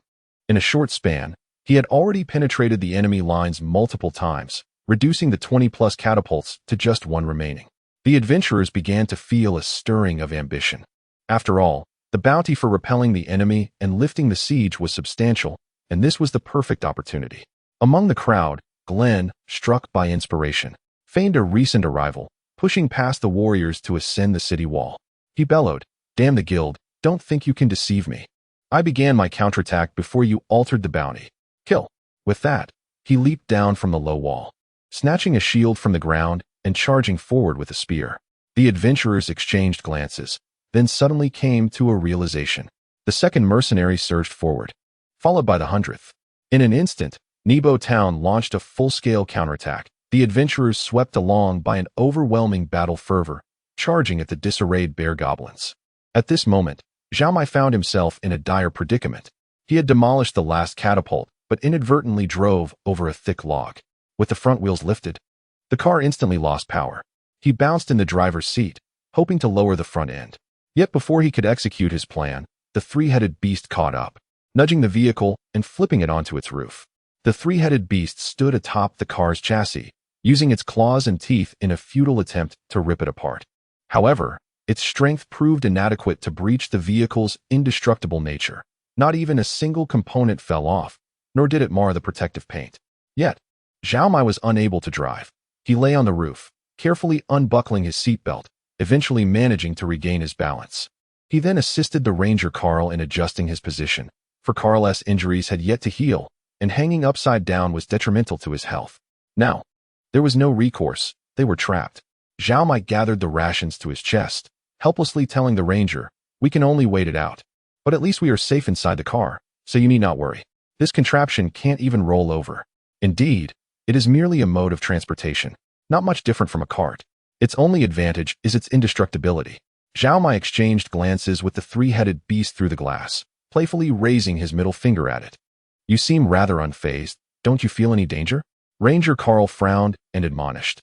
"Your current state resembles that of an animal ensnared in a trap. Although the hunter may be temporarily thwarted, as long as it remains trapped, the animal will ultimately perish. You cannot be so reckless with such a glaringly flawed tool. I've never seen a cart charging into battle. Even an indestructible cart would not suffice." "Ah, I understand. Do you think I would embark on such a venture lightly?" Zhao Mai observed the monster's frenzied demeanor outside, feeling quite elated. Ranger Carl scolded him, but it was for his own good. Nevertheless, historically, there had been tactics involving carts charging into battle, though they had eventually been supplanted by cavalry. "If only I had a tank, I would have leveled them all by now," Zhao Mai boasted, though he felt a twinge of uncertainty in his own words. However, he was soon to be rescued, for the mercenaries of Nebo Town were charging forth. Seeing the situation improve, Zhao Mai pushed open the car door and was instantly surrounded by a throng of adventurers. Their ears filled with the same question. "Are you Mike, the mentor of the dwarf Sork?" Chapter 76. A heart full of longing, Zhao Mai finally managed to extricate himself from the enthusiastic throngs of onlookers. After rescuing the ranger from the vehicle, he was left pondering how to right the overturned car. "Hey, Mike, it's been a while. Your entrance was quite spectacular." Green strolled over from the edge of the battlefield. Aside from leading the charge, he had mostly lingered in the less intense areas of combat or lured his opponents toward his allies. Other than aiding the dwarf Sock in a tight spot with a well-placed shot, he had barely exerted himself. The dwarf approached as well, having gained considerable experience during the fray and formulating new ideas on how to improve his firearm.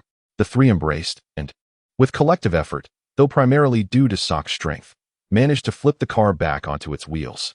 Their mission was, of course, to escort the ranger Carl into town. With the enemy in disarray, the townsfolk cleared the roadblocks, welcoming the vehicle into the settlement. Zhao Mai's phone chimed with a notification. "You have arrived near your destination. We look forward to your next visit."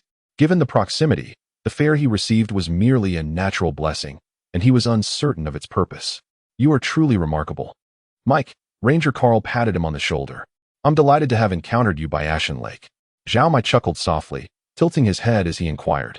"Now that the siege has concluded, what are your plans?" "Oh, I fear matters may not be resolved so swiftly. The mask still roams free, and evil may strike back at any moment." The ranger cast his gaze skyward, where the last rays of sunlight slipped below the horizon, heralding the onset of darkness. "My foremost objective is to regain my strength, train more animal guardians, and then unite with the druids to seek the whereabouts of the Lamishta priests." Druids? Zhao Mai was about to speak when a thought suddenly crossed his mind. If he informed Carl about the peril facing the Waywalker community, this overly responsible old ranger might impulsively rush north despite his unhealed condition. The druids are indeed remarkable. Once you've regained your health and completed your training, you should pay them a visit. If you encounter any thrilling tales, do remember to share them with me. This is merely a farewell, not a parting for eternity. Zhao Mai gazed at him before embracing him tightly. Although Carl was somewhat old-fashioned, he was a friend worth having. Meeting him by the lakeside was truly fortuitous. Had it been a tiger instead, Zhao Mai might have already become fertilizer for the earth. The news of a vehicle shattering the enemy outside the town had spread rapidly, and as the peculiar iron contraption rolled into the main street, the townsfolk's eyes fixated upon it. Every movement of Zhao Mai, sock, and green was scrutinized by countless pairs of eyes, leaving the trio feeling rather uneasy. I still have pressing matters to attend to, so I must be on my way shortly. Zhao Mai scratched his face, unconsciously lowering his voice. We already bid farewell when I followed the druids. It has only been less than a month, so another farewell seems unnecessary. No need. With so many eyes upon us, I find it a bit unsettling. Green, who detested being scrutinized by a multitude, felt as if his secrets were about to be unveiled. He suddenly recalled something and grasped Zhao Mai's arm. No, you cannot leave just yet. You must at least collect your bounty. Upon hearing this, the dwarf sock also came to a realization, nodding in agreement as they dragged Zhao Mai toward the guild. To resolve the siege, the guild had established various combat bounties. Whether mercenaries, adventurers, or ordinary townsfolk, even foolish rabbits springing from the forest, could collect rewards for completing certain tasks, provided they presented necessary evidence. The bounty for defeating the enemy and lifting the siege was the highest, but it was shared among all participants, leaving Zhao Mai with a meager sum. The next highest reward was for destroying catapults, each offering a bounty of 200 gold coins. Zhao Mai had single-handedly taken down all 23 catapults, and according to guild regulations, he would receive an additional valor bonus, totaling 5,000 gold coins. This was a substantial sum, particularly for a novice druid. However, what to purchase?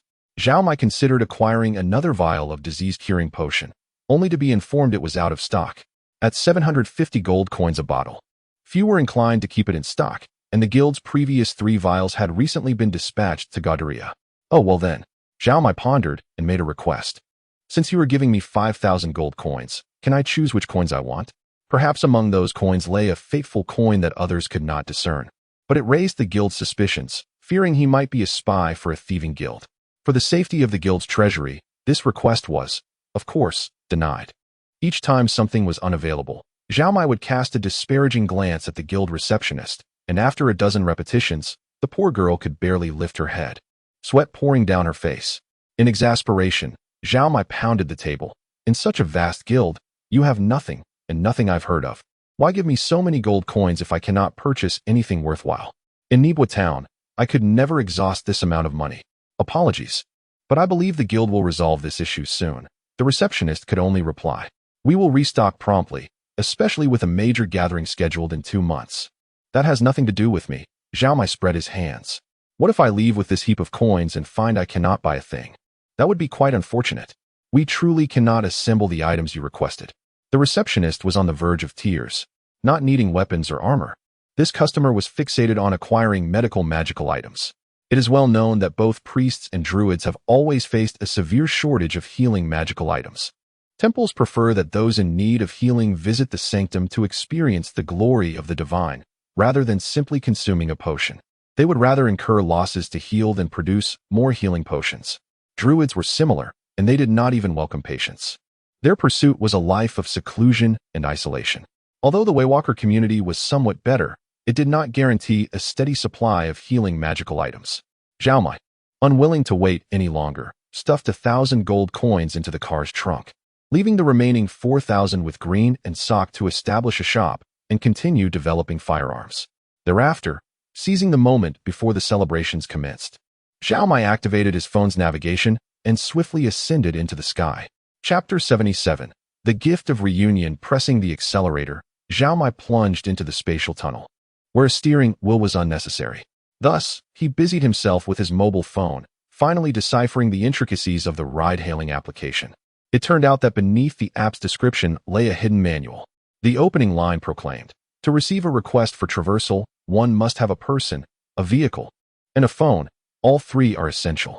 The Destiny coins serve as the most crucial tool for travel, akin to fuel or taxes. They all convey the same meaning.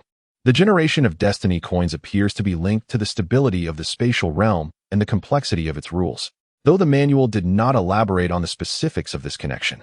In any case, the tolls varied across different worlds, a fact previously mentioned by the old angel. In recent days, no one had called him, save for the Diligent Communications Company, which sent comforting messages and reminders about the remaining data for the month. In a daze, Zhao Mai experienced a sense of unreality, as if he had never truly departed. Ashen Lake, Nebo Town, and the community of the boundless wanderers felt like mere figments of a vivid daydream. Woof! The reserve grain in the back seat barked, bounding to the front and perching on the seat, playfully sticking out its tongue at Zhao Mai. That was no dream. He was certain of it. It had been an extraordinary adventure. By the way, Mom, I'm not alone. I brought a dog too. After some back and forth, his mother hung up the phone. Zhao Mai took a deep breath, rubbed his nose, striving to hold back tears. He turned to the reserve grain, exclaiming, "Doggy, there will be delicious food tonight." The little dog bounced wildly in the vehicle, tongue flailing, drool splattering everywhere. The reserve grain, too, succumbed to the chaos. After some struggling, the puppy resigned itself, joining Zhao Mai in the playful turmoil. After half an hour of frolicking, they finally emerged clean and refreshed. What girlfriend? I'm utterly confused. Zhao Mai mused. I didn't come alone. A friend gifted me this dog. I couldn't bear to leave it home alone, so I brought it along. Alion, come see Daddy.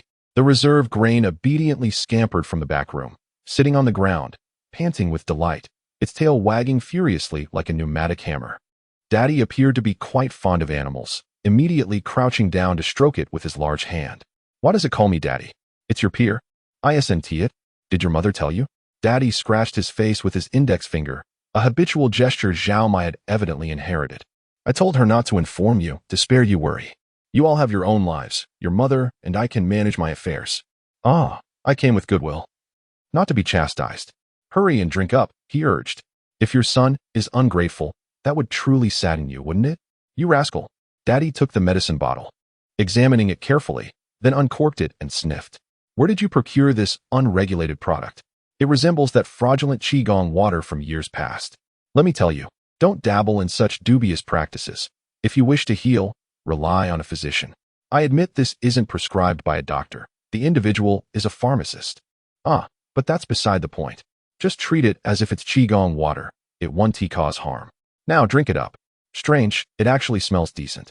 Daddy tilted his head back and drank the potion in one go. Chapter 78. This is not the water of the Ganges, Zhao Mai observed his father as he swallowed the medicinal potion, intently watching the flow of natural energies. After the energy from the disease-repelling potion entered his body, it concentrated on his father's right waist, gradually coalescing and mending his physique. I can feel something, his father said, smacking his lips and gently massaging his waist. It's not as uncomfortable anymore, but why so fast? That's because this is a remarkable remedy I found, Zhao Mai reassured him. He had harbored a concern. What if the fantasy world's disease-repelling potion proved ineffective against acute kidney disease in this realm?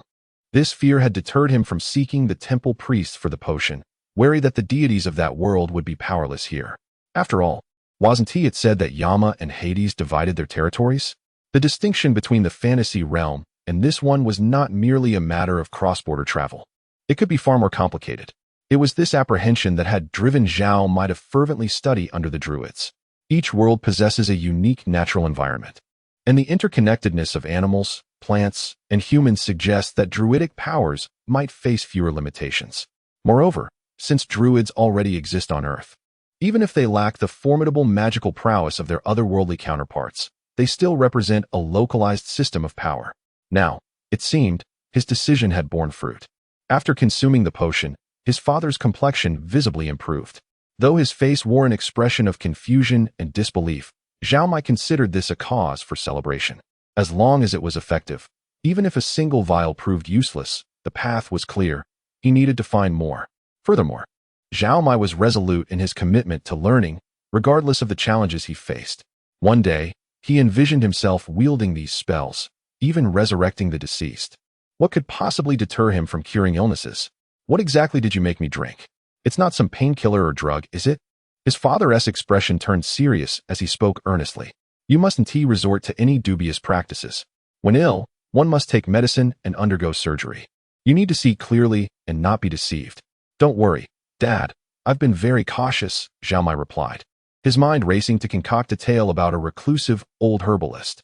Drawing from his experience in writing online novels, he could easily spin a narrative about encountering a wise man in the wild and discovering secret techniques. Enough with the shifty eyes. You're not planning to spin me a web of lies, are you? His father scoffed, gesturing dismissively. You're clever, but you've never walked the straight path. Otherwise, you'd have already earned your doctorate and settled down. Save your breath. I'll visit the hospital tomorrow to see for myself. The efficacy of this treatment is paramount. I won't let you be swindled. That's fine. I'll accompany you, Zhao Mai chuckled. If it proves effective, it'll show that the practitioner possesses genuine skill. And I'll be even more determined to pursue my studies. His father frowned, pondering for a moment before grunting in acknowledgement. And don't mention this to your younger siblings. Their final exams are approaching, and we mustn't disrupt their studies. I swear, I won't say a word. Stop with the chatter and get to work. Sweep the floor, wipe the surfaces, tidy up the table, and peel the fruit. How can you be so oblivious at your age? Feeling lighthearted, Zhao Mai cheerfully set about his tasks. Meanwhile, the family dog, ever vigilant, rummaged beneath the bed and sofa, retrieving various socks and stationery, proudly presenting them to Zhao Mai's father to showcase its industriousness. Son, come to the kitchen and help. Wash the fish. By the way, didn't you say you'd bring a girl? Where is she? His mother, quick and efficient in her chores, clearly had something to discuss privately with him. Yet, Zhao Mai reveled in this feeling of being needed, promptly abandoning his mop to rush over. After exchanging whispers with his mother in the kitchen, they were suddenly interrupted by excited exclamations from outside. Wow, a puppy. Whose is it? Is it ours? Moments later, there was a thud as a backpack was dropped onto the bed, followed by the sound of 2 pairs of slippers racing toward them. Let me hold it. Let me hold it. Although his younger brother was a boy, he could never outpace his more mischievous sister. Zhao Mai listened closely, not hearing any distressed yelps from the family dog, and decided to let it be. This dog was no ordinary creature. It was capable of protecting itself well. Most of the time, dogs rely on their human companions for security, yet in certain circumstances, they can attain a higher status than their owners. Zhao Mai could not quite fathom why. During family meals, the dog had an assigned seat. It wagged its tail and perched on a stool, its eyes fixed on the feast of fish and meat before them, licking its lips in anticipation. Come here, let us put a scarf on you. His sister earnestly draped a handkerchief around the dog's neck. Brother, can I keep this dog? I promise to take good care of it. Huh, you're dreaming. Zhao Mai chuckled slyly.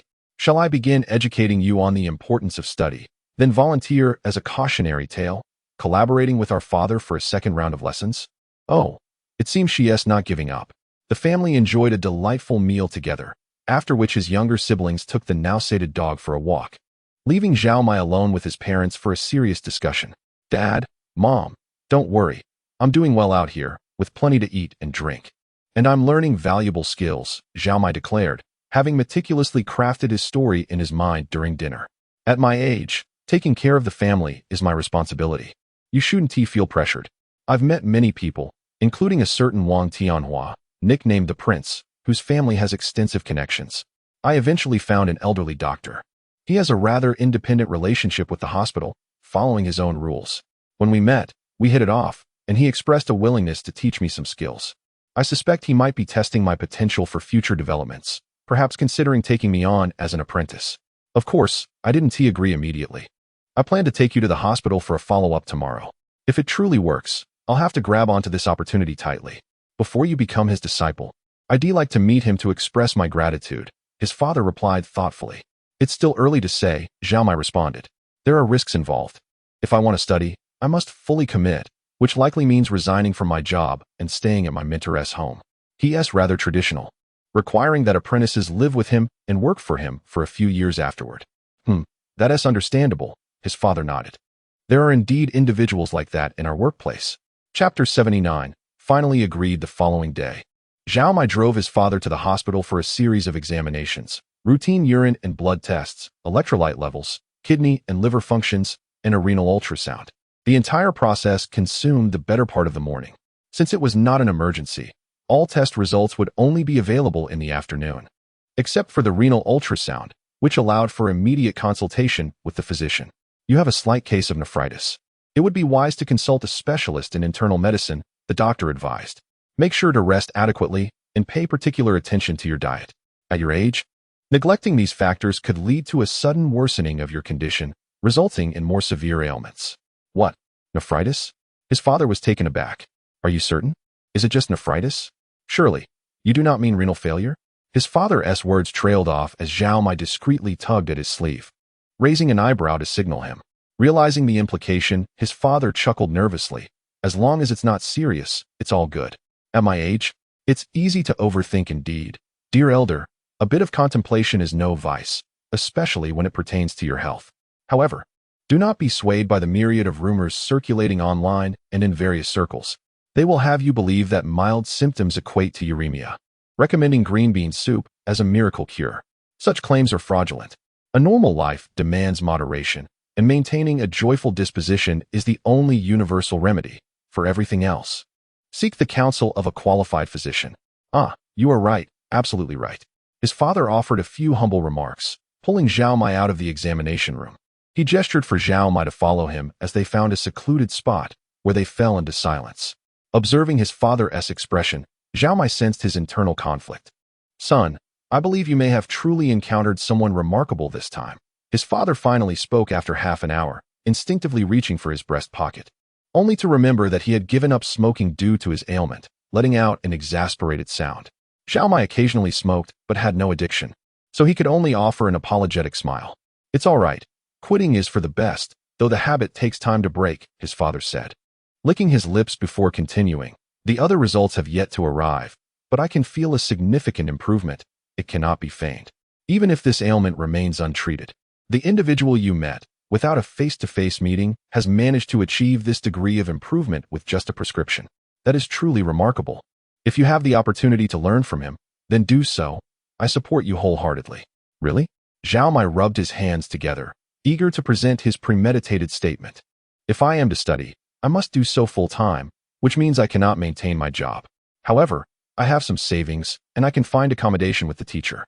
After completing my studies, I would need to work for him without pay for a few years, merely in exchange for lodging and food. Well, that does evoke the traditional master-apprentice relationship, his father nodded. So long as you acquire genuine skills, this arrangement is perfectly acceptable. One more thing, you may find it difficult to reach me often. When I am with the teacher, my phone will be off to avoid external distractions, as it is said to hinder practice. However, communication is not entirely prohibited. During breaks, I will call to keep you updated. This is rather peculiar. Practice? What kind of practice? Father, I haven't even begun my training. How could I possibly know? The teacher is particularly discreet, advising me not to disclose his name, which is why I signaled you earlier. If you mentioned my previous condition, it would raise eyebrows, especially since just yesterday I underwent dialysis. If they suspect anything and treat you like a guinea pig, goodness. We are the ones who handle the guinea pigs at our workplace. They wouldn't dare. His father scoffed. All right, I understand your concerns. I won't mention it. Once the results come in this afternoon, and if my condition improves, I will switch to another hospital so they remain unaware. Father, you are astute. The two of them, relieved that all was well, strolled through the streets, eventually stopping for a hearty meal at a noodle shop. His father appeared lighter in spirit, both physically and emotionally. He typically refrained from expressing his feelings. Yet that afternoon he unexpectedly remarked, Son, you have truly grown. Now it is you who accompanies me for a meal rather than the other way around. Of course. Just look at who my father is. You have quite the loose tongue. Is that any way to speak? At 2 in the afternoon, they received the results. And his father's expression brightened. Having undergone this examination numerous times, he might not understand every indicator, but he was well aware of the previous troubling signs. Upon presenting the results to the doctor, they revealed only a disorder in renal function, no longer indicating late-stage chronic renal failure, uremia. After hearing the doctor's reiterated advice to take care and watch for any deterioration, his father concocted an excuse, stating he needed to visit another designated hospital for a follow-up, thus avoiding any prescriptions. As they left the hospital, they felt as if the sky had brightened, the clouds had lightened, and the air had become invigoratingly free. I think we should inform the family about this, his father suddenly suggested. I suspect someone must have been keeping tabs on you. You all are secretly worried for me. How could I not notice? Under the same roof, if you boys stir, I can sense it, but let us not dwell on that. I need to show them the test results and diagnosis. At the very least, Xiao Feng and Xiao Luan should be reassured. The new year approaches, and with the upcoming high school entrance exams, they must not bear any psychological burdens. Oh, that makes sense. I'll handle family matters. They shouldn't be involved. Zhao Mai nodded, finally embodying the role of an elder brother. By the way, please do not mention anything about my teacher. Only you are aware. I haven't even dared to tell mother. How do I explain the improvement in your condition? Should I claim the previous diagnoses were erroneous? Just say I inadvertently took an experimental new medication, and it had unexpected miraculous effects. They were even considering selecting you as their spokesperson. Are you suggesting I admit I took the wrong medicine? His father rolled up his sleeves. His actions as practiced as ever. You little rascal, are you itching for a scolding? Chapter 80. Urban and fantasy. The improvement in his father's health had eased the heaviest burden on Zhao Mai's heart. It seemed that as long as he continued to study magic or discovered more remedies for ailments, his father would surely recover. Moreover, with the tale of a miraculous healer to support him, he would be able to spend more time away without causing undue worry for his parents. Then, unexpectedly, he let out a sudden gasp and spewed his breakfast all over. What kind of environment was this? The lack of vegetation, the toxins of industrial pollution, the exhaust from vehicles, and the refuse of daily life, all these were the antithesis of natural forces. They not only obstructed the flow of these forces, but also invaded Zhao Mai's body, striking his stomach with a heavy blow. Fortunately, he quickly emerged from his meditation. Otherwise, all his previous efforts would have been in vain. It appeared that the highly industrialized city was a veritable wasteland for a druid. Where could he possibly find a wild natural environment? Even the various nature reserves were not so easily accessible. After contemplating, Zhao Mai realized that there were no such places surrounding the city he inhabited. In contemporary society, people were increasingly weary of the congestion and clamor of urban life. So whenever there was an opportunity, they would retreat to nearby areas, inadvertently bringing the very congestion and clamor with them. Thus, while these locales might be slightly better than the city itself, they hardly represented a truly pristine natural environment and offered little benefit for the accumulation of natural energy. However, Zhao Mai stumbled upon something peculiar. The wooden staff gifted to him by teacher Celine, which he had been using as a walking stick, was continuously emanating pure natural energy. Upon closer inspection, he was astonished to find that the staff had undergone a transformation. The end that frequently touched the ground had developed tiny root hairs on its sturdy body. Could it be that its frequent insertion into the earth while serving as a cane had prompted this growth? He was somewhat incredulous, yet perhaps, just perhaps, this object could indeed be cultivated. Regardless of whether it could develop into a forest staff, if it could provide natural energy, it would be of immense assistance to Zhao Mai. He recalled that there were several old flower pots on his balcony, their previous occupants long deceased, yet the soil remained. A 1-meter-long stick inserted into a flower pot with a diameter of less than 20 centimeters certainly appeared quite incongruous. But it was the best resource he could find at the moment. Let us plant it and see if it can take root. If it does, he could always repot it later. The reserve grain, indifferent to Zhao Mai's musings, was preoccupied with gnawing on a beef bone. Zhao Mai's abode was a rented space, furnished with the landlord's belongings, while various miscellaneous items belonged to the previous tenant. Zhao Mai had never met him. But judging by the flower pots and a pile of fertilizer on the balcony, he must have been a plant enthusiast, albeit one who left no living plants behind. Acting on instinct, Zhao Mai watered the soil and scooped a handful of fertilizer, clapping his hands together before moving on. He had no formal training in botany. All his knowledge stemmed from educational channels. Furthermore, he had fabricated a marvelous master for his father, a fictitious figure who naturally would not concern himself with Zhao Mai's sustenance. Leaving Zhao Mai to resolve his own food predicament, there remained a box of gold coins in the vehicle, approximately 1,000 pieces. Rewards for lifting the siege of Naipeo town, which he needed to find a way to liquidate. Suddenly, Zhao Mai recalled something and quickly picked up the reserve grain. Poking its belly with a finger, "What of the gems you ingested? Have you excreted them yet? They wouldn't still be inside, would they?"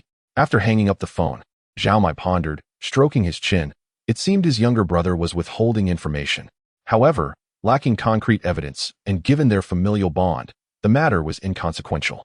The gems were spoils belonging to the reserve grain, and if the dog was not anxious, why should he be? The health of the reserve grain was paramount. As long as it remained well, Zhao Mai felt content.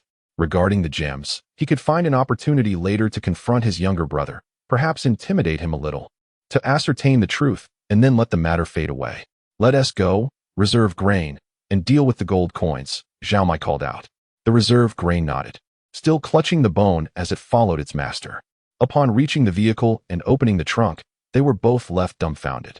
The box was still there, but not a single gold coin remained. After several thorough checks, Zhao Mai resigned himself to the fact. The coins had indeed vanished, along with several items from his backpack. Rope, rations, candles, everything had disappeared without a trace. The water skin remained, yet it was completely empty. The shield, slingshot, and spear had also vanished. Could this be related to the rules of crossing over? Zhao Mai conducted a recount, creating a list, and discovered that his clothing was unaffected, as were all containers, magical items, potions, and living beings, the reserve grain. Yet, why were the firearms unaffected? Did they also qualify as some form of magical item? There seemed to be many questions without perfect answers, and Zhao Mai could find no clarity. The app on his phone had a paid feature for answering questions, but it required a coin of fate for each query, a luxury Zhao Mai could not afford. On the contrary, he was left with but a single coin. If he spent it, finding more would be exceedingly difficult. He needed to devise a means to earn money. Zhao Mai grimaced, adjusting the app to indicate that the vehicle was available for hire. He had expected that the next passenger would not appear for quite some time, but to his astonishment, less than 10 minutes later, a notification flashed, startling him and nearly causing him to drop the flower pot. The phone displayed only the passenger's location, but not their destination, which piqued Zhao Mai's curiosity. Chapter 81. A misconception of 3 chapters combined. Is it not the case that many believe the female protagonist is soon to make her appearance? Such notions are but illusions. One cannot expect a part-time taxi driver to whimsically find a beautiful passenger, let alone one who would fall in love with the driver at first sight. In truth, after accepting a ride request, Zhao Mai dialed the passenger's number, only to hear a voice in the midst of adolescence, likely belonging to a boy in his teens. It is precisely during this transformative phase that one's voice undergoes such changes.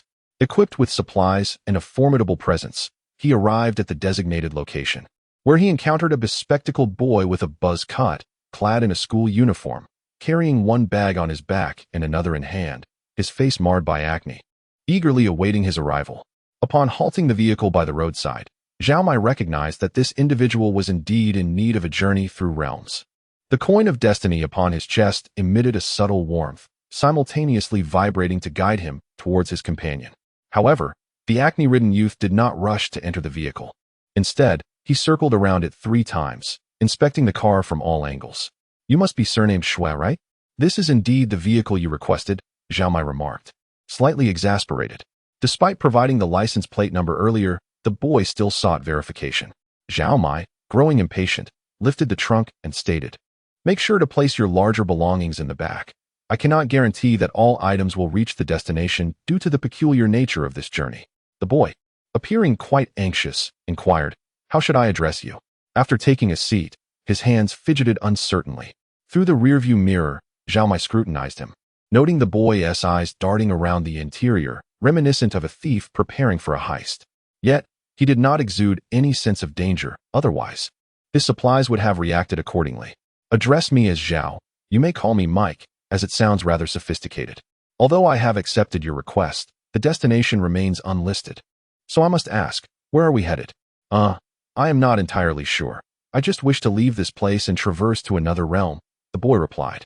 "As long as I can cross over, I do not desire anything else." Shui, frail in stature yet resolute in his gaze, exuded a sense of determination.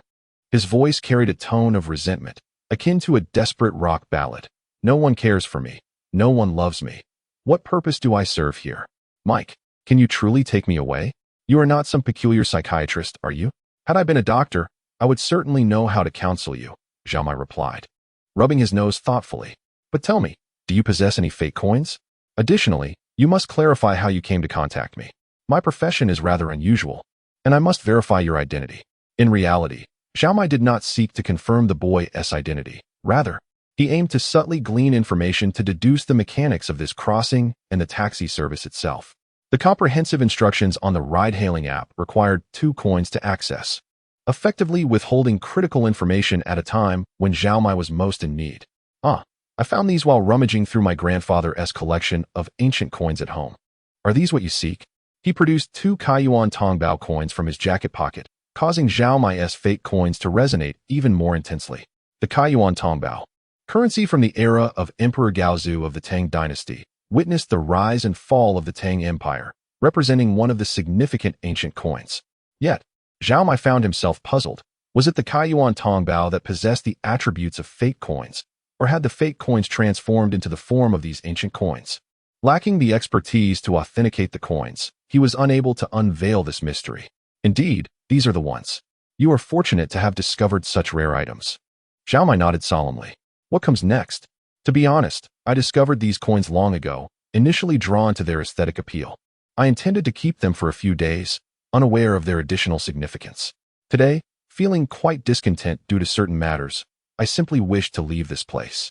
Not knowing where to go, I whimsically entered Crossing Realms in the destination field of the ride-hailing app, and to my surprise, someone actually accepted the request. It was only afterward that I received notifications regarding the fake coins. Yes, that all aligns, Zhao Mai inquired deliberately. Did you memorize the notifications? Please recite them back to me. Must it be so tedious? The boy's acne-flushed cheeks indicated his irritation, likely stemming from either adolescence or his upbringing. Mike, I apologize. I am struggling to recall. Would it suffice if I read it aloud? Shui hastily retrieved his phone, searched for a moment, and then recited, First, to initiate the journey. Fake coins must be paid. Round trips require payment, and even one-way journeys necessitate a return fare. Otherwise, the driver has the right to refuse service.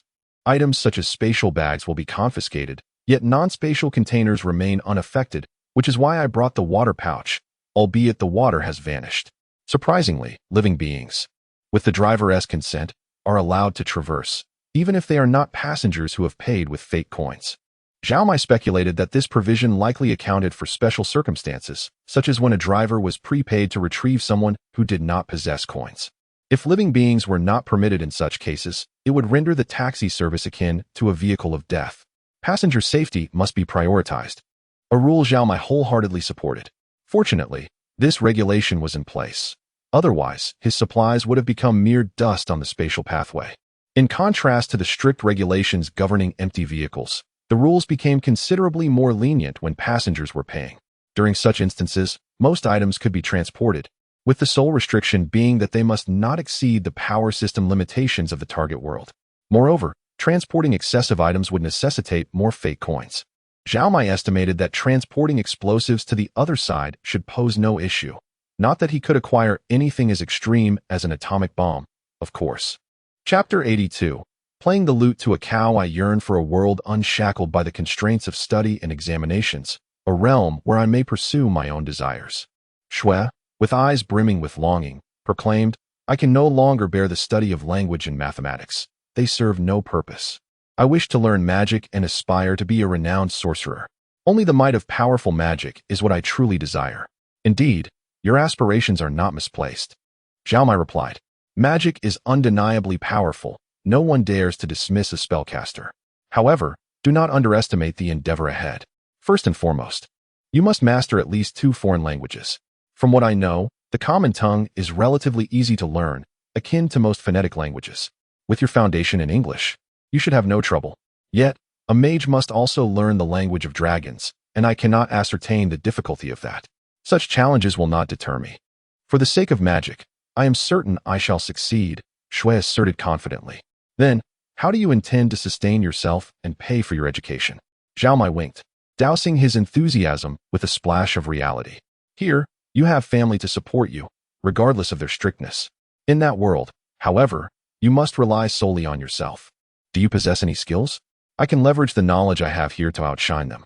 Even if I merely transcribe textbooks from memory, I can earn money, Shui claimed. Zhao Mai hesitated, unsure how to respond. He found it difficult to envision a youthful child discussing potions before him. Just as he pondered the efficacy of the same child explaining mathematics, physics, and chemistry to the denizens of Glalian. Perhaps only by chance would he find an appropriate audience before starvation set in. The fantastical realm is fraught with perilous creatures far more dangerous than those here. Zhao Mai gently cautioned, intelligent beings are not limited to humans. Goblins and dog-headed folk can be quite fearsome, and even some rabbits wield magic. Clearly agitated, Shui slammed his hand on the seat and impulsively shouted, Are you a driver or merely a nag? I must cross over quickly. I won't spare a single penny for you. What a bother. Shui gasped for breath, but ultimately acquiesced. Hey, it's time to go. We must depart. Shui urged impatiently from the car. You've already moved twice. If we don't leave soon, I shall file a complaint and demand a refund. Is that a function? Zhao Mai wondered if he was jesting, though he deemed it unnecessary to test the claim.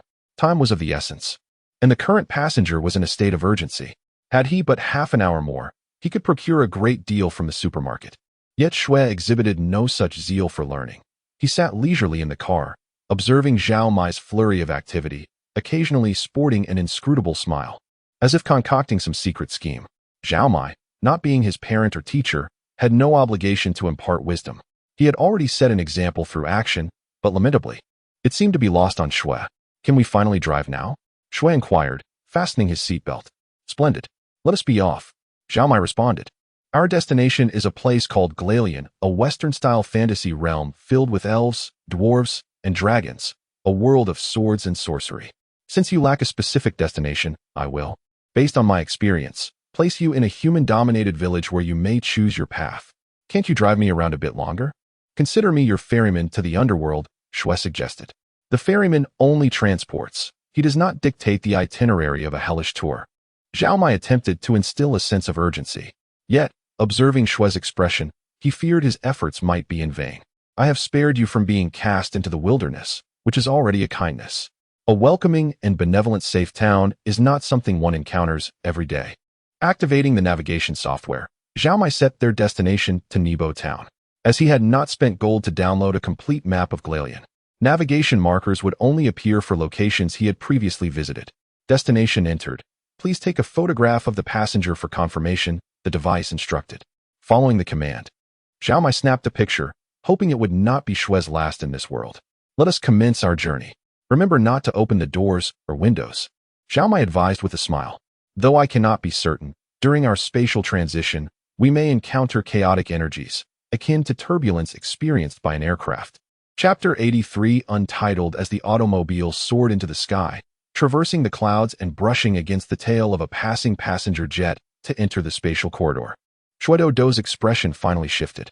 He clutched the car door handle tightly, one leg trembling incessantly, reminiscent of a pile driver. Zhao Mai glanced at him sideways and said, "There's something I wish to share with you. Consider it a gesture of friendship." Shuido swallowed hard, his voice quavering slightly. "Go ahead. Do not speak so definitively." "Young man," Zhao Mai remarked. Though he too was youthful, he had traversed this path before and considered himself a seasoned traveler in this regard. "I cannot predict when I shall depart, but I expect to remain for a few months at least. Communication in this world is cumbersome. The sooner you reach out to me, the greater your chances of finding me." Shuido resolutely turned his head, gazing at the twinkling stars beyond the window, clearly unwilling to engage with Zhao Mai any further. "Very well," Zhao Mai thought. "I have extended my goodwill. The rest is up to him. Confidence is one thing, but leaving oneself no escape route is foolish. Dismissing others' counsel as malice is tantamount to courting disaster. It is akin to recklessly dashing through a red light. This is not bravery, but sheer folly. Countless lives have been lost to impart such wisdom, yet some insist on validating it with their own lives. Is there any hope left for such individuals?" The town's gates stood wide open, revealing groups of adventurers mingling and workers laboriously pushing carts laden with goods. A band of knights had arrived at the town's entrance, engaged in conversation with the gate guards. They could easily be identified by their predominantly white armor and silver capes, adorned with the emblem of the sword of courage on their shields and the armor of their steeds. These long swords, encircled by sunlight or flames, lacked sheaths and pointed downward, unmistakable to all. Before Zhao Mai could finish speaking, Shuido had already thrust open the car door and exited. Zhao Mai had no choice but to follow suit, opening the trunk to allow him to retrieve his belongings. Observing the young man's resolute and proud gait, Zhao Mai could not fathom the source of his confidence. Was it akin to growth hormones secreted by the pituitary gland? He climbed back into the car and swiftly changed direction toward Ashen Lake. Due to his participation in the battle against Priest Ramashitu, many were familiar with his vehicle. Driving it into the town would draw undue attention. Moreover, with Shuido still within the town, his temperament could easily incite trouble. Zhao Mai would assist if he could, but he would never expose himself to potential entanglements. Ultimately, Zhao Mai remained a cautious individual. He could not play the role of a savior nor embody the essence of a saint. He might perform good deeds, perhaps even grand ones when the mood struck him, but such acts were not his primary vocation. Shuido had embarked on his perilous journey, or perhaps for him, a divine odyssey. Does death lead to divinity? Shortly thereafter, Zhao Mai received a notification on his phone, indicating that the fare had been credited. Given Do's lack of formidable skills, he had provided Zhao Mai with 3 enhancements, from which he could select 2: boundless confidence, unwavering determination, and a once-in-a-lifetime stroke of fortune for locating items. After much contemplation, Zhao Mai opted for the stroke of fortune, resolutely discarding the others. He returned the car to its previous spot and began transforming his appearance. Equipped with leather armor, a leather cap, a druid's robe, a shield, and a mammoth M1 tusked spear, he adorned himself with green moss as camouflage to remain unrecognizable to Do. He meticulously ensured that nothing exposed was of earthly origin. He resembled a druid of the wilderness. No one would suspect he was not a local of Galarian. At this juncture, one must not overlook the stick growing in the flower pot. Zhao Mai had watered and fertilized it, and to his surprise, it had rapidly transformed. 2 leaves sprouted directly from the stick, thumb-sized, oval-shaped, deep green, plump, and glistening, a sight both delightful and charming. He reached out to pinch and gently tug at them, discovering the leaves remarkably resilient. Even with half his strength, he could not dislodge them. He refrained from further experimentation, deciding to wait until the leaves multiplied and fell without issue. Now, the question arose, where to plant it. Keeping it confined in the trunk was evidently unsuitable. Devoid of sunlight and fresh air, it would never thrive as a healthy plant. After much deliberation, Zhao Mai resolved to plant it beside the car. This area, near Ashen Lake, boasted moist, fertile soil, alleviating concerns regarding water supply.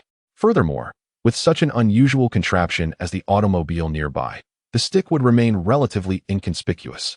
Having made his decision, Zhao Mai selected an auspicious corner and soon dug a hole. As he reached for the flower pot, poised to extract the stick, he had yet to apply force when a faint scream pierced the air. Who? Zhao Mai set down the flower pot and glanced around. The tusked beast was firmly in hand. The underbrush and trees stood silent, devoid of any signs of life. The stored provisions, previously napping nearby, merely regarded their master with a puzzled gaze before wagging their tails. Perhaps it was merely a figment of his imagination, Zhao Mai mused. Aliang, stay vigilant, he instructed, then returned to his unfinished task. As his hand brushed the stick, the faint scream echoed once more. This time, even a fool would discern the source of the disturbance. And coincidentally, Zhao Mai was indeed such a fool. Chapter 84. The Force Tree. A stick does not possess the ability to speak, of that Zhao Mai is certain. However, the mere fact that the stick has sprouted leaves is nothing short of miraculous. If it were to utter words, it would not be entirely incomprehensible. Having chosen the path of a druid, one inevitably engages with various flora and fauna. Among the druidic spells, there exists a first-level incantation called Speak with Animals, a 5th-level spell that can enlighten plants and animals, enabling them to acquire language and wisdom, and a 7th-level spell that animates plants, allowing them to move freely. All druidic magic is derived from nature, thus it is certain that sentient flora and fauna exist. Zhao Mai is mentally prepared for the extraordinary experiences that lie ahead. Though the initial encounters will undoubtedly evoke a sense of astonishment, Zhao Mai settled cross-legged, placing the potted stick upon the ground. He inhaled deeply, relaxing his mind and entering a state of force perception. When he attempted this on Earth, the overly polluted environment had caused him to vomit and collapse. Yet here, in the vibrant lands of Gralian, meditating on the Force is a true delight.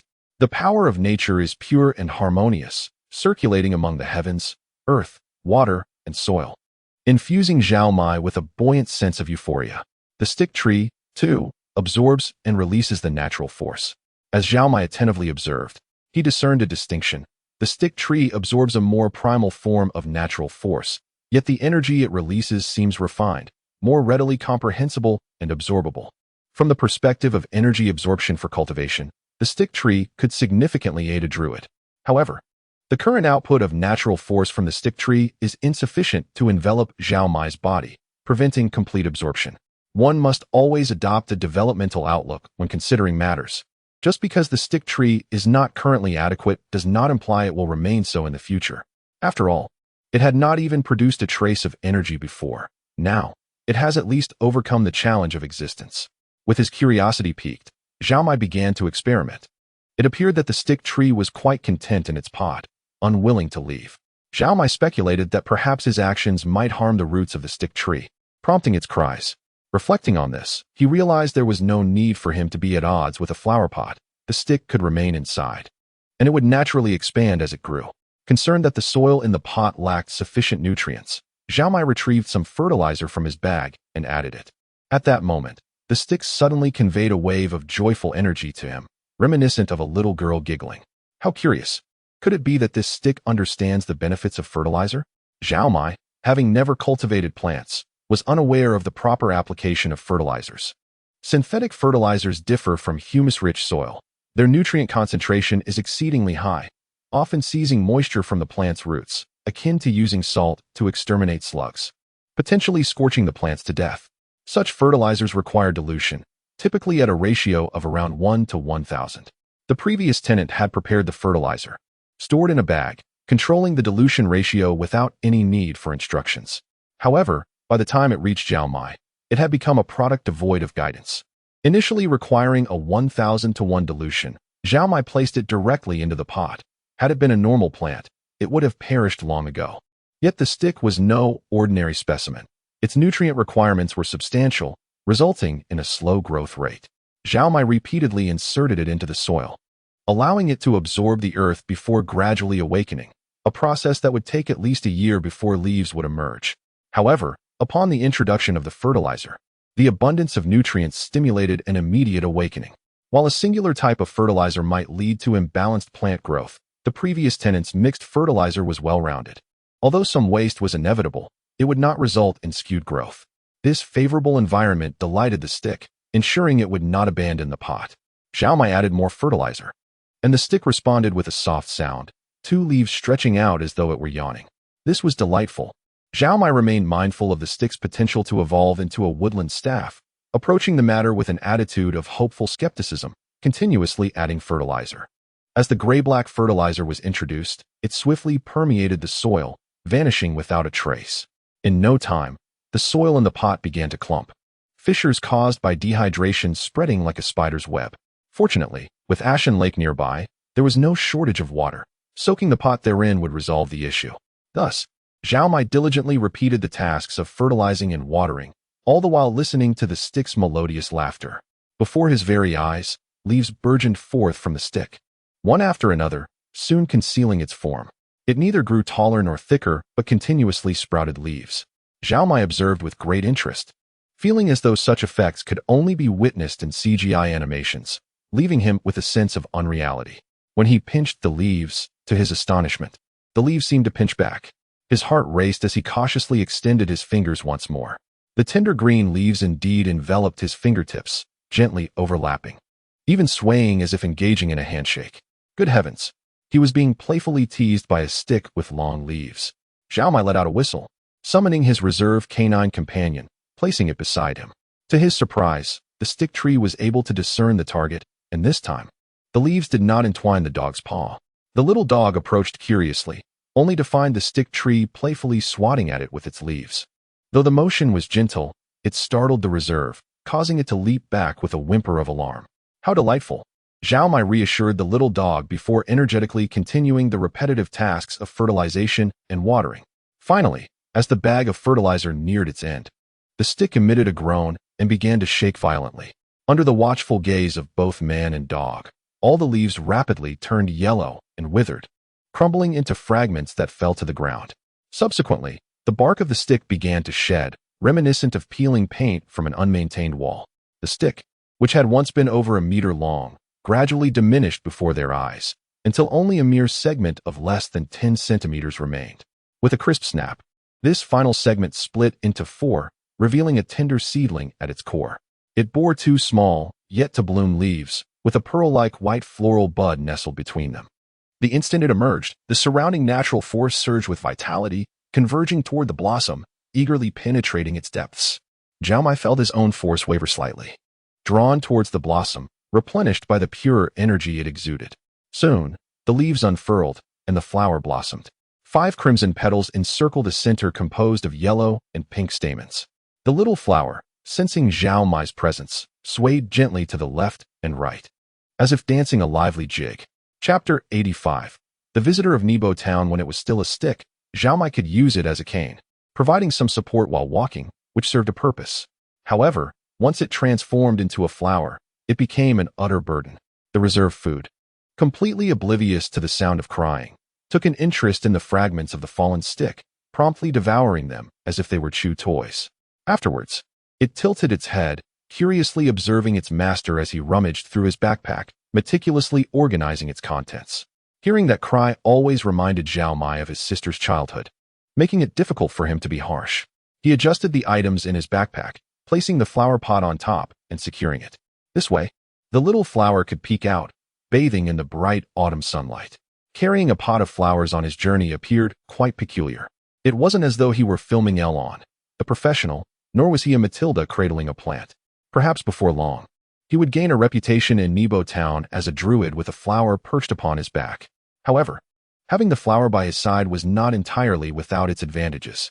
The mutated and enhanced little flower continually harmonized the surrounding natural forces, providing a steady flow of energy for Zhao Mai's use.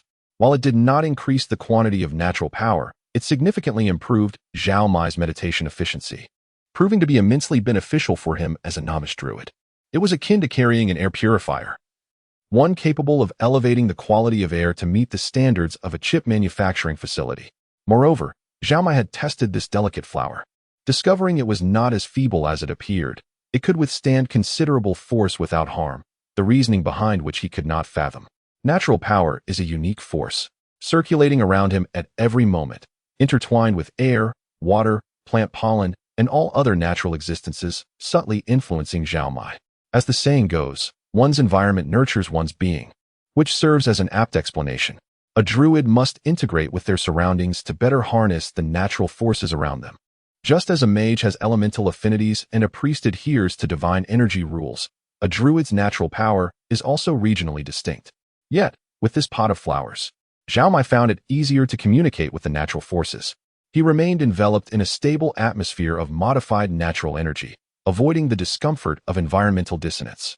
Many druids spend their entire lives within their native forests or plains, bound to the local natural forces. The Wanderer's community, with the presence of the insight tree, continually draws from the wisdom of predecessors, enhancing their adaptability and maintaining connections with the outside world. Although Zhao Mai had yet to grasp such esoteric knowledge, he could already sense this burgeoning connection brought forth by the pot of flowers. After a delay, Zhao Mai entered the town just as dusk approached. The guards stationed at the entrance were already yawning, yet they still halted his progress. A captain with a goatee scrutinized Zhao Mai, picking his nose as he spoke.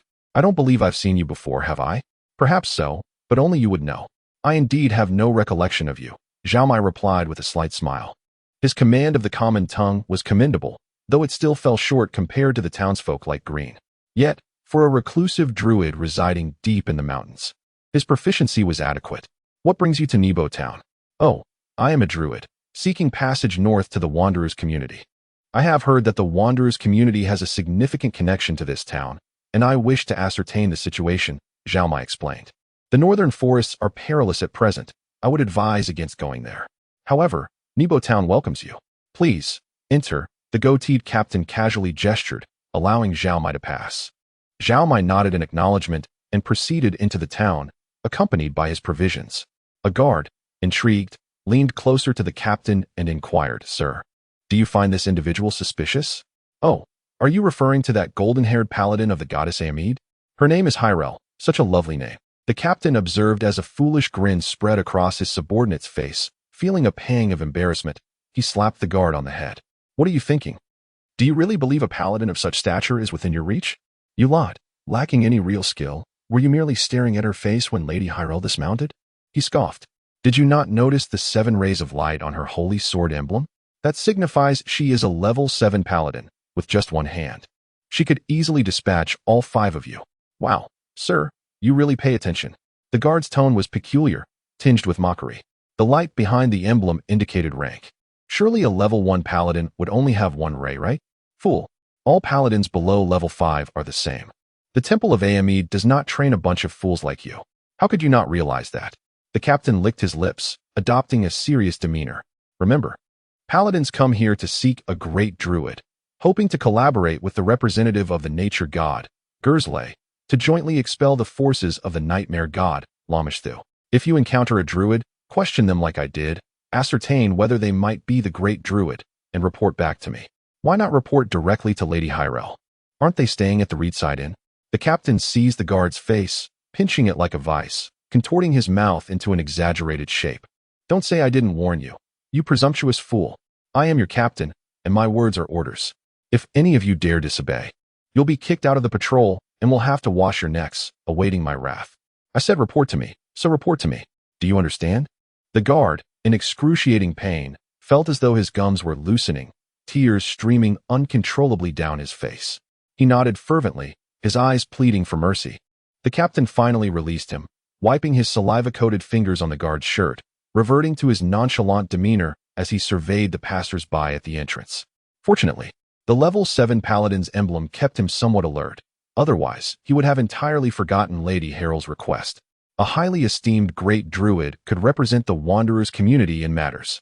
The goddess Aamid required her paladins to unite, leveraging each other's knowledge of nature to eradicate Lamashtu's hidden evil stronghold within the farmer's forest. Druids are not commonly seen.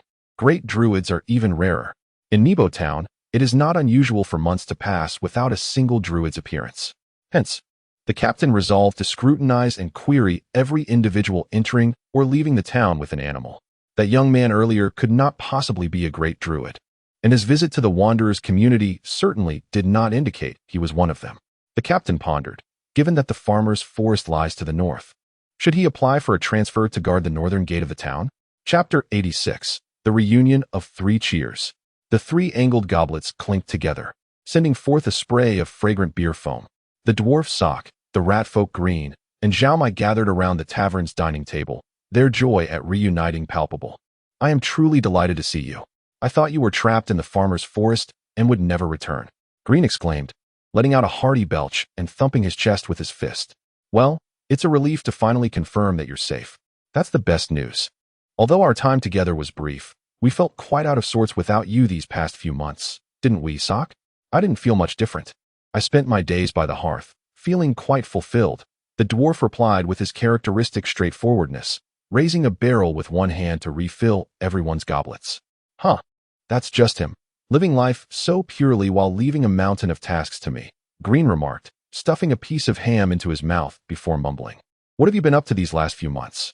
I expected to hear something about the gunner. Zhao Mai waved his hand dismissively. I did nothing of note. Merely enjoyed the scenery. There's not much to recount. Why don't you share what you've been up to? What? Zhao Mai paused, turning to Sock. Sock, Green wants to sell guns for profit. What is your reason for not wanting to sell?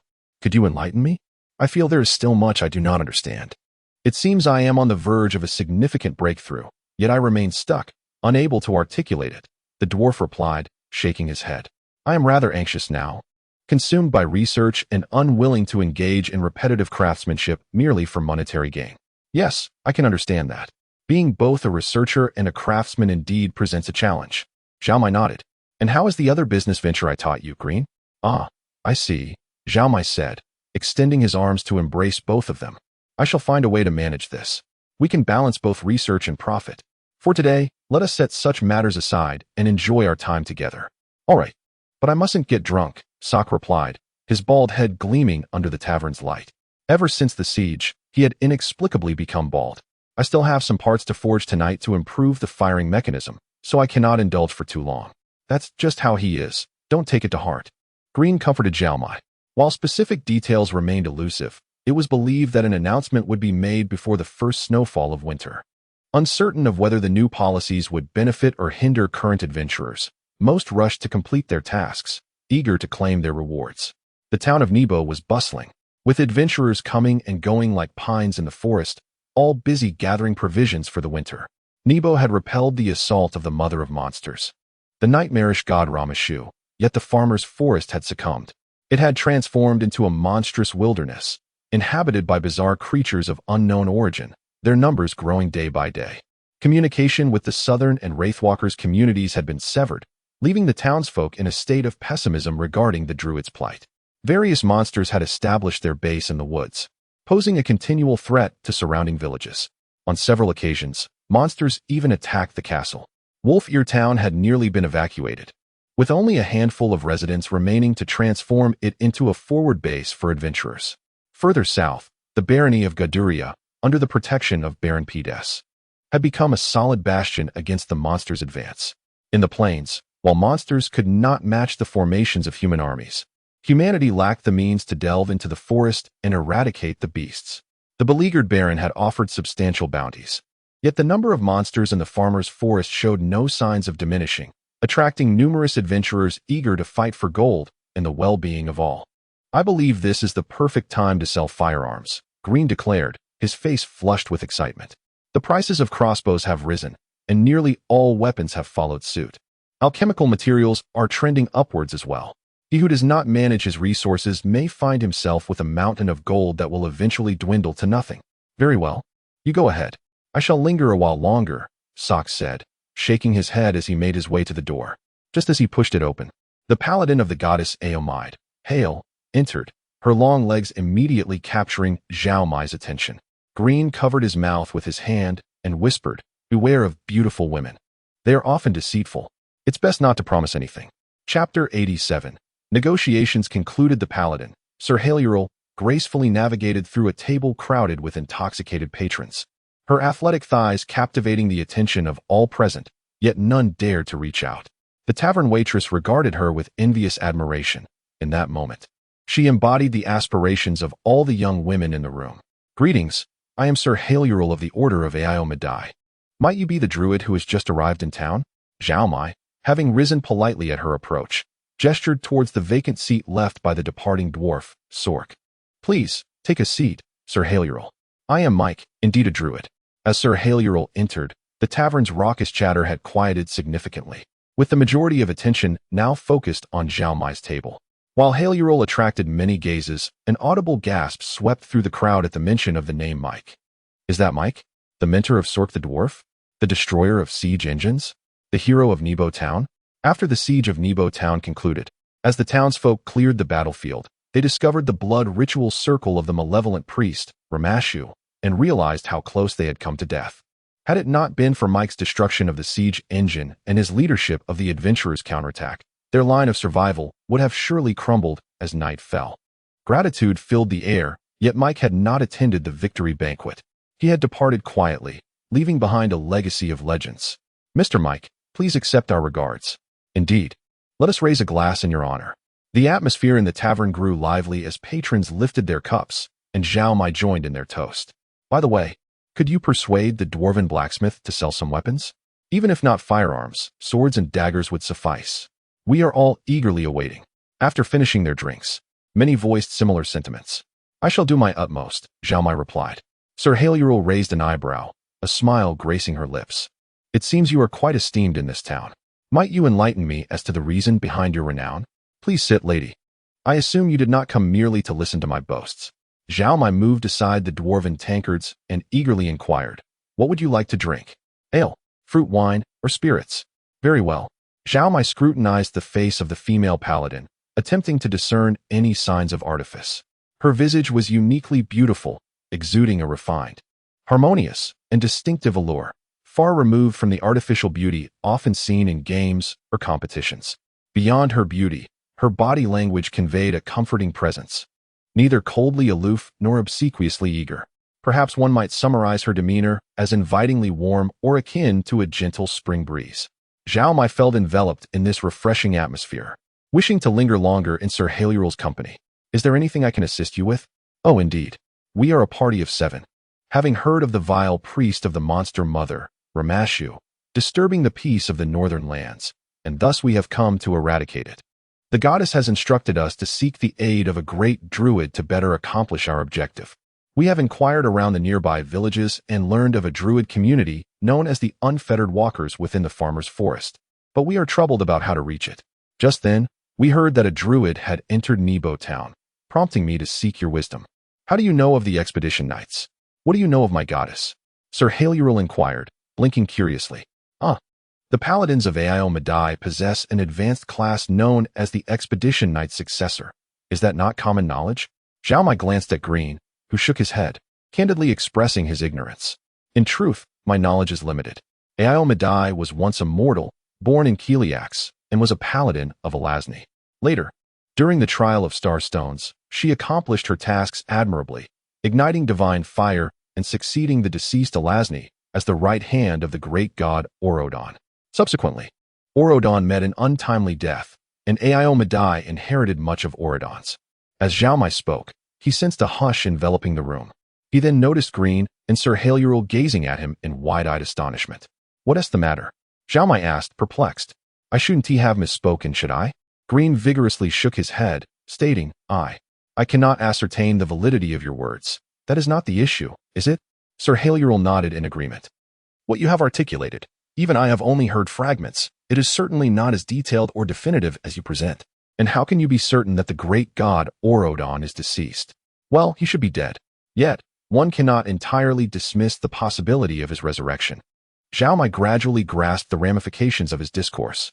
For him, this knowledge was merely background material of the Galarian world, scripted in black and white in books or disseminated across networks. It contained numerous tales of deities, some even shrouded in secrecy. Such revelations were hidden truths to the indigenous people of Galarian. Perhaps some high-ranking clerics might inquire about such matters, or some grand mages might have amassed knowledge regarding history and gods, but this should not be accessible to a mere novice druid. "Have you visited our main temple?" Sir Haluril shifted closer to Zhao Mai. The vitality she radiated was distinct from the natural forces, yet it still kindled a sense of familiarity and allure within Zhao Mai. Zhao Mai shook his head. Sir Haluril continued, "Allow me to test your knowledge. What is the battle cry of our knights? Towards victory, towards the heart. What is our unique ability, distinguishing us from other paladins?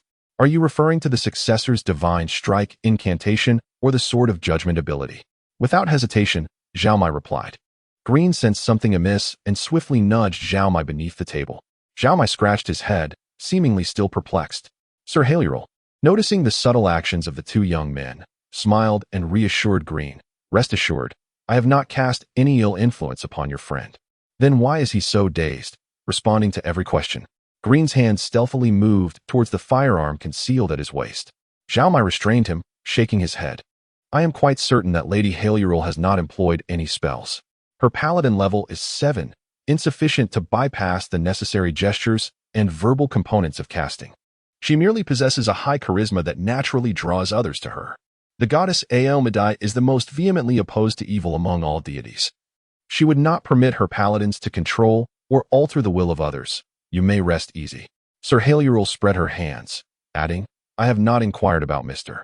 Mike's secrets. I am merely confirming one matter." Green furrowed his brow, remaining on high alert. "What matter?" he queried. "Concerning the identity of the great druid." Chapter 88. The charismatic follower. I have reiterated this countless times. I am not the great druid you seek, merely an apprentice. Zhao Mai had repeated this declaration no less than 100 times, yet he remained unable to shake off the persistent presence of Higher. "I shall not intrude upon your endeavors," the knightess remarked, her benevolent smile radiating warmth akin to a gentle spring breeze, effortlessly extinguishing the small druid's simmering ire. What could Zhao Mai do? Firstly, he was no match for her in combat. The goddess Iamede was fervently devoted to eradicating evil, placing immense emphasis on the martial prowess of her paladins and priests, sparing no effort in their training.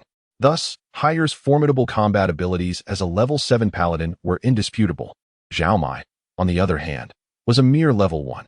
Even without her sword, she could easily dispatch him with a single blow. Secondly, deception was out of the question. Setting aside the paladin's unwavering resolve and acute intuition for discerning falsehoods, the likelihood of successfully misleading her was almost non-existent. Each time Zhao Mai gazed upon her exquisitely beautiful face, his heart would race, causing him to forget any fabrications entirely, with the truth spilling forth unbidden. Amidst his vexation, he found some amusement. "You are beyond salvation. Do not involve me in your plight." Grin slumped over the counter, recognized the footsteps of Zhao Mai and Higher without even lifting his head. "I have yet to finalize our accounts. Your new scheme will require considerable funds, and I remain uncertain if our balance suffices." Grin, you seem unaffected. Might you enlighten me?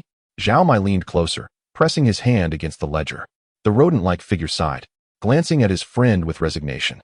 Ever since that fateful night at the tavern, where Zhao Mai had inadvertently revealed his extensive knowledge, Higher had deemed him a great druid, resulting in an incessant entanglement.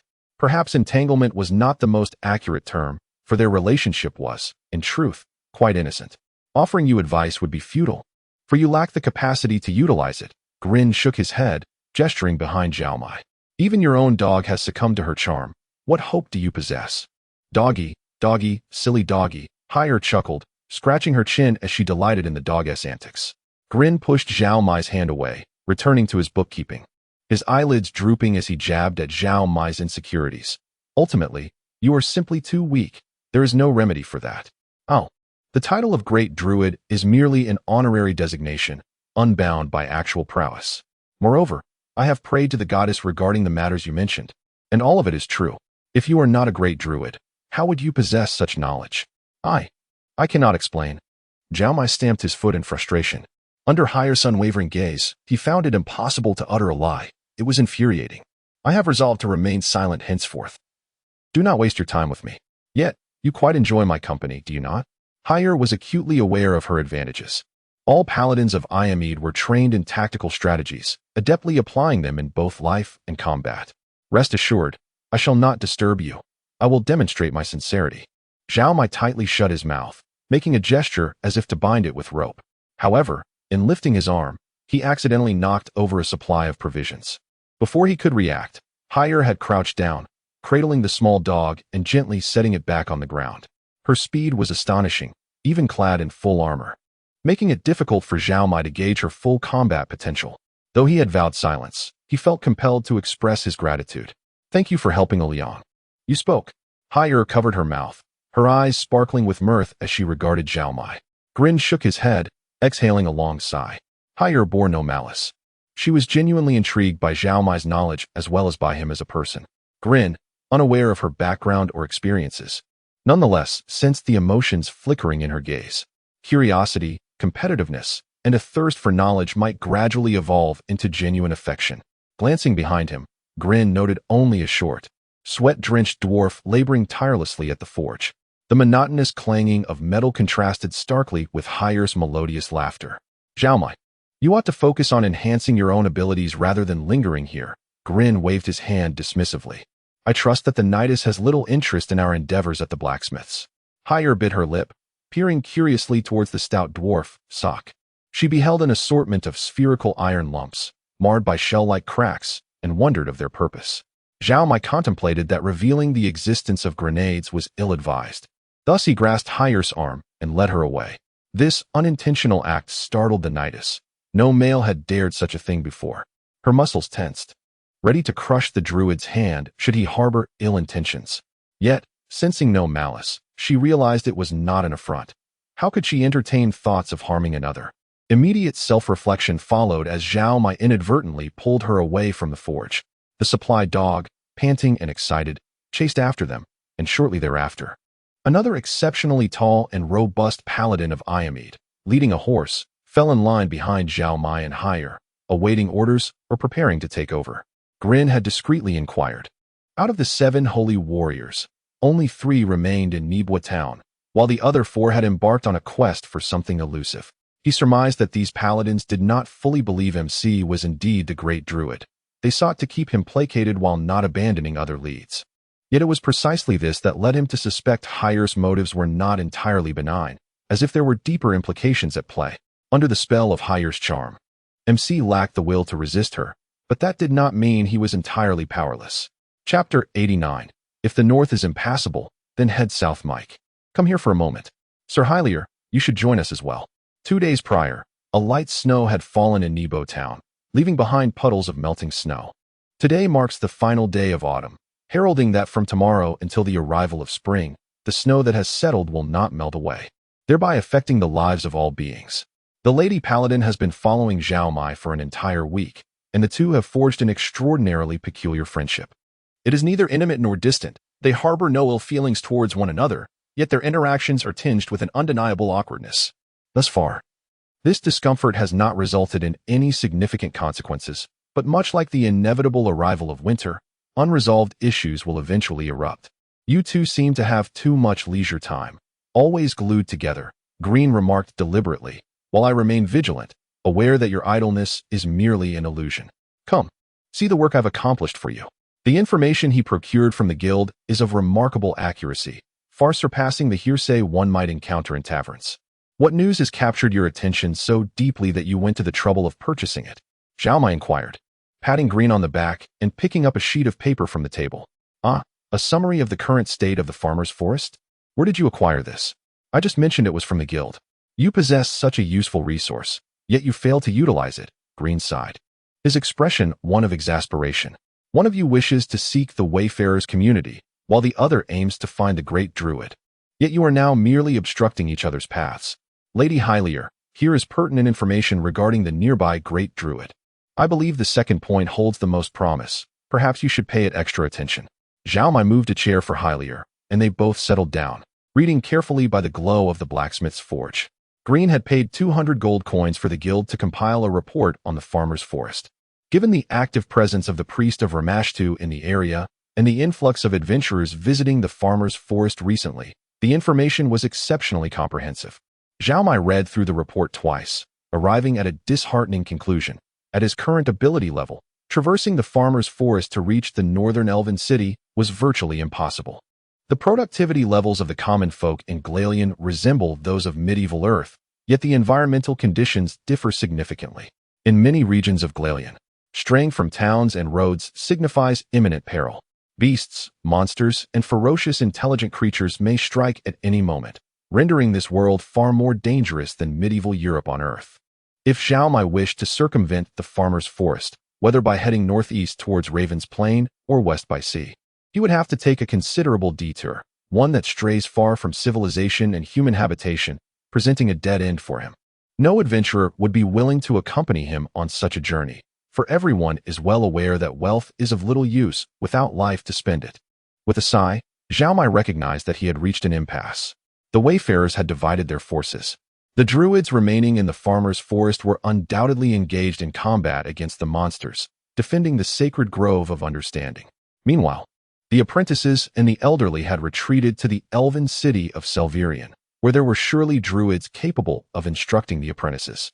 Continued learning and advancement in the druidic profession require knowledge in 4 areas. Firstly, natural primal forces, attained through meditation and communion with nature. Secondly, spell incantations, which must be learned from experienced druids while grasping the natural forces, ensuring the most efficient and balanced usage of spells. Thirdly, knowledge related to flora and fauna, along with skills concerning the natural ecosystem, including training animal companions and shape-shifting, and fourthly, various combat techniques, relying solely on communication and absorption of natural forces. Zhao Mai could indeed enhance his physical abilities and refine his control over primal energy, laying a foundation for future advancements. This is undoubtedly an essential basis, akin to foundational physical training. However, possessing physical prowess without the means to utilize it is futile. He glanced at Green, pondering why the rat folk had taken the initiative to gather such a report for him. From his interactions with the adventurers in Nebo Town, Zhao Mai had already gained some understanding of the dangers of the farmer's forest, allowing him the patience to remain and collaborate with the dwarf Sork to improve weaponry, crafting grenades in preparation for counterattacking the monstrous matriarch that had seized the forest. Noticing Zhao Mai's gaze, Green pointed towards Hylier's paper. Zhao Mai leaned closer, and the Lady Paladin generously shared her information with him. After examining it for a moment, he grasped his companion's intent. "Look, here lies a lead on the great druid. And it's quite recent. Merely 2 months ago, a group of adventurers discovered a druidic thorn altar on the outskirts of the swamp southwest of Nebo Town, managed by a great druid who calls himself Wasworth. He exhibits a touch of madness, yet his magical prowess and knowledge are undeniably vast. This individual claims to be driving the goblins of Magnima into the sea, thus engaging in battle against them. I see this lead is indeed invaluable. Thank you, Green." Hylier smiled, adding, "I wonder how much you spent on this information. I shall reimburse you at once." To her surprise, Green waved his hand dismissively, gesturing towards Zhao Mai. "I have but one hope. When you seek this great druid, take him along." "Mike?" Hylier was taken aback by Green's request, lowering her brow in contemplation. Having remained in Nebo Town and gathered leads, Zhao Mai's presence was not troublesome, as the area was quite safe. Despite his extensive knowledge and intelligence, he was still merely a level 1 druid and would be in considerable danger outdoors. Furthermore, the Knights of Iomeide rarely acted alongside non-paladins, seldom playing the role of protectors. Green, observing the shifting expressions on the paladin's face, had already discerned her thoughts. Before Hylier could explicitly refuse, he continued, My brother Mike needs to find a druid to further his studies, and this has no bearing on your mission. If you could bring him along and ensure his safety, it would suffice. I recall that as long as it doesn't impede their own tasks, the Knights of Iomeide are not averse to providing protection for merchant caravans. Indeed. You are correct, Hylier replied with a smile, extending her hand towards Zhao Mai. You are welcome to accompany us. Shall we set off the day after tomorrow? Zhao Mai yearned to assert his independence, confident in his ability to care for himself, even though he recognized Hylier's superior strength. The notion of being safeguarded by a woman, especially a beautiful peer, felt rather awkward. Hylier, perceiving his thoughts, was no stranger to such expressions, having encountered them from many men before. As a female paladin, she often faced the misconception that she was merely a pretty ornament, leading to frequent instances of condescension, indifference, or disdain. According to the teachings of her goddess, she should remain true to her heart, undeterred by misunderstanding and prejudice. Yet, why did seeing such an expression on Mike's face still bring her a tinge of sorrow? Zhao Mai suddenly scoffed, not in contempt but in self-deprecation. He regained his former spirited demeanor as a traveler, grasping Hylier's hand firmly. Indeed, at present, I am inferior to you. Your protection is entirely reasonable. However, I possess ample confidence and conviction that I shall catch up and surpass you. May our journey be smooth. Chapter 90. New breakthroughs and new obstacles. The paladin finally ceased her entanglement with Zhao Mai. After determining the next destination, High Rower temporarily departed to gather her 6 sisters. Zhao Mai felt a surge of curiosity about how they communicated in a world devoid of mobile devices. However, he understood that he had more pressing matters to attend to. Without a woman by his side, he appeared more composed. Green, holding a piece of paper filled with notes, exclaimed with admiration, "Your preparations are remarkably thorough, balancing weight and practicality. Even seasoned adventurers might not be as meticulous as you. Where did you acquire such knowledge? If I told you, it would be lost on you. So I shall spare us both the effort," Zhao Mai replied, glancing towards the inner workshop of the blacksmith. "Do you think Sok can execute the designs I provided him? Do not worry. If there is but one dwarf capable of realizing your design, it is Sok. He is a true craftsman, perhaps born solely for this vocation, blessed by the dwarven god. As for you, I suspect you are not merely a druid, but rather a chosen one of Ilori. Ilori indeed embodies knowledge, history, and self-perfection, yet most of his followers are monks. My power arises from the forces of nature, not solely from self-cultivation. There is a distinction," Zhao Mai replied. "Damn it. That's precisely my point." Green slammed the table, his irritation surfacing. "The more I interact with you, the more I realize there is nothing you do not know. Look around. I dare say there isn't a monk within 200 miles. How do you know all these things? The capabilities of deities seem to be no secret to you, and yet your power is so minimal. This contrast is maddening, do you understand? If you were to disregard my minimal power, I would gladly accept your praise." Zhao Mai chuckled, patting Green's shoulder. "Thank you for your concern. I have discerned what I require and shall endeavor to learn. If you harbor feelings for High Rower, then you must elevate your strength. Otherwise, your chances of success are slim." Green changed the subject abruptly. "Do not mistake her fondness for affection. I believe her curiosity outweighs any genuine feelings, which cannot be relied upon. Frankly, if it were not for High Rower being an exceptional beauty, I would have doused your hopes long ago. The union of a paladin and a druid is simply indescribable." "Huh, I hadn't thought that far ahead." Zhao Mai laughed, but soon adopted a serious demeanor. "Well, the time for indulgence has ended. It is time to focus. I admit, I had been somewhat relaxed, but that was due to resolving my concerns. I want to remain in such a state indefinitely. That reassures me. You are, after all, an intelligent individual. Why do you always emphasize that?" Zhao Mai inquired, puzzled. Green seemed to possess a stringent criterion for evaluation, categorizing everyone as either intelligent or not, treating each group distinctly. He never exhibited concern or warmth towards those deemed less intelligent, maintaining a strictly businesslike demeanor. Only in the presence of those he considered clever did he reveal any semblance of emotion. "I will tell you when I have the time. It's not urgent now." Green evaded the topic, gesturing, "Look, Sok is coming out." The dwarf emerged, flushed and dripping with sweat, yet his excitement and satisfaction were unmistakable. "Master, I succeeded. Your sliding rod and ammunition exchange mechanism has been successfully implemented, and the rotational ammunition exchange is nearly complete. The firepower of the musket has increased at least 3 to 4-fold. Zhao Mai recognized his combat abilities were still lacking, thus relying heavily on the musket for protection. Unable to create superior ammunition through alchemy, he focused on improving the firearm itself. He understood that the true enhancement of a firearm's power lay in the loading mechanism. Despite having surpassed the era of muzzle loading, flintlocks, fixed ammunition, and integrated cartridges, Zhao Mai remained unsatisfied.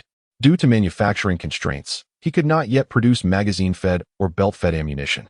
So he needed to devise a sliding loading mechanism for the shotgun.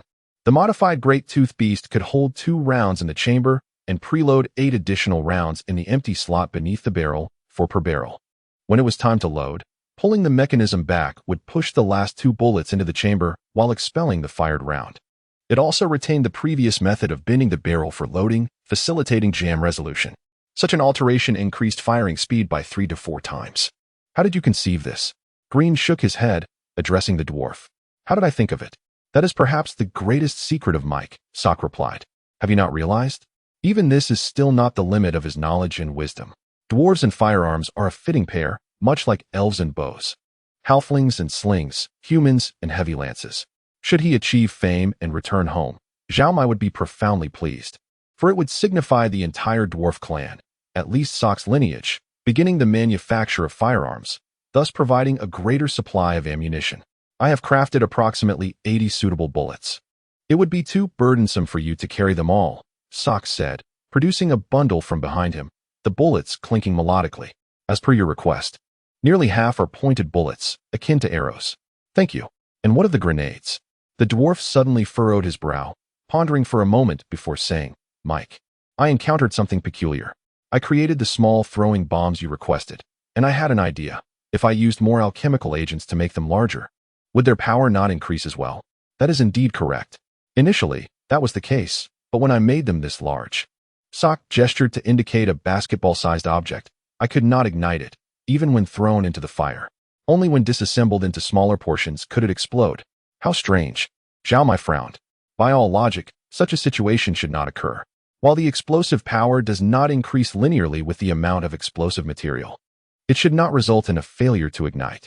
Excluding the expected factors, only one possibility remained.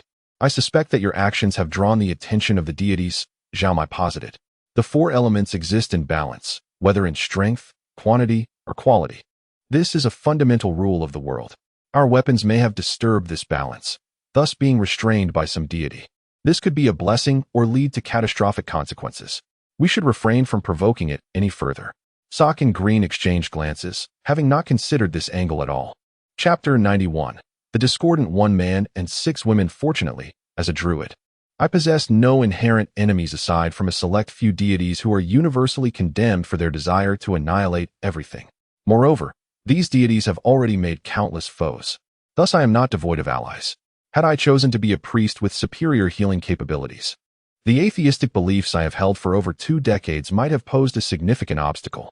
Furthermore, aligning myself with a specific deity would inevitably lead to a definitive opposing faction, bringing forth complications that could hinder my spiritual growth and even jeopardize my life. Were it not for such concerns, my first choice would undoubtedly have been the eternal healing goddess, Sharonlai, in hopes of becoming a formidable healer. However, it is now too late for such considerations, and I shall not relinquish the myriad advantages of being a druid. Even in preparation for future growth, my allegiance remains steadfast. After considerable internal deliberation, I ultimately resolved to ride a horse instead of a car to accompany the paladins.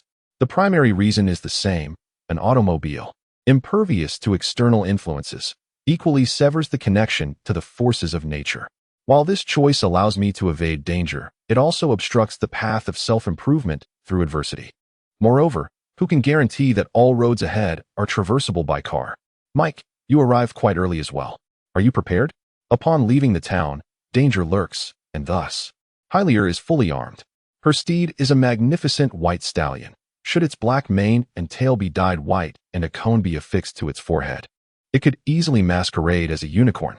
The mounts of these paladins share a sacred bond with them, exhibiting exceptional obedience and valor in battle.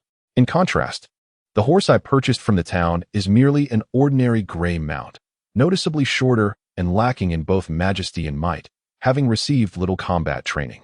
Of course, I too have not undergone any training in mounted warfare, as I have never contemplated such intricate tactics. Wait a moment, I need to confer with my steed. Upon encountering the paladin's mounts, my horse exhibited signs of inferiority, lowering its head and hesitating to move as if it were frightened. I approached it, cradling its chin with one hand while gently stroking its forehead with the other. Gray, do not be anxious. You are a fine horse, and I am not an adept rider, so I need you to look after me. I wouldn't dare urge you to gallop swiftly or charge into battle. Those tasks belong to the other steeds, not you. I merely wish for you to carry me safely through our journey. Can you manage that? The gray horse gradually calmed, its large eyes locking onto mine, reflecting a dawning understanding. It parted its lips, gently licking my hand, and then tossed its mane, raising its head to whinny a couple of times. Very well, I shall rely on you. I patted its neck and conducted a final inspection of the saddle straps and the satchel attached to the saddle before mounting. I adjusted my posture, appearing no different from a novice. Can you handle this? Hylier remarked, glancing over.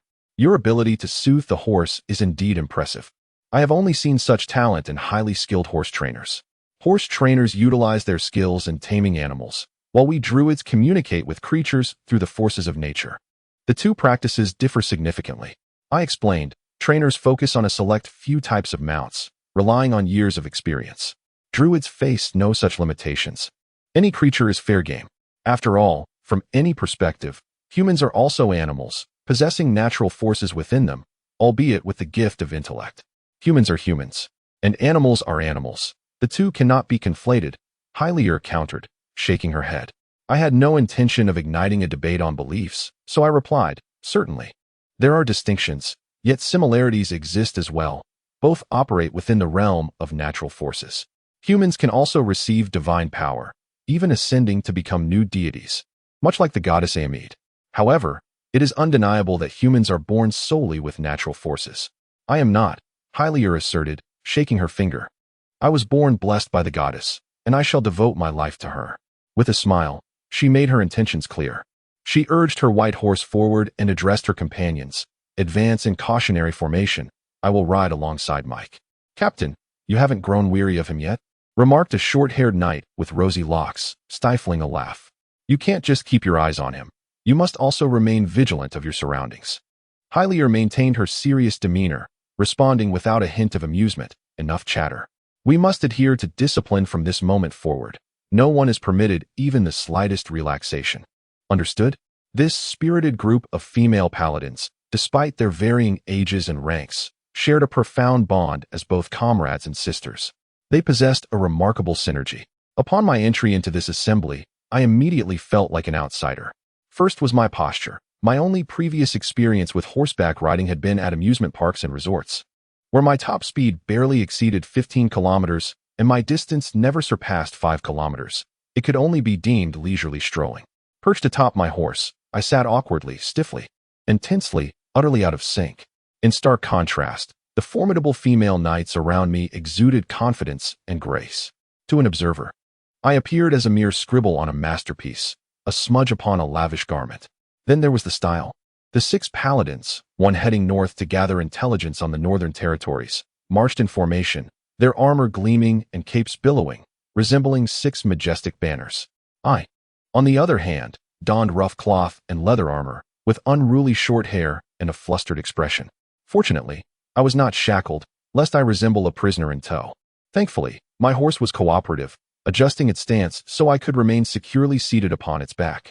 It trotted lightly, following closely behind Hylier's unicorn, showing no signs of struggle.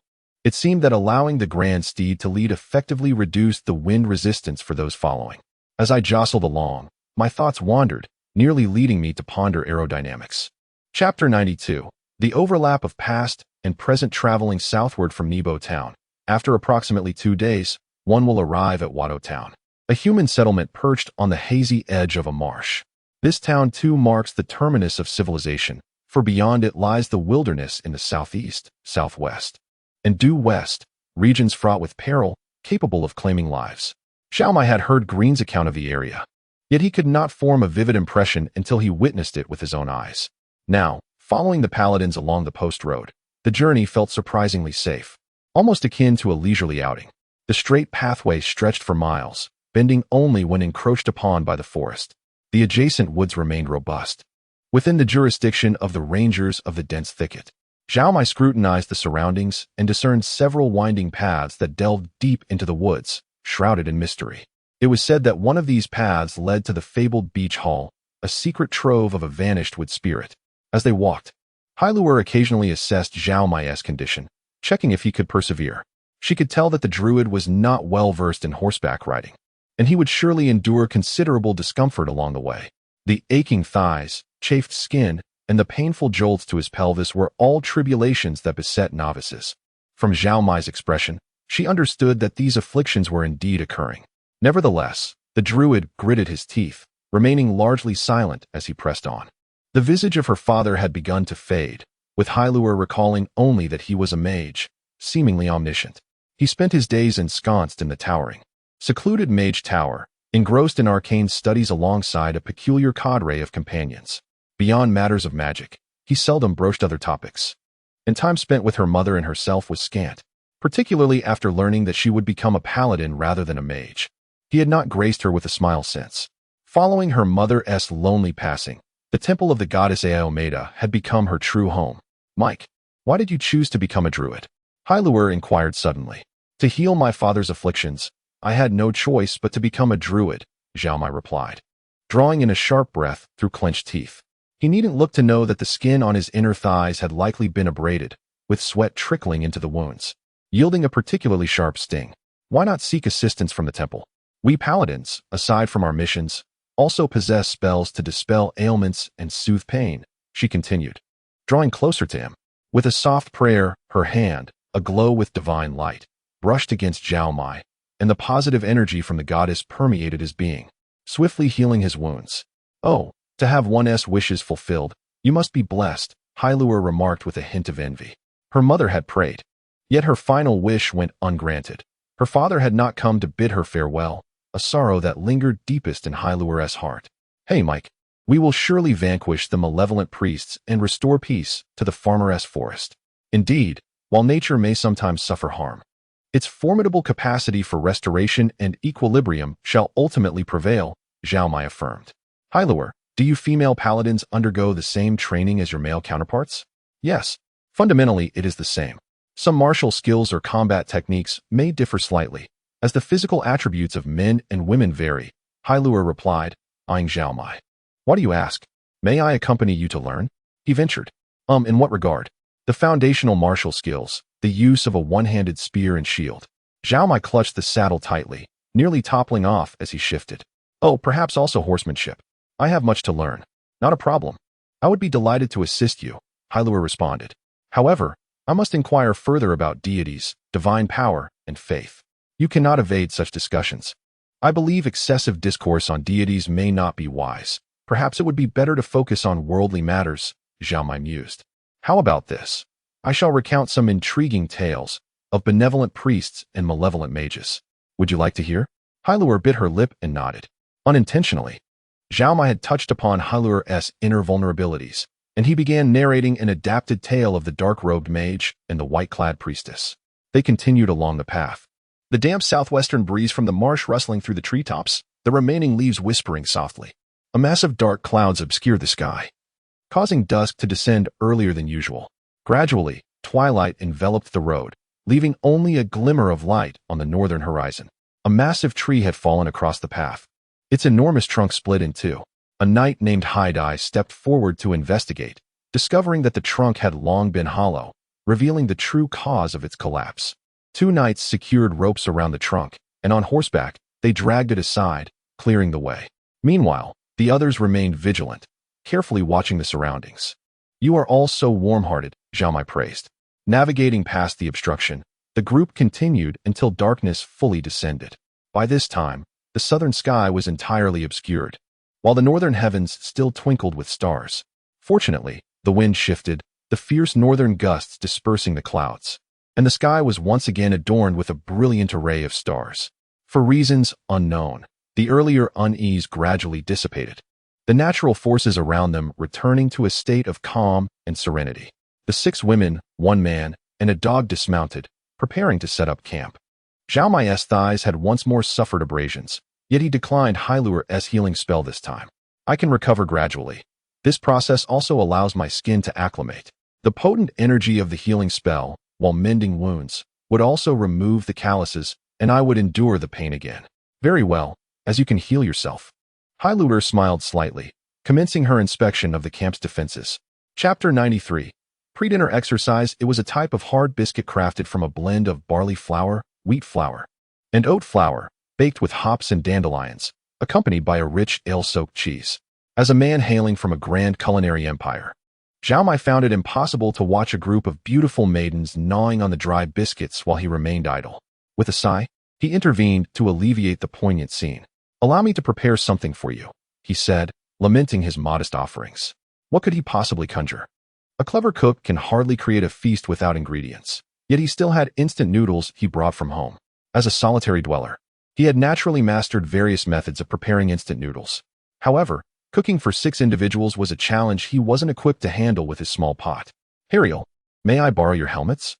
The paladins, adorned in full armor, possessed helmets that were exquisite works of art, deep and pointed, devoid of hollows, perfectly suited for use as pots. The elven design would not suffice, and the dwarven helmets were too thick, complicating the heating process. Zhao Mai estimated that 4 helmets would suffice to prepare a meal for 6, solving the issues of both pots and bowls. Utilizing a water conjuring spell, he called upon the forces of nature to condense moisture from the humid air surrounding them, nestled beside the swamp and forest.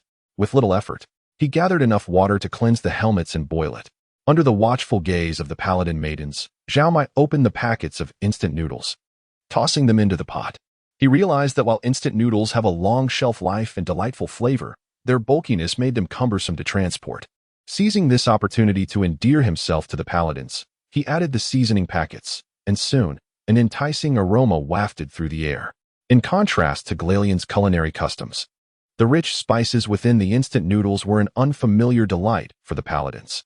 Aiomeida, born to a powerful mage, was accustomed to rare delicacies. Yet even she was taken aback by the simplicity of instant noodles, her appetite growing uncontrollably. Among the enticing scents, a hint of herbal essence and a faint whiff of alchemical ingredients stirred memories of her father, who was often surrounded by the peculiar, slightly pungent aroma of spellcasting materials. This scent, mingled with the sickly warmth of her mother, formed the entirety of Hariel's sensory recollections of home. "Regrettably, I have no eggs. I can only add some ham slices," Zhao Mai remarked as he sliced the smoked ham thinly and tossed it into the boiling water.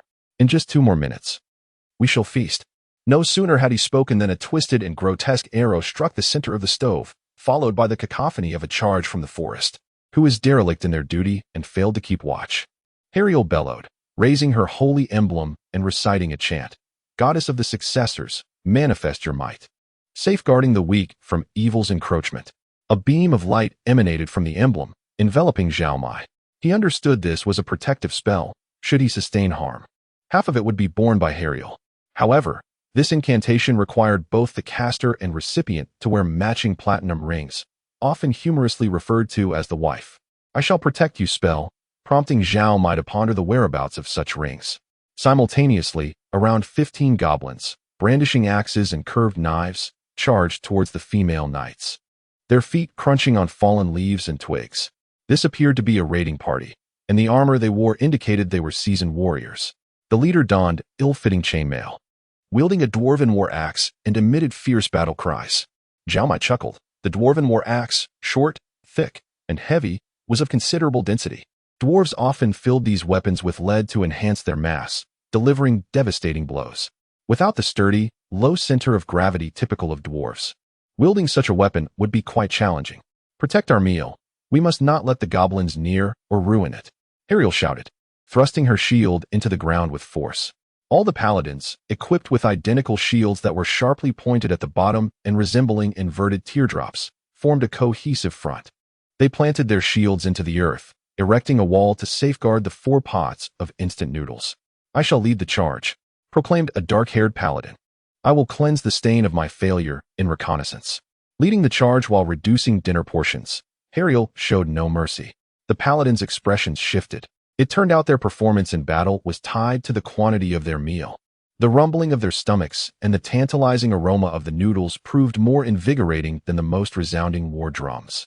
Though none were barbarians, The sudden spark in their eyes revealed that fury could be ignited by mere emotion, irrespective of their chosen vocation. Zhao Mai, under careful protection, enjoyed the same privileges as the instant noodles, finding refuge behind the shield wall. He quickly assessed the battlefield, discerning that the paladins would undoubtedly emerge victorious. To prevent the enemy from escaping and to avoid further disturbances during their meal, he chanted a spell, benevolently using entanglement to sever the goblin's retreat.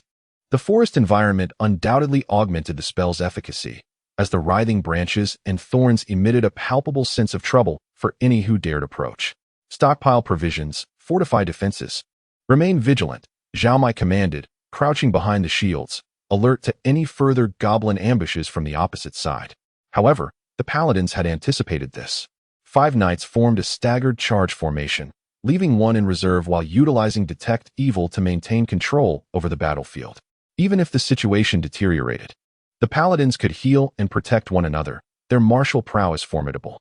As long as their command structure remained intact, and they did not encounter a powerful and treacherous spellcaster, Zhao Mai could scarcely fathom how they could be bested by this band of goblins. As for eating the noodles, using hands and knives would be inadequate. He wondered if they had brought forks. Contemplating, Zhao Mai lowered his gaze to seek slender twigs, pondering whether he could teach them the art of chopsticks. That would surely be more delightful than battling goblins. Chapter 94. The Battle for Glory. The Holy Knights wielded their long swords, charging into the band of goblin marauders with an unstoppable force. They deftly evaded the enemy's strikes, their movements fluid and swift, thrusting the points of their blades into the unprotected gaps of the goblin's armor. In a mere exchange, 5 goblins lay lifeless on the ground. Zhao Mai crouched behind the shield wall, peering through the gaps. A goblin with a short bow aimed at Haiyer, and surprisingly, the arrow struck true. Yet, upon contact with the Holy Knight's armor, it shattered with a resounding crack. No wonder Haiyer remained unperturbed. In a short span, several more goblins fell. I surrender. I surrender. The goblin leader, wielding a heavy dwarven axe, recognized the dire situation and promptly dropped his weapon, surrendering with decisive ease. 2 other goblins, witnessing their leader's capitulation, raised their hands in submission as well. This was the essence of goblin nature, greedy yet reckless, fickle yet cowardly. They were perpetually swayed by these 4 emotions, rendering them a loathsome breed of brigands. Bind them and take them to the next village for judgment, commanded Haiyer. She kicked away the goblins' weapons and held her sword against their throats, instructing her companions to secure the captives. Wouldn't the outcome of their trial inevitably be death? Why exert such effort? Firstly, it was imperative for the goblins to comprehend the crimes they had committed and to acknowledge their guilt. This held significant meaning. Secondly, they could atone through labor or even lifelong servitude, which would benefit all involved. Thirdly, this was our code of conduct. Haiyer glanced at the helm with a hint of impatience and inquired, "Can we eat this?" "Here, dig in." Zhao Mai handed her a pair of chopsticks, watching with anticipation. Indeed, a look of bewilderment crossed Haiyer's face. She could not fathom how to utilize the 2 wooden sticks in her hands. Zhao Mai smiled and demonstrated how to grasp food with the chopsticks. He had expected astonishment and applause, but was met with mere exasperation. Haiyer stirred the noodles in the helm and began to eat. 6 Holy Knight maidens gathered around the helm, slurping their instant noodles. Zhao Mai quietly stepped back, pulling out his phone to capture the moment. The Knights of Ao Meidai were oblivious to the device in his hand, feeling no malice from it, so they paid it no mind. The flavor of the food was exquisite, with complex and layered spices offering them an experience unlike any they had known. 3 bound goblins drooled incessantly, the clinking of their shackles echoing. Zhao Mai rummaged through the corpse of a fallen goblin, casually tossing a few pieces of goblin rations to them. As for coins, gold, and other valuable trinkets, they all found their way into his own pouch. "Did you just come from a nearby village? Why is this roasted meat still warm?" Zhao Mai discovered a roasted chicken in the goblin's bag, complete with an apple and dried plums stuffed inside. Clearly a method of human cooking, not a goblin's handiwork. "Haiyer, are you familiar with this area? Do you know if there are any nearby human villages?" Chewing vigorously, Haiyer looked up and replied, "I don't know. It seems I haven't seen any smoke before nightfall. This is my first time here." "Why, have you found something?" "A still warm roasted chicken." Zhao Mai examined the food in his hands and cast a purification spell upon it, in the spirit of avoiding waste. The ladies enjoyed their noodles while he savored the chicken, a rather agreeable distribution. He must have endured a long journey. His brown curls clung to his face. sweat streaming down his chiseled features. His face bore numerous scars, marred by wounds that crisscrossed in every direction, creating a landscape of grooves and pits. It seemed he had not noticed Zhao Mai. He trembled slightly, a low growl emanating from his throat as he hefted his axe, striding toward the goblins. "Hey, commoner, what are you doing?" Haier set aside her utensils, stepping forward to block the man's path. She did not draw her weapon, but rested her hand on the hilt. The man paused, snorting in irritation, his grip tightening on the axe. Observing this, the other holy knights lined up beside Haier, their expressions radiating vigilance and intimidation. A bunch of delicate little ladies. The man spat on the ground, his thick finger pointing at the shackled goblins. "Hand those over to me. They are our prisoners after the battle. There is no reason for you to take them." Haier shook her head. "We are the holy knights of Zhao Mai, champions of justice and goodness. To hell with your justice and goodness. I want those 3 goblins." The man glanced around, noticing a heap of goblin corpses by the roadside, where a feeble man with a dog was eating roasted chicken. "Those are mine too. Why are you taking the lives of my goblins? These goblins attempted to assault us. We acted in self-defense and just retaliation." Haier tried to soften the atmosphere with a smile, but the man remained stone-faced, impervious to her demeanor. "Why are you pursuing these goblins? They attacked the village and killed everyone." The man's anger grew with each word, his fingers gripping the axe handle so tightly that the hardwood creaked. A low growl seemed to emanate from deep within his chest. "I swear, I will kill them myself. These goblins have surrendered. We will take them to the next village, where they will face judgment, and only then will their fate be decided," Haier asserted, shaking her head. The man's nostrils flared, his teeth bared like an enraged mastiff. He advanced, the axe in his hand gleaming with a menacing light. "To hell with judgment. I want them dead now." "Stop." Haier unsheathed her sword halfway, assuming a defensive stance. "I warn you, do not breach the line of the holy knights of Zhao Mai. I don't care if I die. Why should I fear you little ladies?" The man retorted. "Even if I have to step over your corpses, I will kill them." Chapter 95. Hatred. The burly man ceased his speech and strode directly towards the paladins. In his eyes, they were not divine warriors clad in steel and magic, but merely a cluster of weeds obstructing the trees. With a powerful swing of his axe, he aimed to intimidate these women into retreating, holding back his full strength. Nevertheless, his might was formidable, and the axe sliced through the air with a resounding whoosh. Haier narrowed her eyes as she unsheathed her longsword, clashing it against the axe with a clang. She attempted to use the twist of her wrist to dislodge the axe, but the force transmitted through the weapon startled her. The burly man pushed her aside, causing Haier to stumble and redirect the force. Simultaneously, 5 more long swords were drawn, surrounding the man. He found himself ensnared like a creature caught in a thorny thicket. Any movement, save for retreat, would bring him harm. Taking a deep breath, he emitted a guttural sound from his throat, furrowing his brow in preparation for a desperate fight. At that moment, the one who would stir the pot made his entrance. Zhao Mai was acutely aware of the role he was to play. He rushed to Hailier's side, arms flailing, exclaiming, "Wow, what are you all doing? The goblins couldn't defeat you, so now you turn on each other? I don't know if you've noticed, but I certainly see the grin on the goblin's face." The goblins sat on the ground, shackled and wide-eyed, utterly bewildered. Their feelings were inconsequential. In Zhao Mai's scheme, they were merely props. "We are all humans here, governed by reason. It's not the size of one's fist that dictates righteousness," Zhao Mai asserted. "Big man, regardless of your demands, these goblins are our captives, and they are now under our custody. Even if we are not noble paladins, merely a band of mercenaries, you must articulate your reasons for wanting to take them from us. We do not desire combat, but that does not imply we cannot hold our own against you." The burly man cast a dismissive glance at Zhao Mai, his contempt palpable. Such disdain stung, prompting Zhao Mai to draw his giant-toothed beast and fire a shot at the ground. The deafening explosion sent rocks and dust flying, creating a shallow pit in the earth. "Is this the legendary dwarven firearm?" Highly amused, furrowing her brow as she brushed her hair aside. "Indeed. It is this very weapon that felled the vanguard general of Ramashu," Zhao Mai chuckled, then added, "Big man, you intend to walk over the bodies of humans to slay goblins? Are you sure you are not here to rescue them? These scoundrels slaughtered everyone, my friends, my brother. I will not let them go unpunished." The burly man remained obstinate, but finally addressed Mike, saying, "You, with the fire stick. Tell your whatever girls you've dragged in here to step aside. Don't block my path. Mind your language, brute." Don't speak like a bear goblin. Zhao Mai shook his head. This is not conducive to resolving the issue. Very well, ladies. The burly man ground his teeth, shaking his head forcefully before lowering his axe. You noble folk always wish to negotiate. Your tongues are sharper than any blade. Fine, I shall personally slay those 3 goblins. What say you? That is unacceptable. Unless through trial. Zhao Mai interjected before Hylier could respond. We agreed when capturing these goblins to transport them to the next village for trial, allowing them to atone for their sins. Is that not correct, Paladin Hylier? Bollocks. You believe these goblins can repent? What a delusion, the burly man bellowed. This band of brigands stormed the village, attempting to rob us. My family offered them our meals, our reserves, begging them to leave. And what happened? Those maggots. They murdered my family and others in the village. Where were you at that time? Zhao Mai inquired. Only water can extinguish fire. Sorrow can drown anger. Zhao Mai reached out, patting the burly man's arm. We all share in this grief. No one wishes for such occurrences.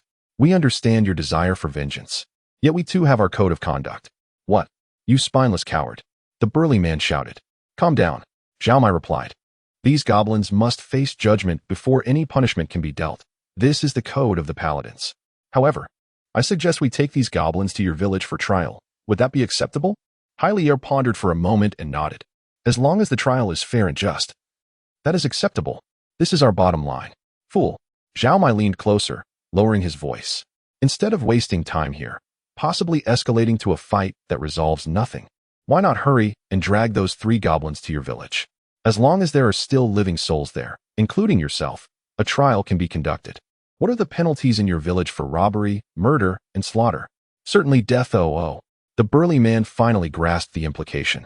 You are more cunning than the Duke's tax collector. I truly disdain you. Zhao Mai was momentarily taken aback by the remark. He glanced at Hylier, who shrugged. I heard everything you just said. He is not wrong. Hey, that is quite unfriendly.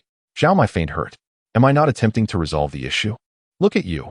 One is a righteous paladin, the other a man seeking vengeance. I am at a clear disadvantage both in numbers and strength. What do I stand to gain, other than not wishing to see you slaughter one another? Indeed, Mike has a point, Hylier nodded. We are willing to assist you in taking these 3 goblins to the village and provide support after the trial concludes. Utter nonsense. The burly man cursed, panting heavily before continuing. Very well, you take those 3 living ones, and I will deal with the others who are dead. With that, he shoved Zhao Mai aside and approached the goblin corpses, severing the heads with a single stroke of his axe and tossing them aside. Zhao Mai was about to call him to join their path when the burly man continued to swing his axe, chopping the headless goblin bodies into pieces. He remained silent, expressionless, with only the splattered blood on his face and the ceaseless clang of metal echoing around him.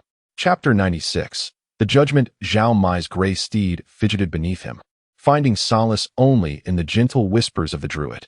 He gazed down at the small village nestled in the valley, adjacent to a stream whose once crystal-clear waters now ran crimson with the blood of its former inhabitants, since their group ventured into the woods. The rain had begun to fall, a persistent drizzle that, while not heavy, showed no signs of abating. The mist enveloped them like a shroud, and dark clouds loomed overhead, obscuring the once glimmering stars. Unless a fierce northern wind were to sweep through, these ominous clouds would likely remain. The goblins grumbled along the way, seemingly aware of their grim fate, which heightened their anxiety. When circumstances turned dire, goblins would readily surrender to preserve their lives. Yet, when surrender failed to guarantee survival, they would resort to desperate struggles. A burly man, axe in hand, remained ever vigilant, prepared to strike should the goblins attempt to break free from their shackles. The unmasked intensity in his gaze instilled profound fear in the goblins, rendering them motionless. This tense atmosphere persisted until they caught sight of the village in the woods, where the paladins regarded the goblins with equal scrutiny. The village comprised 4 households and 23 souls, now reduced to but 1. The burly man spoke to Zhao Mai, who rode beside him. They discovered this secluded and comfortable valley and built the village by the stream. They took me in, providing me with a home once more. We had no lord, no taxes, everything was self-managed. We were free and content, until this band of goblins arrived. Apart from death, I see no need for judgment against them. You cannot find balance in this matter, the burly man retorted.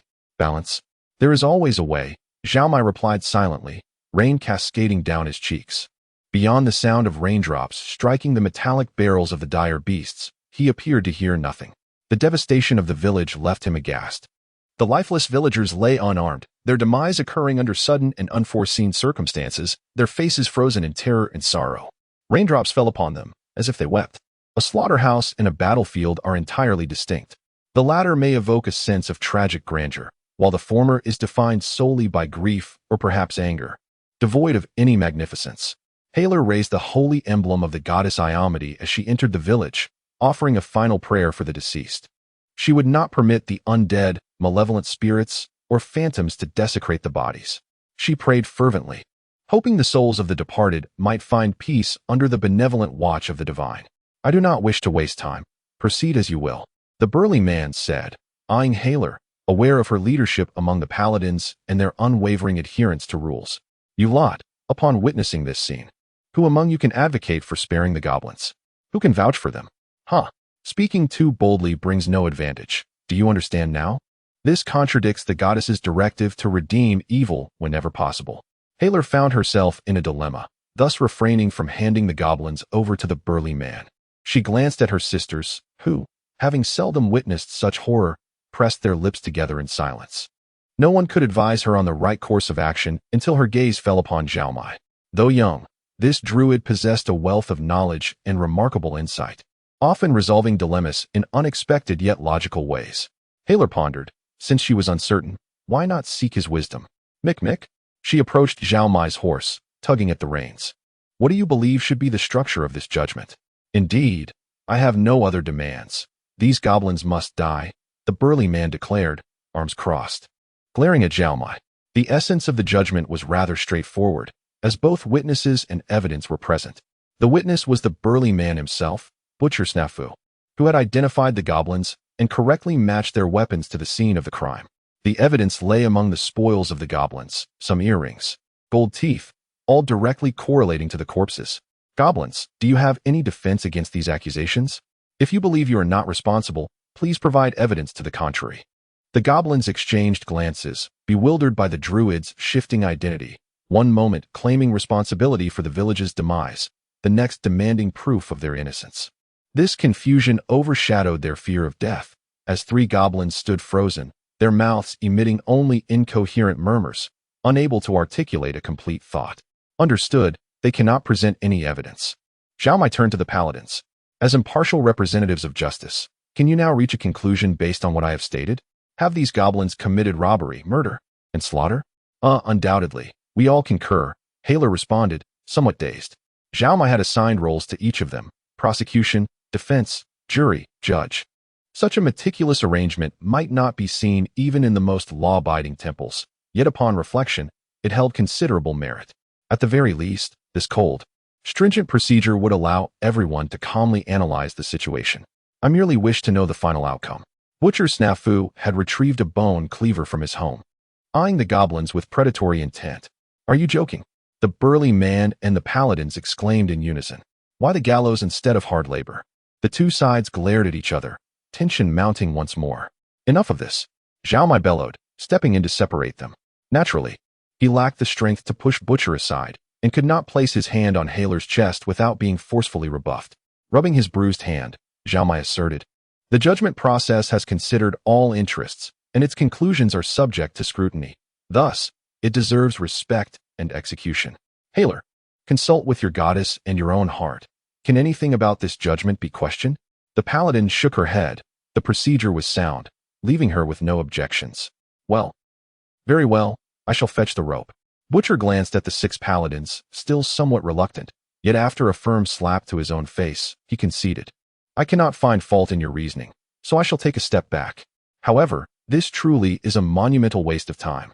Chapter 97. Butcher. The lifeless bodies of three goblins dangled from the beams above, swaying gently. The creaking of the ropes against the wooden beams resonated in the stillness. On the hillside adjacent to the village, 3 rows of freshly dug graves were undergoing final adjustments. Butcher, wielding a charcoal pencil, inscribed the names of his loved ones and friends upon wooden markers, which he then firmly planted into the soft, damp earth. "What will you do next?" Zhao Mai inquired. "If it's just one person, this place is not suitable for habitation. Butcher did not lift his gaze, meticulously scrutinizing his writing for any errors. Upon hearing Zhao Mai's words, he wiped his nose with the back of his hand, inhaled deeply, and replied in a tone of indifference, "I can survive anywhere, so you needn't concern yourself." "I wish to hire you," Zhao Mai stated directly. "It is evident that you possess considerable strength. Your prowess with an axe is remarkable. With you by my side, I would feel significantly safer. Are you of noble birth or something of that sort?" Butcher queried. Zhao Mai shook his head. "I am neither a nobleman nor a wealthy merchant. I am merely a young druid in need of assistance." "Need assistance?" Butcher spat on the ground and, after wiping his mouth, remarked, "Everyone in this world requires help, but I have no inclination to meddle in others' affairs. We must continue south." Drawing ever closer to the lands occupied by the goblins, Zhao Mai said, "I cannot speak for your thoughts, but if I were in your position, I would certainly seek further trouble with the goblins. They are a raiding party, obeying orders to plunder. Perhaps you have little interest in aiding other villages. But what of eradicating the goblins?" "That I can do," Butcher replied. "Follow me, and at least you won't have to face the night alone in the wilderness. There will always be someone watching your back. I am a person of fairness and will not shortchange you," Zhao Mai assured him. "You best keep your promise," Butcher mused, "or you shall have no chance to face judgment, for I will end your life." The paladins expressed differing opinions regarding Butcher's inclusion. Some believed the party should remain uncomplicated to expedite the completion of their mission, while others felt it was a noble act to extend a hand. Zhao Mai, however, regarded it as a matter of marching speed, which would be resolved upon reaching the next town and procuring a sturdy mule or horse. Thus, the group made a brief stop in Wado town, where Zhao Mai procured some equipment for Butcher. To his surprise, Butcher proved to be quite particular, especially regarding his mount. Not a single horse in the entire town met his standards, so he ultimately settled for a mule, solely for transportation. "Are you skilled in riding and mounted combat?" Zhao Mai assessed Butcher's physique. He was taller than average, with large hands and long legs, yet it was unclear how well he had adapted to riding over time. Butcher shook his head, whether out of a desire to ignore Zhao Mai or a self-deprecating dismissal of his own abilities. In the blacksmith shop, he spotted a curved blade greatsword, a formidable weapon typically wielded with both hands, measuring a full meter in length. He hefted it, gauging its weight, and requested the blacksmith to add a small counterweight to the hilt before persuading Zhao Mai to purchase it. Such a savage weapon could only be wielded effectively by someone of substantial strength, yet Butcher astonishingly manipulated it with one hand effortlessly. Zhao Mai watched as he swung the greatsword up and down, effortlessly cleaving a wooden post into 5 pieces within mere seconds. His technique did not resemble that of a mere novice farmer or hunter. Rather, it bore the hallmark of a warrior forged through extensive training. Zhao Mai sought to inquire about Butcher's past, but he merely shook his head, refusing to divulge. At times, when pressed too much, he would glare and lift a foot to kick Zhao Mai in the rear. Aside from the first time, when he landed a kick and stumbled, he managed to evade the others. Wado Town was the kind of place where various elements mingled without oversight. While it could not be outright declared a den of thieves, it was certainly close. The paladins of Mai stood out remarkably, their holy insignia acting as a sort of silencing spell in this locale. From the moment they entered the town, they were the focus of everyone's attention, yet were met with indifference, rendering them quite unwelcome. Therefore, it fell to Zhao Mai and Butcher alone to gather information regarding the great druid and the marshlands. "You mean for me to stay at the inn while you go out searching?" Zhao Mai raised his head from his plate of blood sausage, fried eggs, and roasted potatoes, barely concealing his astonishment. "Is there something I should not know? The places I intend to visit are not suitable for you. You would not appreciate my former acquaintances. You are not of their kind," Butcher replied with firm conviction, shaking his head. Before Zhao Mai could respond, the door closed behind him. Through the window curtains, he witnessed Butcher's imposing figure vanish into the shadows of the alley. The town seemed capable of swallowing everything, be it the radiance of the goddess or a robust man. The goblins had annihilated his final refuge, and he had grown weary of being a pawn of fate. It was said that druids led lives of seclusion. Perhaps that was precisely what he required. For the time being, following Mai, receiving nature's protection, might be his last opportunity to escape his torment. Moreover, at present, it appeared that Mai possessed a few clever ideas and handled matters with a sense of fairness, at least in his eyes. Ultimately, Butcher reasoned, there was nowhere else of worth to go. Chapter 98. The Butcher and the Cuckoo. Butcher cast a fleeting glance at him and was about to stride past. Suddenly, A glimmer ignited in the beggar's eyes as he drew a short knife from beneath his mat and lunged at the burly man. Without uttering a sound, Butcher lifted his leg and kicked the beggar in the abdomen, sending him hurtling through the air. Quickly, he followed through with a swift elbow strike to the back of the beggar's head. Enough, everyone step back. Do you not recognize a guest? An inconspicuous door in the alley creaked open, revealing a long-haired man clad in a loose floral shirt. His face was gaunt and pallid, his physique emaciated, resembling a habitual criminal long confined in a dungeon. Look who we have here, the Butcher of Kelmanga. What a rare visitor. I do not fancy that name, Butcher retorted. Are you prepared to converse here, or shall I step inside for a moment? By all means, do come in. I would not dare to obstruct you. The slender man waved his hand, and soon the space was vacated, leaving behind a lengthy bar adorned with an array of fragrant wines. Butcher inhaled deeply, the chaotic aromas rendering it impossible to discern a brand, so he casually grabbed a bottle from the table and took a hearty swig. It has been quite some time since I indulged so freely. Wiping his mouth, Butcher addressed the host. Cuckoo, you owe me twice. Consider this an opportunity to settle one of those debts. Hey, first of all, I do not owe you twice, at most once. Secondly, I am not called Cuckoo, but rather Cuckoo, which is a significant distinction. Whatever. Butcher waved his hand dismissively, his gaze scanning the surroundings. Is there nothing to eat here? My stomach is quite empty. None whatsoever. The slender man observed Butcher with keen interest. Even if there were, everything here is tainted with someone else's saliva. Would you care to partake? By the way, how is it that you find yourself so destitute, unable to even satiate your hunger? Would you consider working for me? I have always been generous and hold you in high regard. Appreciate it, but if I were to work for you, you would undoubtedly find ways to eliminate me. Butcher's scar twitched as he spoke. I seek you out for your former expertise. Are you aware of a great druid nearby? Oh, so you are here for that as well? Just a week ago, the guild in Nepo town inquired about this matter. However, they were rather stingy, so I provided them with only superficial information. Cuckoo licked his lips, leaning forward. The existence of this great druid is indeed true, and it is worthy of a venture. Let us undertake it together, a reward of 200 gold coins, regardless of the outcome. What he referred to as a worthy venture essentially boiled down to robbery, theft, or extortion, all illicit trades. Most tasks could be managed solely by thieves, and the slender man's interest in Butcher's combat prowess indicated that this matter was precarious, possibly requiring brute force to resolve.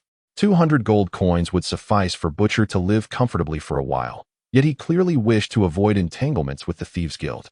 First, tell me about this great druid, but do not deceive me. I would not dare. I have no desire to transform the entire guild into a bloodbath. The tragedy of Kelmanga was sufficient. Cuckoo replied. From Watto town westward to the coastal city of Magnima, the area is under the control of goblins. It is a perilous swamp with no known safe routes, save for a river that flows year-round. This Udao River connects the two regions and provides ample water for the swamp. Watto town and the goblin city of Magnima are in constant conflict along the river, attempting to push the front lines into each other's territories. However, without controlling the swamp, a single river is insufficient to annihilate the adversary. The great druid resides within the swamp and has some ties to the goblins, which is why they never attack him. On 2 or 3 occasions, the goblins captured members of merchant caravans, and it was this great druid who intervened to secure their release. So, you are saying he is a good person? Butcher inquired with some curiosity. Perhaps, but who can say for certain? Cuckoo responded. This druid is somewhat eccentric. I once sent someone to him, only for that person to be soundly beaten and then tossed to the goblins. Fortunately, that individual was clever enough to escape from the goblins, or I would have presumed he perished in the swamp. Perhaps those you sent were not exactly virtuous. Butcher chuckled. I believe that man got what he deserved. Humph. Do you think you would fare any better? Do you consider yourself a good person or a bad one? Cuckoo tapped his fingers on the table. My subordinates have informed me that the druid's dwelling is filled with many goblin tributes, including jewels and works of art, all sourced from Magnima. You are aware that Magnima still harbors many valuable relics from the past, making it worth our risk.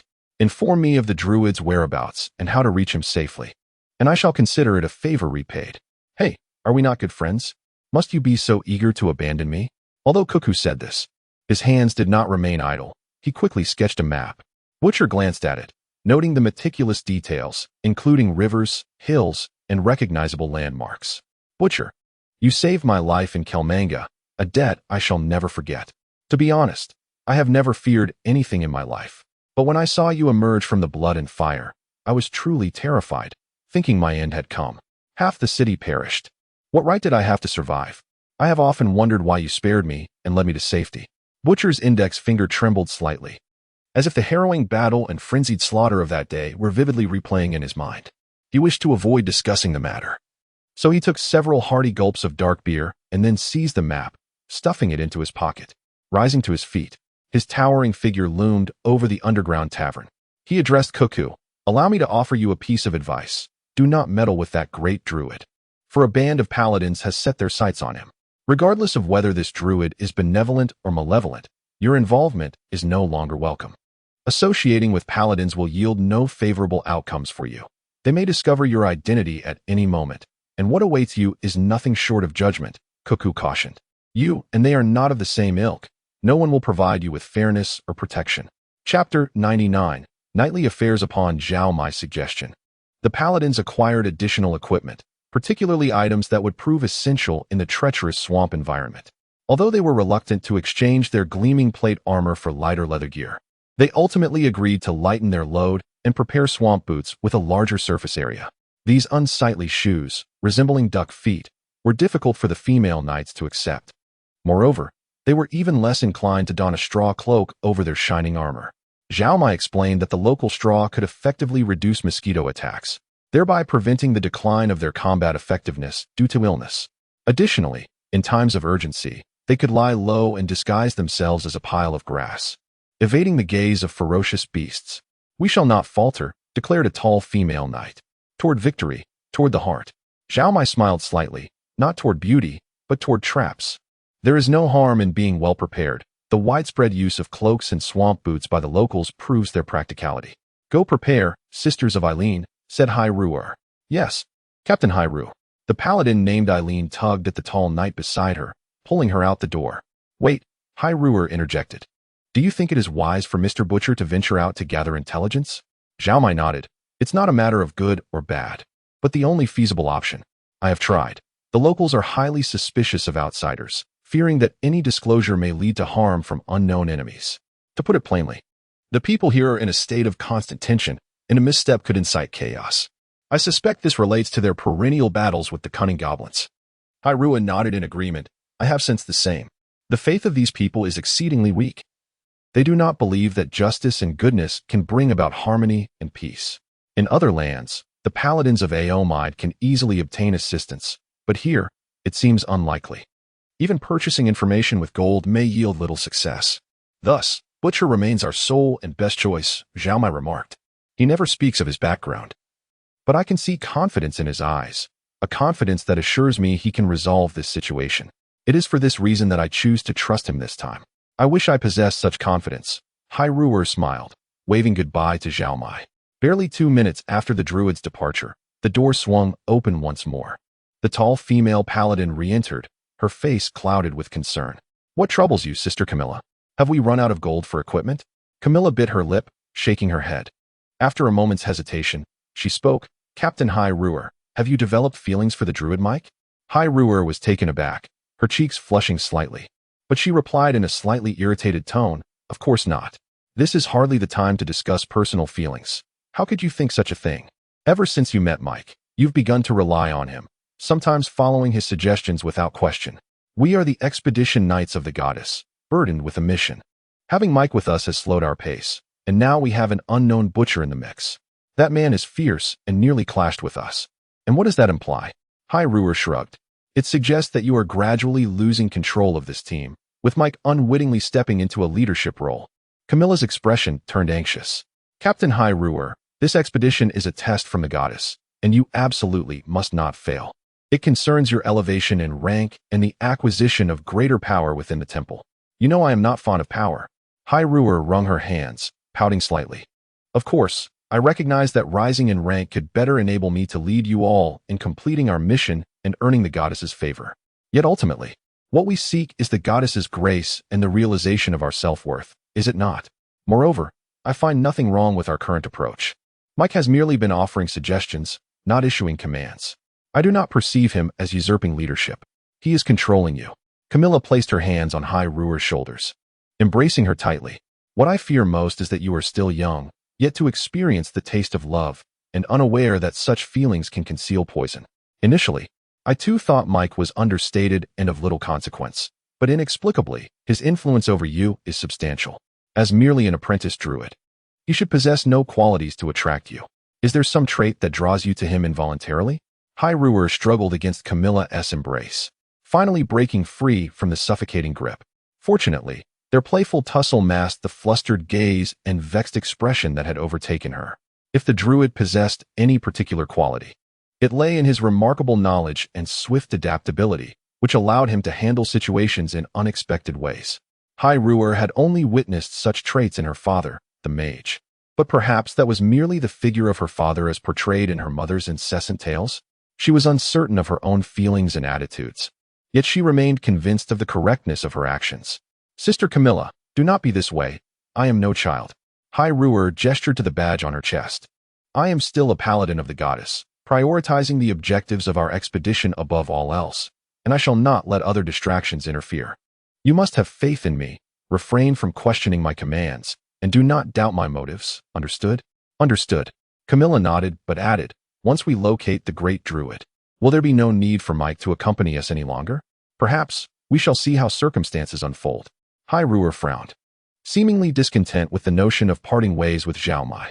She countered, maybe, we have already found the great druid. You mean Zhao Mai? That cannot be.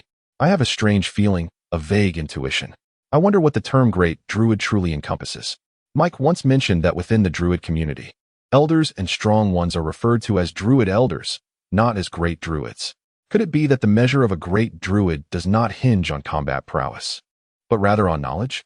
You cannot possibly think Mike is a great druid. I cannot fathom such a scenario. Camilla vehemently shook her head. I believe the great druid is ahead of us, not behind. Furthermore, even if we cannot locate the great druid, we still possess the capability to complete our mission and vanquish the monsters of Ramashtu. The will of the goddess is to first find the great druid. Do not alter this. Of course, I shall not question the will of the goddess. I am merely expressing my confidence. Camilla stated, Captain, you must place your full trust in your sisters. We are your sword and shield. Mike is, at most, a transient presence, unlikely to linger for long. I understand. You may leave now, Sister Camilla. Hyrule replied with a smile.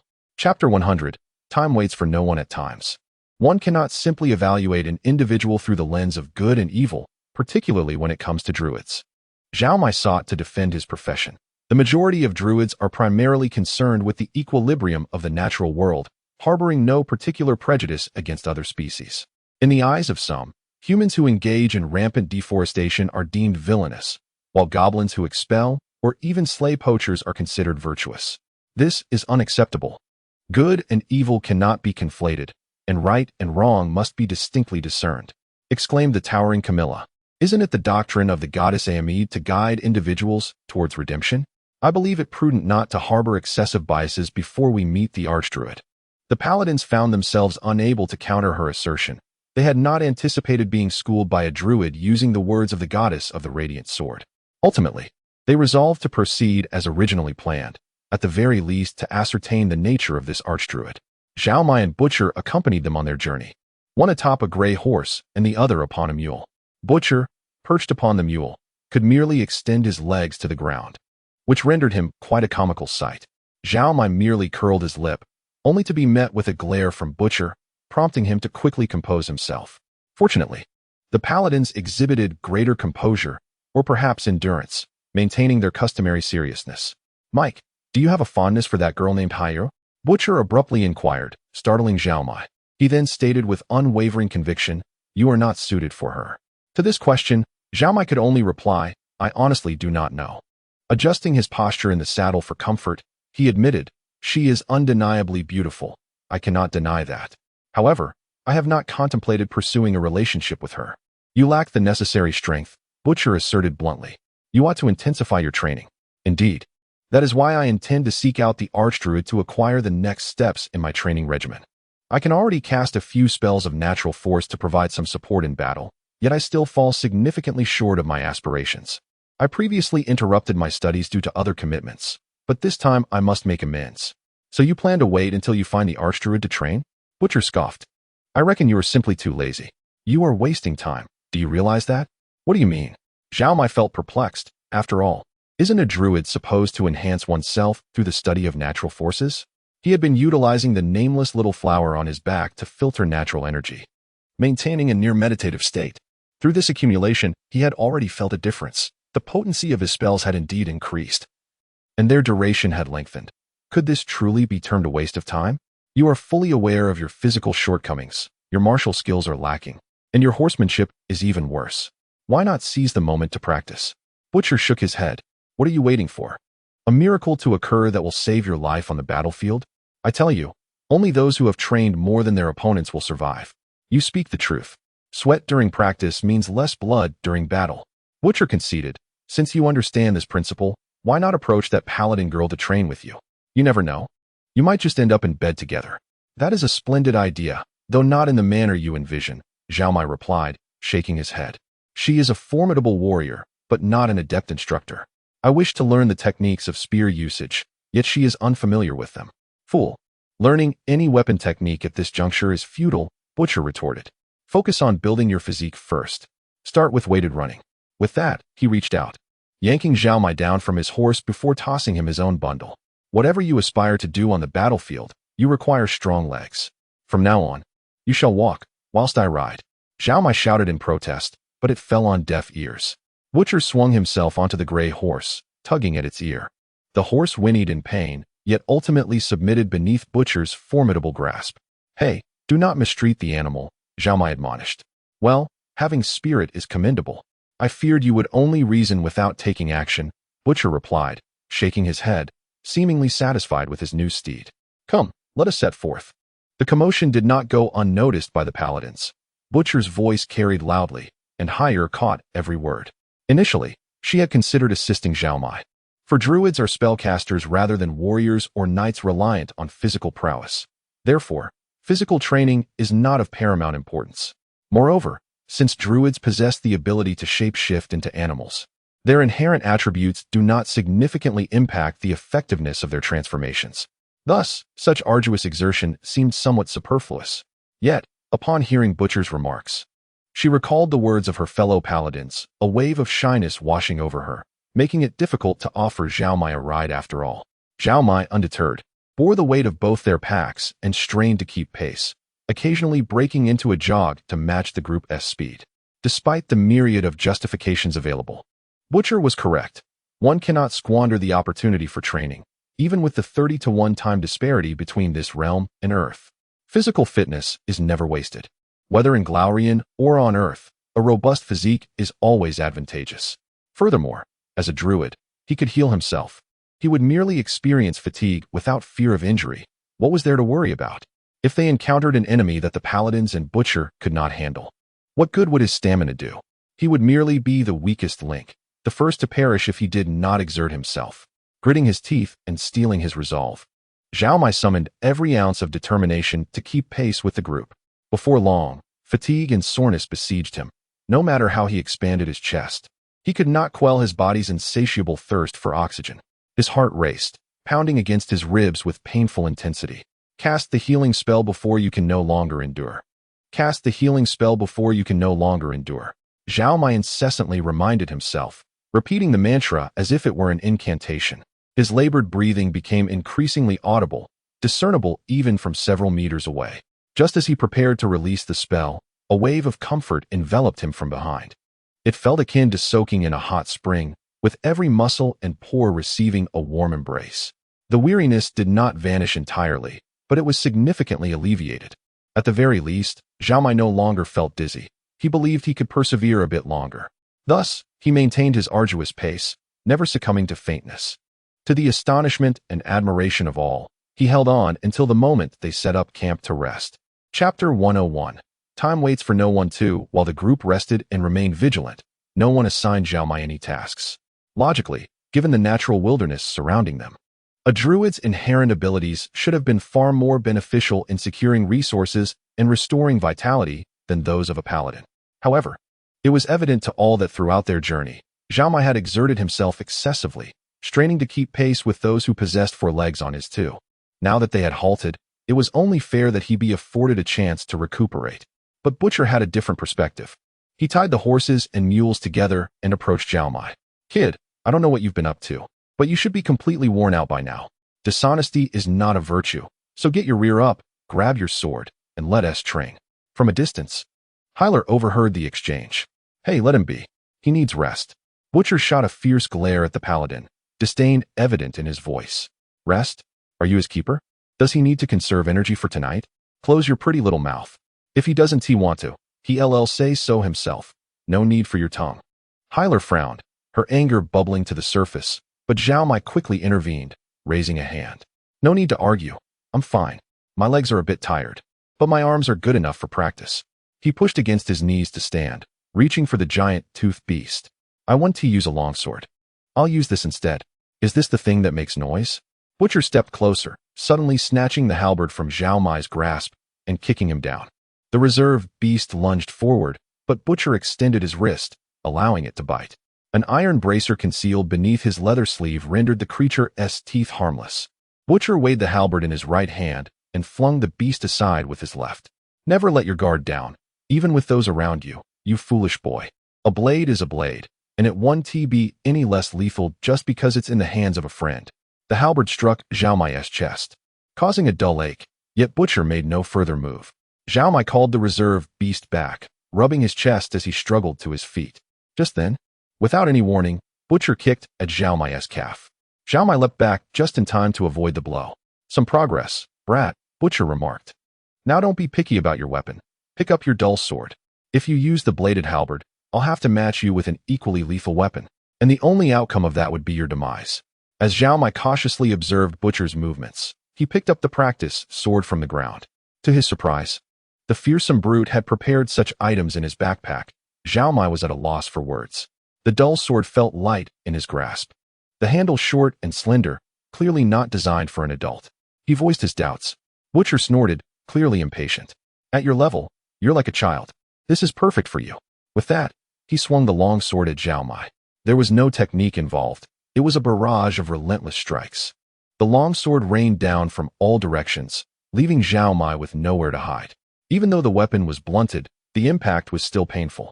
To avoid suffering further, Zhao Mai steeled himself, employing the blocking techniques taught by the ranger, striving to mitigate Butcher's assault. Do you think my strength and speed are overwhelming? Want me to go easy on you? Butcher spat as he attacked. Dream on, brat. Every enemy you'll ever face will be stronger, faster, and more skilled than you. And their luck will outshine yours. Whether it's the little pits in the ground, arrows on the battlefield, or reinforcements, you will always be at a disadvantage, always. After blocking 8 strikes, Zhao Mai's arms began to weaken. He hastily switched hands, attempting to wield the long sword with his left. However, switching weapons mid-battle requires a certain level of skill. Butcher seized this opportunity, landing a punch squarely on Zhao Mai's left cheek, knocking him to the ground. Get up. You might spit some blood, but your teeth will stay intact. Don't lie there like a coward, Butcher chuckled, rubbing his nose. If you want to stop, just shed a tear.